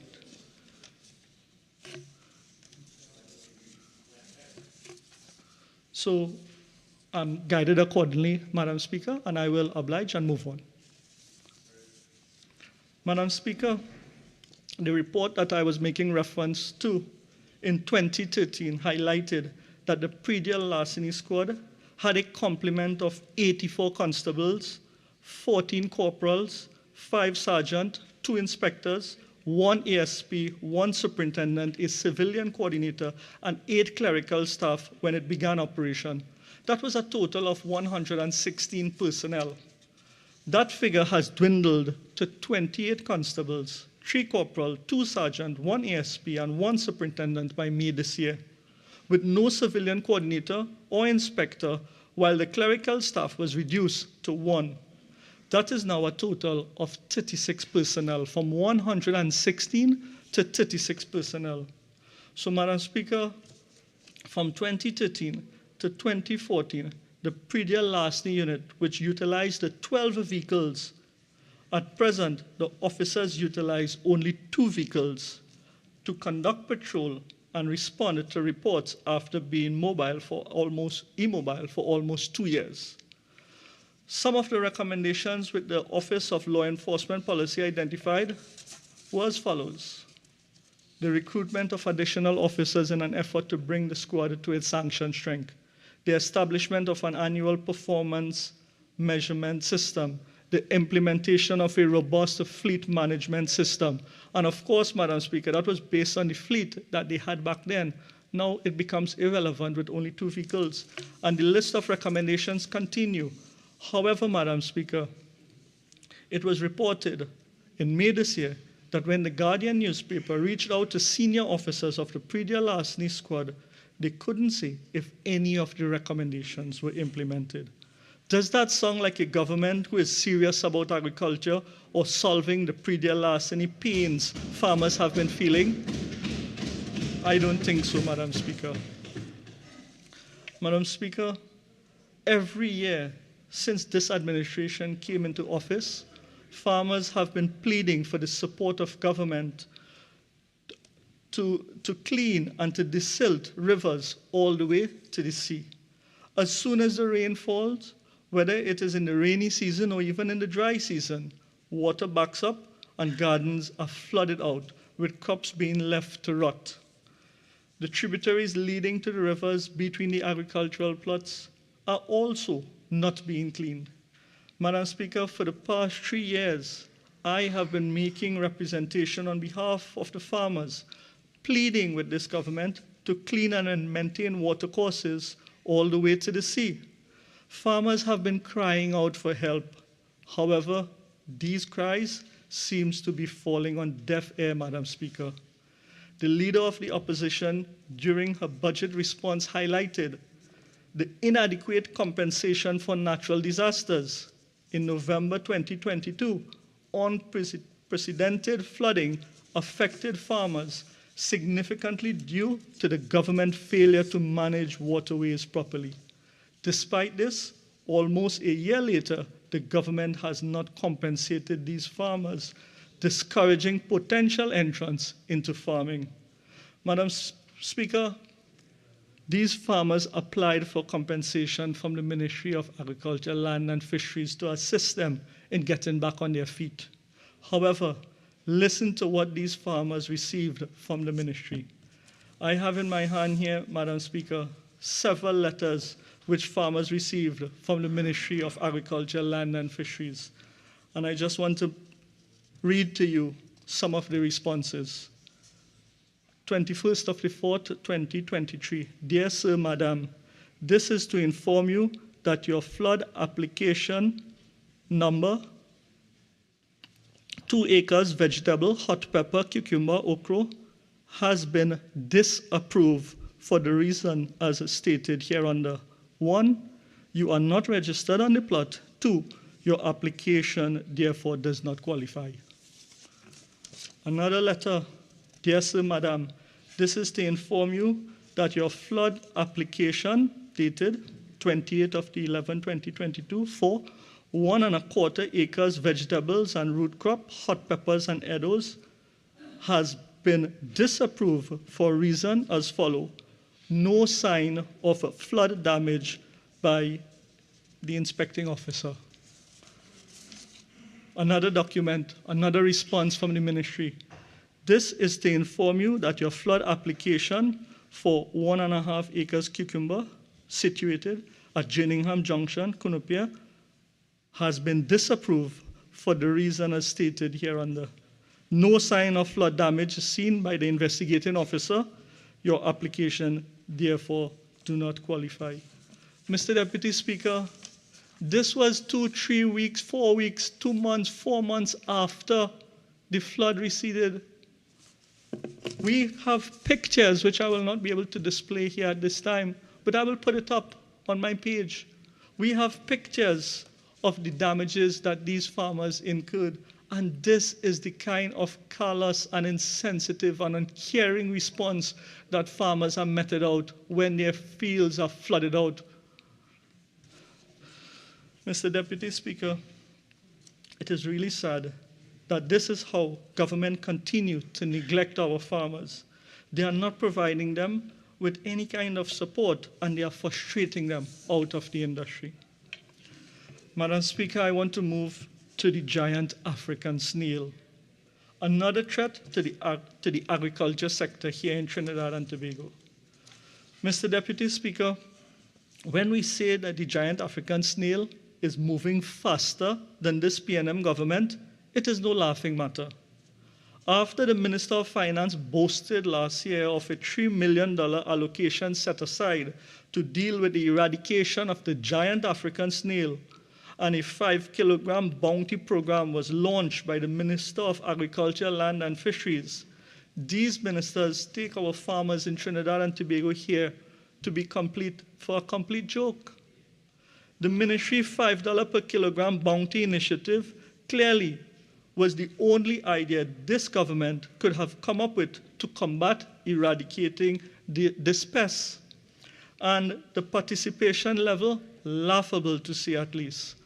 Out of a grand $3 million allocated, only a measly $27,262 was paid out. This is a testament to the low participation in this program. The numbers speak for itself. Mr. Deputy Speaker, farmers have rejected this program and call for subsidized costs for chemicals. The challenge for snail collection for our farmers, especially those operating on vast acreages, is monumental. Expecting farmers to manually collect these pests from vast fields is not only unrealistic, but also shows a complete lack of understanding of the practicalities of farming by this government. Mr. Deputy Speaker, I want to ask Minister Singh, Minister in the Ministry, where is this snail bait you had promised since last year, September? Why has the government not provided chemicals at a subsidized cost for farmers? I recall my colleagues, MP for Sharonas East, MP for Oropuch West, had highlighted this, these chemicals and these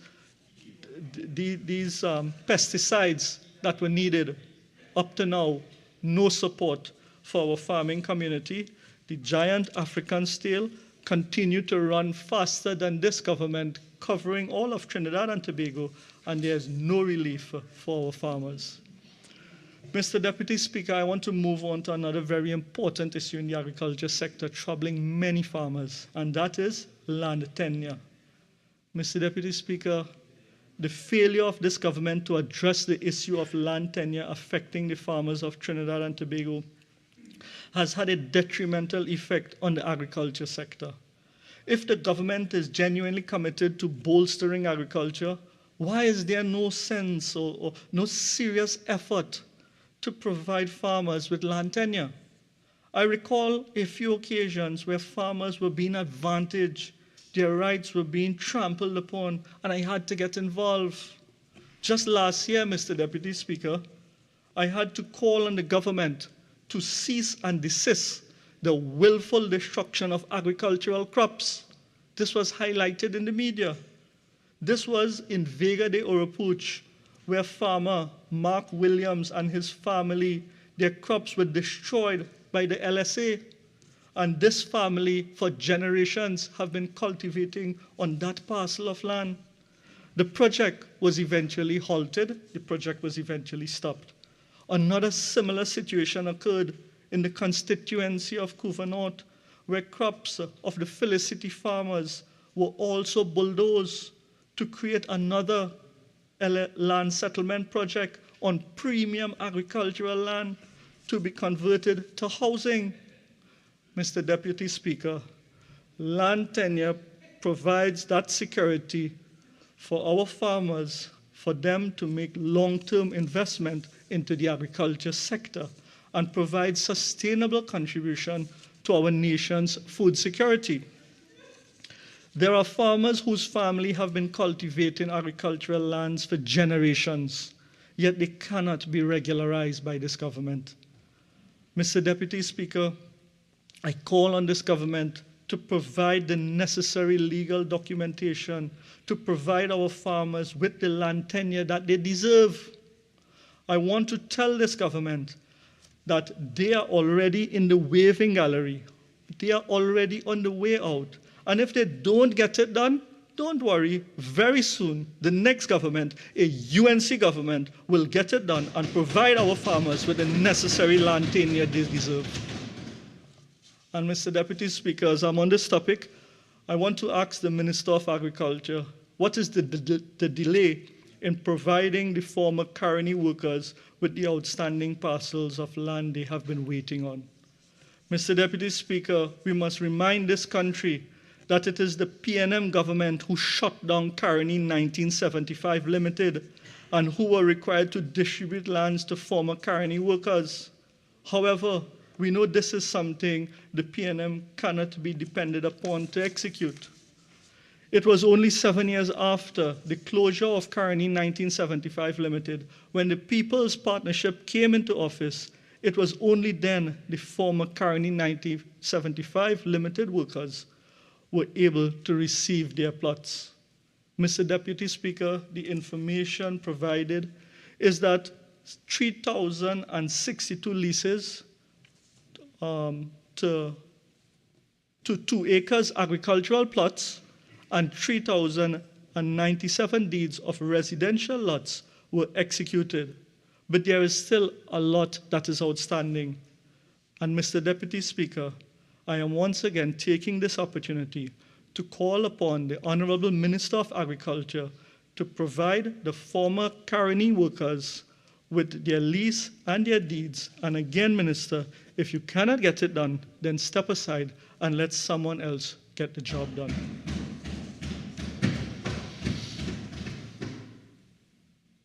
Mr. Deputy Speaker, I turn now to the St. Augustine nurseries.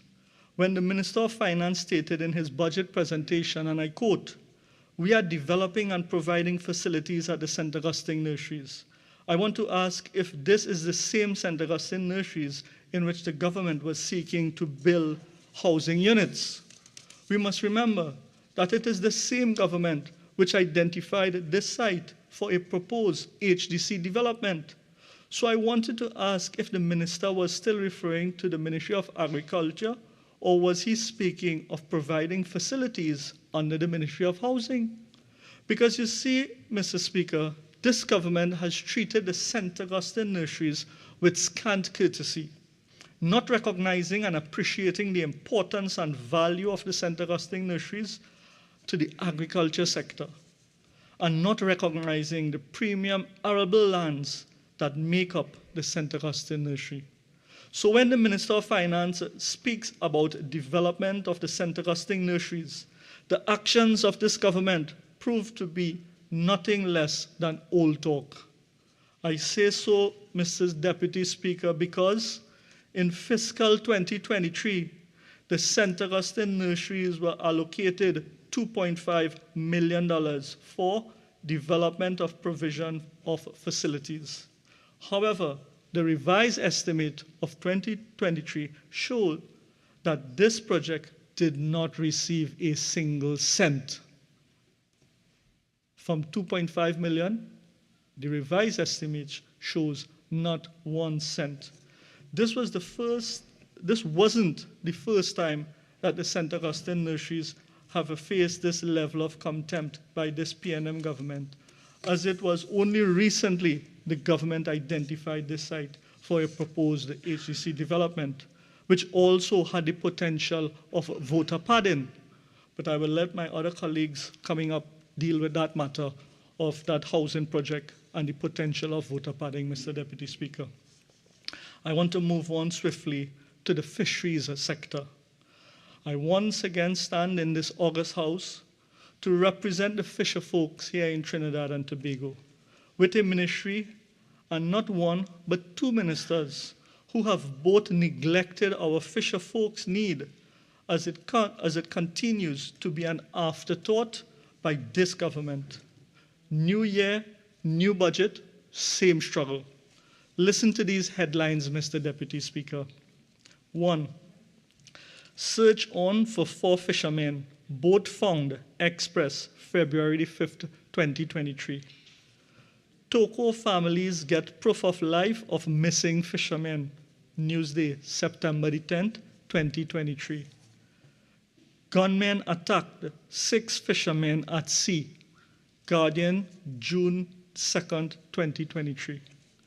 Mr. Deputy Speaker, while 7 of the Coast Guard vessels are docked away, our fisher folk continue to be vulnerable and open to attacks from the criminal entities. Last year, it was the murder of Mr. Lennox Jofield at sea. May his soul rest in peace. And condolences to his family. The year before were Narendra Garib and Parasram Bodu, 2 sons of the soil of Kuva North. May their soul rest in peace, and condolences to their family. Mr. Deputy Speaker, in meeting with the Minister of National Security and his team, the Cali Bay Fishing Association and the Claxton Bay Fishing Association and myself proposed a number of recommendations which more than 2 years later we are still awaiting on implementation, while our fisher folk continue to be attacked and murdered at sea.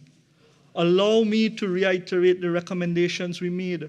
1, the establishment of a Trinidad and Tobago Coast Guard base in central Trinidad and on the north, south, east, and west coast of Trinidad to decrease the response time to emergencies and to increase the Trinidad and Tobago Coast Guard presence.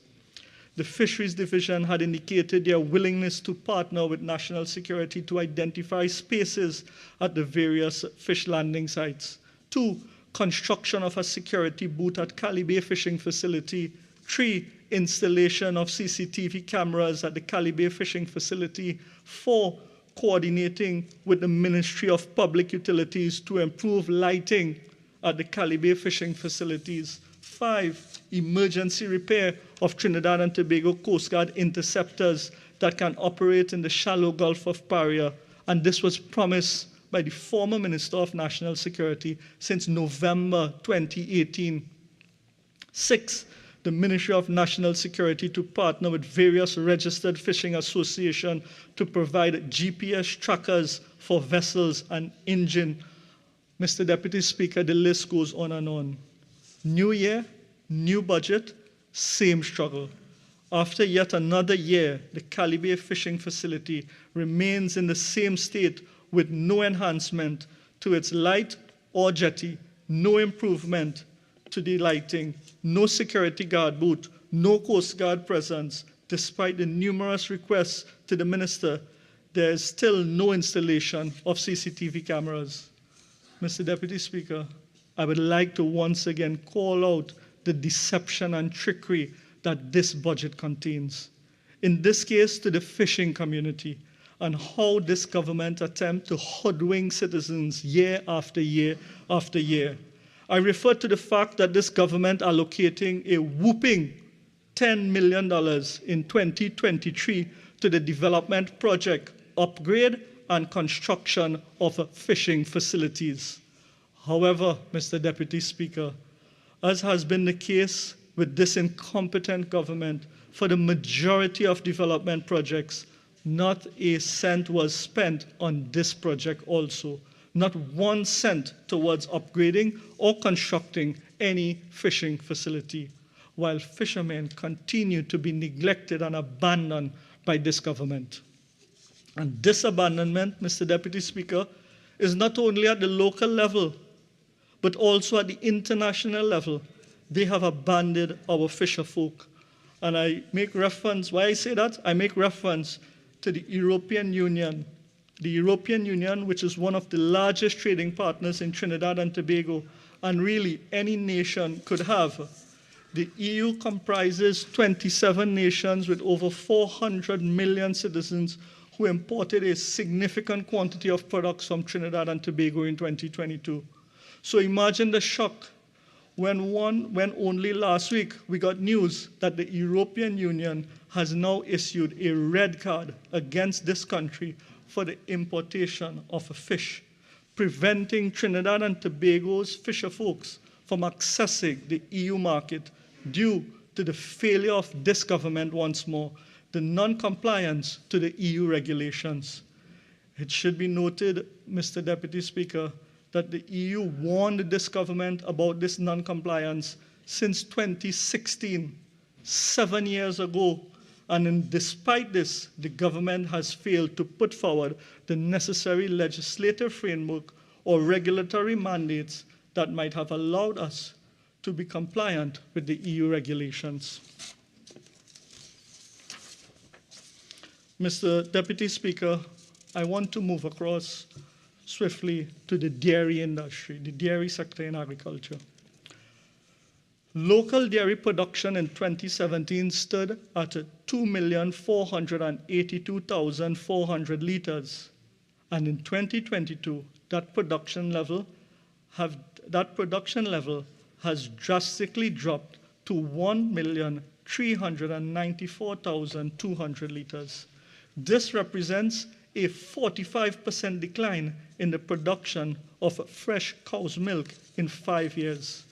So, Mr. Deputy Speaker, if this government remains in office, we may not have any fresh milk in this country in 5 years' time with their track record. Thus far for this year... Your initial speaking time has elapsed. You have an additional 10 minutes. Care to avail yourself? Thank you most kindly, Mr. Proceed. Deputy Speaker.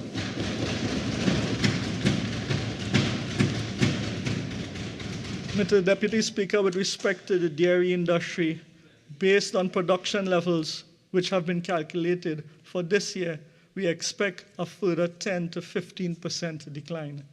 Does this sound like a government who is actively seeking to expand agriculture? We have seen the local dairy sector in a steady decline owing to the deliberate disregard by the Minister of Agriculture, Land and Fisheries towards this sector. The artificial breeding unit is operating in an environment which is not in tandem with the needs of the sector. There are no checks and balances, no quality control, no quality assurance in the artificial insemination unit, and insemination technicians remain unable to respond to calls in a timely manner. Aside from this, farmers do not have access to technical guidance and support. These two factors alone are enough to severely affect the development of the milk production in Trinidad and Tobago. Mr. Deputy Speaker, the Mojaloo farm has not been a source of valuable forage, which is a critical component in animal husbandry. Severe understaffing and frequent equipment breakdown have been allowed to continually plague this entity for years, and now we are seeing the unfortunate results. Predial larceny of dairy cows have been on an exponential increase and have crippled numerous productive dairy farms.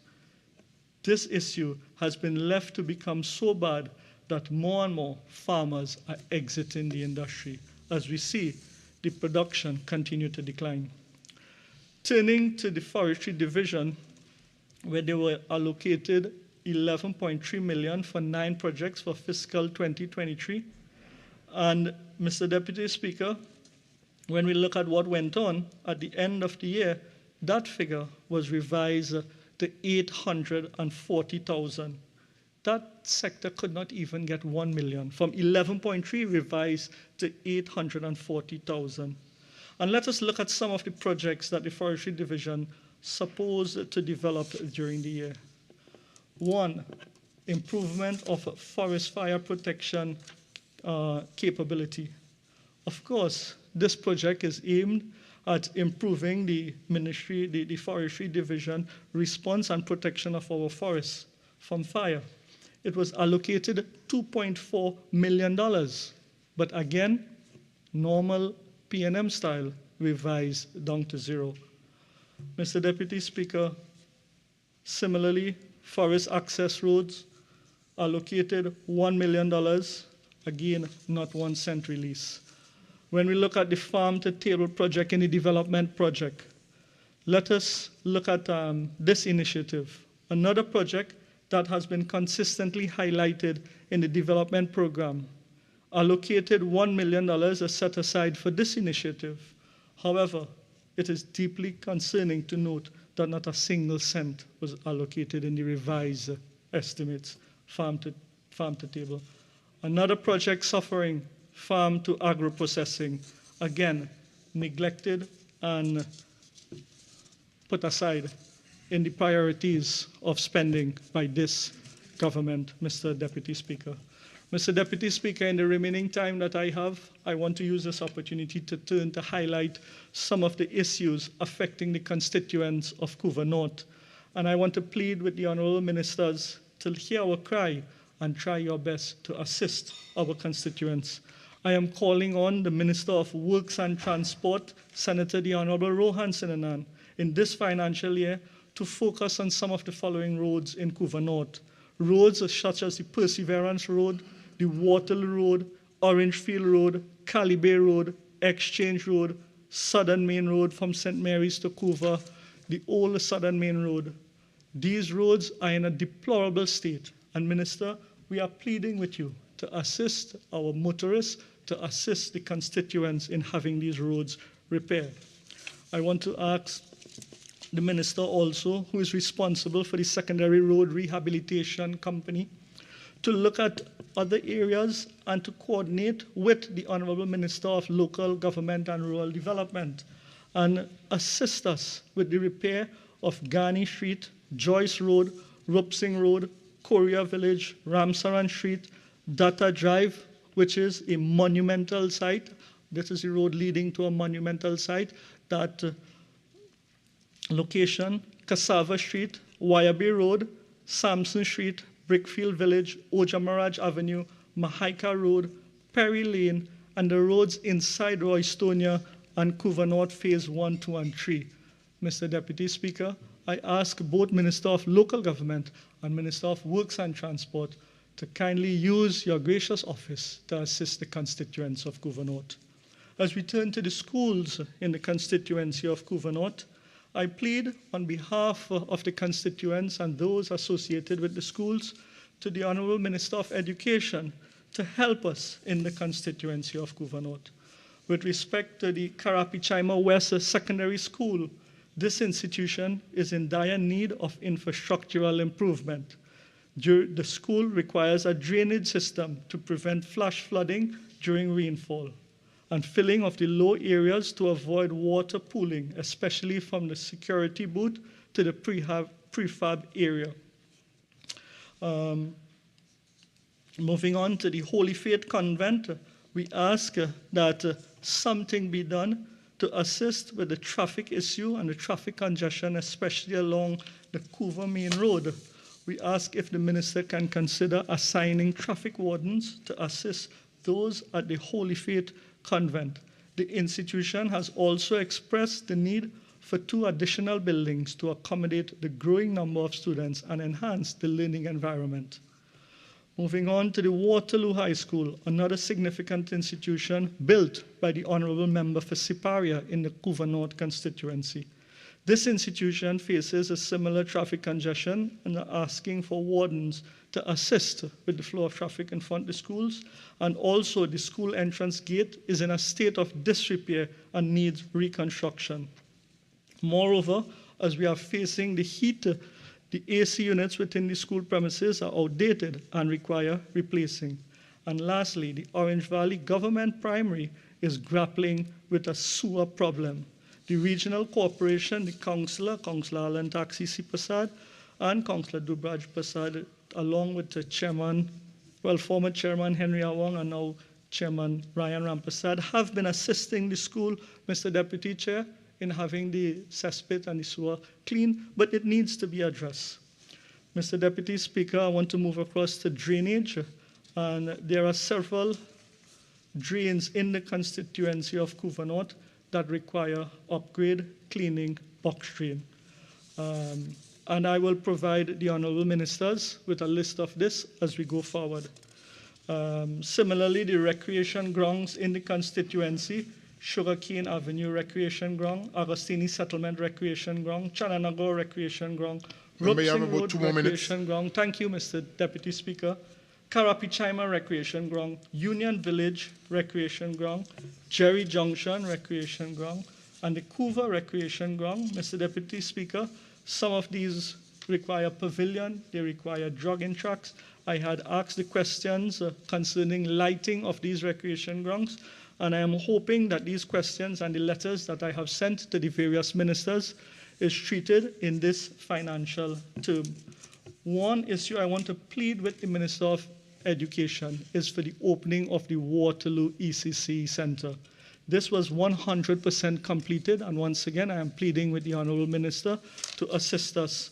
So, Mr. Deputy Speaker, in winding up my contribution and wrapping up, I borrow the words from the Honourable Leader of the Opposition that there is no prosperity without food security.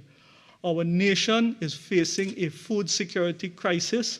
We have seen the contribution of agriculture to GDP in this country significantly declining under this PNM administration. We have seen our food import bill consistently rising. We recognize that this government has a problem with implementing and executing projects where they come to this parliament throwing out big money, and at the end of the day, when we ask for the transparency and the accountability, we expose their incompetence and we recognize that they did absolutely nothing during the entire year. And that is why I say it is time they call the election now. This government has to go. Thank you.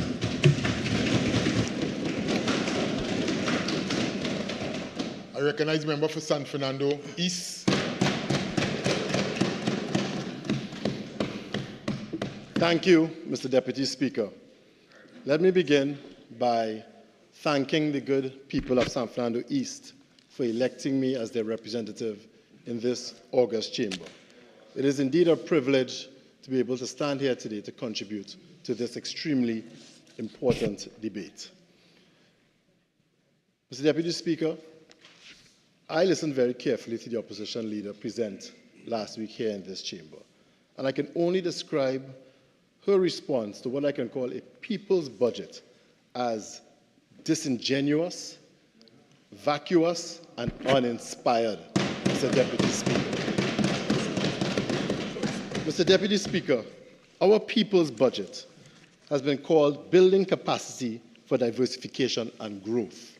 I can only call the opposition leader's response as an attempt to gaslight the people of this country, Mr. Deputy Speaker. There were so many falsehoods and misinformation being presented in that presentation that if I decided to refute them all, we would be here all day long. And that is not something that either of us would like. It was a cut and paste budget response. At one point, the opposition leader started to read out recommendations that were published in the local newspapers that all of us would have read. There was no kind of academic rigor. There was no kind of analysis. There was no suggestion of exactly which recommendations were good, which ones were not. It was simply cut, paste, and recite. Even reading letters to the editor into Hansard here in this chamber, Mr. Deputy Speaker. That is not what a budget response is supposed to look like. That kind of uninspired response is not something that this country would be interested in. Let me deal with some of the misinformation. At this point in the debate, Mr. Deputy Speaker, I would have expected that the opposition leader would have at least apologized to this chamber and the people of this country for misleading them with some mythical inheritance tax and millionaire tax, Mr. Deputy Speaker, which never materialized. It was a matter of pure fiction. The opposition leader was up and down all over talking about an inheritance tax, which never happened, and a millionaire tax, which also never happened. More misinformation, more gaslighting. Mr. Deputy Speaker, Mr. Deputy Speaker, this budget had something for everyone. It was also rife with a lot of facts that I would like to share with the national community. The opposition leaders gave a bunch of statistics. None of them made much sense to me. But let me tell you exactly what the facts are. Trinidad and Tobago's economy. Trinidad and Tobago remains the only investment-grade country within the CARICOM region. Investment-grade meaning that there's a relatively low risk of us defaulting on our loans, Mr. Deputy Speaker. That is a sign of economic strength. Contrary to what is being said by those on the other side, that somehow our economy is in a state of collapse. They came here and say our energy sector is in a state of collapse. But we have an economy that is heavily dependent on our energy sector. So how can it be that we have an investment-grade rating by independent international agencies, Mr. Deputy Speaker?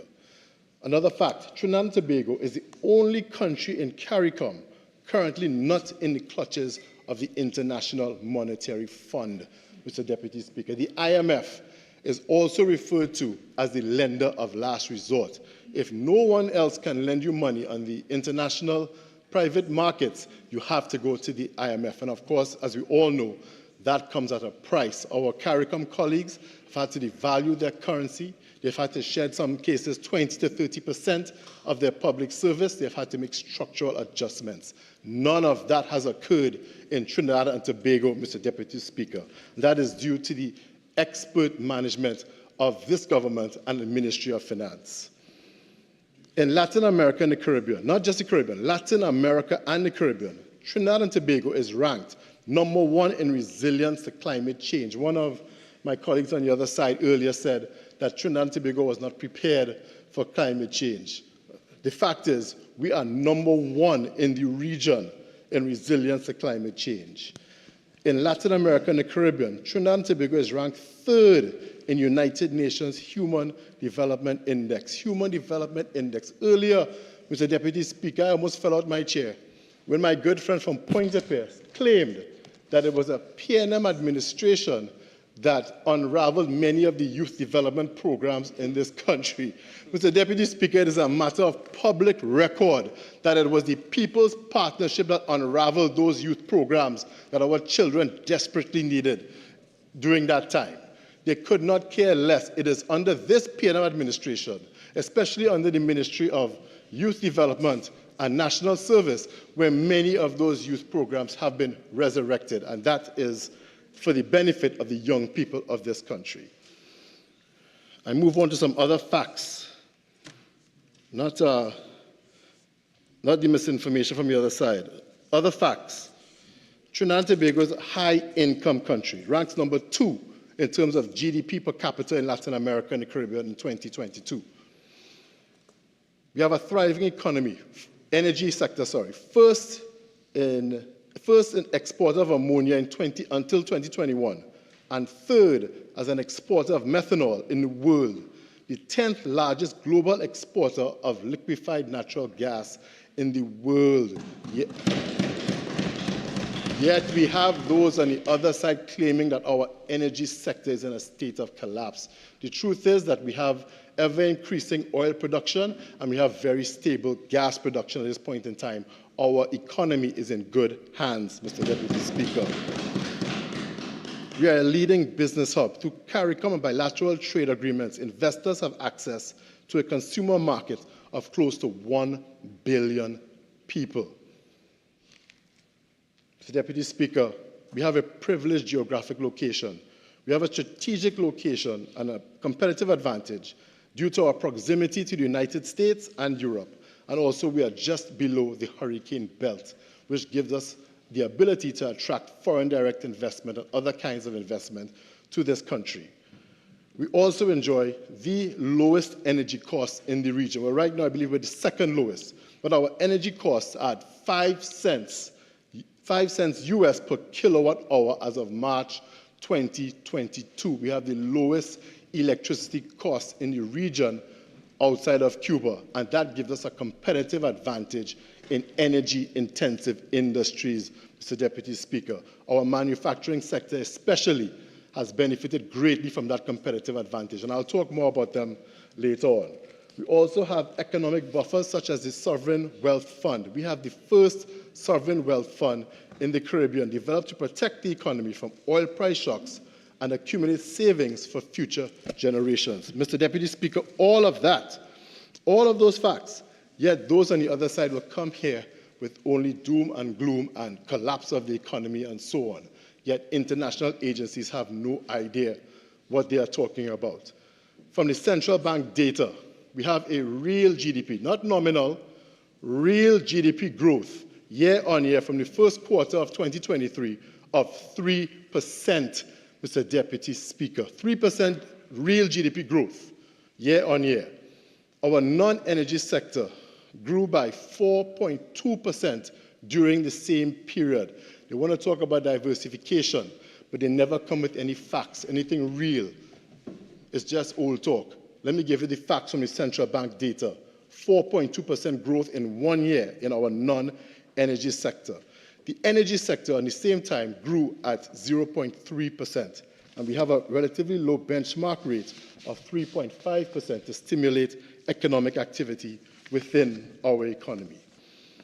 Mr. Deputy Speaker, when you're borrowing as a country on the international markets, your interest rate, the rate at which you borrow money, is an indication of the health of your economy and your ability to repay your debts. So the lower your interest rate, the better economy that you have and the lower risk you have of defaulting on those loans. Recently, I'm very proud to say that Trinidad and Tobago issued a bond on the international markets of $550 million US. $550 million. The interest rate spread on that bond was at 1.46% above US Treasury, which is a rate of 5.95% over 7 years. Keep that number in mind, Mr. Deputy Speaker. 5.95% over 7 years. Over the last 10 years, Trinidad and Tobago has been borrowing between spreads of 2 and 3%. This year, we borrowed at a spread of 1.46%, Mr. Deputy Speaker. It is a sign of an improving and growing economy, Mr. Deputy Speaker, much to the chagrin of those on the other side, I'm sure. At the same time, other countries within Latin America and the Caribbean, over the same period, have been borrowing at interest rates of over 11%. Mr. Deputy Speaker, if the cost of borrowing is that high, it tends to create a drag within your economy because you have to use a lot of your revenues to repay your debts. Trinidad and Tobago is borrowing at 5.95%, while our neighbors are borrowing at rates above 11%, if they can borrow internationally at all, because if you're in an IMF program, you have to borrow money from the IMF. We have a positive current account balance, which reached as high as 17.9% of GDP in 2022. 17.9%. Mr. Deputy Speaker, our current account balance is positive. We also have a Heritage and Stabilization Fund with assets under management of $5.6 billion and foreign reserves of almost $7 billion. Yet, we had an economist in the public space in the height of the COVID crisis stating definitively that by 2022, Trinidad and Tobago will run out of foreign exchange, Mr. Deputy Speaker. Mr. Deputy Speaker, I've heard several persons on the other side parrot this same misinformation. Here we are in the last quarter of 2023, and we have not run out of foreign exchange. All of our buffers are healthy, and international agencies have said so. We have import cover of 8 months, while the international benchmark for import cover is 3 months, Mr. Deputy Speaker. That is a sign of economic health and good management. Let me move on to another important issue here, Mr. Deputy Speaker. Increasing the retirement age. Mr. Deputy Speaker, I listened to the opposition leader, and she came to this chamber and said that she had her own private consultations with various entities. Excuse me, public consultations with various entities within Trinidad and Tobago, and that none of them were in favor of an increased retirement age. Mr. Deputy Speaker, at the Ministry of Finance, I personally met with every major business chamber within Trinidad and Tobago and also every major trade union within Trinidad and Tobago, and I can say here without fear of honest contradiction that the majority of them were in favor of an increased retirement age. Mr. Deputy Speaker, in fact, the... One second. No. On 2 occasions, I just had to say, please, come on, not across the chamber members, right? And some of the persons who are making the comment, you will have the opportunity to enter the debate, right? So please, no crosstalk over in that fashion, please, members. Thank you, Mr. Deputy Speaker. They seem to be offended by the truth. Mr. Deputy Speaker, every major business chamber was in agreement, and also the National Unified Government and Federated Workers have been a proponent of an increased retirement age in this country for at least the past decade.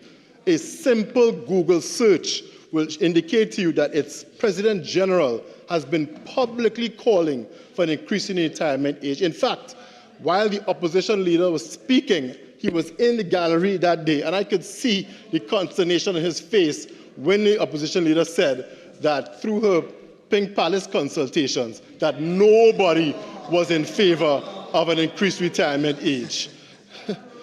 Trust me, that totally confused and flabbergasted everyone that had been involved in the Ministry of Finance public consultations, which were well reported in the daily media.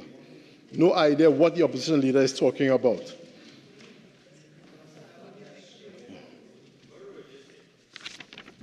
Mr. Deputy Speaker, let me explain to the national community just how important of an issue this increased retirement age is.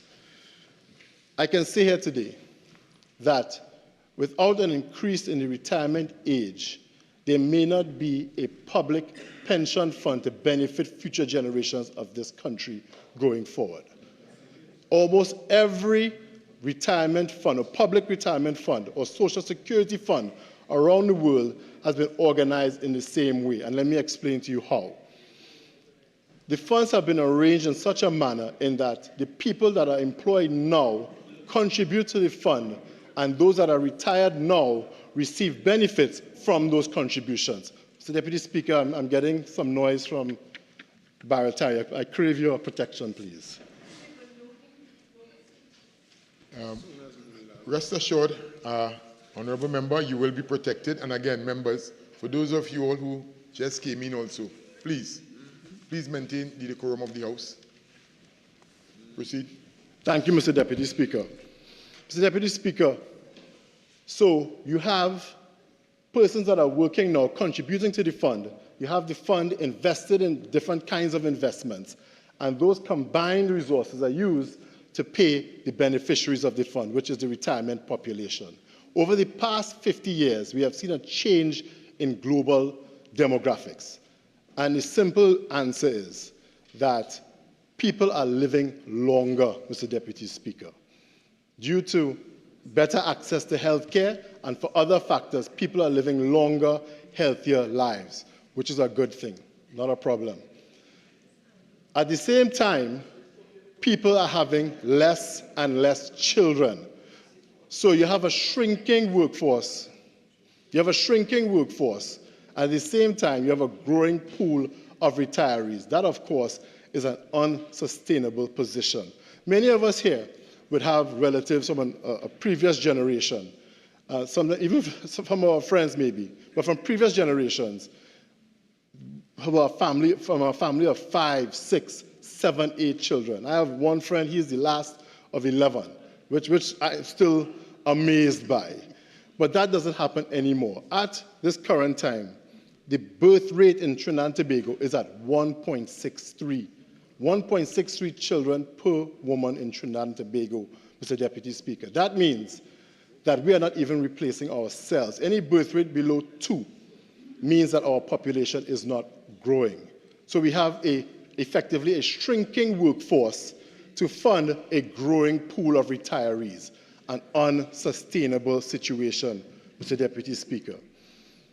Because of this, an increase in the retirement age immediately widens the pool of persons making contributions towards the fund and reduces the number of people that are in the retirement pool of beneficiaries. That, Mr. Deputy Speaker, I can tell you right now, has to be done. The last actual report that I saw, even if we brought everyone possible under the fund and they all paid contribution, this includes daily paid workers, this includes persons who are sole proprietors,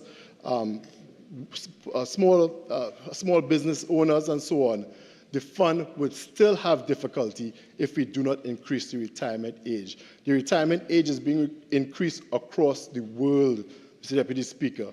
I believe it is now age 65 in Jamaica and 67 in Barbados. In the United Kingdom, they have completely abolished the retirement age. You can retire when you're good and ready. It has to be done to protect these public pension funds. And Mr. Deputy Speaker, these public funds, much like the National Insurance Fund, do not only pay out retirement benefits. There are a host of benefits paid out by the NIB. In fact, we have 23 different benefits in 7 categories that are paid by our NIB. And let me remind the people of Trinidad and Tobago exactly what some of those benefits look like. We have monthly pensions, retirement grants, maternity grants, invalidity grants, funeral grants. The NIB will even pay you to bury a loved one. Disability grants, widow's pension, child allowance, remarriage grant. The NIB will give you money to get remarried, Mr. Deputy Speaker.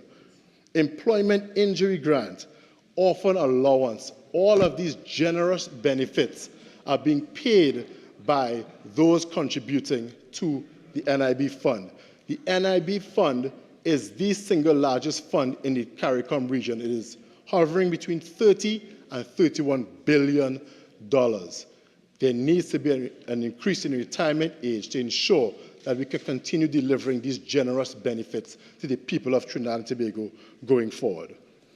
And that is what we have gleaned from real analysis and real consultations, Mr. Deputy Speaker.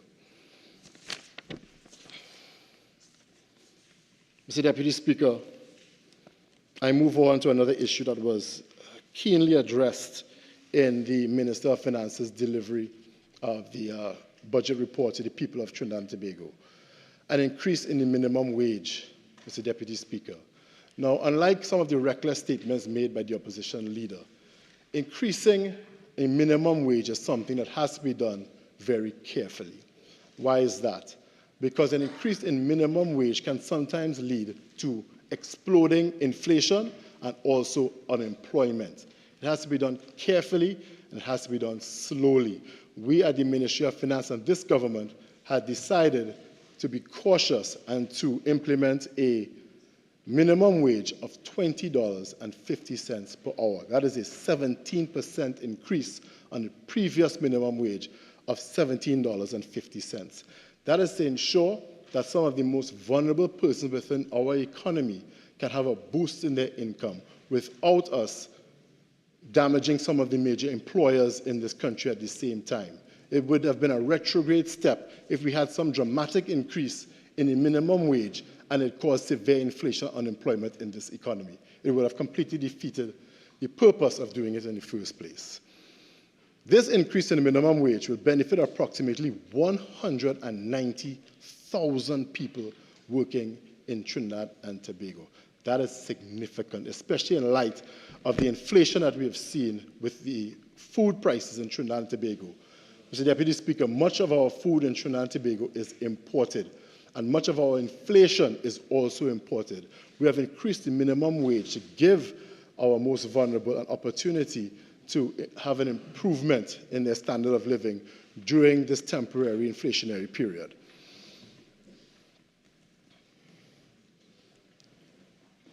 As of July 31st, 2023, we have provided financial benefits in the sum of $4.2 billion towards assisting some of the most vulnerable people in our economy.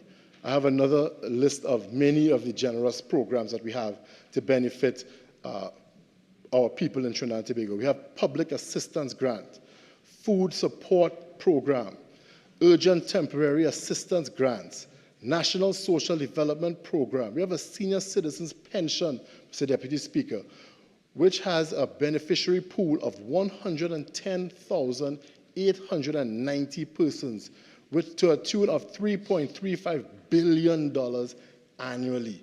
That is what we are doing to strengthen our social safety net in this country, to ensure that no one is left behind, no one slips through the cracks, Mr. Deputy Speaker. There's also a disability grant. Government spends on average $5 billion on our social safety net programs, in addition to annual subsidies of also around $5 billion, Mr. Deputy Speaker. That is almost $10 billion being put forward in this economy every year simply to combat poverty and to assist the most vulnerable. Let me remind the citizens of Trinidad and Tobago and my good friends on the other side exactly the kind of subsidies that we enjoy here in Trinidad and Tobago, because sometimes I think we forget. We have fuel subsidy, we have water subsidy, electricity subsidy, housing subsidy. We even have a housing loan or mortgage subsidy, Mr. Deputy Speaker. If you are a first-time homeowner and you borrow from the TTMF to purchase a home, you borrow at a 2% rate, Mr. Deputy Speaker. Mr. Deputy Speaker, you tell me where else in the world you can borrow money at 2% to buy a home, Mr. Deputy Speaker. You know, some on the other side like to say only in Trinidad and Tobago for bad things. Well, here you have a 2% mortgage, and I will dare say that is only in Trinidad and Tobago, Mr. Deputy Speaker. I know the truth bothering them, Mr. Deputy Speaker. I understand. No problem. Mr. Deputy Speaker, 8% of locally produced natural gas is used to generate electricity. And on top of that, we also have rebates of 35% on electricity bills for 121,000 low-income households in Trinidad and Tobago. That is how this government has been combating poverty in this country. That's an annual cost of $268 million for the years 2019 to 2023. That is just a rebate on electricity, on already subsidized electricity, Mr. Deputy Speaker. That is what we have been doing to help the most vulnerable in this country. We have subsidized education, GATE, $1.7 billion over the last 3 years, benefiting approximately 25,000 students annually. We have free health care, medication for chronic illnesses, which cost this country in the region of $115.8 million over the past 3 years. Over 162,910 citizens of Trinidad and Tobago benefit from the CDAP program. We heard from the Minister of Health earlier speaking about chronic illnesses in Trinidad and Tobago. Many of those chronic illnesses are going to require persons being medicated and treated. The CDAP program does that. It benefits 162,910 people in Trinidad and Tobago, Mr. Deputy Speaker. This government is serious about helping the poor and the needy in this country. There's also been an allocation in this budget for an accommodation for socially displaced persons of $23.2 million, part of a comprehensive framework to address socially displaced persons in Trinidad and Tobago. Now, Mr. Deputy Speaker, the beautiful thing about this program is that it will build a facility not just for some of our more mentally ill, displaced persons within our society, but as an MP, you regularly come across persons who may be homeless for a period of time for various issues. It could be domestic issues, it could be financial issues, it could be a host of other issues.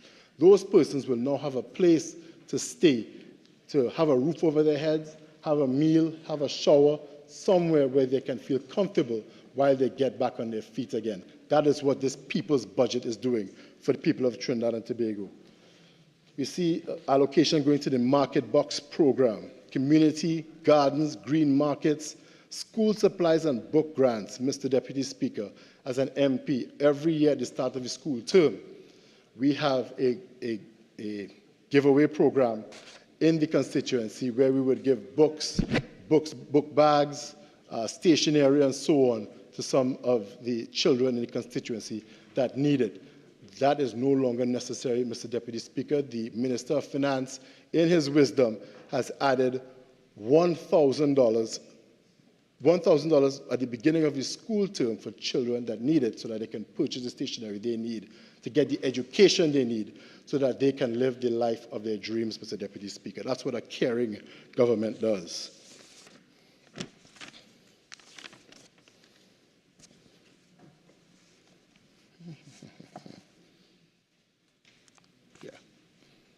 Mr. Deputy Speaker, some of the other programs that we would have introduced that I worked on personally at the Ministry of Education.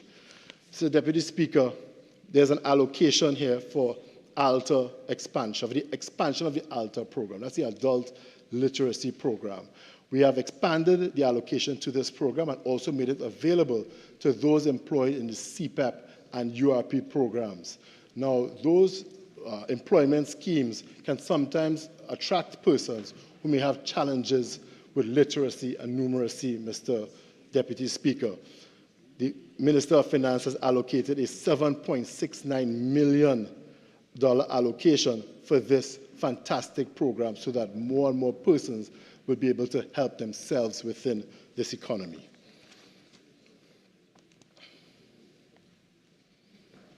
The Ministry of Finance will also now partner with the Central Bank to promote financial literacy, especially among lower income groups for this purpose. The Minister of Finance has allocated $5 million in 2024 for this financial literacy program. This is to work hand in hand with the ALTA program so that persons within Trinidad and Tobago who need to learn more about financial literacy, and I think many of us do.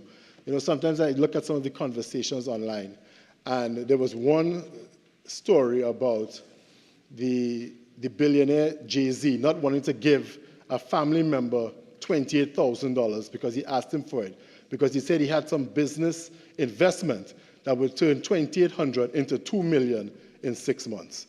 Mr. Deputy Speaker, any financially literate person would know that that is not possible legally, Mr. Deputy Speaker.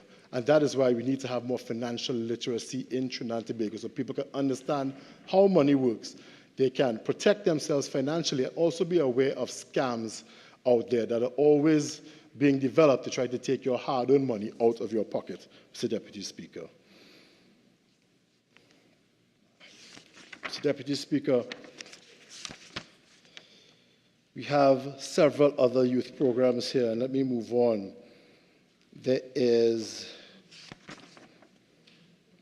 there's a Junior Achievement Program. Mr. Deputy Speaker, the Junior Achievement Program is a fantastic program. It is an international program which has been operating in Trinidad and Tobago for decades but has gone fallow in the past few years. We want to revitalize this program. Many of our current business people, successful business people in this country, would have been part of the Junior Achievement Program when they were in secondary school growing up. We have decided to reintroduce this program and to ensure that it is properly funded, and it will be available in, I believe, 20 primary schools and 20 secondary schools going forward. And that is something that we can be extremely proud of. The Junior Achievement Program is reintroduced in primary and secondary schools. The Junior Achievement Program of Trinidad and Tobago has helped our youth develop the employment and entrepreneurial skills they need to find meaningful work and start sustainable companies. That is the history of the program. It will be, in 40 primary schools and 40 secondary schools throughout the country. The Ministry of Finance has allocated $7.72 million to the implementation of the new Junior Achievement Program. I hope this program will be a success, and we will do all that we can to ensure that it helps as many young people as possible. There's also the MIC program, Institute of Technology. This program has been developed. It exposes our young people to professional training, mentorship, and mentorship workshops. We are expanding the MIC Institute of Technology program from an intake of 26 youths to one of 500, Mr. Deputy Speaker, with an allocation of $3.75 million to its fund. There's also an expansion of the Empower program. The Empower program is designed to improve the quality of community life in our country. It addresses issues related to male development in our communities, particularly in support of promoting positive male role models. We have allocated a total of $39 million in 2024 to the Empower program for the fostering and promotion of community sport. We have also allocated $19.5 million in 2024 to administer this community arts and crafts initiative in community centers throughout Trinidad and Tobago. Mr. Deputy Speaker, it is safe to say that this government has gone beyond the call of duty in terms of addressing many of the major social programs in Trinidad and Tobago, social issues in Trinidad and Tobago, and in an attempt to alleviate poverty and to bring some relief to some of the most vulnerable people within our society, contrary to what is being said by those on the other side. Let me move on to the issue of diversification. Mr. Deputy Speaker, in the face of running commentary from the other side of a collapsing economy and a lack of diversification in Trinidad and Tobago, in the last year, our non-energy sector experienced a growth of 4.2%, Mr. Deputy Speaker. That is our non-energy sector. In fact, our non-energy sector accounts for 68.6% of our GDP. That is larger than our energy sector, Mr. Deputy Speaker.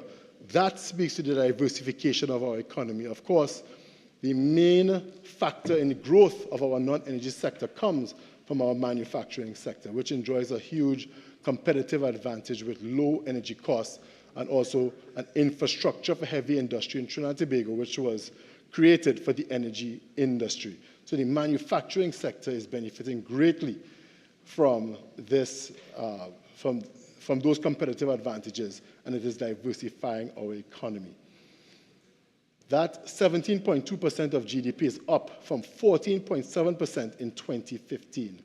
Non-energy exports valued at $2.4 billion in 2022, up from $2.1 billion in 2021.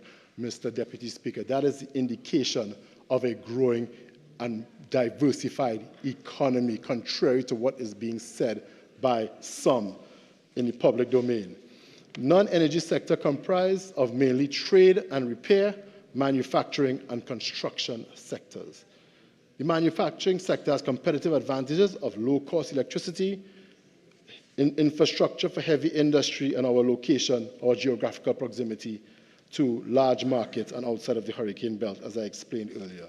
Mr. Deputy Speaker, at the Ministry of Finance, we have also been making foreign exchange available to the manufacturing sector through the Exim Bank. Why have we done this? Because our manufacturers are exporters, and they are net earners of foreign exchange. So we have ensured that they can receive a supply of foreign exchange to conduct their business, because they are also generating foreign exchange to increase the supply of foreign exchange within our banking system. The Exim Bank also ensures that much of what is earned is also repatriated to Trinidad and Tobago. That is what the Ministry of Finance has been doing to spur diversification and economic growth within Trinidad and Tobago. Let's move on to SMEs, Mr. Deputy Speaker. Mr. Deputy Speaker, SMEs are extremely important to diversification and economic growth. The Minister of Finance, in his presentation, announced an SME Forex facility, which will allow some of the SMEs in Trinidad and Tobago to qualify for foreign exchange. Of course, it will be a rigorous process where companies that we believe can be a net earner of foreign exchange can qualify for foreign exchange from the Exim Bank, and also other SMEs can qualify for foreign exchange if they qualify through the Exim Bank's due diligence process.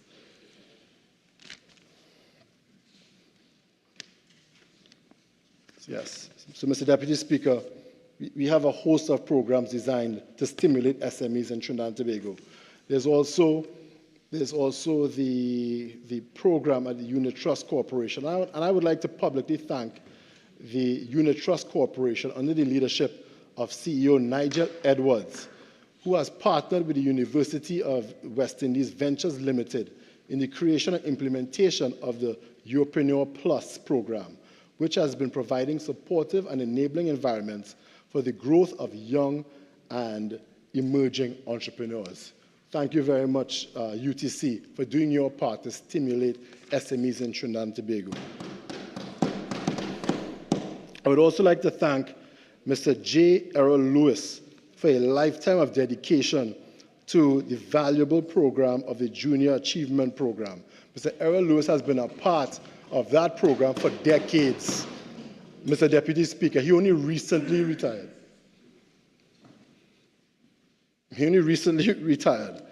And he would have been putting in decades of work to ensure that many of our young people receive the benefits of learning about business and financial literacy. And I'd like to publicly thank him for his hard work and his sacrifice to improving lives in Trinidad and Tobago. Mr. Deputy Speaker, at the TTIFC, the International Financial Center, they have taken lead in developing entrepreneurs in the fintech space in Trinidad and Tobago. Mr. Deputy Speaker, in the past, I have been publicly critical of the IFC. Today, I would like to be in praise of the IFC for what it has done in terms of developing and assisting entrepreneurs in the fintech space in Trinidad and Tobago. Recently, the IFC launched the One Fintech Avenue program, which is an incubator for fintech SMEs, determined to make TNT a cashless society, which I'm sure will upset many of those on the other side, having a cashless society, because that way every cent can be accounted for. So we'd like to publicly thank the energetic CEO of the IFC, Mr. John Outridge, and Chairman of the IFC, Mr. Richard Young, for their hard work in developing the fintech sector in Trinidad and Tobago. One Fintech Avenue offers a collaborative environment for all stakeholders to work, connect, and collaborate on fintech-related projects, Mr. Deputy Speaker. It's a fantastic program, and I expect to see great things coming from this program in the very near future. Mr. Deputy Speaker, let me take some time to also discuss some of the other diversification initiatives that have been developed here in the Ministry of Finance and within the government of Trinidad and Tobago. Another major one has been the Phoenix Park Industrial Estate. The Phoenix Park Industrial Estate enjoys 14 investments, 12 local, 2 foreign, and it will employ, at its peak, 4,500 people in Trinidad and Tobago. Mr. Deputy Speaker, that is diversification. Because of the success of this Phoenix Park Industrial Estate, this model will be replicated throughout Trinidad and Tobago to employ even more persons in sustainable, meaningful jobs.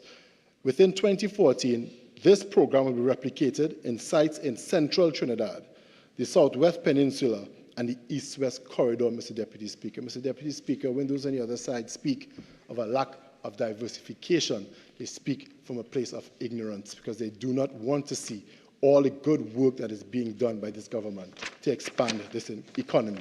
But fortunately for us, the international rating agencies see it and everyone else sees it. And that is something that we're happy about because the people of Trinidad and Tobago benefit from these programs and benefit greatly. Mr. Deputy Speaker, we move on to the issue of property taxes. Mr. Deputy Speaker, in spite of the best efforts of the opposition in providing nuisance value with frivolous lawsuits, property taxes will be implemented. Excuse, please, members. When you're thinking that we do not hear when we're in the speaker's chair because of the acoustics of the chamber, we do hear, right? And I'm sure we all know what we are talking about. I heard it. I cannot identify who did it, but please, let's avoid it. Proceed. Mr. Deputy Speaker, thank you. It's a sad occurrence because we sat here, I am proceeding. We sat here quietly on the government benches, Mr. Deputy Speaker, listening to some of the more literacy-challenged members of the other side present and read out entire contributions, and we did not make a sound, Mr. Deputy Speaker. But they cannot afford us the same luxury. We did not make a sound. Moving on. Property taxes, Mr. Deputy Speaker. Mr. Deputy Speaker, property taxes are essential to local government reform in Trinidad and Tobago, Mr. Deputy Speaker. Why is that? Because homeowners are the ones that benefit the most from local government goods and services. And so we ask the national community to pay a small property tax, in some cases $50 or $60 a month, so that we can provide roads, we can provide drainage, garbage collection, in some cases a limited recycling program, infrastructure, retaining walls, cut grass. All of these things are done by municipal local government bodies within Trinidad and Tobago.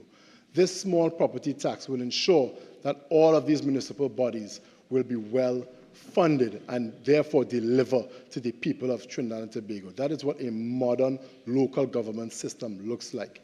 We have already implemented that in Tobago with the THA system, and it has worked brilliantly. And we expect it to also work extremely well right here in Trinidad and Tobago. And regardless of what the opposition says or does, these reasonable taxes will be implemented, and the people of Trinidad and Tobago will benefit from improved local government service delivery, Mr. Deputy Speaker.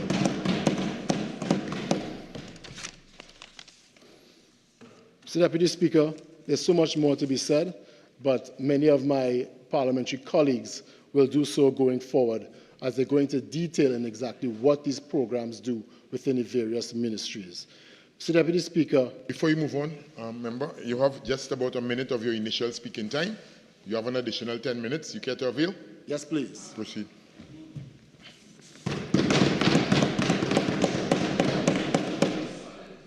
Mr. Deputy Speaker, let me round up my contribution by speaking about some of the good work that we have been doing within the San Fernando East community.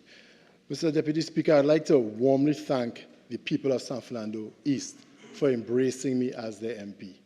It has been a privilege to serve them, and it is something that we will continue doing tirelessly within the constituency. From day one, we said to them that it's all about representation and that we are going to make ourselves accessible and available. I, Mr. Deputy Speaker, am at my office hours almost every Thursday and every Saturday. I'm on the ground in the constituency, meeting with constituents, seeing the issues so that we can deal with them, so that we can create a better constituency for all, Mr. Deputy Speaker. I would like to thank the hard-working and courteous office staff of the San Fernando East constituency office. They have worked tirelessly. I have them working some cases on Saturday mornings, and they're not very happy about it, but they still show up and work hard and are very caring of the people in San Fernando East. We're all suffering together, so they better learn to like it. We distributed dozens of houses in the past year in the constituency, thanks to the Ministry of Housing and Urban Development and the minister in the ministry. I'd like to thank our leader of government business here for the work that she has been doing in the Ministry of Housing and Urban Development.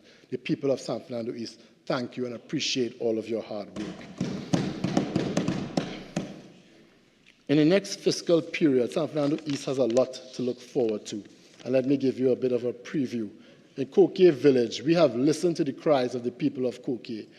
You have asked and we will deliver. I can confirm here today that you will receive a new community center in the next fiscal year. We came to look at the old community center. We realized that it was not up to spec, and it was decided that you will receive a modern, state-of-the-art community center. That to go along with your world-class Olympic pool. So the people of Koke Village are going to be extremely happy with that development. And we're also going to ensure that there are major programs being conducted in that community center to benefit the young people, and maybe not so young, of the area. In Pleasantville, we expect to see an upgrade in overall infrastructure, a refurbishment of many of the HTC units. We already began the painting of the Pleasantville Plaza. That work will continue, and a beginning of a world-class sporting facility near the Pleasantville Indoor Regional Sporting Facility. That is also on the cards. Also, there's a large area right around the Pleasantville Secondary School that we cleared a year ago it was overrun with grass and so on. That large space is also going to be used for something. I will let the people of San Fernando East know more of that going forward. I'm going to keep that development to myself for now. In Monrepo, you can expect the refurbishment of the Leonson Lewis Park, repairs to the Monrepo buildings, work on the sewage system issue in the area, and also continued work on Olera Heights within the Monrepo area. Mr. Deputy Speaker, I am proud to announce that as announced in the Minister of Finance's budget delivery last week, a project that will entail the expansion of the Taruba Link Road. Mr. Deputy Speaker, as anyone who lives in San Fernando would know, there's an issue with traffic congestion on the San Fernando bypass around the Taruba area. We already began a year ago by removing the traffic lights near the Taruba intersection, right near the South Park Mall. We will continue this traffic alleviation initiative by widening parts of the Taruba Link Road and also widening that road between the Taruba roundabout and the Marabella roundabout. Mr. Deputy Speaker, the people of San Fernando have a lot to look forward to. I'm sure that would make many of my constituents and also thousands more within the Southland that have to traverse that area to get onto the Solomon Hochoy Highway happy. Madam Speaker, that brings me to the end of my contribution, and I'd like to take this time to wish my wife, my loving wife, a happy birthday. This is her birthday week, and she is celebrating her annual 25th birthday, and I'd like to wish her a happy birthday. And to let her know that she is loved and appreciated. Thank you so much, Madam Speaker. I take my leave. Member for Oropuch West. Thank you, Madam Speaker. Madam Speaker, after 8 years of brutal budgetary bombardment, ferocious fiscal fight-downs, endless economic eclipses, and mass monetary mayhem, we had hoped that this Minister of Finance would have redeemed himself by presenting a people-centered budget to provide relief to the long-suffering population of Trinidad and Tobago. But we hoped in vain. Parents complain as new school term nears, prices too high. Trinidad Express, September 3rd, 2023. Government has a duty to tackle high food prices. Trinidad Guardian, 21st January 2023. Plenty people suffering. Trinidad Express, August 28, 2022. The people want water. Trinidad Express, 4th of September 2023. Murder rate worsens. Trinidad Newsday, October 6th, just a few days ago, 2023. These are just a few of the headlines highlighting the social decay, the economic burdens, and the suppression of prosperity by the failed policies of this government. Critical issues which we hoped that the Minister of Finance would have addressed in this budget. But yet again, the quality of lives of our citizens has been ignored. Yet again, the Finance Minister has missed the boat. Yet again, the Minister of Finance has abandoned the tormented citizens of Trinidad and Tobago. Yet again, single mothers waited to hear a plan that will improve their lives. Yet again, small businesses waited to hear a strategy to ignite growth. Youths listened with despair last Monday, Madam Speaker, as yet again the government abandoned their holistic development and educational aspirations. Pensioners forced to choose between medicine and food prayed that something would be done to reverse the continuing decline of their standard of living. The entire country desperately yearned for a plan to confront the crime tsunami that is drowning our nation in blood and pain. Citizens listened, hoping to hear about job creation, new industries, and a wage that allows them to survive this cost of living crisis. But everybody was left disappointed. And that's why I thank you, Madam Speaker, for the opportunity to comment on this budget on behalf of the citizens of my beloved country. Madam Speaker, Budget 2024 is the biggest con job ever foisted on the citizens of this country other than Emailgate. Member, could you find another way to see that? That borders on being non-parliamentary. Find another way to see that, please. Sure, Madam Speaker. Budget 2024 is the biggest hoax ever foisted on the citizens of this country other than Emailgate. Madam Speaker, it is said that a swindler gives with one hand and takes back with two. He takes back what he gives to you with one hand and takes back what you already had with the other hand.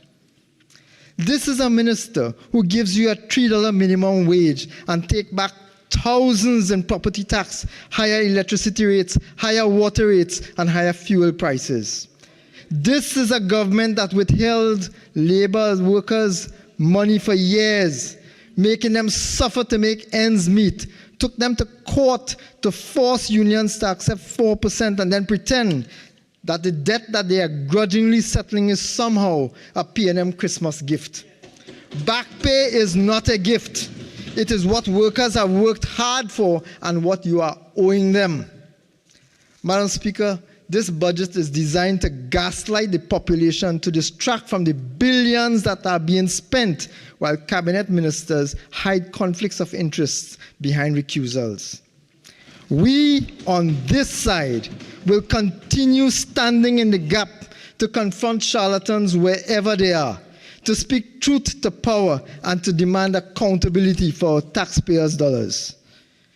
Madam Speaker, allow me to congratulate the leader of the opposition, the Honorable Kamala Prasad-Bissessar, for her sterling presentation on Friday, which provided evidence of the true state of the Trinidad and Tobago economy and provided multiple anti-crime initiatives which can be implemented today if this government were really serious about crime. But we know that they are not. I also congratulate all my colleagues on this side who spoke before, publicly exposing this government's dishonesty, corruption, and mismanagement.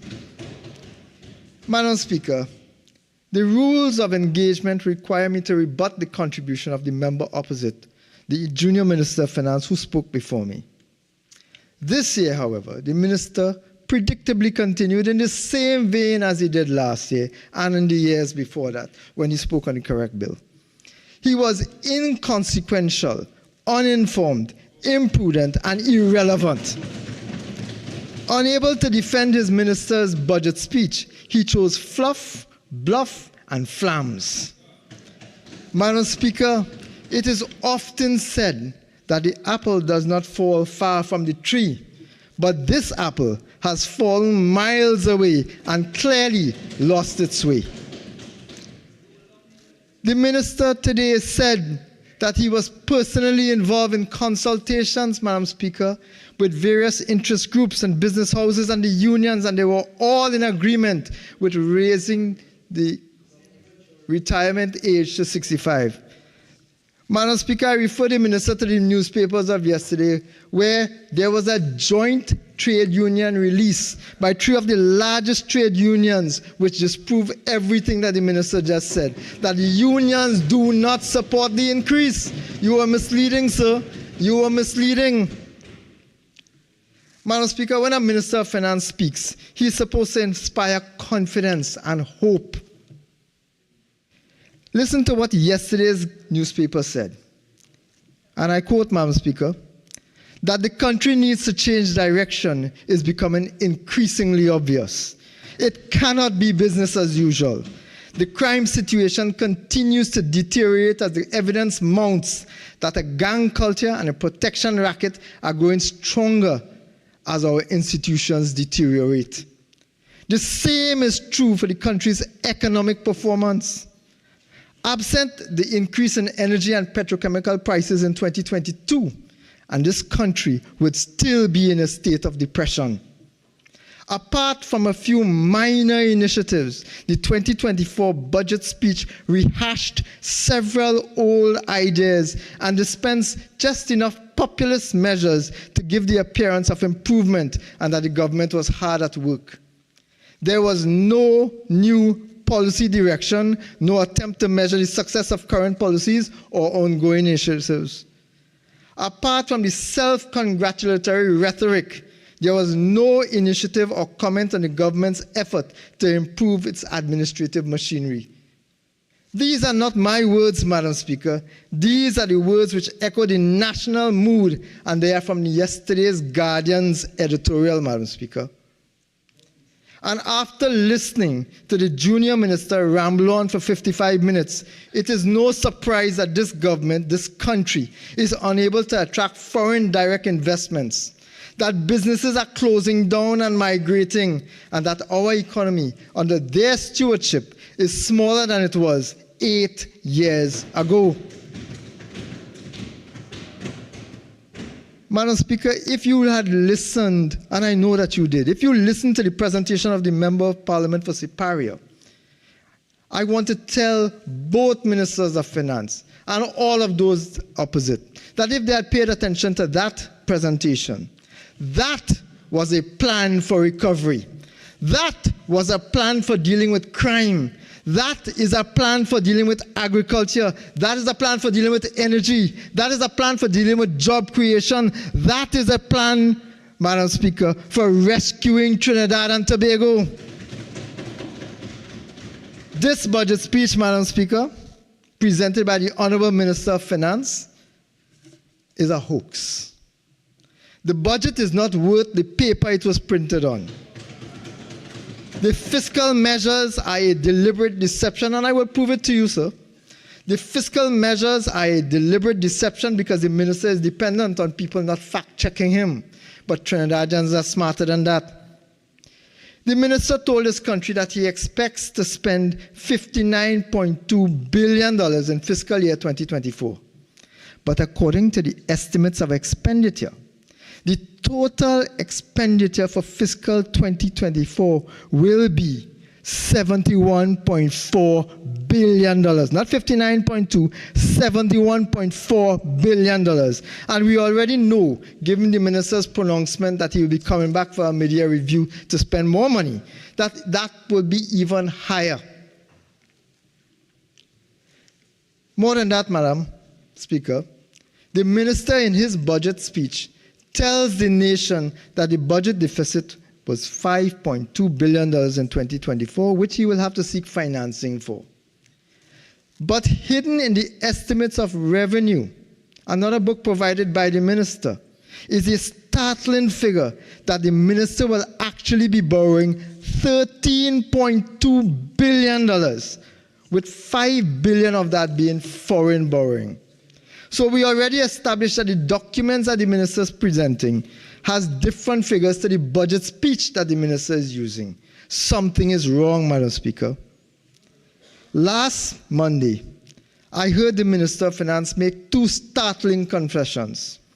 The first was the government had underfunded infrastructural development. He, of course, blamed COVID, just like his Prime Minister blamed other priorities.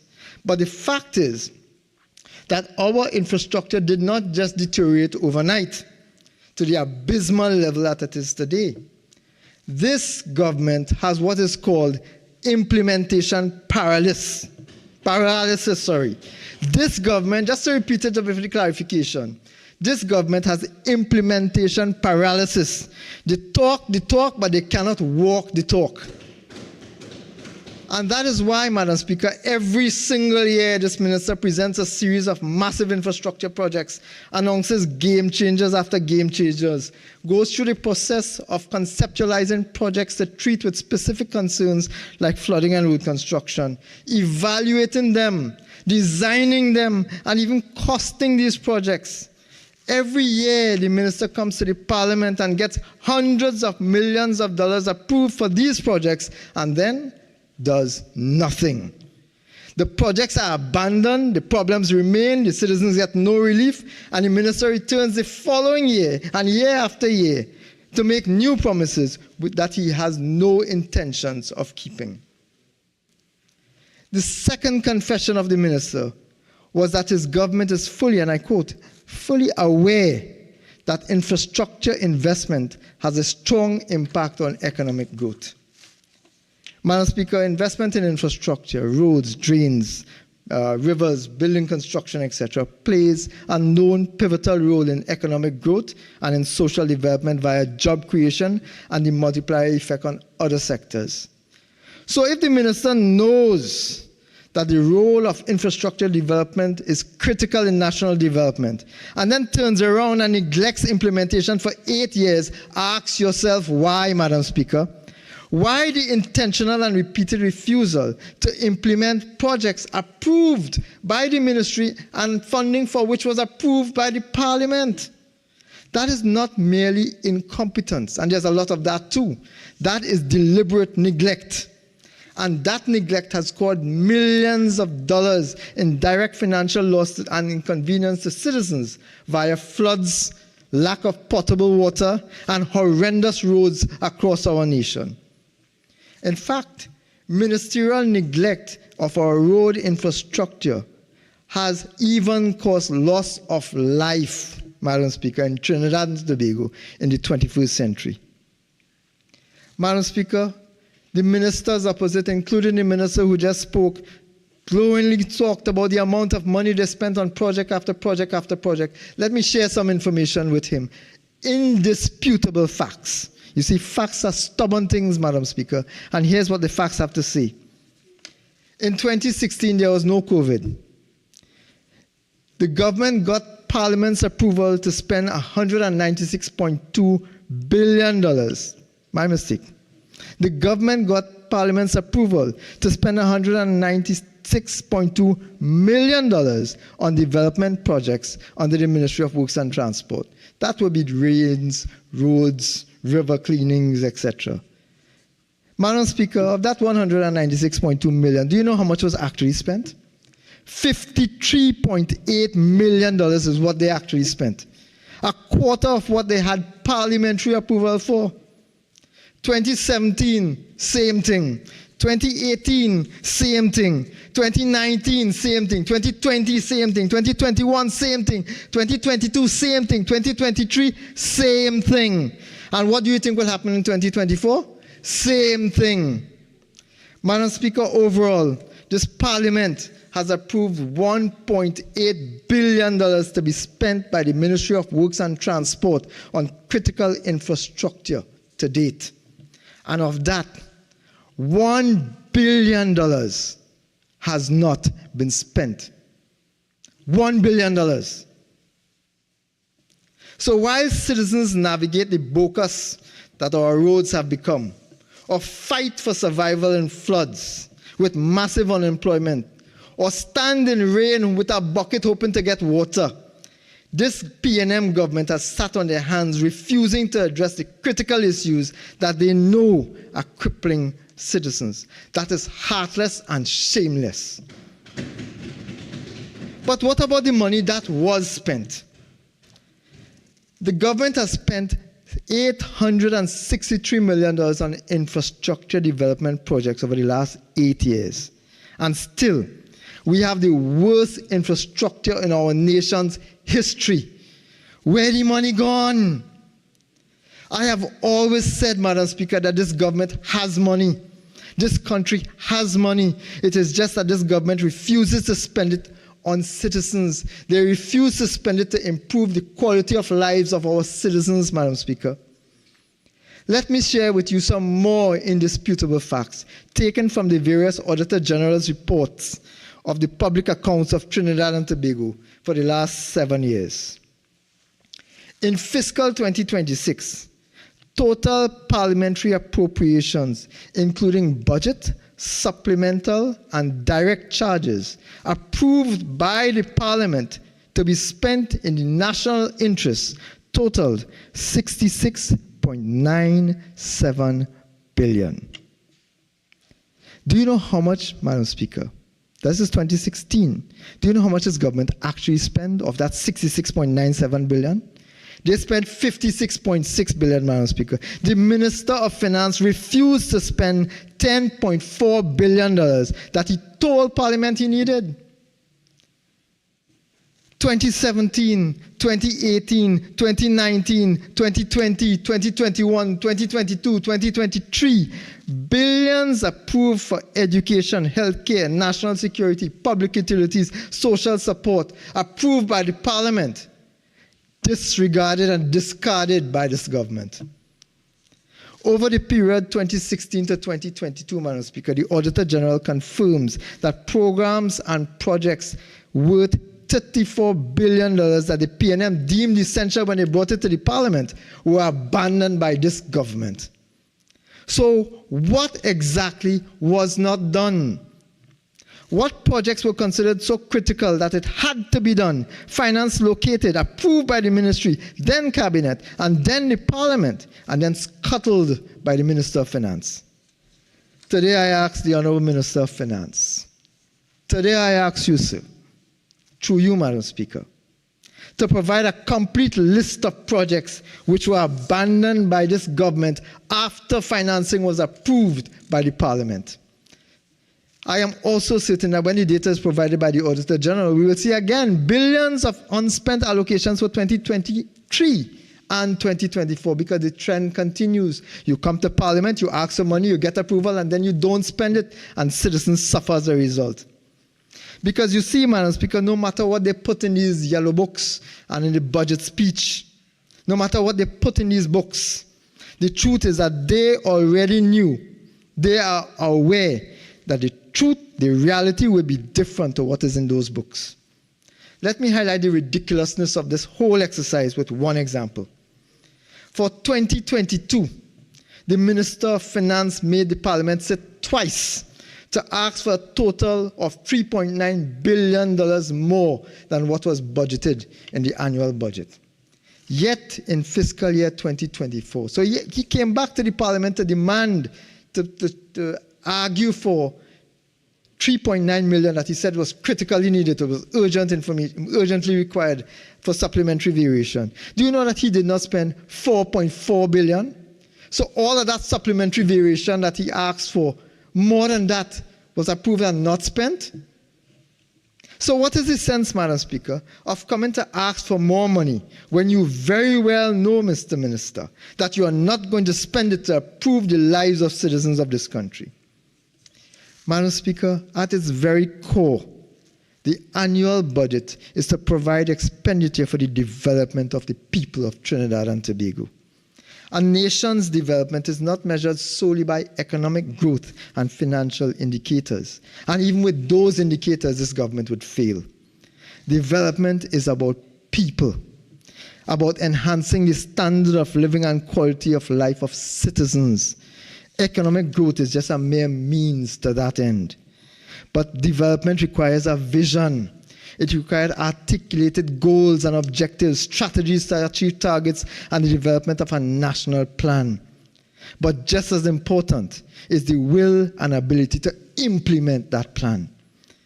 This is the all-of-government approach required, where each ministry is pursuing individual policies designed to produce a result that dovetails into an overarching framework focused on enhancing Trinbagonians' current and future welfare. But for this Prime Minister, for this Minister, for this government and his team, people-centered budgeting, all-of-government approach, fiscal responsibility, and public accountability are mere sound bites. They have no value for them. That is why Vision 2020, Vision 2030, and whatever other vision that they claim to have, and the PNM roadmaps to recovery were just a comprehensive waste of time, man-hours, and millions of taxpayers' dollars. The government called all these professionals, businessmen, public servants, and various subject matter experts together and had them spend thousands of man-hours reviewing and presenting ideas.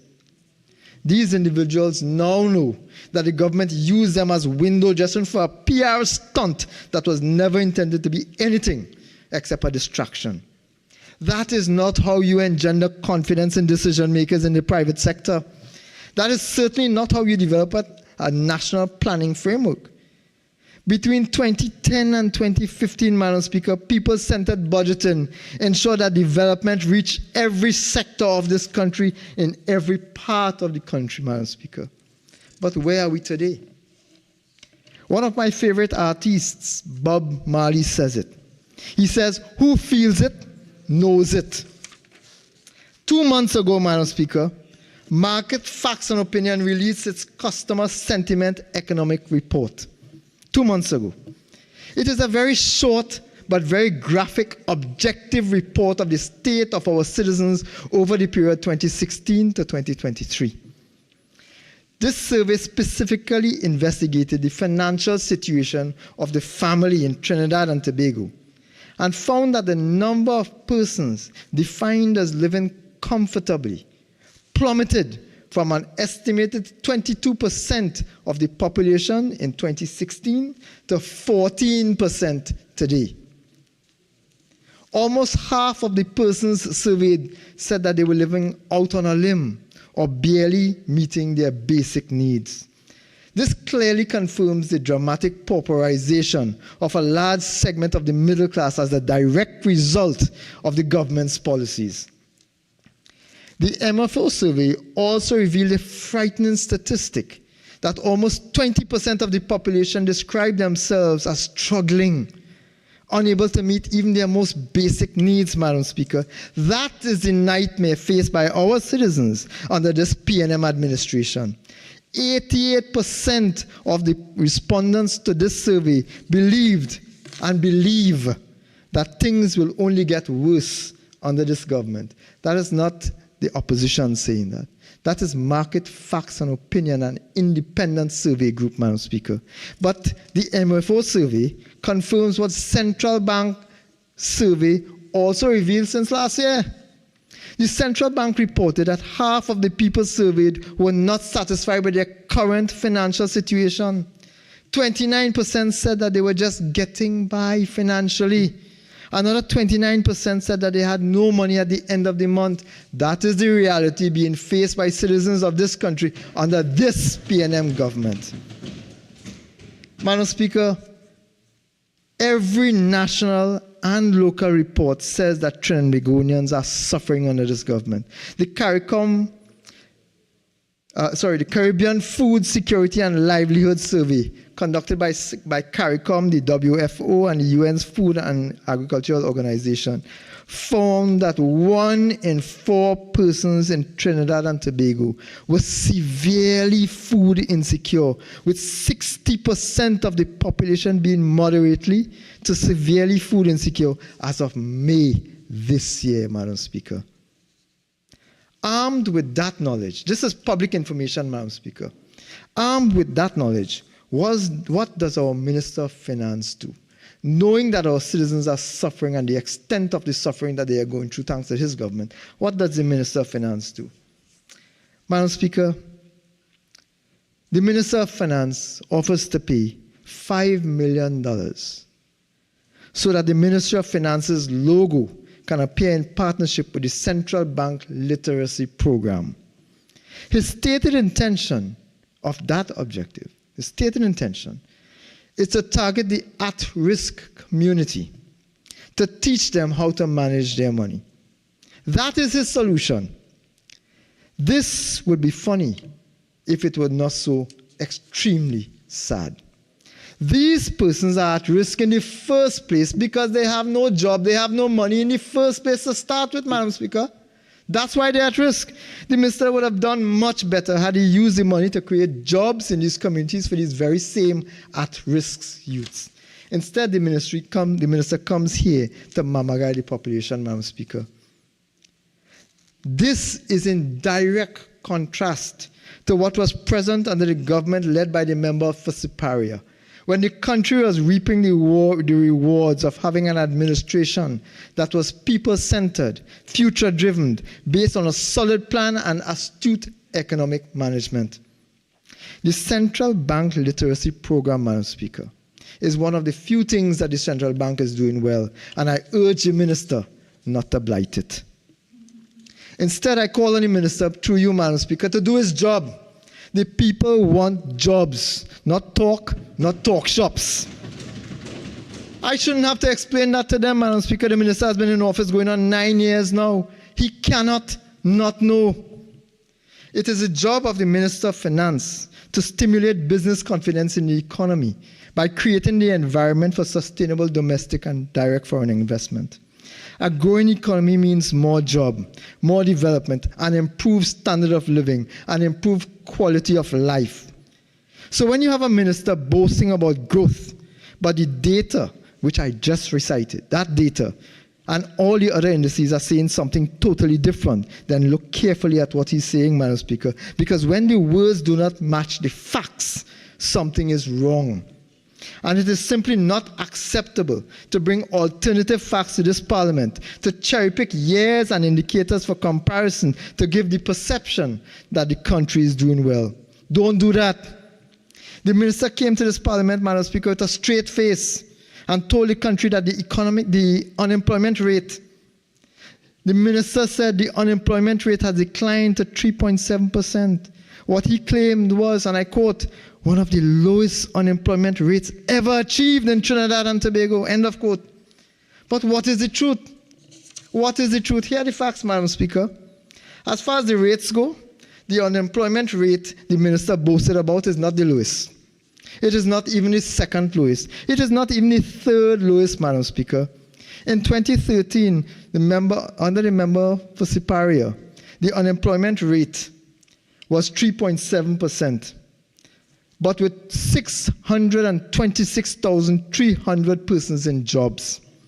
Today, with the minister's 3.7, 38,900 less jobs are in the system under this minister, but he boasts about 3.7%, one of the lowest in the country, one of the lowest in the country's history, Madam Speaker.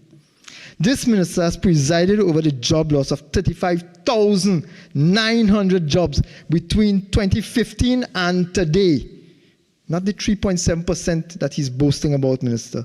But only a PNM minister will celebrate failure and try to convince the population that he's doing better, that things are better for them.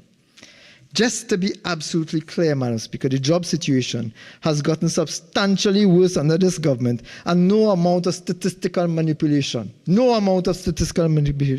can change that. That is why, Madam Speaker, that is why there would be thousands of persons lined up on the highway for hours on end waiting so that they could get interviewed for one of the few jobs being offered by the prison service. That is why there will be thousands of persons lined up waiting to get a job interview to work on a cruise ship. That is why there will be thousands of applications for any job advertised anywhere in this country. Madam Speaker, according to this minister, out of every 100 persons in the labor force, only 4 are looking for work and cannot find a job. Based on what I just said, Madam Speaker, of the thousands lining up, that cannot be true. On a daily basis, there are persons coming into my office frustrated at not being able to get a job, especially youths, many of them who have been sacrificed and achieved certificates, including degrees, are today unable to find a job. Youth unemployment continues to be statistically higher than the national average, in many instances more than twice as high. Madam Speaker, if any minister here has been attending their office and meeting their constituents as we on this side have been doing, they would admit that there's a vast number of persons desperately seeking a job but unable to get one. Madam Speaker, as a policymaker, I had hoped that this minister would have used the budget 2024 or any of his previous budgets to be straight with the population. Confront the fact that there's serious unemployment issues here. Confront the fact, Madam Speaker, and consult the population and develop and implement a plan, a real plan for growth and development. Instead, the minister and his colleagues prefer the charades, the smirk and mirror deception and misinformation, Madam Speaker. But I believe in speaking truth to power, and that requires me to call out misinformation and mischief anywhere I see it. Where in Budget 2024 are the incentives to create new industries or to expand existing industries, to create sustainable, well-paying jobs, to replace the tens of thousands of jobs you cost taxpayers, Minister? The one project that had some kind of potential, the one project, was the Phoenix Park Industrial Estate, which the Junior Minister of Finance was just boasting about. But pay attention, sir. Here are the facts that you seem to have missed. The one project that had some kind of potential to create jobs seems to be limping around, already 3 years overdue, unable to attract either domestic or foreign investors in that Phoenix Park Industrial Estate. This is the same Minister of Finance, Madam Speaker, the member for Diego Martin Northeast, who came in October 2020 and boasted that they had investors lined up. They had investors lined up and ready to occupy the same park. Amazingly, this is the same minister that on Monday last was here again, celebrating his failures of an occupancy rate. Oh, let me correct that since you're paying attention. Thank you very much. I'm glad you're paying attention. This is the same minister who came back here once again, celebrating his failure, boasting of an occupancy rate of a mere 17% as an achievement. You're boasting at 17% 3 years afterwards? What a shame. Worse, this is the minister who's now saying that that is the model that he's proposing to replicate nationwide. Failure breeding failure.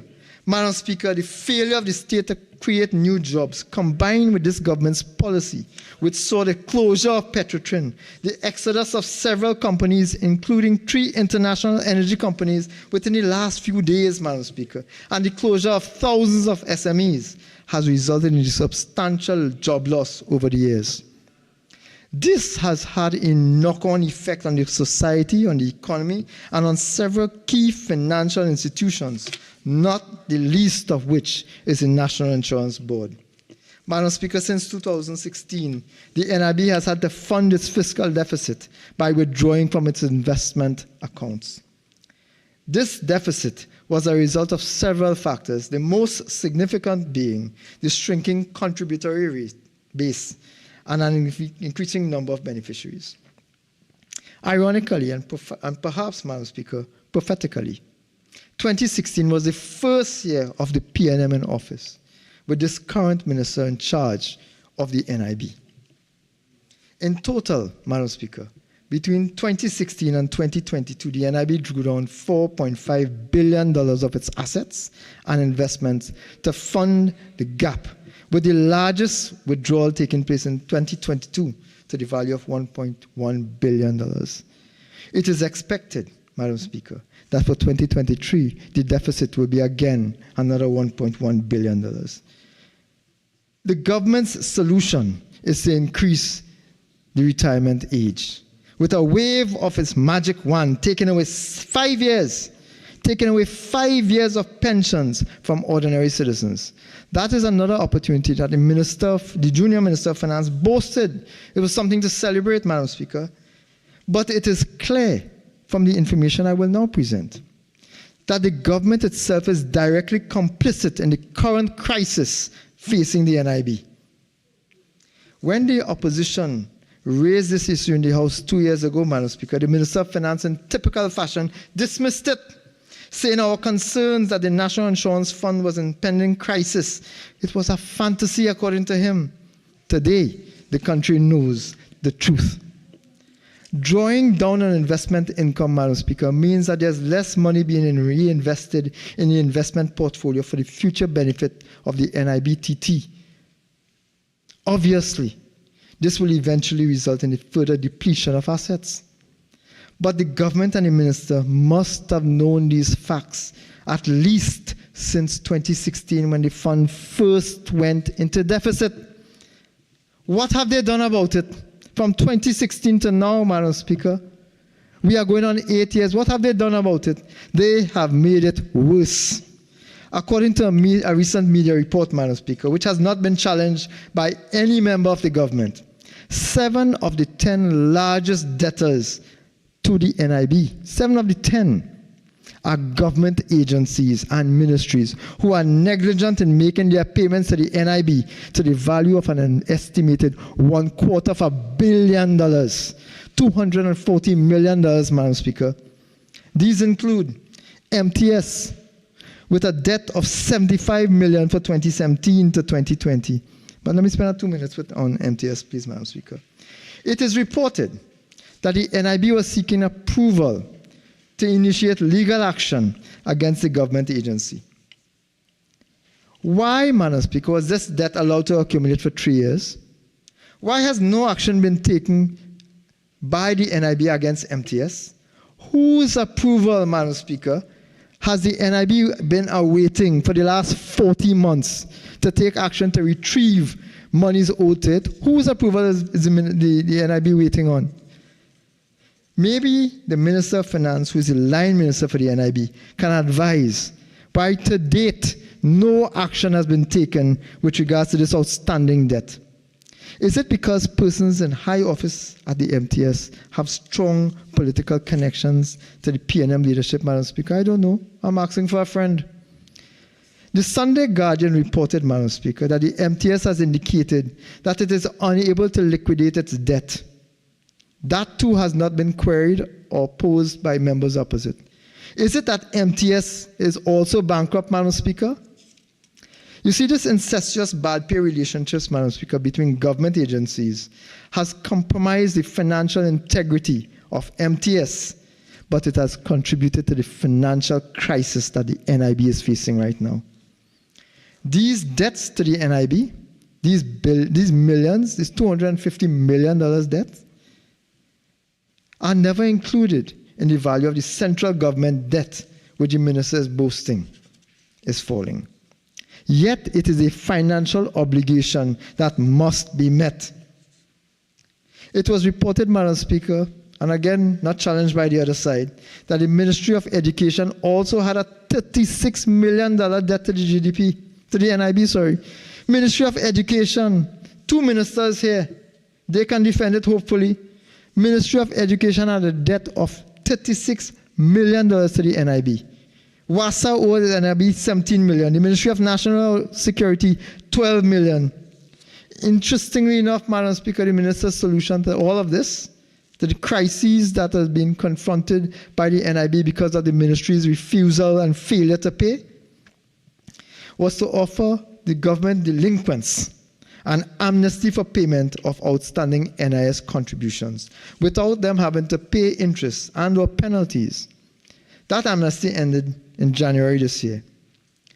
However, reports are that only $90 million of that $240 million outstanding was repaid. This means that, Madam Speaker, NIB's fund, the National Insurance Fund, continues to be suffering because of the substantial outstanding debt by the government of Trinidad and Tobago and their various state agencies, Madam Speaker. But also, Madam Speaker, what happens to workers at these organizations if the company refuses to pay its own debts? Is it that their contributions are not registered because the state agencies have not met their obligations? Madam Speaker, if an average citizen like yourself or myself do not meet our financial obligations to the NIB, we will face immediate action, including being charged and prosecuted in the law courts of Trinidad and Tobago. But ministries and state agencies under this government appear to be above the law. One law for the PNM and another law for everyone else.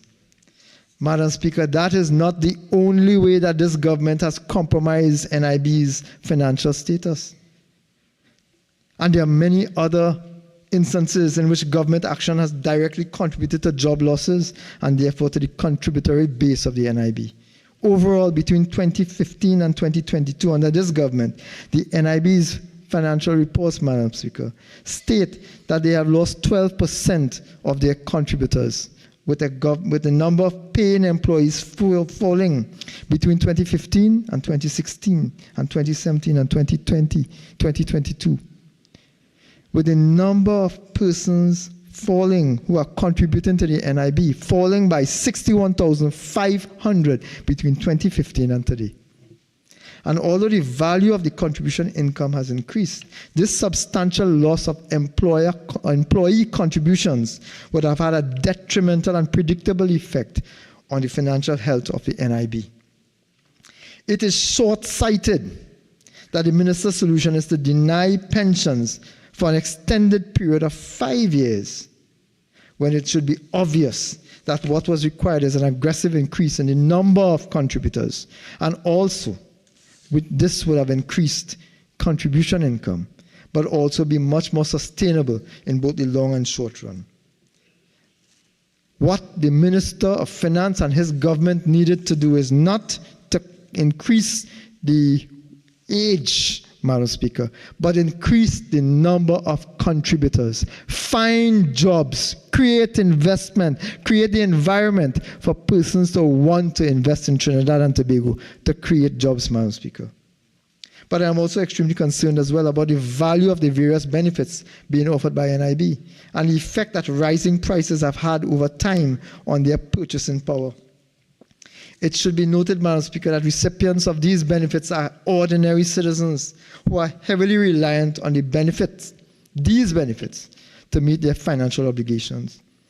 The government's focus, however, implies that any increase in the value of these benefits are off the table, even as citizens complain that the real value of such benefits has been drastically falling. I recommend today, Madam Speaker, that the government increase the value of these benefits to allow citizens a chance at attaining an acceptable standard of living.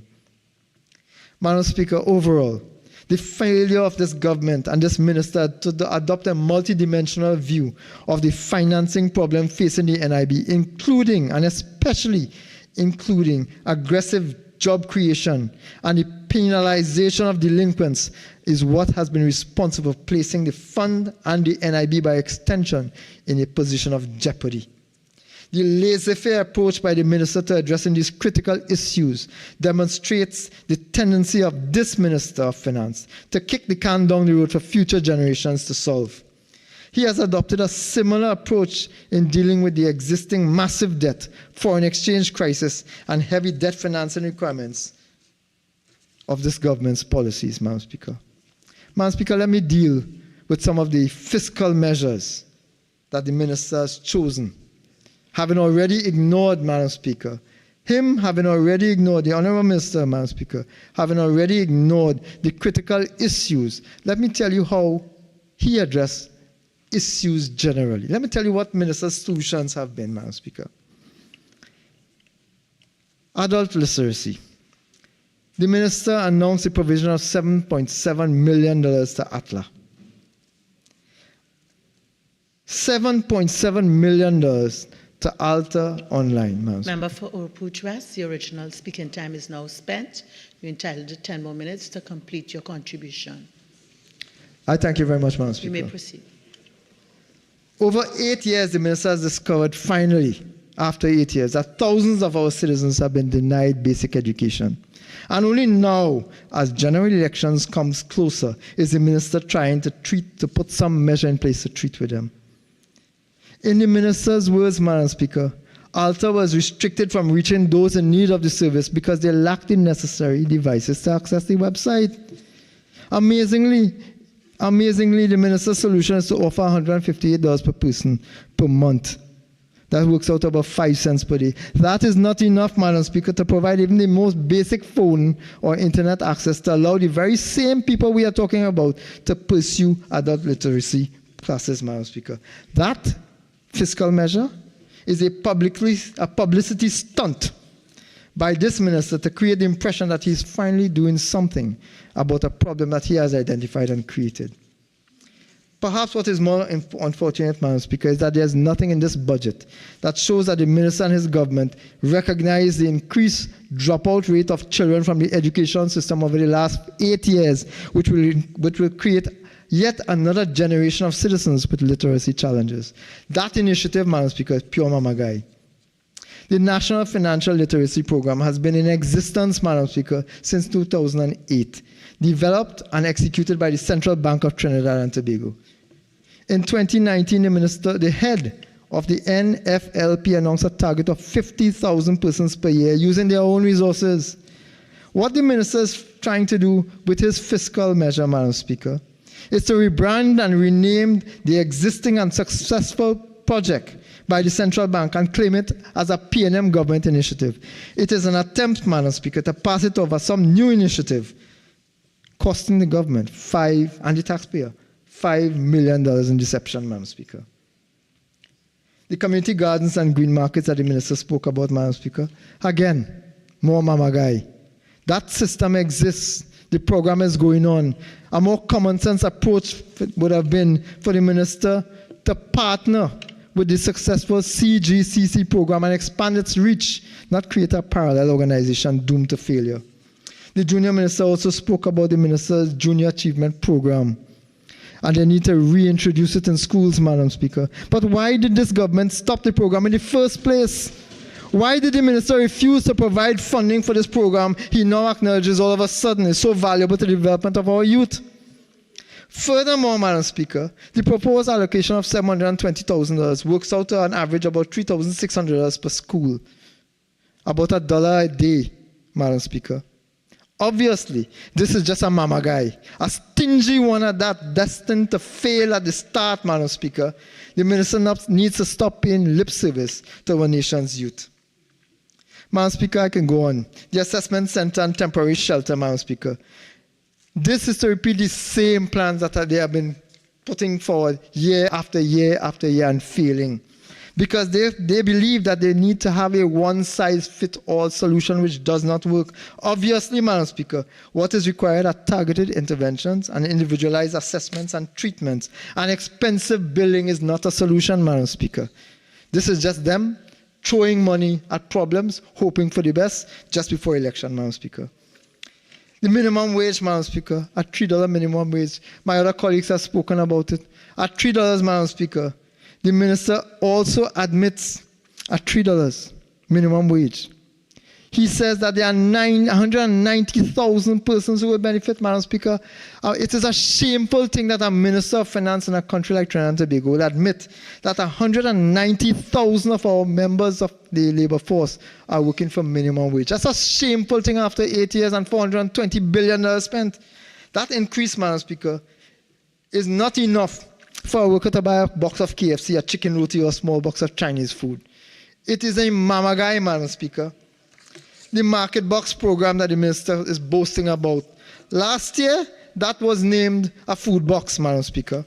This year, he didn't come to tell us why he didn't implement it. He came now to put a new label on it, call it a market box. Rebrand, rehash. No explanation as to why it didn't happen, Madam Speaker. Failure.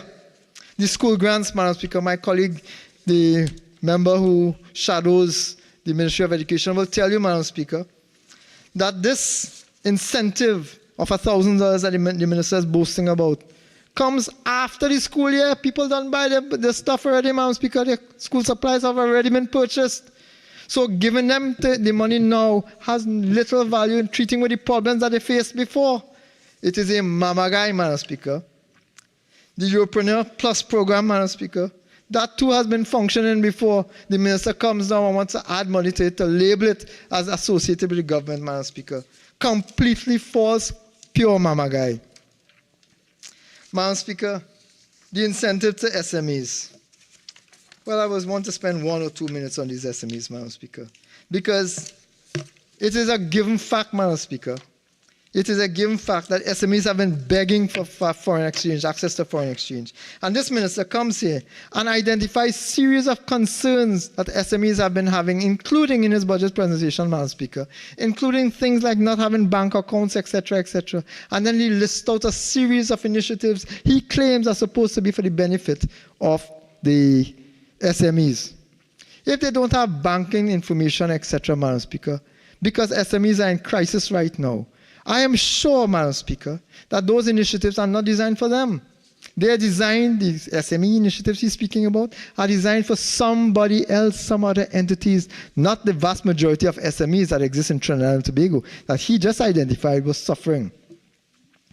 Madam Speaker, the minister proposes a fund which he says would be used, Madam Speaker, for the provision of support to the SME sector. Madam Speaker, on the last occasion, the minister increased and responded to increase the allocation of foreign reserves in the system.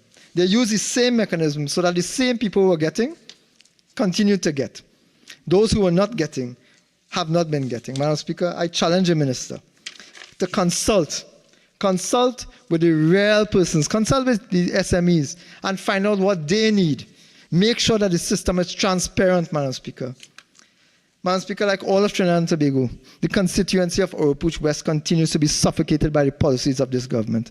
I listened to PNM ministers boast today that the PNM government is providing pipe-borne water 24/7 in their constituencies, Madam Speaker. But their tax-paying citizens in Pinal, in Debe, in Woodland, and in San Francisco, and they have not had water for upwards of 60 days, Madam Speaker. No pipe-borne water, upwards of 60 days. And these ministers are boasting on their side how much they are getting, Madam Speaker. My area also suffers from bad infrastructure, Madam Speaker. Horrendous infrastructure works. Why are the people of these areas being victimized? Why? We've seen a massive increase in crime, but we don't have enough police cars. We don't have enough manpower in my constituency, Madam Speaker. Why is my area, why are people south of Trinidad and Tobago suffering and being victimized by this government? It is completely unacceptable. I challenge the Minister, Madam Speaker. Let us put people before the politics, Madam Speaker. Standing Order 48-6. We're not victimizing anybody. So, member, could you just find another way, withdraw that and find another way to see that, please? Why is this government treating the residents of Oropouche West less than human? Why? Don't they deserve more? Don't they deserve better, Madam Speaker? Madam Speaker, Standing Order 48-6, please. No, well, before you move on, you withdraw it, please. I withdraw it, Madam Speaker. I withdraw it. Madam Speaker, to quote Buju Banton, from the minute of birth, you enter this earth, obstacles they enter your way. To overcome first, throughout every day, they seem to get worse. Oh my God, cast away this curse. Madam Speaker, it is time to cast away this wicked PNM curse from our land. I thank you very much, Madam Speaker. Member for Diego Martin Central. Thank you, Madam Speaker. Madam Speaker, the member for Oropouche came and gave his presentation, and we sat through that. And he was his usual theatrical, high-strung self, but tonight he was bordering almost on angry. Madam Speaker, the member raised several questions during his presentation. And I believe all, if not, most if not all of them had been previously answered by...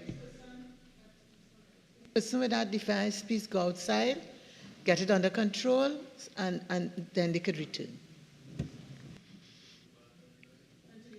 Thank you, Madam Speaker. But a lot of his questions must have been rhetorical, because the member for San Fernando East had addressed all of those issues in his presentation. So I would suggest to the members of the House and those listening and viewing that if they want to get the answers to those questions put forward, just go back and listen to the presentation of the Minister in the Ministry of Finance. Madam Speaker, the MP for Oropouche West came here, accused the member of San Fernando East of gaslighting, and then bolted headlong into the biggest gaslighting exercise that we have seen for the day. Madam Speaker, he spoke about the Minister of Finance giving a $3 increase in minimum wage and then taking back thousands in property tax and increases in water rates and electricity and gas. And Madam Speaker, I hope it was not the member who wrote that opening, because I suspect whoever wrote that presentation for the member did so based on that fake budget that I had seen passing around social media in the week leading up to the reading of the budget. If it is the member, however, I think this is a perfect example of getting high on your own supply. Madam Speaker, let me thank and congratulate the Minister of Finance for not only a budget that has found a balance between fiscal responsibility and is what is still a challenging period for the world, and particularly for small island states like ourselves, whose economies are petrochemical based, and he found that balance with the support for the continuation of programs, initiatives, and support for the private sector, young people, farmers, and those in our society who need the support and partnership of the government most, including those from the constituency of Diego Martin Central, which I have the honor to represent. Madam Speaker, let me also thank the Minister of Planning and Development and her team for their support of our development program for this fiscal year, as we continue to invest in the people of this country across all ministries. And of course, Madam Speaker, none of this would be possible without the astute leadership and the guiding influence of the Prime Minister as leader of this cabinet. Madam Speaker, no annual budget exists in a vacuum. It has to be proactive in its measures to achieve short and medium-term goals. It has to be reactive to changing global realities, all while keeping time with the government's overarching plans, policies, and directions. And to be able to do this across 8 years in wildly changing and challenging local and global environments is a mammoth task. And again, I congratulate the Minister of Finance for steering the economy through that storm. Madam Speaker, over the course of my adult life, and in particular the last 8 years, I have listened to many budget debates. And on many occasions over the last 8 years, I have done so with some measure of astonishment at what passes for intellectual analysis and rigorous deconstruction, and even informed debate from those opposite. And in the instant case, the opposition's weak response has not been entirely unsurprising. But putting capacity and capability aside, Madam Speaker, it must be such a challenge for them to come here and find fault with a budget that has so obviously demonstrated that the PNM government, having fulfilled the mandate given to us twice over the last 8 years, to save us from the ravages of 2010 to 2015, rebuild our economy, protect us in times of global economic collapse and deadly pandemic, is now yet again laying the framework necessary for the realization of our boundless destiny. What we heard from the opposition leader, Madam Speaker, on the evening after the budget presentation was a carefully scripted rehash of all the policies that she implemented during the dark days of her stewardship.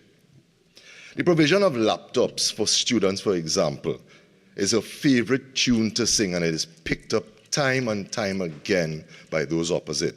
Notwithstanding all the experts indicating that her policy was flawed from its inception, the member for Siparia continues to engage in her delusion that this was somehow the panacea to all the country's educational programs. Madam Speaker, 48.5, please. Yes, correct. She's not your friend. Continue. I think that might be a record for me. Madam Speaker, there is no question that some children benefited from the program, but they were the ones who already had internet connectivity in their homes. There is no question that certain suppliers made a ton-load of money from the project, but check the Ministry of Education to see how many laptops were returned shortly after issue, because there was no prior training on how to use them. And very importantly, the consumables for repairs were nowhere to be found, and the personnel to conduct the repairs were in extremely short supply. Madam Speaker, the members for Siparia also criticized the school book grant with a puerile argument that this is October and the school year has already begun, forgetting that there is another school term that starts in January and another school term that starts in April, and surprise of all surprises, Madam Speaker, another in September, well before the next budget is presented. Madam Speaker, on behalf of the parents of Diego Martin Central, I want to publicly thank the Minister of Education, who with the support of the Minister of Finance will be distributing laptops and book grants to those families who need them to ensure that the fullest potential of their children can be achieved. But you see, Madam Speaker, this government will not be derailed from continuing to seek what is best for all the citizens of Trinidad and Tobago, whether they live in the north or the south of Trinidad and Tobago, whether they are young, old, or in between like myself, Madam Speaker, and regardless of their religious persuasion. And Madam Speaker, as the Minister of Communications in the Office of the Prime Minister, I have a very broad perspective on the operations of the whole of government. And this is so because it falls to me and my various teams to synthesize the work of the entire government and ensure that the average citizen becomes more familiar with the policies and programs, with the subsidies and grants, and with all the avenues available for them to enhance their quality of life. And so, Madam Speaker, there are a few matters that I must concern myself with. The first is the efficiency of the ministry itself. And while this applies to all departments, for the purpose of this presentation, I would like to refine my comments to those departments actively engaged in informing the population. Madam Speaker, there can be no refuting the fact that globally institutions of authority are fighting a war against misinformation and disinformation, and Trinidad and Tobago is no different. The opposition that these institutions face daily is real and deeply concerning, and nowhere is this more prevalent than on social media. Daily we see the misrepresentation of facts, the purposeful cutting and pasting of videos not related and sometimes years apart to create a cohesive narrative that is designed to undermine and mislead. And Madam Speaker, daily I see the uninformed, or worse yet, the informed, presenting their own misinformed or purposefully erroneous positions to citizens who have either unwittingly succumbed to the power of platform algorithms or have willingly come to listen to persons and groups that they believe will give them the facts so that they can make the best decision. But Madam Speaker, make no mistake, we are at war with misinformation. The truth is at war with untruths, and the prize to be claimed is not governance or a political term. It is the future of our country and the avoidance of chaos. Into this war, Madam Speaker, enters the Government Communications Division, the Information Division, TTT, NALIS, and the National Archives, each making its own contribution, but more importantly, working with each other and across whole of government to present the facts, the ongoing work and daily investment of this government in the people of Trinidad and Tobago. Madam Speaker, I'll begin with the work of the Government Communications Division and the Information Division and our Weekend Review. Madam Speaker, the Weekend Review is a weekly compilation of the achievements and activities of government ministries and agencies to highlight the work of government and how it is beneficial to citizens of Trinidad and Tobago. The Weekend Review is published every Monday in the daily newspapers as a full-page advertorial showcasing a spotlight of those activities. And then videos that are even more wide-ranging are posted to social media platforms and broadcast on all major television stations, Madam Speaker. Madam Speaker, besides being a tool to inform the public, Trinidad and Tobago is unlike other countries in the region where the main revenue earner is tourism, and where all stakeholders understand that the country's international image must be treated in a particular way. Unfortunately, Madam Speaker, that isn't the case in this country, and there are those who harbor no such compunction. Left up to them, citizens living here and across the diaspora would be treated to a daily diet of bad news and could easily come away with the impression that nothing good is happening in this country. Well, through our Weekend Review publications, a growing number of citizens in this country, regionally and the international diaspora, have become increasingly aware of the positive and impactful work of the government of Trinidad and Tobago and have thanked Government Communications for presenting them with a different view. Madam Speaker, I believe that the government has a responsibility to its citizens, a responsibility to present the facts, the figures, the policies, and the programs, so as to ensure that citizens come away with some degree of balance. And it must be noted that at least 4 major radio stations utilize the Weekend Review newspaper publication every Monday to inform their listeners of government's activities, and that the Weekend Review is also shown on at least one television station in Canada and another in the United Kingdom. But Madam Speaker, there is no resting on all laurels. In the new fiscal, the young, energetic, and hard-working team at Government Communications Division, alongside their colleagues at Information Division, will be expanding the Weekend Review format to reach even more citizens across all media platforms and inform them about the work that this government is doing every day in the service of every citizen of this country. Madam Speaker, the Information Division played a significant role in providing coverage and support for government events and converting radio and audio footage as well as photos into informative and educational platforms.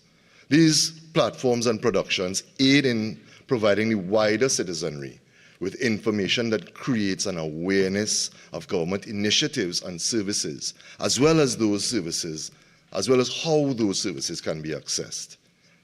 The television unit produced 69 productions which inform the citizens of the government's initiatives, as well as how to access the services highlighted.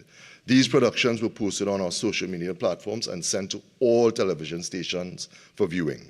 The radio unit kept the public informed with audio features, series, and promos highlighting the events, the work, the services of the various ministries and state agencies. And over 800 audio pieces were created and aired on commercial radio stations. And it should be noted, and again, Madam Speaker, I'll have to thank the Minister of Finance for this, that this was largely facilitated by a new studio and audio equipment acquired in fiscal 2023. The photographic unit completed a total of 445 assignments in fiscal 23, and this represents requests for coverage that were received from the Office of the President, the Office of the Prime Minister, other government ministries and agencies. And Madam Speaker, here too, there will be further expansion of the role and impact of the Information Division in informing the national conversation. With the equipment already procured in the last fiscal, and with additional equipment to be procured in this fiscal, the Information Division will continue its exceptional work and will be looking at a collaborative project, including TTT, NALIS, and the National Archives that speaks to our lived history as a nation. Madam Speaker, this initiative will be produced for television, radio, and social media.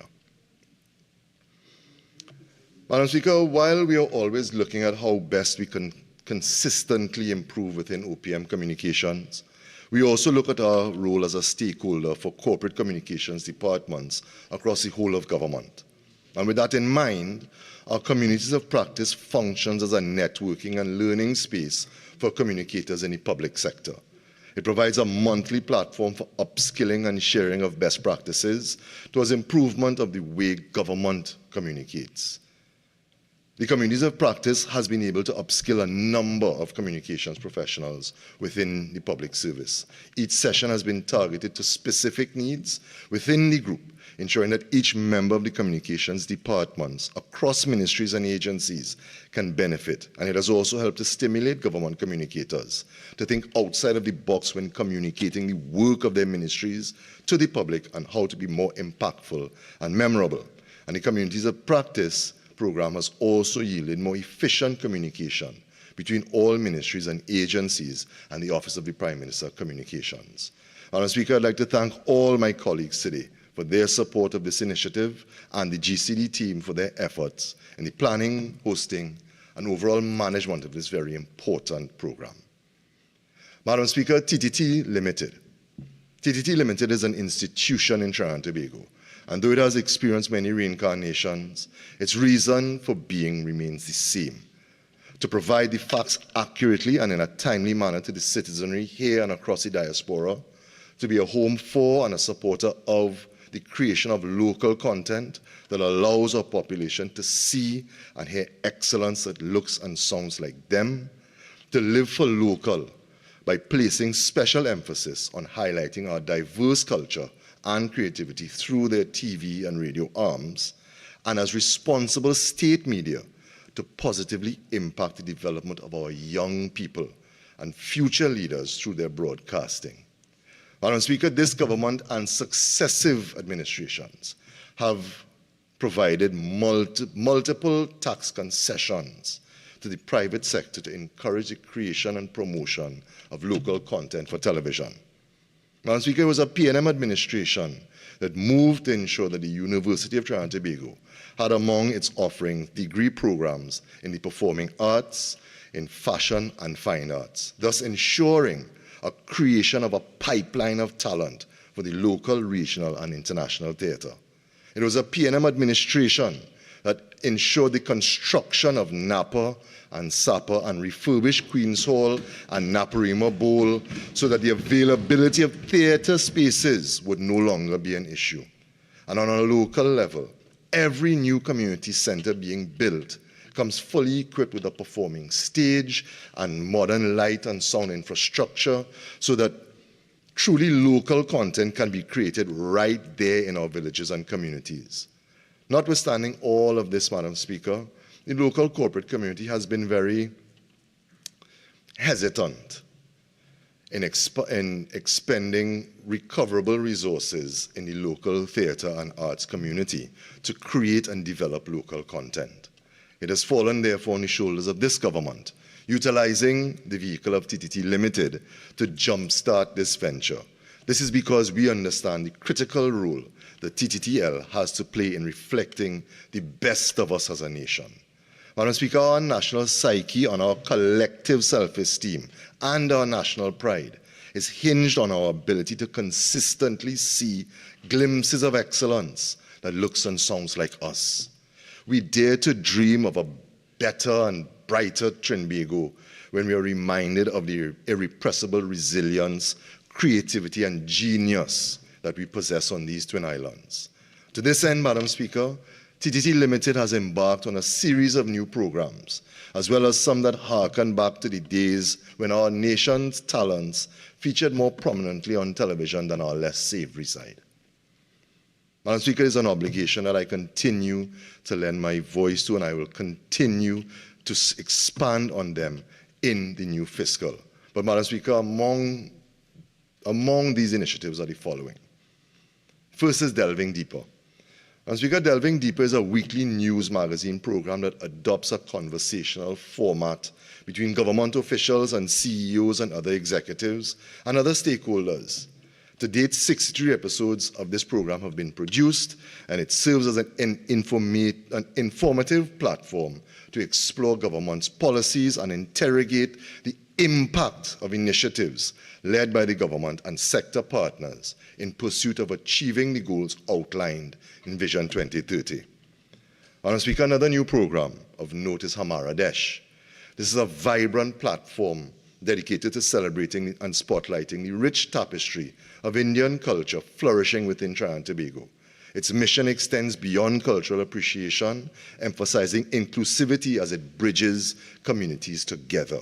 And through this initiative, the Indian diaspora gains amplified market presence and heightened visibility, fostering a deeper sense of connection and belonging within Trinidad and Tobago and its cultural landscape. Madam Speaker, over the last fiscal, TTT restored the Scouting for Talent brand. Scouting for Talent is a familiar name to many of us, as it was a staple in our households for a number of years of our youth. This reimagined endeavor is aimed at nurturing and promoting local talent and cottage industries. And this initiative goes beyond mere talent recognition. It actively contributes to community building by providing opportunities for skills development and economic growth. And in doing so, it ensures that these talented individuals and cottage industries gain the recognition and market presence they deserve, while simultaneously fostering stronger, more resilient communities. And another undertaking in this vein, Madam Speaker, is 12 and Under. The 12 and Under revival remains committed to inspiring the younger generations by nurturing their artistic and creative talents. It serves as a dedicated platform for showcasing the remarkable abilities of these young individuals. And by doing so, it not only encourages their artistic growth, but also provides them with the recognition and spotlight they deserve, motivating and empowering their peers and future generations of creative minds. And Madam Speaker, another critical and timely production, I'm sure that Minister Manning will be happy that TTT will start this year, is Positive Paychecks. This financial literacy show that seeks to empower individuals with essential knowledge and skill to make informed financial decisions. And it provides individuals with the skills and resources necessary to efficiently handle their finances, including budgeting, saving, investing, and preparing for their financial futures. These are all invaluable skills, Madam Speaker, to navigate the tough financial times the world is currently experiencing, while preparing to maximize the value of the more prosperous times that are sure to come in Trinidad and Tobago under the astute stewardship of this PNM government. Madam Speaker, TTT Limited has emerged as a prolific producer or partner in production of diverse documentary content spanning a wide spectrum of subjects and themes. This is an acclaim that we hold with pride and seek to uphold. From thought-provoking historical retrospectives to insightful explorations of contemporary issues, our documentaries serve as a compelling window into our world, fostering understanding, education, and engagement. And with a commitment to delivering high-quality narratives and in-depth storytelling, TTT Limited's documentary productions not only inform and entertain, but also contribute to a richer cultural and intellectual tapestry for our viewers. Madam Speaker, the creation and development of local programming, such as the relaunch of Scouting for Talent and programs such as Hamara Desh, not only celebrates and preserves the rich cultural heritage of Trinidad and Tobago, but they also allow for the exploration and representation of local customs, traditions, history, and folklore by showcasing the unique aspects of the nation's culture as well as individual talents. And it promotes a sense of pride and identity among the local population. So today, I am inviting those in the private sector to invest in local content, to partner with TTT in the creation of programming that celebrates our people, celebrates our nation's past and present, and contributes to a best possible future by allowing our young people to see excellence that looks and sounds like us. Madam Speaker, while that is happening on television, TTTL is also actively improving on radio and online. Having seen the successful rebranding of Next 99.1 and the continued success of Suite 100, TTTL is now focused on Talk City 91.1. The initiation of the rebranding process marks a substantial transformation in the station's strategy. They aim to not only attract new audiences, but also ensure that their current listeners continue to find value and relevance in their programming. This comprehensive approach seeks to position Talk City 91.1 as one of, if not the preferred source of information and entertainment for both their long-standing listeners and the emerging generation of media consumers. And these objectives will be mainly achieved through the introduction of podcasts and visual radio productions. Madam Speaker, with that also comes TTT's efforts at improving their own internal operations to become more efficient and to make the organization not only fit for purpose now, but for the future in a rapidly evolving industry. This began with the successful implementation of a stabilization plan, and now the process of developing a strategic plan is nearing completion, and it is anticipated that the strategic plan will be approved and begin its implementation phase in this fiscal, charting the way for a TTTL of the future. Madam Speaker, I'd like to take the opportunity to thank every member of the Board of Directors and all the hard-working management and staff of TTTL for their continued efforts, and to say that the future is bright for TTT. Madam Speaker, when it comes to informing the population of this country about the work of this government, the work of and the need for Government Communications Division, Information Division, and TTT, both on air and online, as a strategic partner cannot be underestimated or undervalued. Madam Speaker, when the region convened in Port of Spain to declare crime and violence as a public health issue requiring a whole-of-government approach and a whole-of-CARICOM approach, we were there as a strategic partner. When the region came together for the Agricultural Investment Forum and Expo, we were there as a strategic partner. When the Ministry of Youth Development celebrates the young entrepreneurs of this country at the Youth Awards, we are there as a strategic partner. When the Ministry of Education had to find ways to continue the schooling of our children during the pandemic, we were there with them as a strategic partner. Madam Speaker, when the Ministry of Sport and Community Development is changing the lives of thousands of Trinbagonians through self-help or helping our young people to see themselves beyond their current realities through tremendous programs like Empower, we have been and we will continue to be there as a strategic partner. when the Ministry of Health had to battle the active efforts to undermine this government's actions to protect the country from the worst ravages of COVID-19, we were there as a strategic partner. Madam Speaker, when the Asante Hene, the King of the Ashanti, visited this country on the invitation of the Prime Minister, we were there for that pivotal moment in our nation's history. Madam Speaker, when this government opens new community centers or refurbishes existing and opens new health centers, we are there as a strategic partner. And when the Ministry of Public Utilities positively impacts thousands of people at a time through the Community Water Improvement Program, we are there as a strategic partner. Madam Speaker, when the Ministry of Housing and Urban Development changes the life trajectory of a family with a key to a new home, we are there as a strategic partner. Madam Speaker, the way in which these arms of government communications supports our sister ministries is as numerous and varied as the way they themselves positively impact this country daily.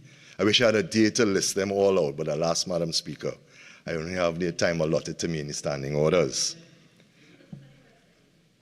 Madam Speaker, it falls to the Office of the Prime Minister Communications to be one of the ministries charged with the preservation of this country's heritage, while simultaneously opening doors for increasing numbers of persons to have greater access to information.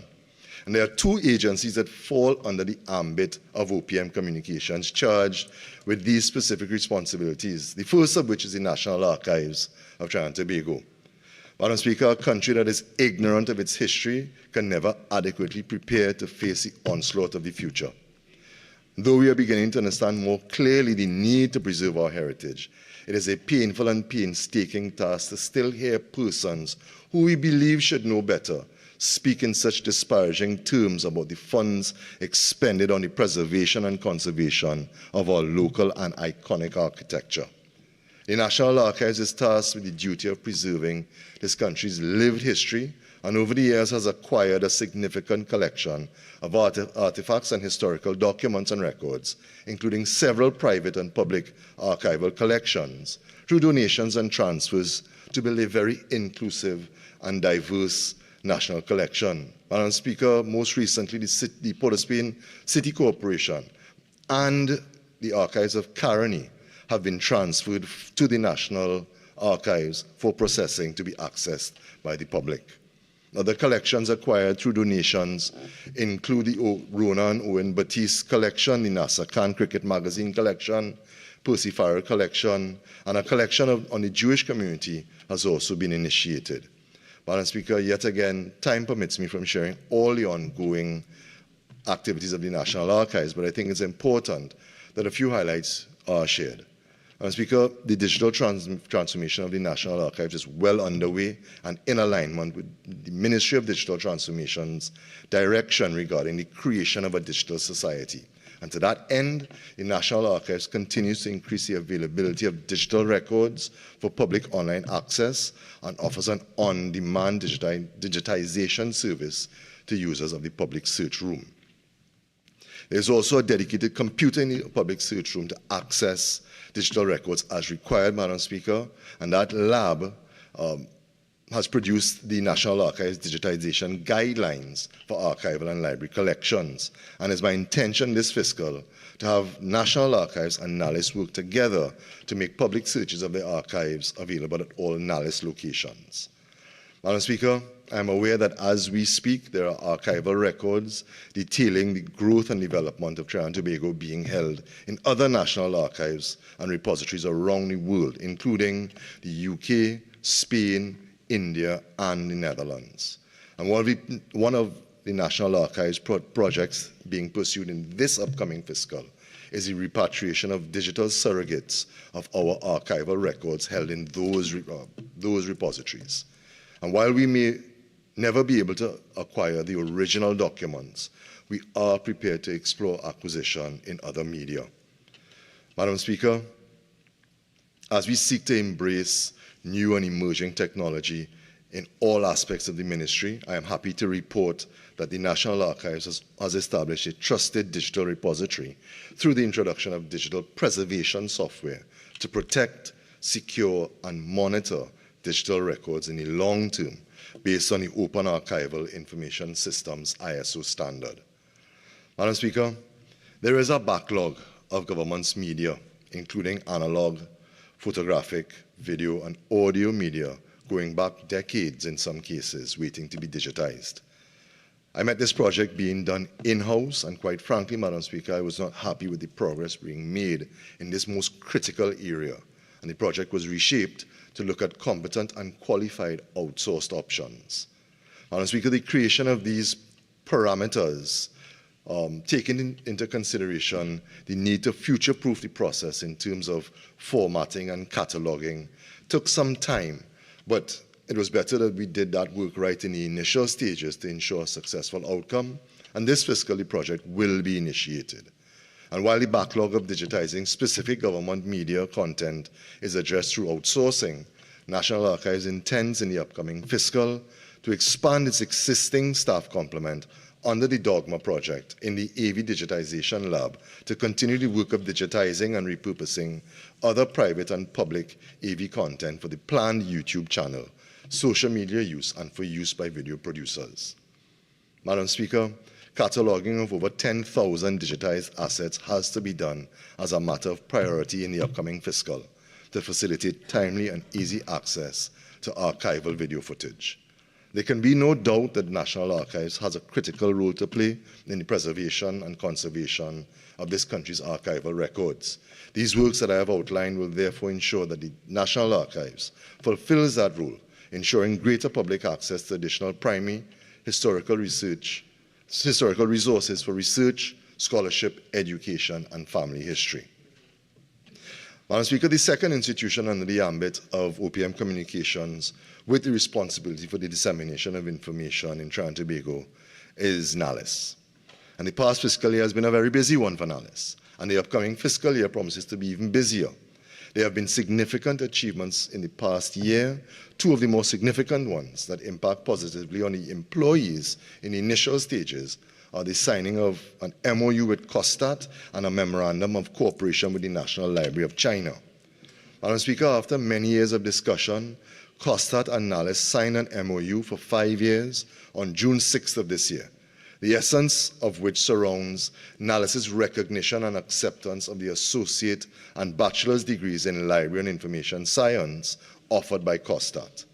The key principles of this collaboration are the sharing of knowledge, expertise, and resources with each other, the provision of undergraduate and professional development training to NALIS employees, the recruitment of graduates with both the associate and bachelor's degree in library science, and the identification of research needs in key areas. Madam Speaker, the collaboration would serve as a catalyst for the development of NALIS's workforce in the library and information field. And immediately upon the signing of this MOU, Madam Speaker, NALIS was able to promote 9 employees to the position of librarian 1 and 3 to the position of library assistant 2, as their degrees obtained from COSTAT were now recognized.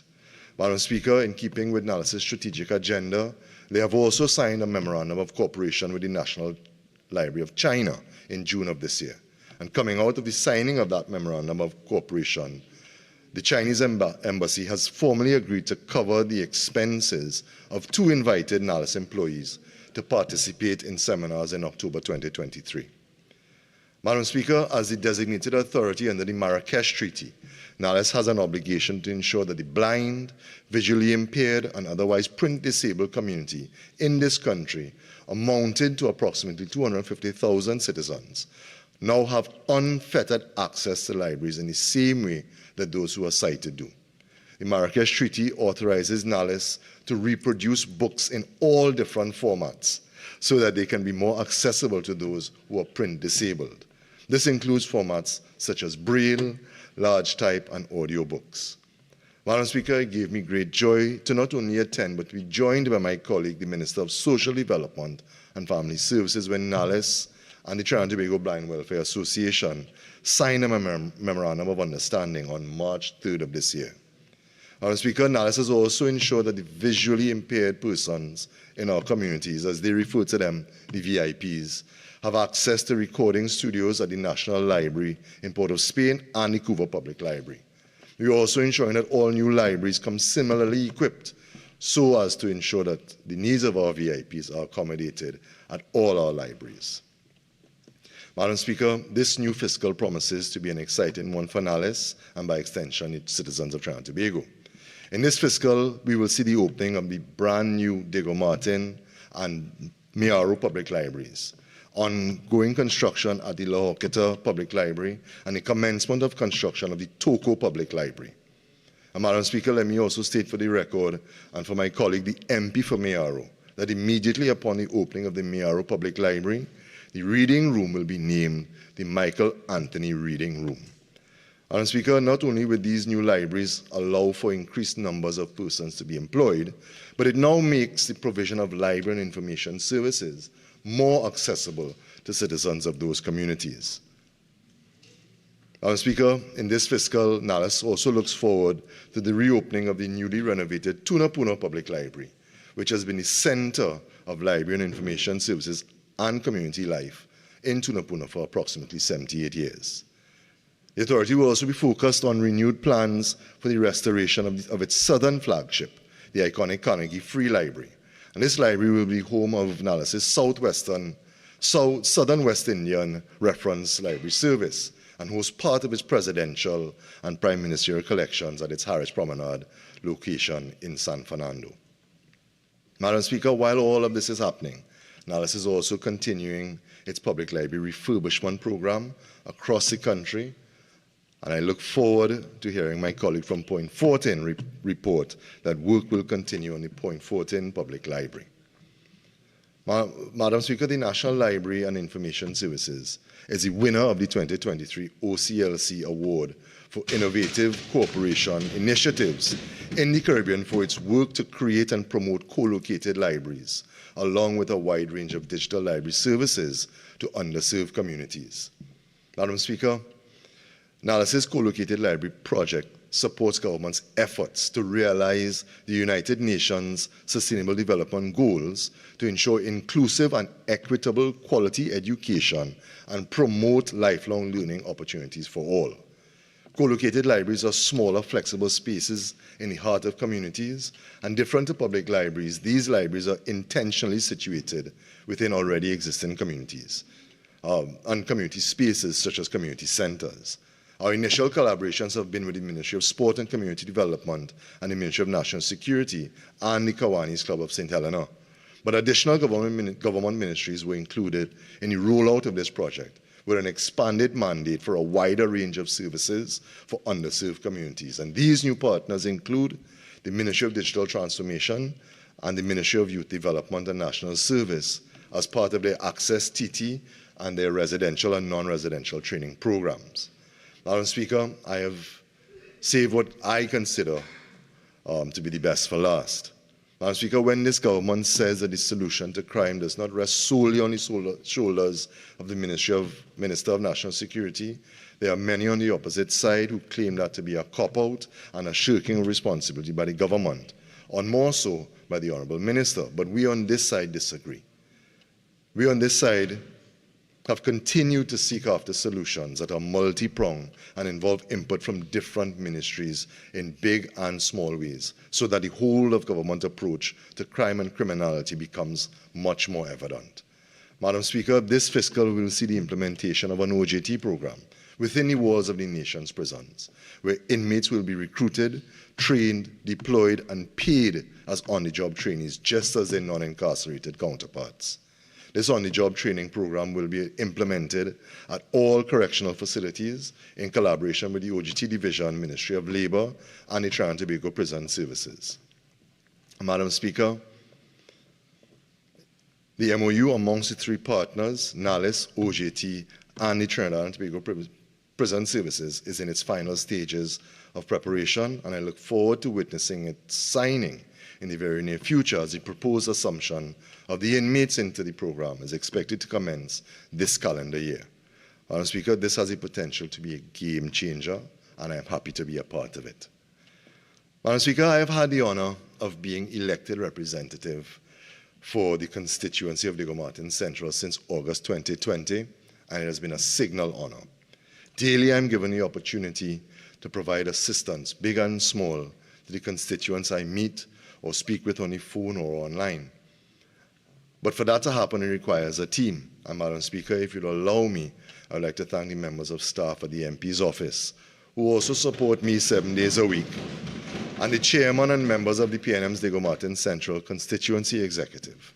Their collective support has been and will continue to be my foundation for purposeful representation.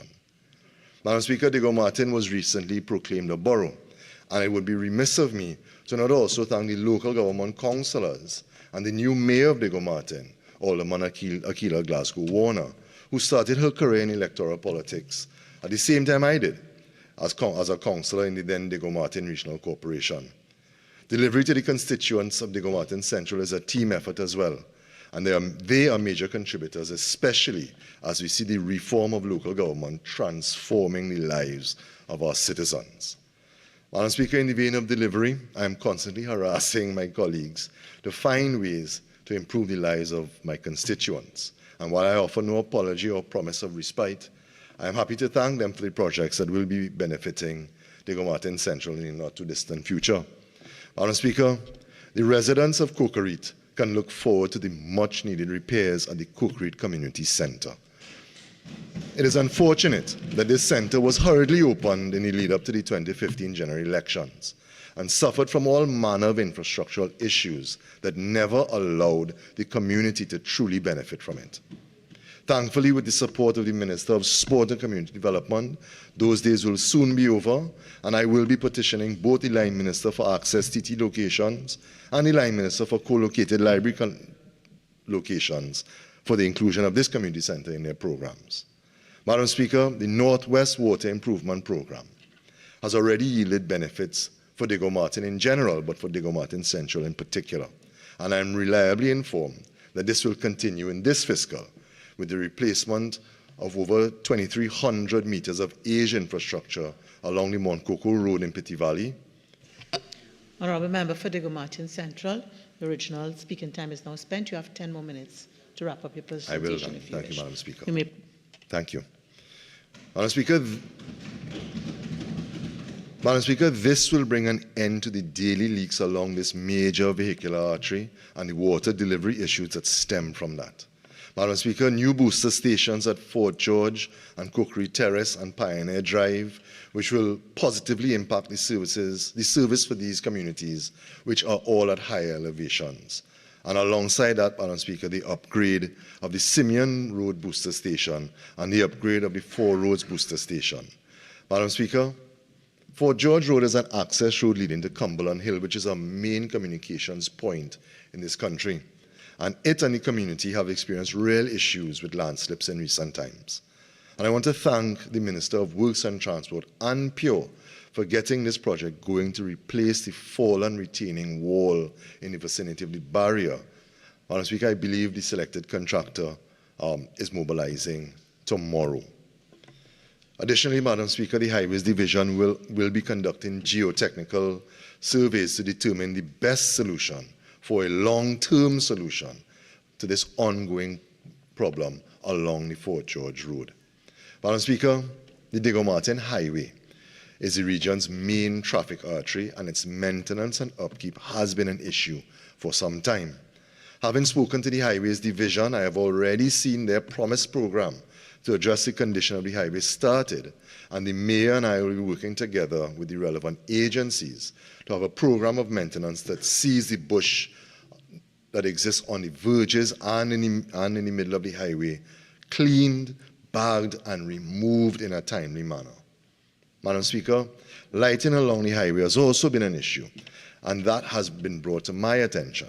And I have brought this to the attention of the Minister of Public Utilities, who has given me the assurance that it will be addressed along with the lighting of the Pioneer Recreation Grounds in Petit Valley.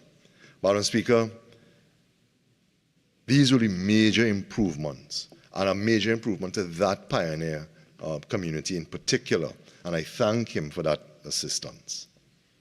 Madam Speaker, in closing, I would like to thank the now retired Clerk of the House, Ms. Jackie Sampson, for her service not only to this Parliament, but to the nation. Madam Speaker, as a new parliamentarian, it would be easy to take for granted the efficiency with which this Parliament operates, because I have never known anything different.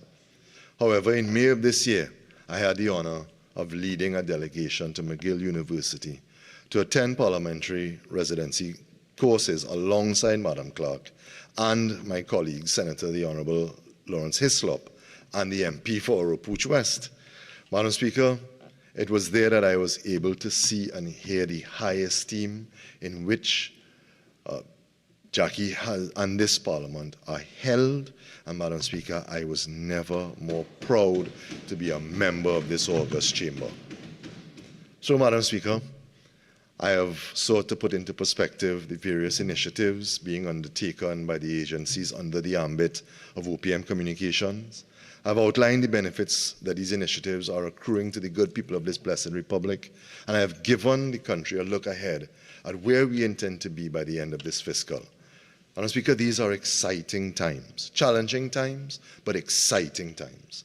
And I urge the national community to not take anything for granted, but rather to take everything being offered by this fiscal package as an opportunity to build personal capacity and to build resilience for future growth and development. Madam Speaker, I thank you.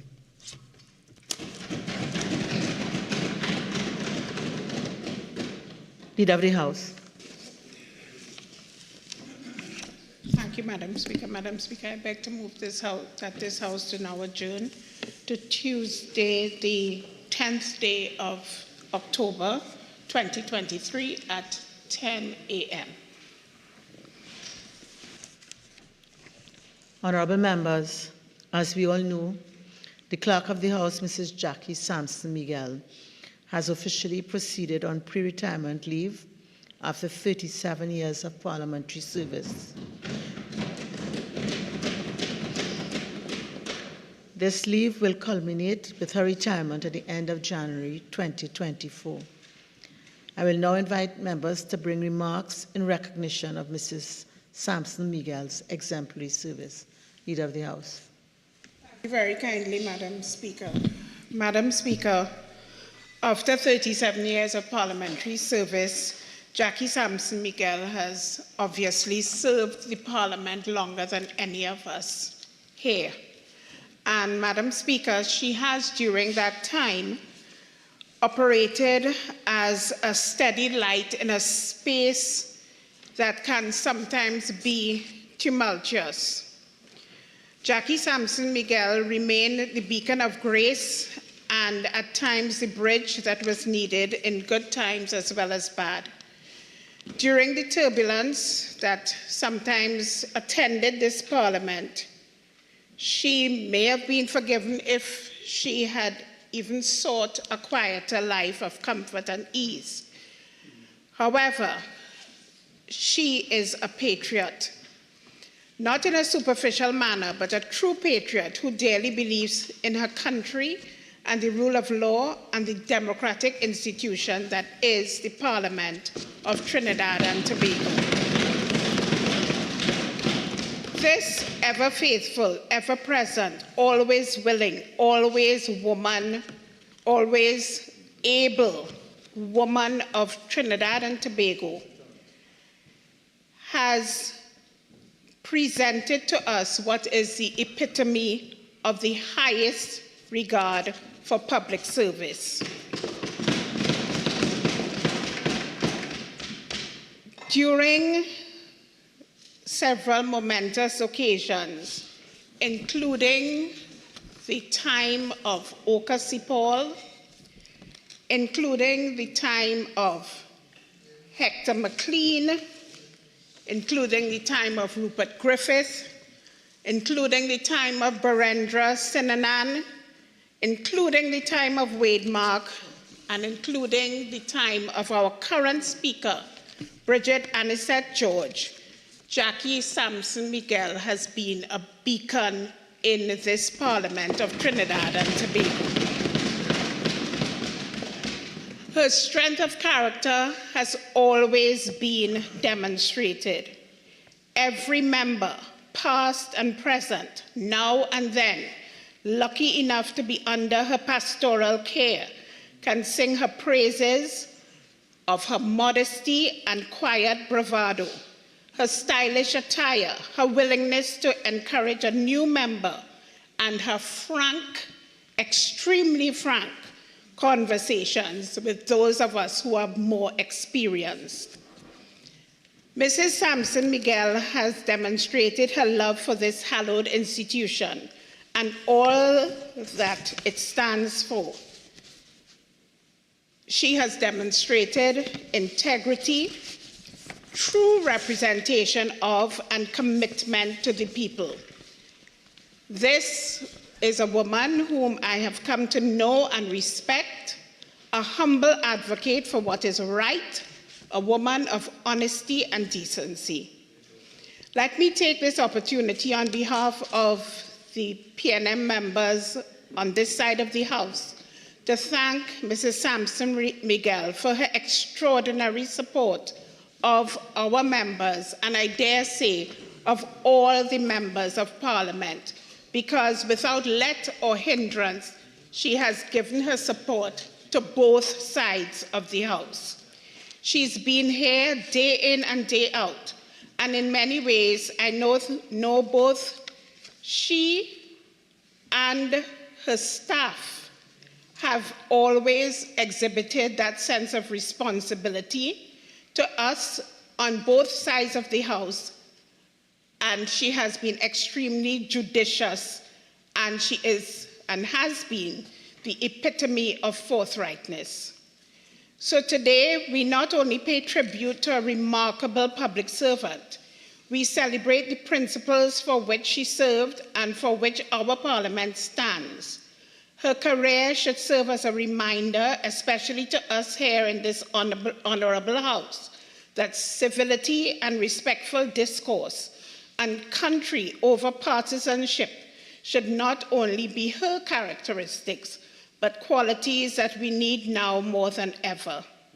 For whatever differences of party or ideology we may have, we can keep Parliament robust when we come together and work together for a common cause, as did Jackie Sampson Miguel as clerk. She has the distinction of being the first woman appointed to this office and one of the youngest persons in the Commonwealth to be appointed to such an office. She is esteemed and respected in the Caribbean and the Commonwealth as an authority on parliamentary practice and procedure. She oversaw what is nothing short of a complete transformation of the Parliament into a highly respected institution. She oversaw the introduction of a robust committee system, the move to parliamentary accessibility and public outreach, deepening ties with regional and Commonwealth parliaments. Jackie Sampson Miguel is a walking encyclopedia of parliamentary practice and procedure. This Parliament, Madam Speaker, strong and ever-evolving, to which Jackie Sampson Miguel has devoted her life. I can think of no better way to express our appreciation to someone whom I have come to admire and who I consider a friend, a very good friend, than today to express our deepest and most profound gratitude to Jackie Sampson Miguel for continuing to serve this Parliament, this country, and this House as clerk for over 30 years. Jackie, you are one of our nation's finest public servants, and certainly you will go down in the history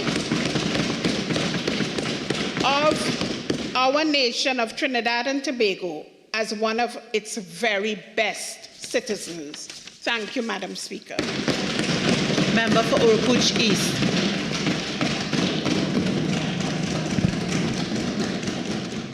Madam Speaker, thank you. On this extremely rare and one-off situation, I would like to share the views expressed by the last speaker. and indicate that really there's absolutely no critical remark to make.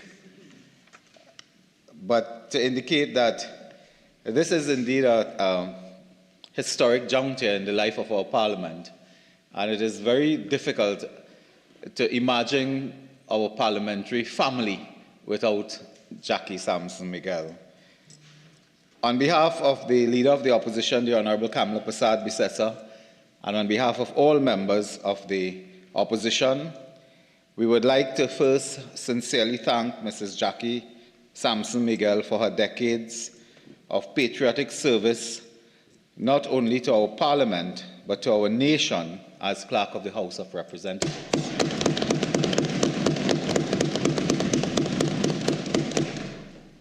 Madam Speaker,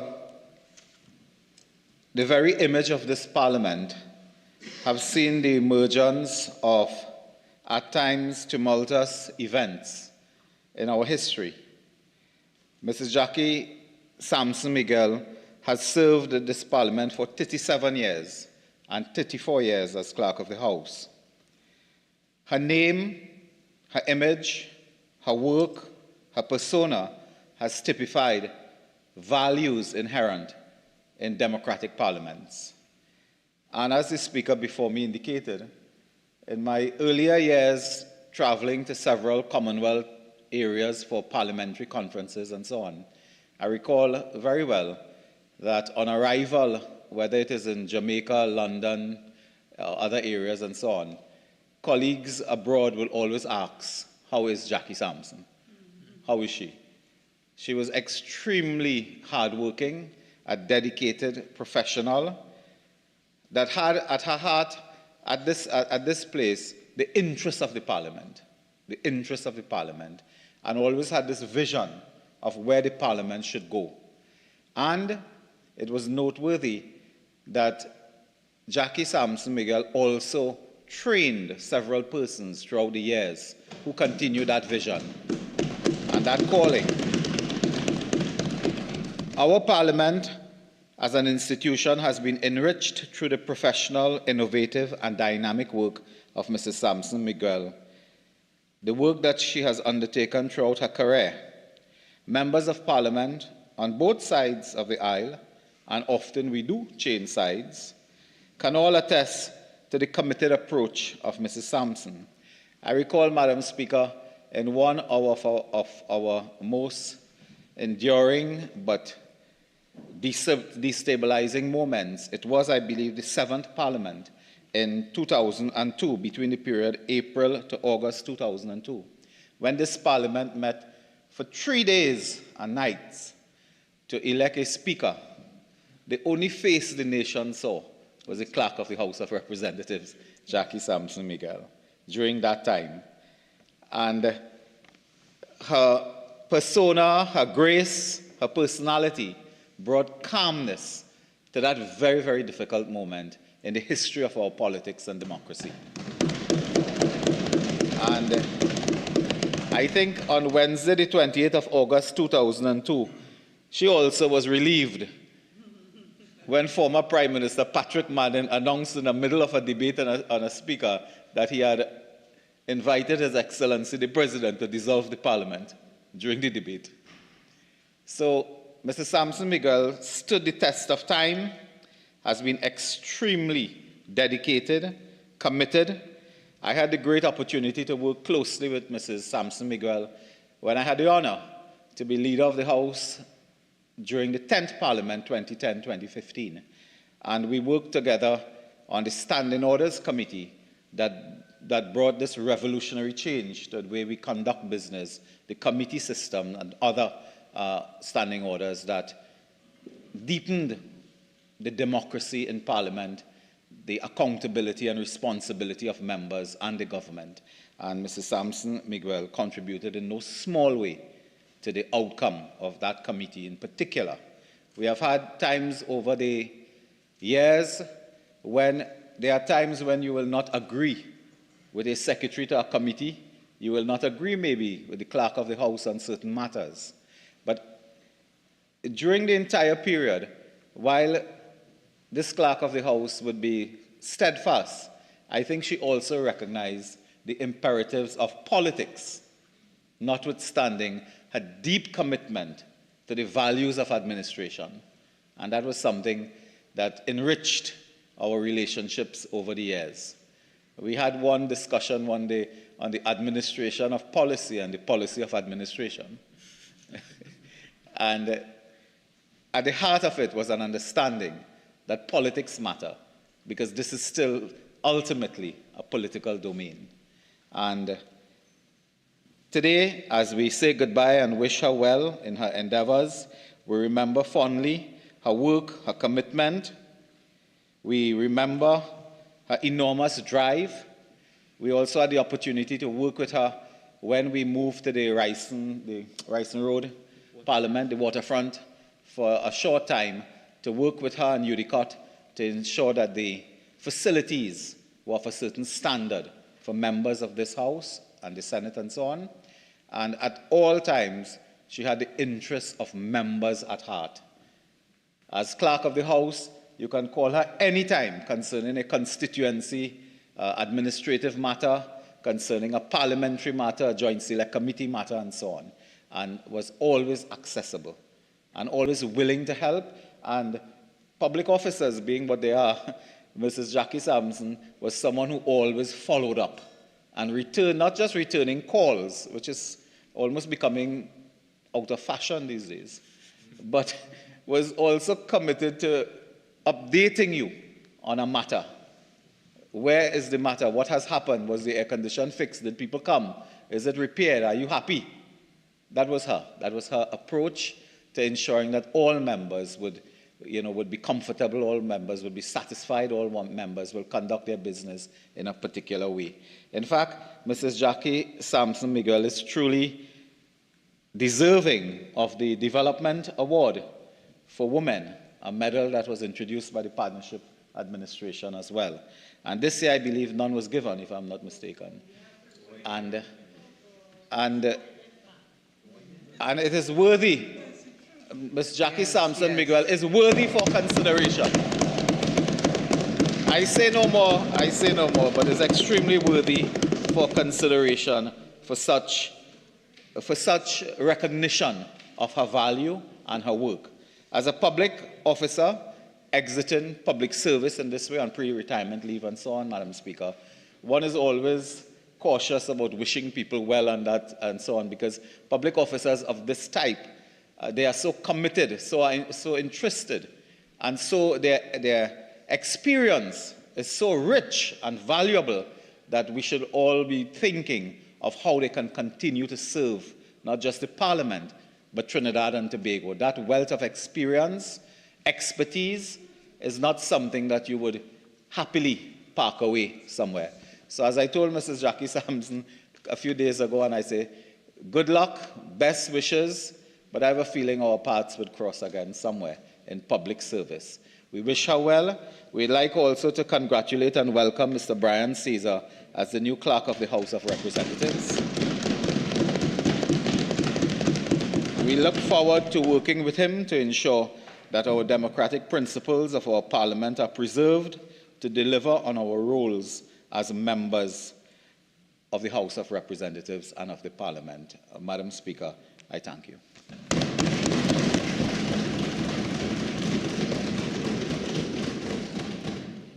Honourable members, today marks another first in the continued journey of our Parliament. Today, the Clerk of the House, Mrs. Jackie Sampson Miguel, began pre-retirement leave, which shall culminate with her retirement at the end of January 2024. Mrs. Jackie Sampson Miguel has devoted most of her working life in the service of the people of the Republic of Trinidad and Tobago, and in particular to parliamentary service, having started in 1987 in the Red House at this Parliament in a junior role. There are none among us here, and I dare say there are few living former parliamentarians who would have worked with any other substantive clerk of the House, Mrs. Sampson Miguel having taken the reins in the year 1995. Honourable members, there can be no dissent, and from what we have heard before, to the statement that Mrs. Sampson Miguel has overseen the transformation of the Office of the Parliament into a modern organization, which serves as an inspiration to various arms of the state and to other legislatures of the Caribbean, Americas, and Atlantic region of the Commonwealth Parliamentary Association. One example of the transformation overseen by her was the increased ICT infrastructure and the decision of the House to have parliamentary proceedings broadcast live. In addition, the capacity building of the staff of the Parliament must also be credited to the clerk, Mrs. Sampson Miguel. There has been no development in this Parliament from in and about the year 1995 to present that has taken place without the vision, leadership, and the direct involvement of Mrs. Sampson Miguel. Honorable members, we can all give our individual accounts of the personal interests which Mrs. Sampson Miguel has taken in our professional development as parliamentarians, as well as in our well-being.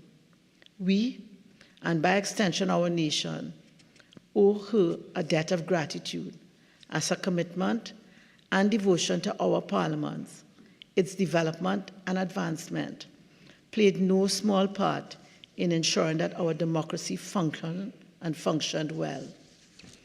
On behalf of all of us and on the nation's behalf, I extend sincerest thanks to Mrs. Sampson Miguel. Knowing our clerk, she shall not be idle.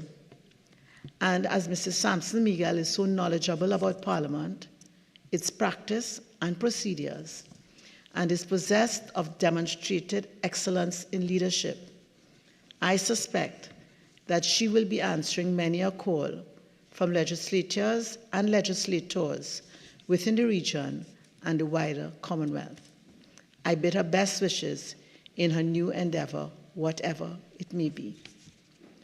I am also to welcome our new Clerk of the House, Mr. Brian Caesar, who is no stranger to us.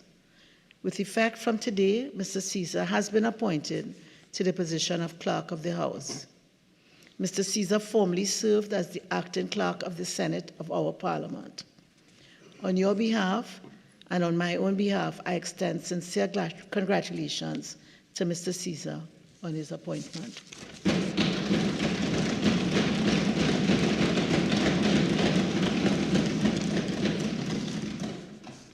Honorable members, the question is that this House do now adjourn to Tuesday, October 10th, 2023 at 10 a.m. All in favor say aye. Aye. Any against? I think the ayes have it. This House now stands adjourned to Tuesday, October 10th, 2023 at 10 a.m.